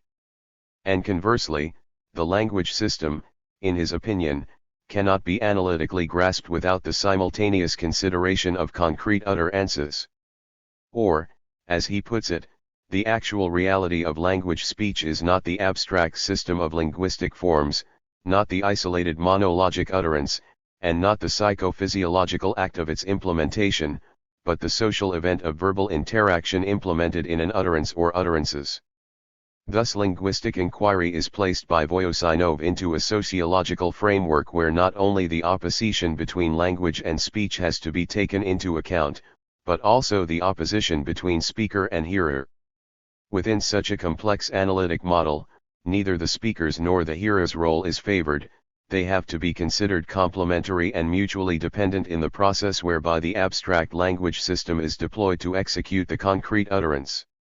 While Saussure's dualism breaks the complexity of the semiotic operation apart in order to facilitate its analysis, Voloshinov's dialectical predilection is to try to supersede the inner duality by a single unifying structure. In explicit opposition to Saussure's divorce between system and utterance, Voloshinov insists that, 1. Ideology may not be divorced from the material reality of sign, i.e., by locating it in the consciousness or other vague and elusive regions. 2. Sign may not be divorced from the concrete forms of social intercourse, seeing that sign is part of organized social intercourse and cannot exist, as such, outside it, reverting to a mere physical artifact. 3. Communication and the forms of communication may not be divorced from their material basis. Saussure's systematic language versus speech bifurcation virtually implied the necessity of imposing strict boundaries between the synchronic aspect of a language system and the history of the language. The opposition between the two viewpoints, the synchronic and diachronic/one, he says, is absolute and allows no compromise. 12. Accordingly, the study of language is divided by Saussure into two distinct parts, defined in the course as follows. Synchronic linguistics will be concerned with the logical and psychological relations that bind together coexisting terms and form a system in the collective mind of speakers. Diachronic linguistics, on the contrary, will study relations that bind together successive terms not perceived by the collective mind but substituted for each other without forming a system. Point 13. It was precisely the separation of synchronic and diachronic linguistics that became a major topic of methodological controversy in Russia in the 1920s.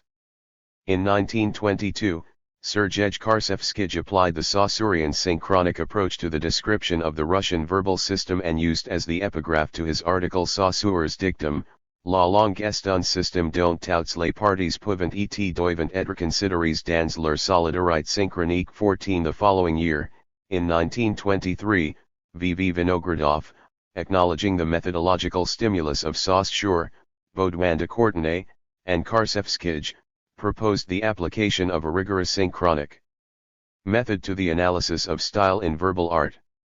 In his proposal, the primary task of every stylistic analysis is to inquire into the specific system of linguistic means and their organization as used by a given writer.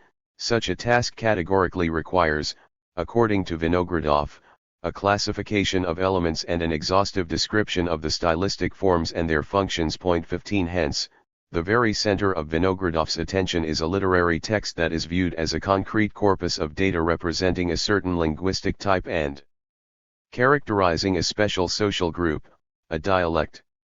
The proposed description and classification are, as Vinogradov admits, inevitably static.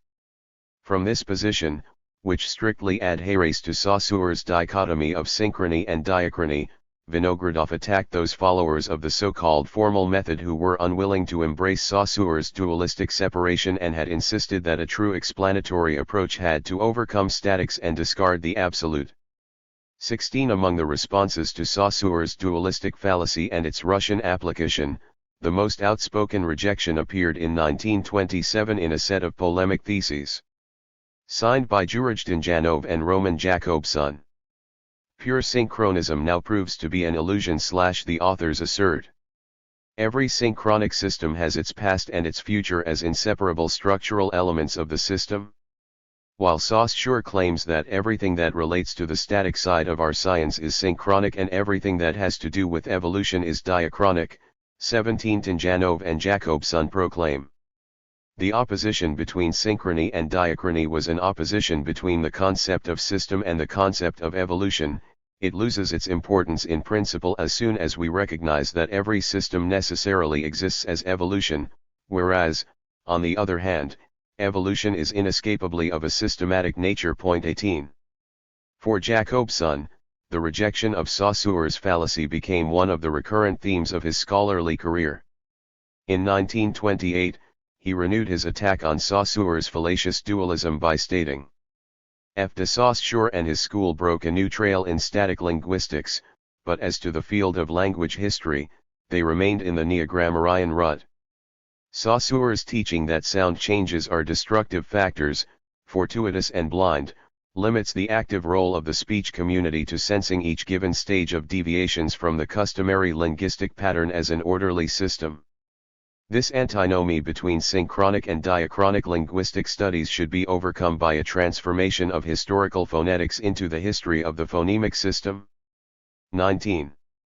The tenor of this argument reappears, essentially unchanged, 40 years later in Jakobson's retrospect to the second volume of his selected writings, 1971. According to Saussure's course, the inner duality of synchrony and diachrony threatens linguistics with particular difficulties and calls for a complete separation of the two facets. What can be investigated is either the coexistent relations within the linguistic system doci tout intervention du temps est exclu or single successive changes without any reference to the system. In other words, Saussure anticipated and announced a new, structural approach to linguistic synchrony but followed the old, atomizing, neo-grammarian dogma in historical linguistics. His fallacious identification of two oppositions, synchrony versus diachrony, and statics versus dynamics, was refuted by post-Saussurian linguistics. 20. It must be said that not all post-Saussurian linguistics has rejected Saussure's dichotomy of synchrony and diachrony and statics versus dynamics. It certainly prevails in the present revival of Saussurian semiotics in France, particularly in the school of Claude Lévi-Strauss, who himself embraces Saussurian synchrony without reservations. Also, in the United States, Saussure's synchronic approach still dominates linguistic structuralism, whether post-Bloomfieldian or neo-Saussurian. On the other hand, the rejection of Saussure's dualism by representatives of the Russian school of formalism was fully adopted by the Prague school of structuralism and became a characteristic trait of their semiotic studies. The rejection of Saussure's dualism also became typical for Voloshinov's philosophy of language and for Baxton's Leningrad school in general. While Saussure suggests that the synchronic system exists in the collective mind of speakers, for Voloshinov a synchronic system is not a real entity at all. From an objective point of view, one he asserts, no such system exists at any real instant of historical time. A synchronic system is in his opinion nothing more than a descriptive construct of an analyst which is handy for the bookkeeping of his observations. That system is merely an abstraction arrived at with a good deal of trouble and with a definite cognitive and practical focus of attention. The system of language is the product of deliberation on language, and deliberation by no means of the kind carried out by the consciousness of the native speaker and by no means of the kind carried out for the immediate purpose of speaking. The static nature of Saussure's synchronic model and its artificial separation from the ceaselessly changing continuum of the creative flow of language was correctly interpreted by Voloshinov as the revival of the Cartesian spirit in the area of linguistic investigation. As a dialectician, he objected to the segregating tendency of Cartesian dualism and tried to see evolutionary forces and systematization as a continuous interaction which is indivisible, albeit antithetic. At the same time, however, Voloshinov was fully aware of the impact of Saussure's Cartesianism on his contemporaries. Saussure's views on history, he readily admits, are extremely characteristic for the spirit of rationalism that continues to hold sway in the philosophy of language and that regards history as an irrational force distorting the logical purity of the language system. 2. The static nature of an abstract system of norms, featured in the formalism of Cartesian linguistics, found a persuasive critic in Wilhelm von Humboldt, for whom language was a continuous, incessantly changing generative process. While the tradition of Cartesian linguistics tended to consider every language as a closed, stable system of rules, as a ready-made normative instrument inherited from preceding generations, Humboldt saw it as a natural creative activity of mankind. Although various aspects of Humboldt's observations about language are not fully discernible in the twilight of his grandiose generalizations, nevertheless he was often regarded as a corypheus of the Romantic reaction against the era of rationalism, which dominated 17th and 18th century linguistics. 21 In Russia, the tradition of Humboldtian linguistics was commonly viewed as an opposition to the tradition of Cartesian linguistics. Characteristically, the most outspoken follower of the Humboldtian trend in the history of Russian linguistics was the syntactician Alexander Potebnja, the leading theorist of the Russian symbolic movement and the principal target of the generation inspired by Ferdinand de Saussure. In the 1920s, the tradition of Humboldtian linguistics was viewed in direct contrast to the modern trends in linguistics as pointed out by the Moscow linguist, RSOR, who in 1927 in Crisis in Contemporary Linguistics arrived at the following conclusion. Language is not an artifact, ergon, but a natural and congenital activity of mankind, so claimed the Romanticist linguistics of the 19th century. Theoretical linguistics of modern times claims otherwise. Language is not individual activity, ahergia, but a cultural historical legacy of mankind, ergon, 22. Thus the Humboldtian emphasis on the creative aspect of human language was identified as a typical expression of Romanticism in direct opposition to modern linguistics. For Voloshinov, likewise, von Humboldt was an antithesis to Descartes and, in effect, the most prominent antipode of abstract objectivism in European philosophy of language. In distinction from RSOR, however, Voloshinov did not consider the Humboldtian focus on the creative aspect of human language as something irrelevant to linguistic investigation. On the contrary, he conceived it as one of the most important concepts of his own philosophy of language. In contradistinction to the tradition of the Cartesian linguistics, the Humboldtian linguistics encompasses, according to Voloshinov, the need for the true explanation of linguistic phenomena, while descriptive and classifying procedures are viewed as preliminary at best. The Humboldtian emphasis on the creative aspect as the fundamental characteristic of human language is, as Voloshinov sees it, in direct contradiction to interest in the inner logic of the system of sign itself, taken as in algebra without adequate relation to the actual reality or to the participants of the communication. The systematic presentation of the grammar, lexicon, and phonetics is for Voloshinov nothing more than deliberation on language and speculative exercises in logic, segmentation, classification, abstracting, and algebraization. Thus, the primary target of linguistic investigation should be exactly that which reveals the creative aspect of human language, and such a task, in Voloshinov's view, cannot be fulfilled without adequate study of utterances, that is to say, without accounting for the creative aspect of human language in its social function. As Voloshinov says, the task of identifying the real object of study in the philosophy of language is by no means an easy one. With each attempt to delimit the object of investigation, to reduce it to a compact subject matter complex of definitive and inspectable dimensions, we forfeit the very essence of the thing we are studying, its semiotic and ideological nature. The semiotic nature of human communication cannot be grasped, as Voloshinov sees it, if the novelty of the speech act and its relevance are disregarded as superficial phenomena, as merely fortuitous refraction and variations or plain and simple distortions of normatively identical forms. In Cartesian linguistics and in the school of abstract objectivism in general, according to Voloshinov, the factor of stable self-identity in linguistic forms takes precedence over their mutability, the abstract over the concrete, systematicity over historicity, the forms of isolated components over the property of the entire structure.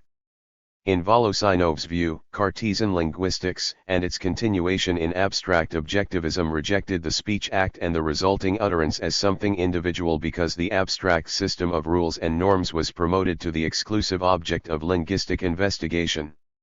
On the other hand, Humboldtian linguistics and its continuation in idealistic subjectivism rejected the static, normative system of rules as artificial deliberation on language and promoted the creative novelty, the stylistic variability of the speech act, to the primary focus of attention.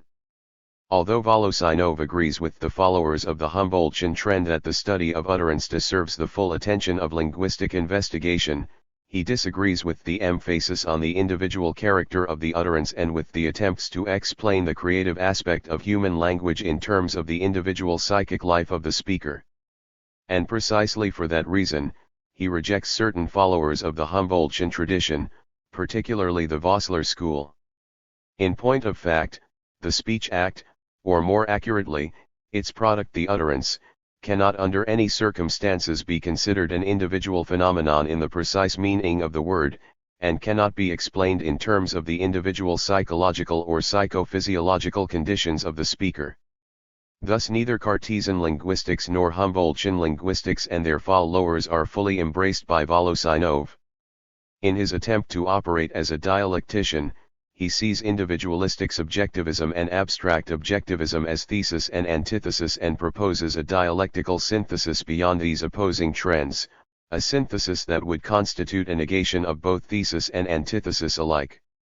The true center of linguistic reality for Voloshinov is the meaningful speech act, viewed as a social structure in all its aspects vital for semiotic operation. Dialogue in a broader sense is for Voloshinov an exemplary case of verbal interaction displaying, as it does, the most essential features of semiotic operation, not only the speech event with its physical and semantic aspects in relation to another speech event but also the opposition of the participants of the speech event and the conditions of their verbal contact in a given context. 3. Although Voloshinov had many harsh comments to make about the Vossler school, he certainly shared with the Vosselrites some of their basic views, including the notion of importance of dialogue as an approach to a more correct understanding of verbal interaction. He particularly singled out Leo Spitzer's book on the Italian conversational language, appreciating its emphasis on the role of speaker and listener in actual conversation. 23 Also Misael M. Baxton, whose intellectual bond with Voloshinov in the late 1920s was strikingly close, highly prized Spitzer's observations on the essential role of the participants of the speech event in the structure of the utterance. In his study of discourse typology, Baxton quotes Spitzer. When we reproduce in our own speech a portion of what our conversational partner said, a change of tone inevitably occurs if for no other reason than that the addressers have been shifted around. The words of the other in our mouths always sound like something foreign, very often with a mocking, exaggerated, and derisive intonation. In this connection I should like to make a special point of the funny or sharply ironic repetition of the verb of our partner's question in our subsequent reply. In such a situation it may be seen that we often resort, not only to grammatically incorrect, but even to very daring, sometimes completely impossible constructions for the sole purpose of somehow repeating a part of our partner's speech and giving it an ironic twist. 24. The framework of dialogue naturally brought forward the crucial role of intonation for semantics and the inadequacy of grammatical analysis confined within the boundaries of a single, complete, and so-called well-formed sentence. The focus on the binary character of a verbal exchange implied an urgent need for taking into account syntactic units that were either more comprehensive or less comprehensive than a single complete sentence. The problem of correctness and incorrectness of sentence formation was shown in a new light. The incompleteness of sentences, the dependence on the antecedent, and the concept of utterance as a whole appeared as stimulating challenges for syntactic inquiry. At the same time, it became apparent that morphologized syntax was a poor tool for handling an utterance as a whole, the syntactic interdependence of utterance structure and, in general, the multifarious manifestations of verbal interaction. In Russian linguistic scholarship, the theoretical importance of the dialogue framework was outlined in modern terms as early as 1915 by Bodwanda. Courtenay's student, Lev S. Serba, in his study on East Lusatian dialects. Developing Serba's observations about the naturalness of dialogue and the artificiality of monologue, Lev Jakubinskij, a prominent theoretician of the Russian school of formalism, devoted a comprehensive study to the problem of dialogue, which was published in Serba's Ruskajaracy Russian language in 1923. In Jakubinskij's view, dialogue provides a natural framework for linguistic inquiry into verbal interaction, which is for him one of the most fundamental linguistic concepts. The study of dialogue implies the necessity of considering verbal communication in its social setting. The relationship of the opposing partners in the verbal interchange is shown by Jakubinskij as a basis for an adequate interpretation of utterances in semantic terms, as well as for the study of incomplete sentences and their dependence on various types of antecedents. Jakubinskij's observations about speech by hints dramatically revealed the insufficient size of syntactic procedures originally developed only for the analysis of isolated, monological sentences. Phonological and morphological criteria, however sophisticated, proved to be inadequate points of departure for analysis of the semantic consequences of verbal interaction displayed in a dialogue. Inquiry into verbal interaction shifted focus of attention to the crucial importance of intonation, or, as Jakubinskij puts it, to the communicative role played by the relationship of the dynamic, intonational, and timbre systems in the perception of speech. To illustrate the meaningful function of intonation, Jakubinskij quotes the famous passage from Dostoevsky's diary of a writer about the unprintable noun of the drunkards who suddenly made the writer realize that all thoughts, all feelings, and even whole trains of reasoning can be expressed by means of intonational variance in pronouncing a single obscenity. Subsequently, the same passage from Dostoevsky was quoted by Voloshinov in his discussion of the interrelationship between intonation and meaning. Curiously enough, it was also used in Lev Vygotsky/S. Myslenie I Repound Thought and Language, 1934, a suggestive Russian contribution to psychology that in many respects brings to mind not only Jakubinskij's study of dialogue but also Voloshinov's philosophy of language. In general, it appears that the formalist, Lev Jakubinskij, more than any other investigators of dialogue and the speech act, exercised an important impact on the Russian intellectual elite in the 1920s and early 1930s, shortly before the Marxist mechanists and reflexologists began to dominate intellectual life in the Soviet Union. The study of dialogue not only provided a new approach to the structural characteristics of an utterance but, for both Voloshinov and Vygotsky, became a basis from which to venture into the mysteries of inner speech and its relationship to human thoughts. Only by ascertaining the forms of whole utterances and, especially, the forms of dialogue speech, Voloshinov argues, can light be shed on the forms of inner speech and on the peculiar logic of their concatenation in the stream of inner speech. Lev Vygotsky's observations display the same disposition of mind. Our experiments convinced us that inner speech must be regarded, not as speech minus sound, but as an entirely separate speech function. Its main distinguishing trait is its peculiar syntax. Compared with external speech, inner speech appears disconnected and incomplete. 25. Voloshinov came to the conclusion that inner speech was profoundly different from its implementation in utterances. It is clear from the outset ***, he claims, that without exception all categories worked out by linguistics for the analysis of the forms of external language speech, the lexicological, the grammatical, the phonetic, are inapplicable to the analysis of inner speech, or if applicable, are applicable only in thoroughly and radically revised versions ***, and Vygotsky in obvious agreement with Voloshinov says. All our observations indicate that inner speech is an autonomous speech function. We can confidently regard it as a distinct plane of verbal thought. It is evident that the transition from inner to external speech is not a simple translation from one language into another. It cannot be achieved by merely vocalizing silent speech.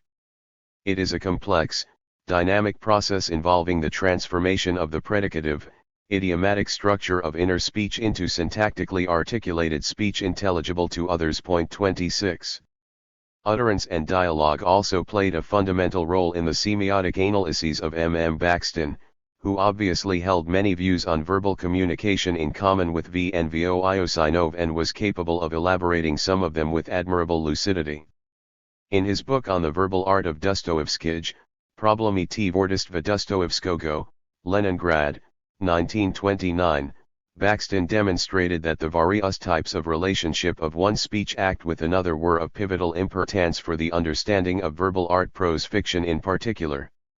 In the introduction to the theoretical part of his book, Baxton writes, "A set of certain verbal devices used in literary art has recently attracted the special attention of investigators. This set comprises stylization, parody, skaz, in its strict sense, the oral narration of a narrator, and dialogue. Despite the fundamental differences among them, all these devices have one feature in common: in all of them discourse maintains a double focus, aimed at the referential object of speech, as in ordinary discourse, and simultaneously at a second context of discourse, a second speech act by another addresser. If we remain ignorant of this second context, if we accept stylization or parody as we accept ordinary speech with its single focus on its referential object, then we shall fail to grasp these devices for what they really are. We shall take stylization for straight style and read parody as poor writing." 27.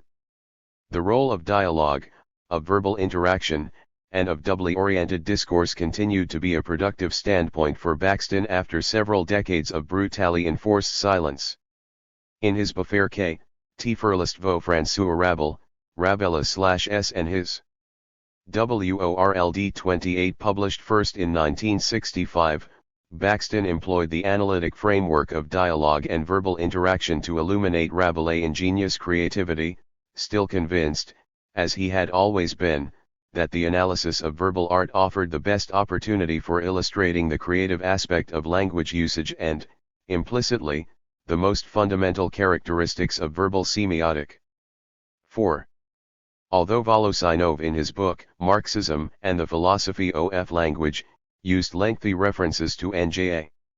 Mayer's thoughts about language and anthropology, he was in apparent disagreement with the Maristic dogma about the class character of language and about the causal relationship between language and class struggle. In his book, Voloshinov argues that class does not coincide with sign community, that various different classes will use one and the same language, and that the word is neutral with respect to a specific ideological function. In contradistinction, N.J.A. Mar, in his discussion of Marxism and Japhetic Meiri in 1930, apodictically repeats that human language has been a class language from its very origin, and that there is no human language which is classless.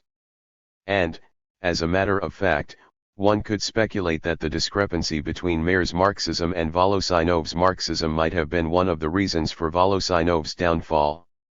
The mechanists, reflexologists, and Marists, who in the 1930s gained absolute control over all aspects of humanistic studies in the Soviet Union, were hardly flattered by Voloshinov's assertion that linguistics remained at a stage of pre-dialectical, mechanistic materialism, one expression of which is the continued hegemony of mechanistic causality in all domains of ideological studies. The powerful guardians of official Marxism were obviously not ready to accept with equanimity Voloshinov's dictum: the range of application for the categories of mechanical causality is extremely narrow, and even within the natural sciences themselves it grows constantly narrower, the further and more deeply dialectics takes hold in the basic principles of these sciences. It is apparent that Voloshinov was unable to persuade his powerful opponents about the true Marxist nature of his dialectical synthesis, which, like a rainbow, arched over the polar opposition of Cartesian and Humboldtian linguistics. His combination of the binary concept of sign with the incessant, immanent flow of the generative process of language became a suspicious concept in principle. Voloshinov's special emphasis on the social character of sign, on the social character of language, on the social character of the individual consciousness, and on the social character of inner speech and human thinking in general were all to no avail. In the 1930s in the Soviet Union, the binary nature of the sign and the incessant generative process of language creativity became subjects too dangerous to tackle if one wanted to survive. Although the details are obscure and will probably remain obscure forever, it is clear that Voloshinov did not survive. He disappeared in the 1930s and, 28. Mikhail Bakstin, Rabelais and His World, translated by H. I. Zwolski. MIT Press, Cambridge, 1968. Together with him, his Marxism and the philosophy of language, as well as his Freudianism, were doomed to sink into oblivion. The prolegomena to semiotics became a prolegomenon to an intellectual tragedy. For decades, the concept of the sign was taboo.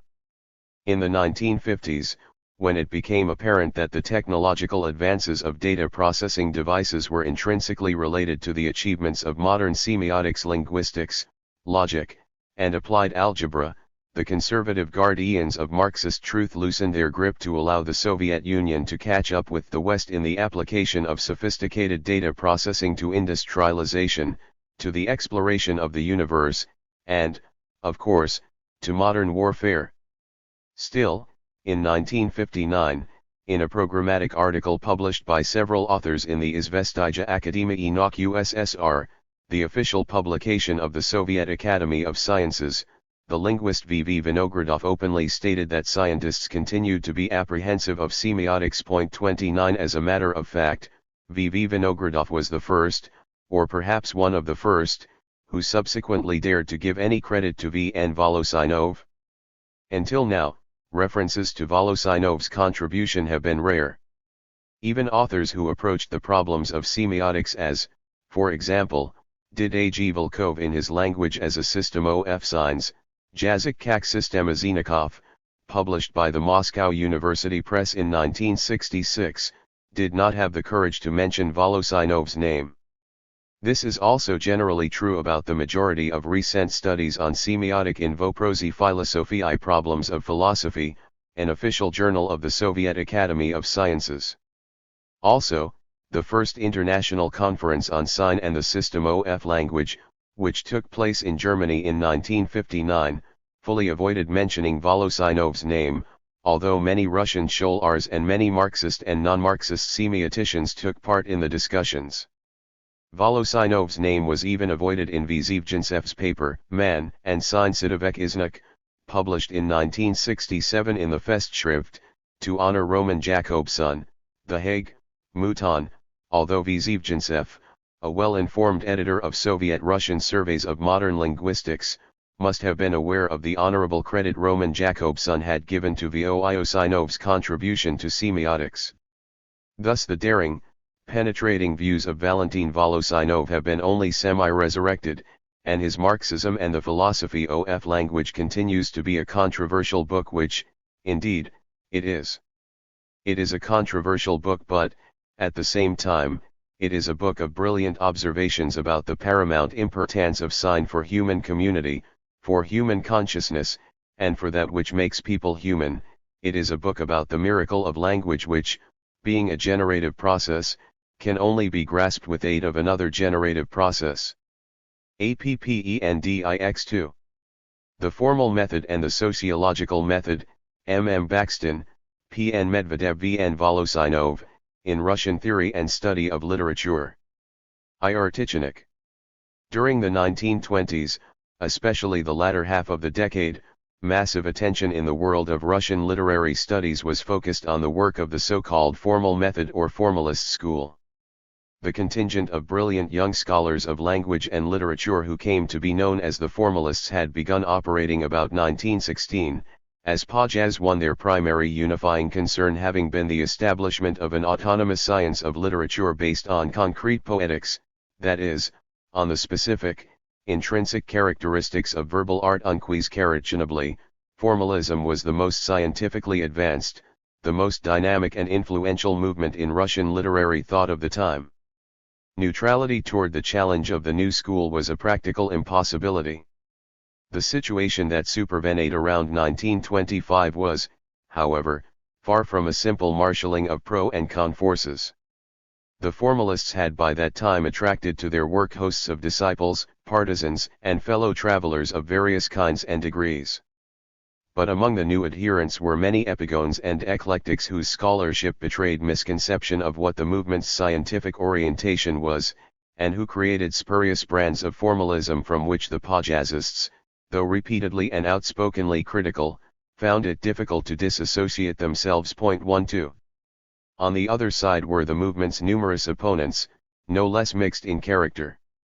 Some opponents were uncompromising foes, out to discredit and demolish formalism at all costs, who did not hesitate to feature in their arguments against it the formalism espoused by the movement's misguided new enthusiasts. At the same time, there were many other critics of formalism who, while disagreeing on major principles, evinced admiration for certain aspects of the formalists' work and even a willingness to come to terms with them. In both these variants of opponent, Marxists of various stamps and standings were represented. As the decade of the 1920s ended and that of the 1930s began, the formalist movement and the controversy in which it was embroiled came more and more under the effect of changes occurring in the political and governmental life of the Soviet Union. The interests of argument, of freewheeling debate and polemics, were being gradually supplanted by the demands of dogma. Increasingly, formalism was put in the position of a heresy, but the more sinister results of this trend were to become realities of Soviet life only somewhat later. In the interim, though loyalty to the stand taken by dogma was a prerequisite, it was still possible to contend with formalism in rational terms. During this period, the late 1920s and early 30s, a certain group of young, self-avowed Marxists, whose Marxism, however, was to prove other than the regulation kind, and who were to suffer dire consequences despite, or more likely on account of, their Marxism, were carrying out investigations in the theory of language and literature or, more broadly and accurately, in the field of semiology with particular emphasis on language and literature. The principal of this group was, apparently, M. Baxton. The membership included P. N. Medvedev and V. N. Voloshinov. 3. What exactly the relationship of the Baxton group with the formalists was is a question that allows of no easy answer, and perhaps can never be answered in full as regards the actual, historical situation. True, all three of the scholars named did, to one degree or another, articulate anti-formalist positions, and did so purportedly as Marxist opponents of formalism for whom no compromise was possible. At the same time, completely defensible claims to another effect can be made, that the Baxton group and the formalists shared a number of crucial concerns in common, that formalist theories had nurtured and stimulated the thinking of the Baxton group and not only by way of reaction, that in certain respects, specifically and concretely within the domain of poetics, the Baxton group was operating with concepts very close to $1 that were still being formulated, qualified, and further developed by the formal method as it continued to evolve. Finally, that the two lines were bound to converge, and did in fact converge, but only elsewhere and under different auspices in the structuralism of the Prague school and especially in the work of Jan Makarovsky. However, the conclusion that the Baxton group were really formalists or neo-formalists operating under cover of Marxism and anti-formalism for the sake of professional survival would not only be an exaggeration and distortion of the facts, but would also obscure the real main issue. Clearly, what the Baxton group wanted was a fresh start on new premises, the premises of a Marxist semiology or, as they termed it, a Marxist study of ideologies, nauka ob ideologijaks. In their view, only on the basis of such a study and within its overall context could a proper theory and study of literature be constructed. In contradistinction to the formal method, they declared theirs to be the sociological method. Acknowledgement of overlapping and parallelism between the two methods was neither circumstantially expedient nor really to the point. The point was contradiction in basic outlook and orientation with all the consequences that issued therefrom. Thus the utility and necessity of contending with formalism arose, not as a matter of demolishing formalism, but of using it to set perspectives in which the right premises would be shown in concrete contradiction with the wrong ones. This task specifically, the adumbration of a Marxist theory and study of literature via critical analysis of formalism, was carried out by P. N. Medvedev. In 1928 he produced a study under the title Forma i metod v literaturovedny I, the formal method in literary scholarship, symptomatically subtitled Kritisesko vedení v socio-iagiceskuja poetiku, a critical introduction to sociological poetics. For the book was issued by the Institute for Comparative History of Occidental and Oriental Languages and Literatures in its series, Problems of Methodology and Theory of Language and Literature / the very same series in which, the next year, V. N. Voloshinov's Marxism and the Philosophy of Language appeared. The two books significantly complement each other, share complete identity of assumptions and outlook, concepts and terminology, and even closely coincide in the very wording of the argument in a number of passages. The nature and scope of concern with formalism was, of course, quite different. For Voloshinov, criticism of the epistemological and methodological basis of formalism in general, what he termed abstract objectivism, comprised one part of a twofold critical analysis out of which a new Marxist conception of language as the medium of ideological creativity par excellence was supposed to take shape. In Medvedev's case, the Russian formal method was the primary material whose treatment was meant to serve the purpose of delineating, by contrastive analysis, a Marxist sociological poetics, conceived, in full accord with Voloshinov, as one of the branches of that vast, overall study of ideologies. Which encompasses, on the basis of unitary principle in conception of object of study and unitary method of study, all the domains of mankind's ideological creativity. p11. The key problem, both in the general study of ideologies and in the particular study of literature, was what Medvedev called the problem of specification. As he saw it, the very basis for the study of ideologies and all its branches were already firmly grounded in the unitary, monistic philosophy of Marxism, which endowed all domains of ideology definitive meaning, function, and relationship in human society and history and, hence, constituted no problem. The problem lay instead in the specific properties of each of the domains, in the elucidation of that which distinguished one from the others.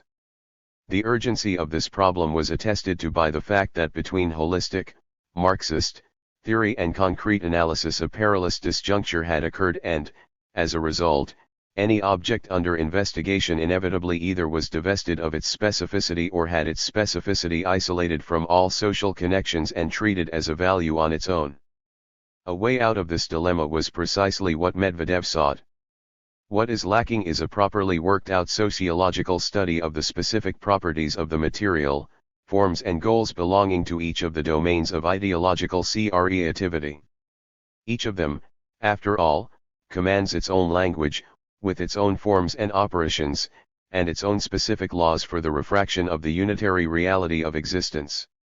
The specificity of art, science, ethics, and religion must not, of course, obscure their ideological unity as superstructures over the one, common basis, each of them infused with unitary socio-economic coherency, but neither ought their specificity be effaced for the sake of general formulations of that coherency. Pages 11 to 12. In the field of literary study, the problem of specification became the vital point of contradiction between the formal and the sociological methods precisely because here different sets of premises confronted one another in pursuit of the same aims. The formalists, who, as Medvedev willingly declares, had come forward precisely as specifiers and had succeeded in imparting to the problem of specification in literary science considerable acuity and theoretical bearing. p54, represented a challenge which the Marxist sociological method could not afford either to ignore or dismiss. The accomplishments and or pretensions of the formalists in specification had created an arena for vital, productive contradiction over one and the same object, an arena which afforded the Marxists the proving grounds for their own conceptions, / Marxist study of literature makes contact with the formal method and comes into conflict with it on the grounds of the paramount and most urgent problem common to both, the problem of specification. Therefore, criticism of formalism can and should be imminent in the best sense of the word. Each of the formalists' arguments should be examined and disproved on its own proper grounds, the grounds of the distinctive characteristics of literary fact. The very object of study itself, literature in all its uniqueness, must abrogate and cast off the definitions of the formalists as definitions inadequate to it and its uniqueness. p. 55. Or, as Medvedev asseverates in the final words of his study, an extraordinary and courageous tribute under the circumstances. We believe that Marxist science ought to be grateful to the formalists, grateful because the formalist theory can stand it in good stead as an object for serious criticism, in the process of which the basis for Marxist literary scholarship can be elucidated and should come out all the stronger. Every young science and Marxist literary scholarship is very young must much more highly prize a good foe than a poor ally. p. 232. What, in the Medvedev-Voloshinov Marxist view, made literature amenable to objective study, and what made that study necessarily sociological was, of course, literature's inalienable social quality. Social quality was predicated over the whole of ideological creativity. As Voloshinov asserts, everything ideological is semiotic, and every sign, a sign, is a social phenomenon.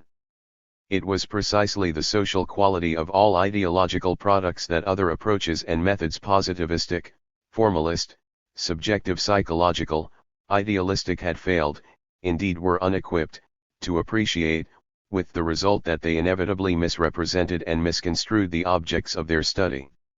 At the same, however, the social nature of literature was open to misinterpretation even from a sociological view. That is, literature could be seen merely in terms of social content and relationship, as a direct reflection of social life, or as an agency for registering the effects of other ideological systems. Such indeed had been the point of view and practice of social-minded literary criticism and scholarship in Russia from the mid-19th century on.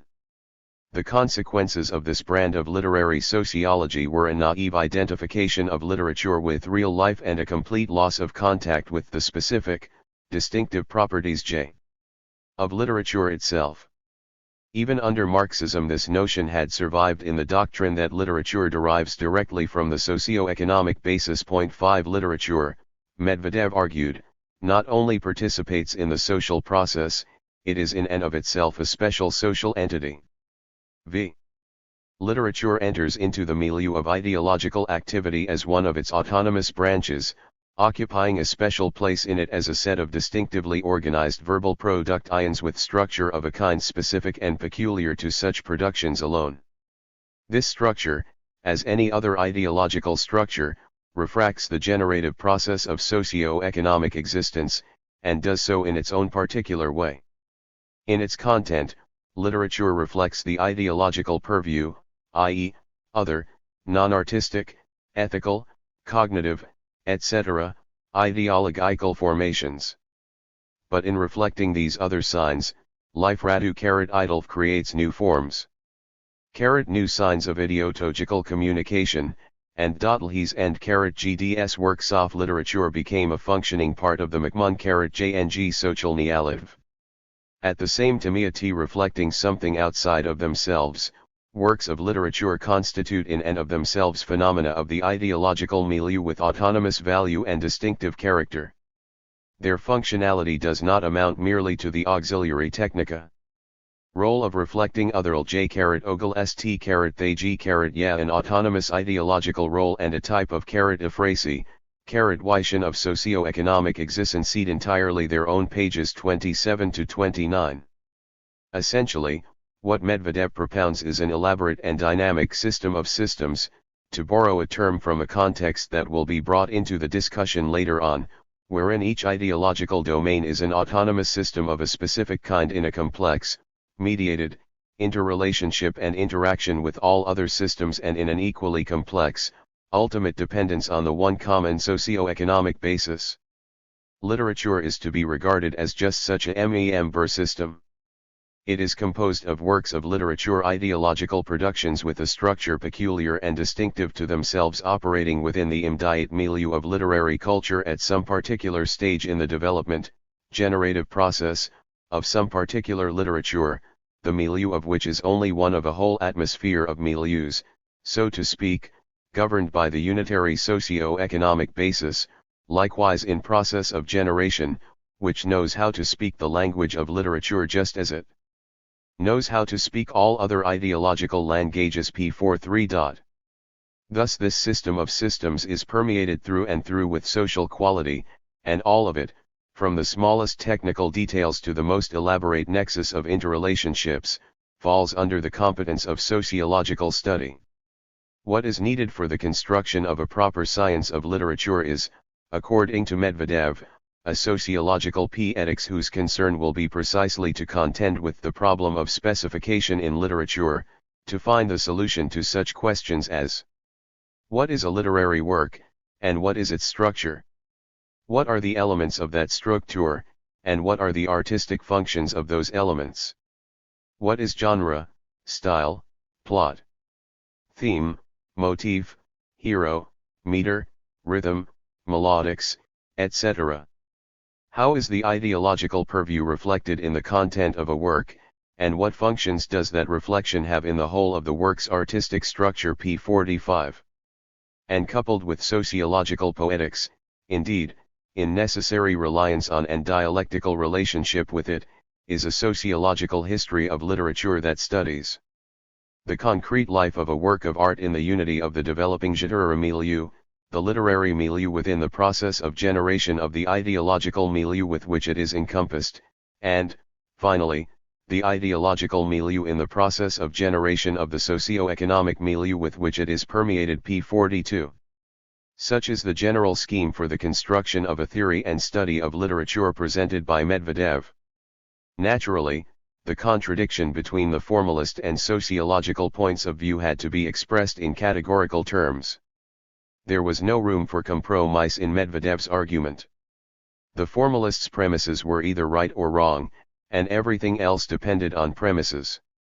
Although the formalists themselves never propounded a unified school theory, and indeed deliberately eschewed doing so, some fundamental position had to be postulated for them, and not merely postulated but fixed and galvanized. 6. The M lists opposition was declared to be basically that literature was an extra-social phenomenon, or rather, that which constituted the literariness of literature, its specificity, was something self-valuable, self-contained, and self-perpetuating that should and must be isolated from the social surroundings in which it existed in order to be made an object of knowledge, that while social forces and events could, and did, sometimes even drastically, affect literature from the outside, the real, intrinsic nature of literature remained immune, exclusively and forever true to itself alone, that, therefore, proper and productive study of literature is possible only in immanent terms.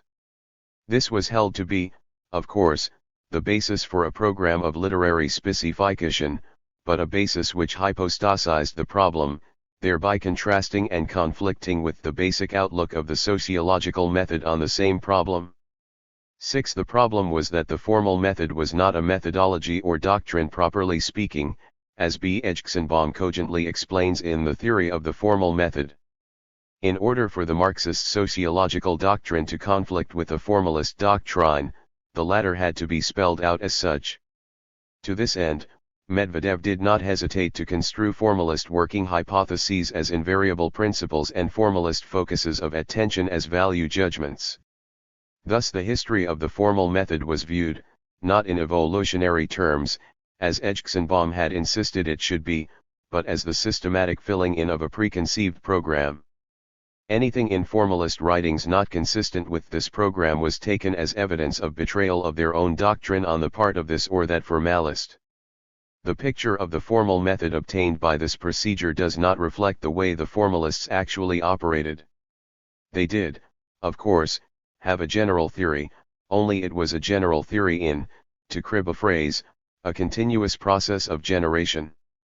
The specificating trends of our formalists are diametrically opposite Marxist trends. The formalists conceive specification to be a matter of isolating a particular ideological domain and sealing it off from all the other forces and energies of ideological and social life. They conceive of specificity, of uniqueness, as a static force unto itself, hostile to everything else, i.e., they conceive uniqueness in non-dialectical terms and, therefore, are incapable of incorporating it with the vital processes of interaction occurring in the concrete unity of social, historical life. p. 54. Such, in Medvedev's presentation, was the nature of the essential contradiction between the basic stand of the formal method and that of the sociological method. The implications and consequences of the formalists' basic stand were already concretely represented by an elaborate set of theories and analyses produced over a period of a dozen years or so and covering virtually the entire range of issues within the domain of poetics. If those theories and analyses were to be subjected to criticism from the sociological point of view, it would presumably be possible to refute the formalist interpretation of the issues and, at the same time, to hammer out their sociological interpretation, i.e., construct a sociological poetics. And exactly that was the task Medvedev undertook to carry out via long, complex, detailed, point-by-point argument. To summarize that argument in the same manner would be a formidable task itself and a far greater burden than the present essay is designed to support. At the risk of depriving the argument of much of its real substance, attention will be focused here only on certain of its aspects which correlate with concepts advanced by V. N. Voloshinov in Marxism and the philosophy of language, and which may be identified under the terms utterance, form of the whole and generative process. The formalists, Medvedev argues, while correct in wanting to disclose the specificity of literature, made a fundamental error at the very outset of their investigations by seeking that specificity in the notion of poetic language. Henceforth, without further indication, this summary I presenta oiram Medvedev's point of view. The error stemmed from theoremalists' reliance on linguistics and its categories, phonetics, morphology, syntax, and their adopting the tendency of linguistics to divorce form and meaning, appropriating the former as the proper object of study and relegating the latter to other disciplines. Meanwhile, the fact is that no such thing as poetic language really exists, either in the dialectological sense or as a matter of the opposition, postulated by the formalists, between poetic language and practical language. Language cannot be said to break down into poetic and non-poetic languages but can only be said to carry out different functions, the poetic function among them. What determines the poetic function of language is poetic context works of literature. Poetic properties are acquired by language only in concrete poetic constructions. These properties belong not to language in its linguistic capacity but precisely to the construction, whatever kind of construction that might be. p. 117. Therefore, the proper point of departure for investigation into the specificity of literature is not poetic language, a fiction in any case, but poetic context, poetic /construction literary works of art themselves. Once this is established, then the entire linguistic apparatus that the formalists applied to their study of literature is revealed to be irrelevant. The basic verbal components of poetic constructions cannot be, and are not, the units of linguistic analysis, phoneme, morpheme, syntagma, but must be, and are, the real units of speech utterances. The literary work of art is a special kind of whole utterance or organization of utterances. And since the utterance by its very nature is ideological, the problem of meaning, instead of being relegated elsewhere, is made a central factor of poetic construction, and a wholly different conception of poetic construction than that held by the formalists is required. The proper approach to the problem of poetic construction lies not in definition of its exclusivity, i.e., in terms of the poetic versus the ideological, but in disclosure of its integration. Of that element in a poetic work which would be integral both with the materia, actuality of word and with word signification, which, as a medium, would unite depth and commonality of meaning with the given actuality of uttered sound, and therefore would make possible coherent and consistent transition from the peripheries of a work to its inner meaning, from outer form to inner ideological significance. P. 162.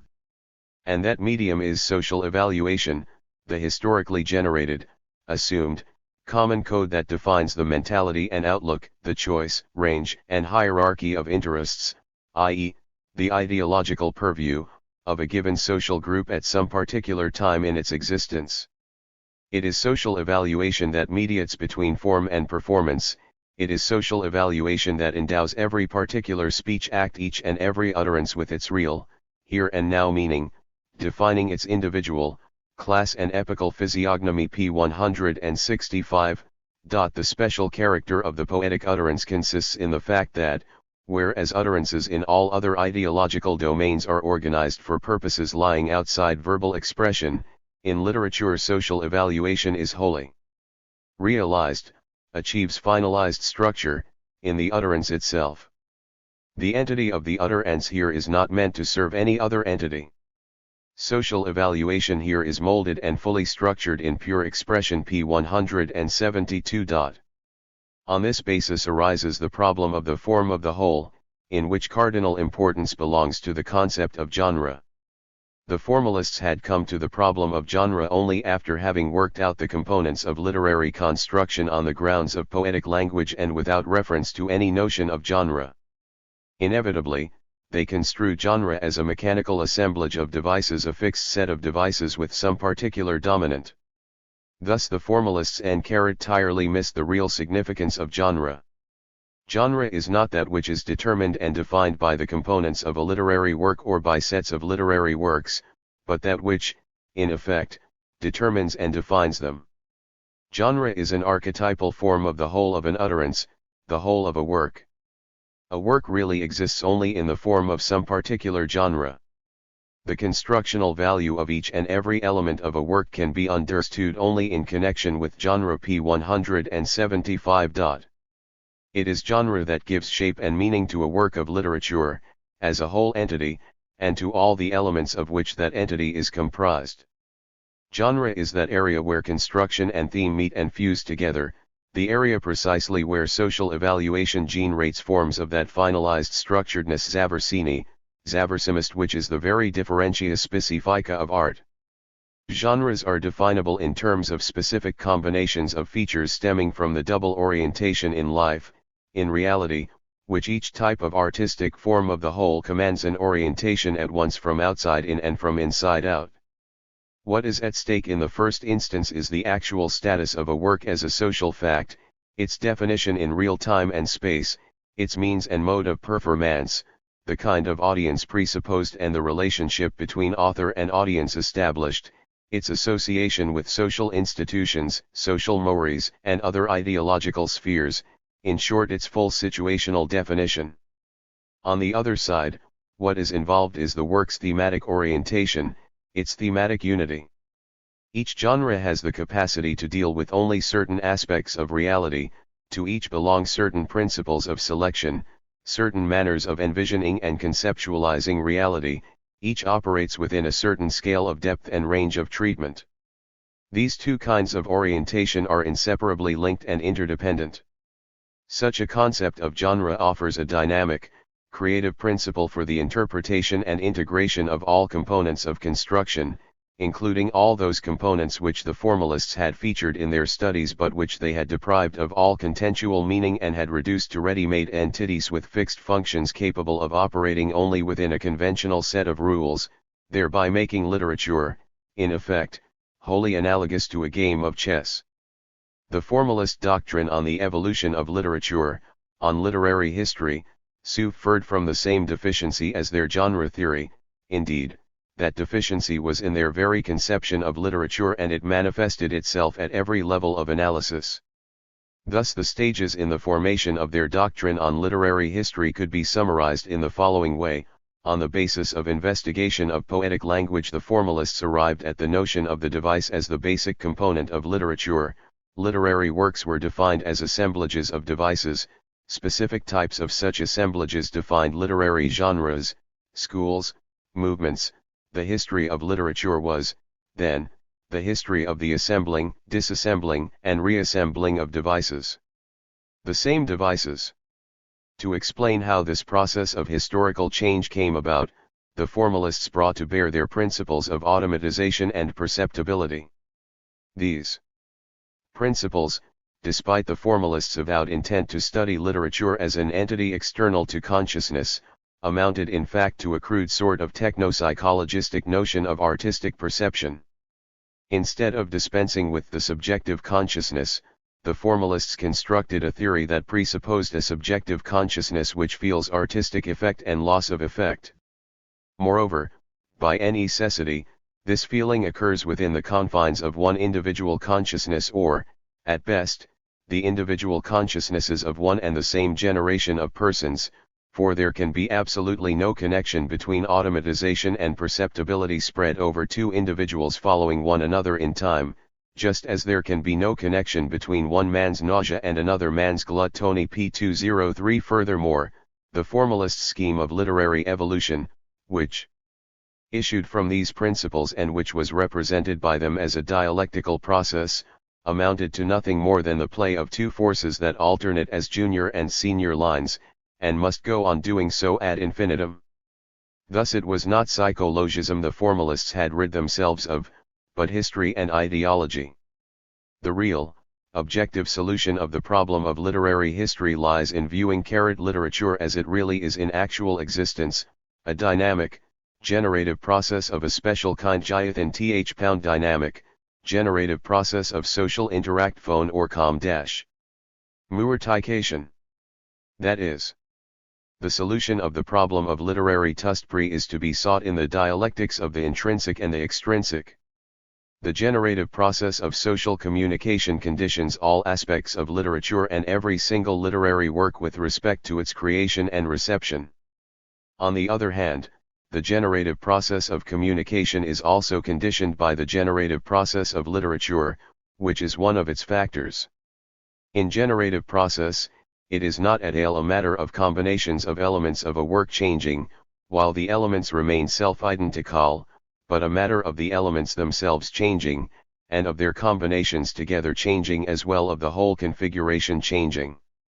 The generation of literature and of an individual work can be understood only within the whole framework of the ideological purview.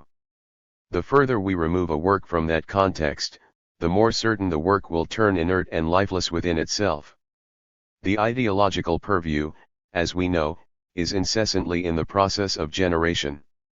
And this process of generation, just as any other such process, is dialectical in nature.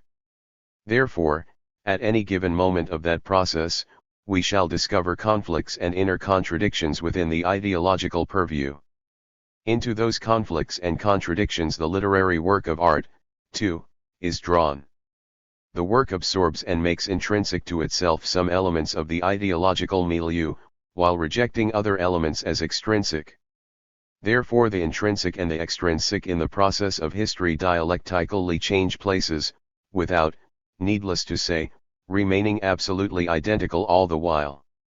What appears today a fact extrinsic to literature, a piece of extra-literary reality, may tomorrow enter literature as one of its intrinsic structural factors. And conversely, what was literary today may become a piece of extra-literary reality tomorrow. P206. The dialectical conception of the extrinsic and the intrinsic of literature and of extra-literary reality, ideological and other, is the conditio sine qua non for the construction of a genuine Marxist history of literature. P208. Such, in brief outline and with reference only to certain key points, is Medvedev's argument. In its own terms and for its own purposes, it declares the ultimate, total irreconcilability of the formal and sociological methods.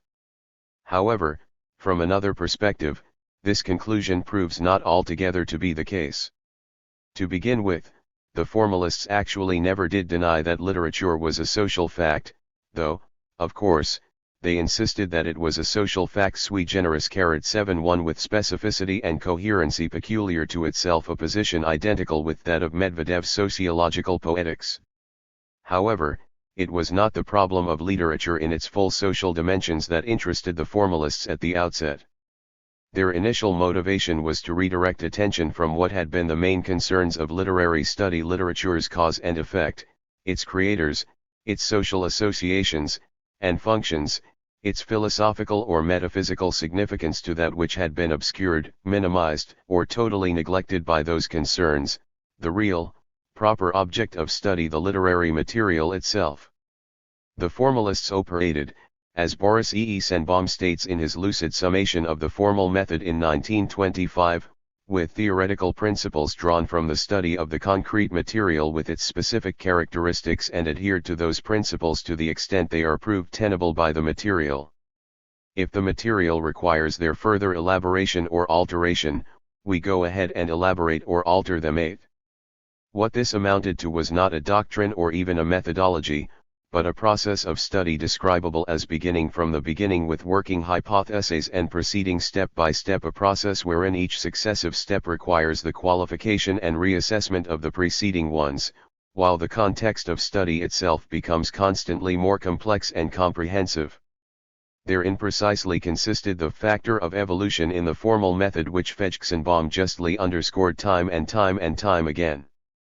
In contrast, Medvedev's sociological method may be described as a process of beginning from the end, which process requires a predetermined general theory that sets everything in its appointed place beforehand, and whose overall, governing mode of operation must inevitably be eclecticism. And indeed, Medvedev does openly and explicitly declare eclecticism to be the way for the Marxist. It is Marxism itself, he claims, that guarantees success. p. 42. The formalists were a great deal more cautious in this respect. They worked on the assumption, again in J. Senbaum's words, that there is a difference between theory and conviction. 9. Thus the contradiction between sociological poetics and formalism can be stated in somewhat different terms that do not preclude a connection between them. While sociological poetics, as conceived by Medvedev, must implement the social nature, as determined by Marxist concepts, of literary fact from the very start of investigation and on all levels of analysis, formalism maintained the position that literary fact had first to be studied as such before its full social nature could be understood properly. Rorn FHLS Palm Top VIEW 7T50IUT Ion of TH pound R, Fa J Atifadhad can be said in fact to have been working, via the problem of specification, toward, if not sociological poetics strictly speaking, certainly toward a conception of literature in its dynamic relationship with Sochiel-Lifio in 1928, Roman Jakobson and Juraj Tinjanov, undoubtedly the two most profound thinkers associated with the formalist movement, produced a series of theses under the title Problemi izosinija literaturi I jazika, problems in th study of literature and language, which spelled out a program strikingly similar in crucial respects to Medvedev's, but without commitment to Marxist presuppositions. These theses represented not, of course, what the formalists had begun with and had already accomplished, but what all of that, under new qualification and reassessment, was leading to. In the interests of demonstrating the coincidences between Medvedev's sociological poetics and the stage that the formal method had reached by 1928, the liberty will be taken here of stringing together a set of excerpts from the document composed by Jakobson and Tinjanov. The History of Literature. Being simultaneous with other historical series, is characterized, as is each of those series, by an involved complex of specific structural laws. Without the elucidation of those laws, it is impossible to establish in a scientific manner the correlation between the literary series and other historical series. The literary and extra-literary material used in literature may be introduced into the orbit of scientific investigation only when it is considered from a functional point of view. The opposition between synchrony and diachrony was an opposition between the concept of system and the concept of evolution. Thus it loses its importance in principle as soon as we recognize that every system necessarily exists as an evolution, while, on the other hand, evolution is inescapably of a systemic nature. An indifferent cataloging of coexisting phenomena is not sufficient. What is important is their hierarchical significance for the given epoch _______ An analysis of the structural laws of language and literature and their evolution inevitably leads to the establishment of a limited series of actually existing structural types of structural evolution. A disclosure of the immanent laws of the history of literature allows us to determine the character of each specific change in literary systems. However, these laws do not allow us to explain the tempo of evolution or the chosen path of evolution when several theoretically possible evolutionary paths are given. This is owing to the fact that the immanent laws of literary evolution form an indeterminate equation. Although they admit only a limited number of possible solutions, they do not necessarily specify a unique solution. The question of a specific choice of path, or at least of the do-eminent, can be solved only by means of an analysis of the correlation between the literary series and other historical series. This correlation, a system of systems, has its own structural laws, which must be submitted to investigation. It would be methodologically fatal to consider the correlation of systems without taking into account the immanent laws of each system. 101112. As evidenced by the Jacob-Suntin-Janov theses, certain concepts, coinciding with points in Medvedev's program, were already in process of formulation and development by the formal method. The idea of function with regard to poetic language had been advanced as early as 1923 by Jacobson. The functional role of meaning, i.e., the meaning of words in poetic contexts, was subjected to systematic investigation in Jurij-Janov's first major work, Problemistik Sotvornego Jazyka, The Problem of Verse Language, Leningrad, 1924. 11. Indeed, functionality became a key qualification, which obliged the formalists to convert gradually all static concepts of device, composition, genre, and literature itself into dynamic ones. The underlying principle had been clearly enunciated by Janov. It arfum phi of a work of literature no faucitos cern metricaf whole, but an unfold ling dynamic integrity, between its elements stand, not the static sign of equation and f addition, but always the dynamic sign of correlation and integration. The form of milrary work. Mu and I3j esqdv3 and along with the concepts of function and dynamic integrity, the essential historicity, diachronism, of literature was posit of 1924, Janov had written. It is exclusively in terms of its evolution that we shall be able to arrive at an analytical definition of literature. Once we take that position, we discover that the properties of literature which seemed the basic, primary ones constantly change and do not characterize literature as such. To this category belong the concepts of aesthetic quality, in the sense of the beautiful. What remains stable turns out to be what had always been taken for granted. Litera/tour is a verbal construction which makes itself felt precisely as a construction, i.e., literature is a dynamic verbative construction. The requirement of incessant dynamism is what brings evolution about, seeing that every dynamic system necessarily becomes automatized and a constructional principi of an opposite kind dialectically comes into play. 13. This train of reasoning required the consideration of issues deliberately deferred at earlier stages in the development of the formal method. Theoretical cognizance of the dynamic, evolutive nature of literature necessarily posed the problem of the relationship between literature and extra-literary factors, or what in Medvedev's program would be the dialectic of the intrinsic and the extrinsic. Such posing of new problems not only advanced and expanded the formalists' context of study, but also, in the way highly characteristic of the formal method, required reconsideration and re-evaluation of their theoretical apparatus. Having begun their work with a sharp opposition between poetic and practical languages, the formalists gradually reordered their perspectives until it became clear that language was itself the nexus of the relationship between literature and so-cd, that language provided the way of access to the study of literature in its full social dimensions. The new perspectives were sketched out in Janov's 1927 article, O Iteraturno j Evojoci on Literary Evolution, from which the liberty once again will be taken of presenting a series of excerpts. In order to be able to investigate the basic problem of literary evolution, one must agree in advance that a literary work is a system and that literature is a system.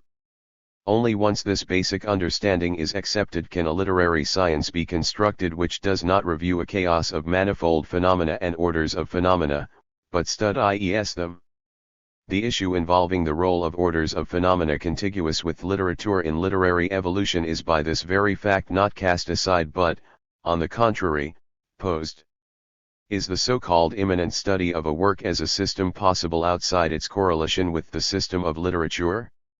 Such an isolated study of a literary work would be an abstraction no less than the abstraction of isolating elements and examining them outside the work in which they appear. Abstracting of that sort is constantly and effectively applied by literary criticism to contemporary works, since the correlation of a contemporary work with contemporary literature is a fact already assumed and merely not expressed. But even with respect to contemporary literature, the procedure of isolated study is not really possible. The very existence of a fact as a literary fact depends on its differential quality, that is, on its correlation either with the literary or with an extra-literary order, in other words on its function. What in one epoch is a literary fact would in another be a matter of general social communication, and vice versa, depending on the whole literary system within which the given fact operates. The system of the literary order is first and foremost a system of the functions of the literary order in incessant correlation with other orders. Orders change with respect to their constitution, but the differentiatedness of human activities remains. What constitutes the correlation of literature with contiguous orders? Moreover, what are the contiguous orders? We all have the answer ready at hand: social conventions byt. But in order to solve the problem of the correlation of literature with social conventions, we must ask, how and in what respects are social conventions correlated with literature? After all, social conventions are constitutively many-sided, multifaceted, with only the function of all their aspects being specific. Social conventions correlate with literature first of all through their verba. Aspect. Exactly the same correlation applies from literature to social conventions. The correlation of the literary order with the order of social conventions is realized along verbal lines. Literature has a verba function with respect to social conventions. Point 14. Thus the formalists pointed the way to the study of a system within a system without recourse to the eclecticism upon which Medvedev is obliged to rely. As for Medvedev's accusatory ascription of crude techno-psychologistic renotion to the formalists' concept of literary evolution, it is a flagrant case of failure, or refusal, on his part to see his own principles in operation. Automatization and perceptibility belong, of course, to the realm of social experience and not to private feeling. They are not subjective, but intersubjective responses. 15. What is involved here is the immensely important problem of norms. It was the problem of norms, as suggested in the Jacob-Sunton-Janov theses, that held the key to productive, comprehensive study of literary structure, to types of literary structures, genres, and to literary evolution. Jacobson had devoted an early article, O pseudo-zestvennom realisma, on realism in Art 16 essentially to the topic of norms, drawing into his discussion the communicative processes of verbal art and the participants in those processes. Thus the foundations were laid for the bridge from the formal method to the semiological method of Czech structuralism. It was also in the work of the Prague School, which prominently featured, to borrow the title of one of Jan Makarovsky's major studies, Aesthetic Function, Norm, and Value as Social Facts, 17, that the formal and sociological methods may be said to have achieved their logical, inevitable synthesis. The preceding sketch of the relationship between the formal and sociological methods was meant to provide a general basis for the contention that the Baxton Group, while operating with new and different premises and hence not deriving from the formalist school, nevertheless did share crucial concerns in common with the formalists and employed concepts of literature that significantly paralleled and overlapped with formalist concepts, thus making possible the eventual convergence of the two methods. And in the meantime, however, there were certain particular areas of study where, with considerable justification, the claim can be made, and has been made, that members of the Baxton group, especially M. Baxton himself and V.N. Voloshinov, were directly inspired by formalist investigations and did function as followers of the formal method, followers in the best spirit of the formal method itself, i.e., qualifiers, reassessors, developers. It was also precisely in these areas that Baxton and Voloshinov may be said to have made their most substantive concrete contributions to literary study. The general scope of the areas of study in question can be identified via Voloshinov's definition of reported speech: 18 speech within speech, utterance within utterance, and at the same time speech about speech, utterance about utterance.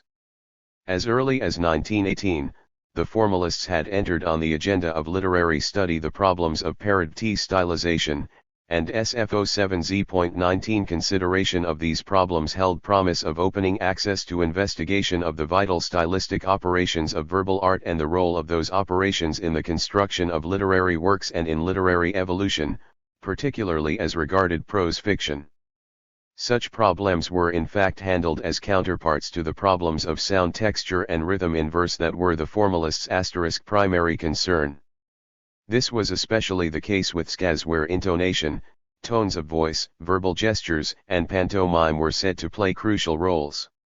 A further dimension of study was established via the concept of dialogue, thanks, in large measure, to L. Jakubinskij's 1923 article, O dialogisesko J. Real on dialogic speech ***, in which the primacy of dialogue as the most natural form of speech, in both the senses of man's biological and social nature, was posited. 22 Problems of monologue, viewed against the background of dialogue.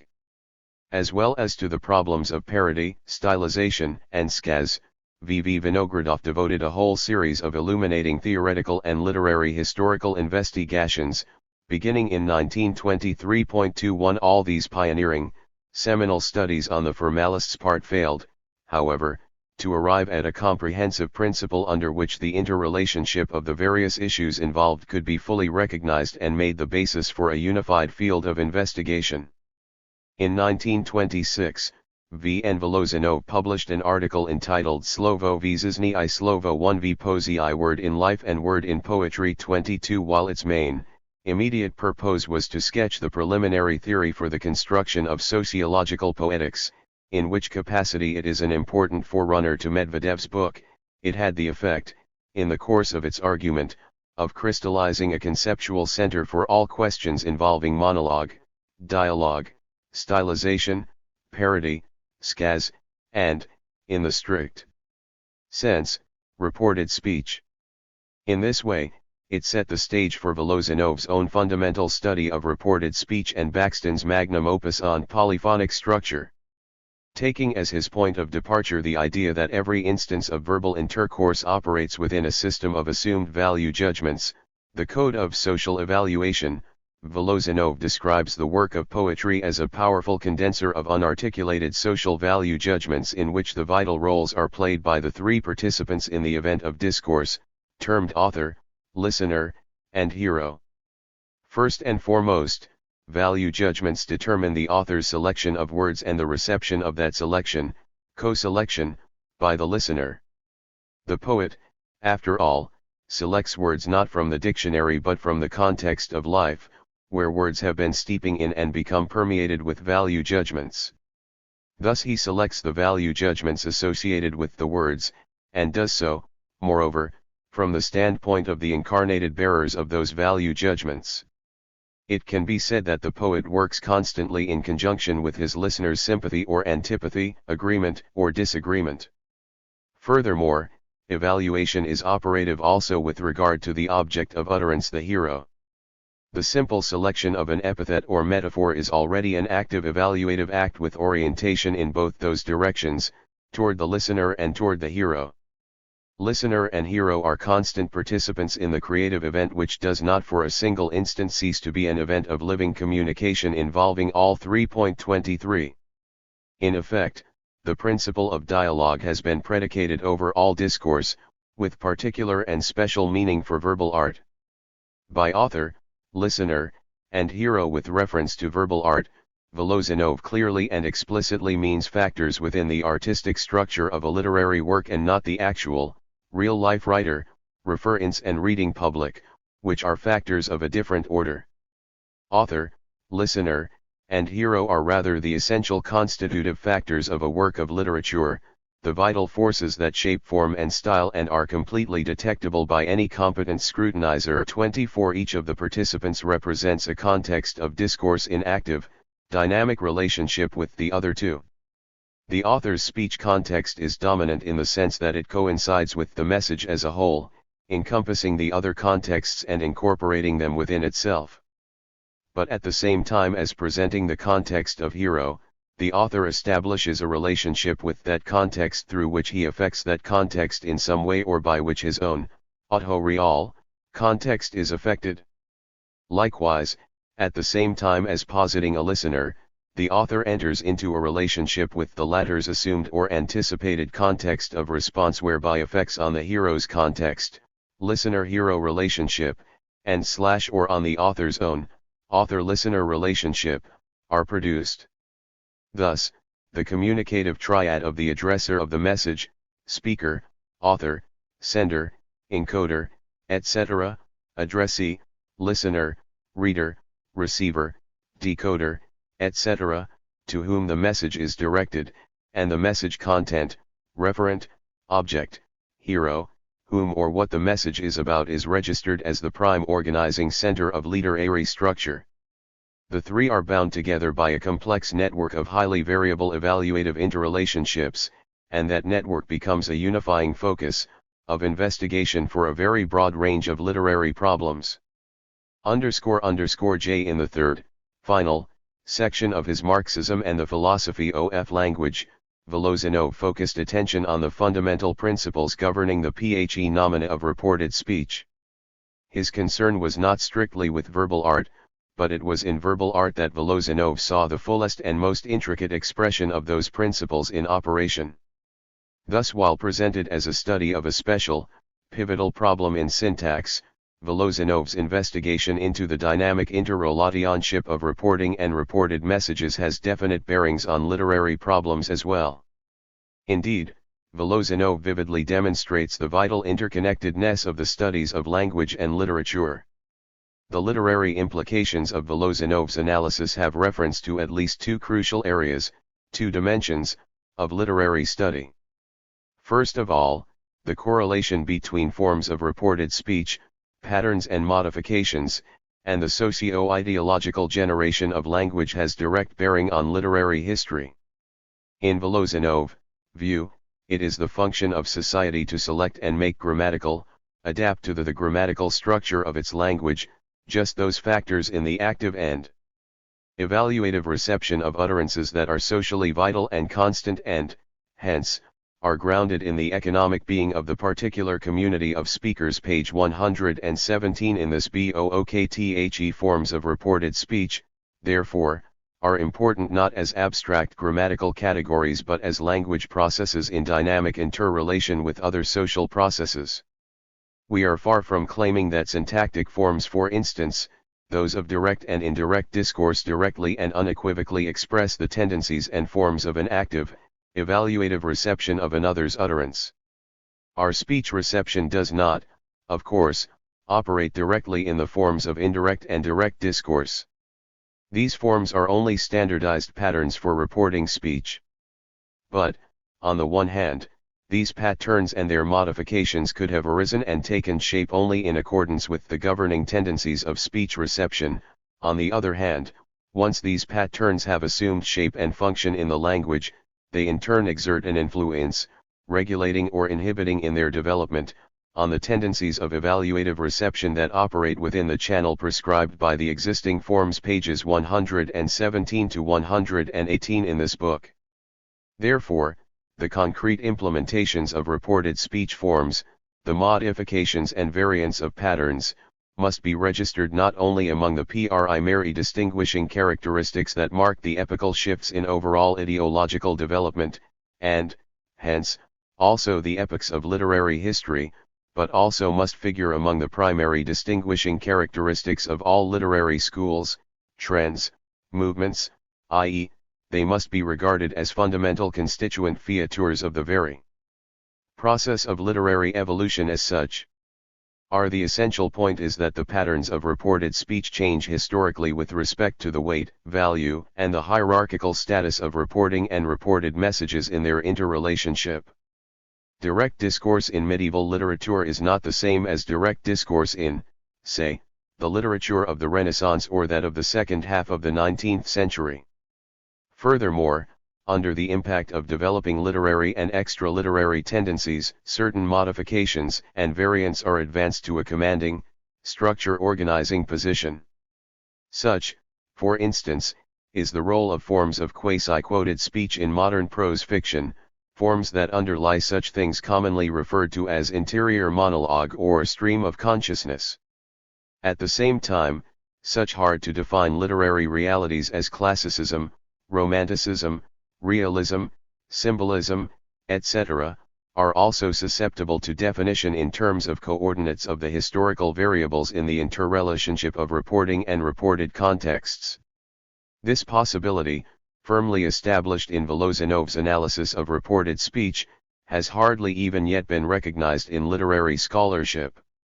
With its distinction between the linear and pictorial tendencies in the dynamism of the reporting-reported interrelationship, its exposition of opposed referent and texture-analyzing orientations in indirect discourse, and its presentation of a whole system of modifications and variants of direct discourse.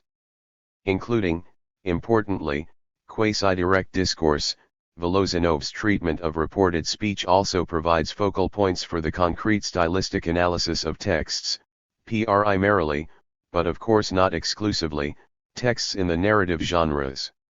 Every text represents a selection and concatenation of reported procedures. Analysis of the specific organization of these procedures in a literary work reveals its stylistic structure, not of course in the sense of an inventory of its stylistic ingredients, but precisely of its value-charged stylistic MC_D of operation. Thus, for instance, in connection with what he termed anticipated and disseminated direct discourse, Voloshinov took a story by Dostoevsky, Skvernijanek. A nasty story / and from analysis of it concluded. Almost every word in the narrative, as concerns its expressivity, its emotional coloring, its accentual position in the phrase, figures simultaneously in two intersecting contexts, two speech acts, in the speech of the author-narrator, ironic and mocking, and the speech of the hero, who is far removed from irony. This simultaneous participation of two speech acts, each differently oriented in its expressivity, also explains the curious sentence structure, the twists and turns of syntax, the highly original style of the story. If only one of the speech acts had been used, the sentences would have been structured otherwise, the style would have been different. Page 136 in this book. The range of procedures extends from the relatively straightforward, sharply and mutually delimited relations of reporting and reported contexts to extremely complex, even highly ambiguous, mixed forms in which the key role is played by the phenomenon of speech interference. Needless to say, all procedures involve evaluative processes, the simpler forms no less than the complex ones. Every literary work operates in one or more registers of this range. Many literary works, modern novels especially, are characterized by systems of registers with varied and often subtly nuanced transitions from one to another. To fail to take account of this interrelation and interplay of reporting and reported contexts, as do many discussions about showing and telling, the dramatic or objective mode of narration, point of view narration, reliable and unreliable authors and narrators, stream of consciousness technique and other, similar topics, is to miss the central integrity of the text. Point 25. In his preface to Marxism and the Philosophy of Language, Voloshinov himself noted that the object of study in part 111 of the book, the problem of utterance within utterance, has a broad significance extending beyond the confines of syntax.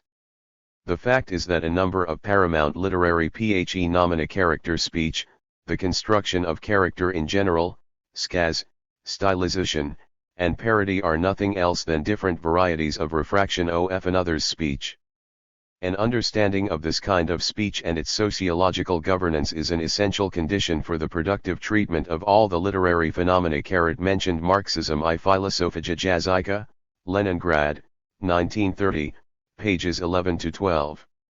However, Voloshinov's own efforts did not, and could not, considering that syntax was the primary focus of his attention, include full treatment of the implications of his theory for the study of literature.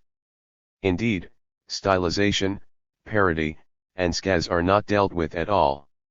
It was not Voloshinov but rather M. Baxton who fully and systematically elaborated the literary theory and analysis of another's speech.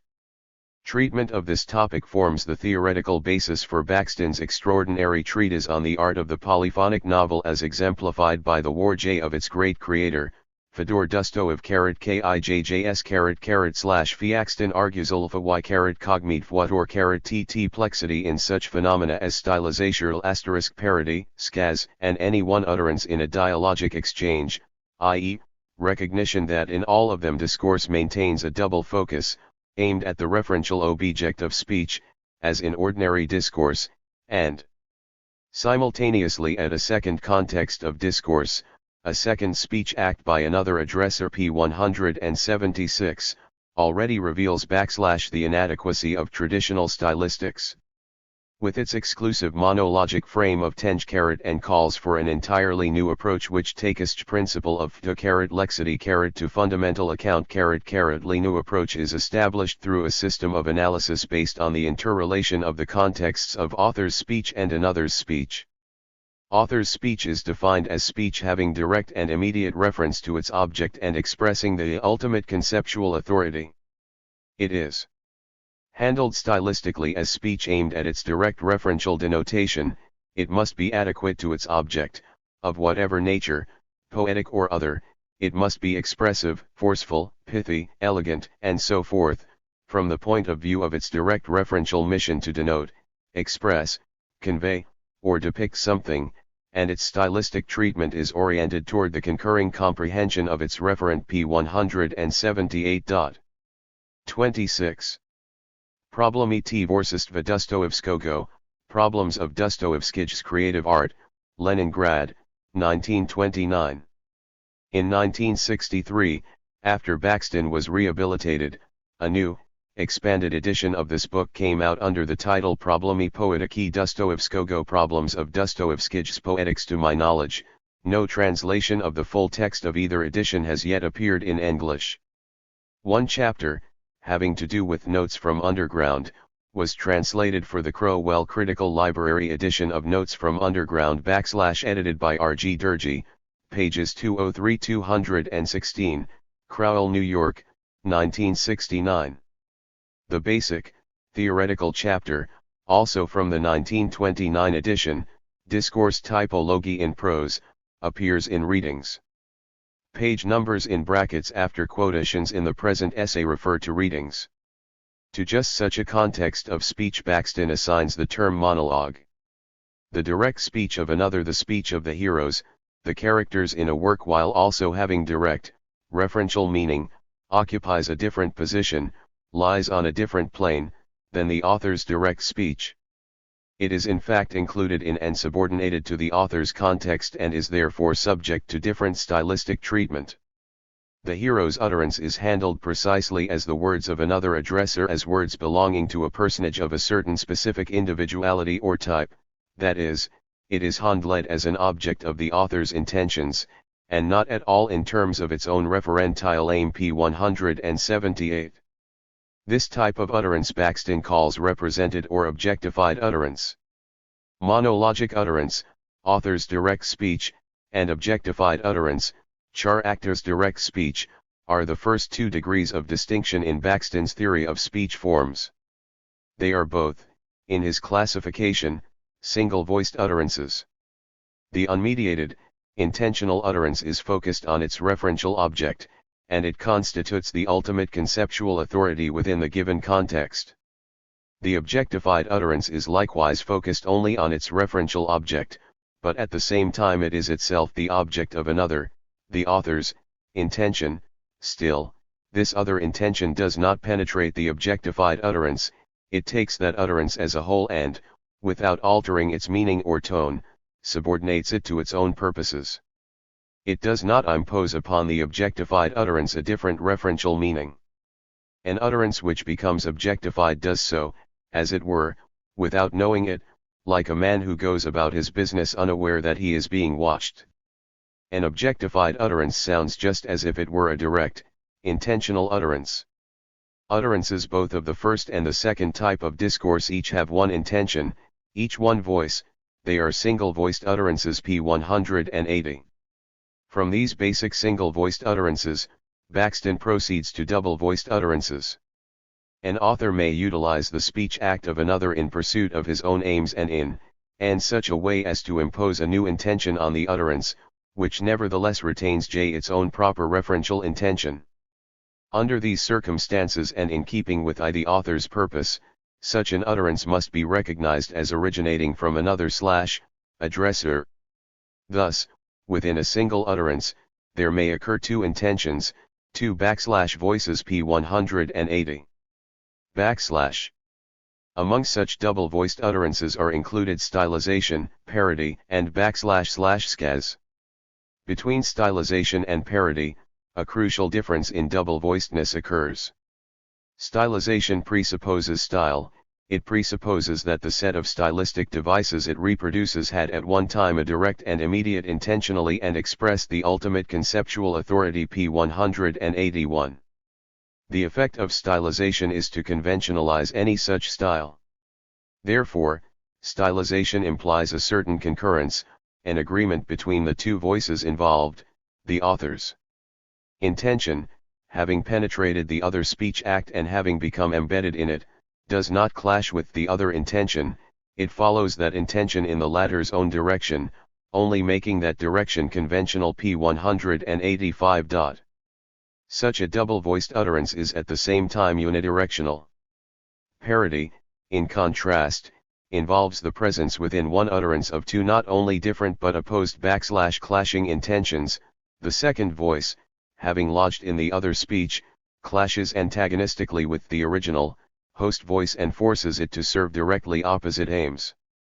Speech becomes a battlefield for opposing intentions p. 185. Baxton designates such a double-voiced utterance varidirectional. Scasey, identified simply as narrator's narration, occupies the same range as both stylization and parody, it is either unidirectional, stylized skaz, or varidirectional, parodic skaz. What unites the unidirectional and varidirectional variants of this third, double-voiced type of discourse is the passivity of the other voice. In stylization, narrator's narration, and parody, the other speech act is completely passive in the hands of the author who avails himself of it. He, so to speak, takes someone else's speech act, which is defenseless and submissive, and implants his own intent ions in it, making it serve his new aims p. 190. In this respect, they contrast with another set of variants of the same third type where the relationship between the two speech acts is active. Here are found such forms as hidden polemic and hidden dialogue, indeed the forms of dialogue itself and all forms of speech affected by awareness of another speech act. In these variants, the other speech act remains outside the bounds of the author's speech, but is implied or alluded to in that speech. The other speech act is not reproduced with a new intention, but shapes the author's speech while remaining outside its bound areas p. 187. These active variants of the third type of discourse play particularly important skills in creating colophonic rhythmically. Polyphonic structure takes its special shape and meaning against the background of, and in contrast to, homophonic structure. They contrast precisely as monologic and dialogic structures in the sense the terms monologue and dialogue acquire in Baxton's system of analysis. In homophonic structure, whatever the types of discourse employed by the author monologist and whatever their compositional deployment, the author's intentions must dominate and must constitute a compact, unequivocal whole. 27. The author's voice, as the bearer of the ultimate conceptual authority,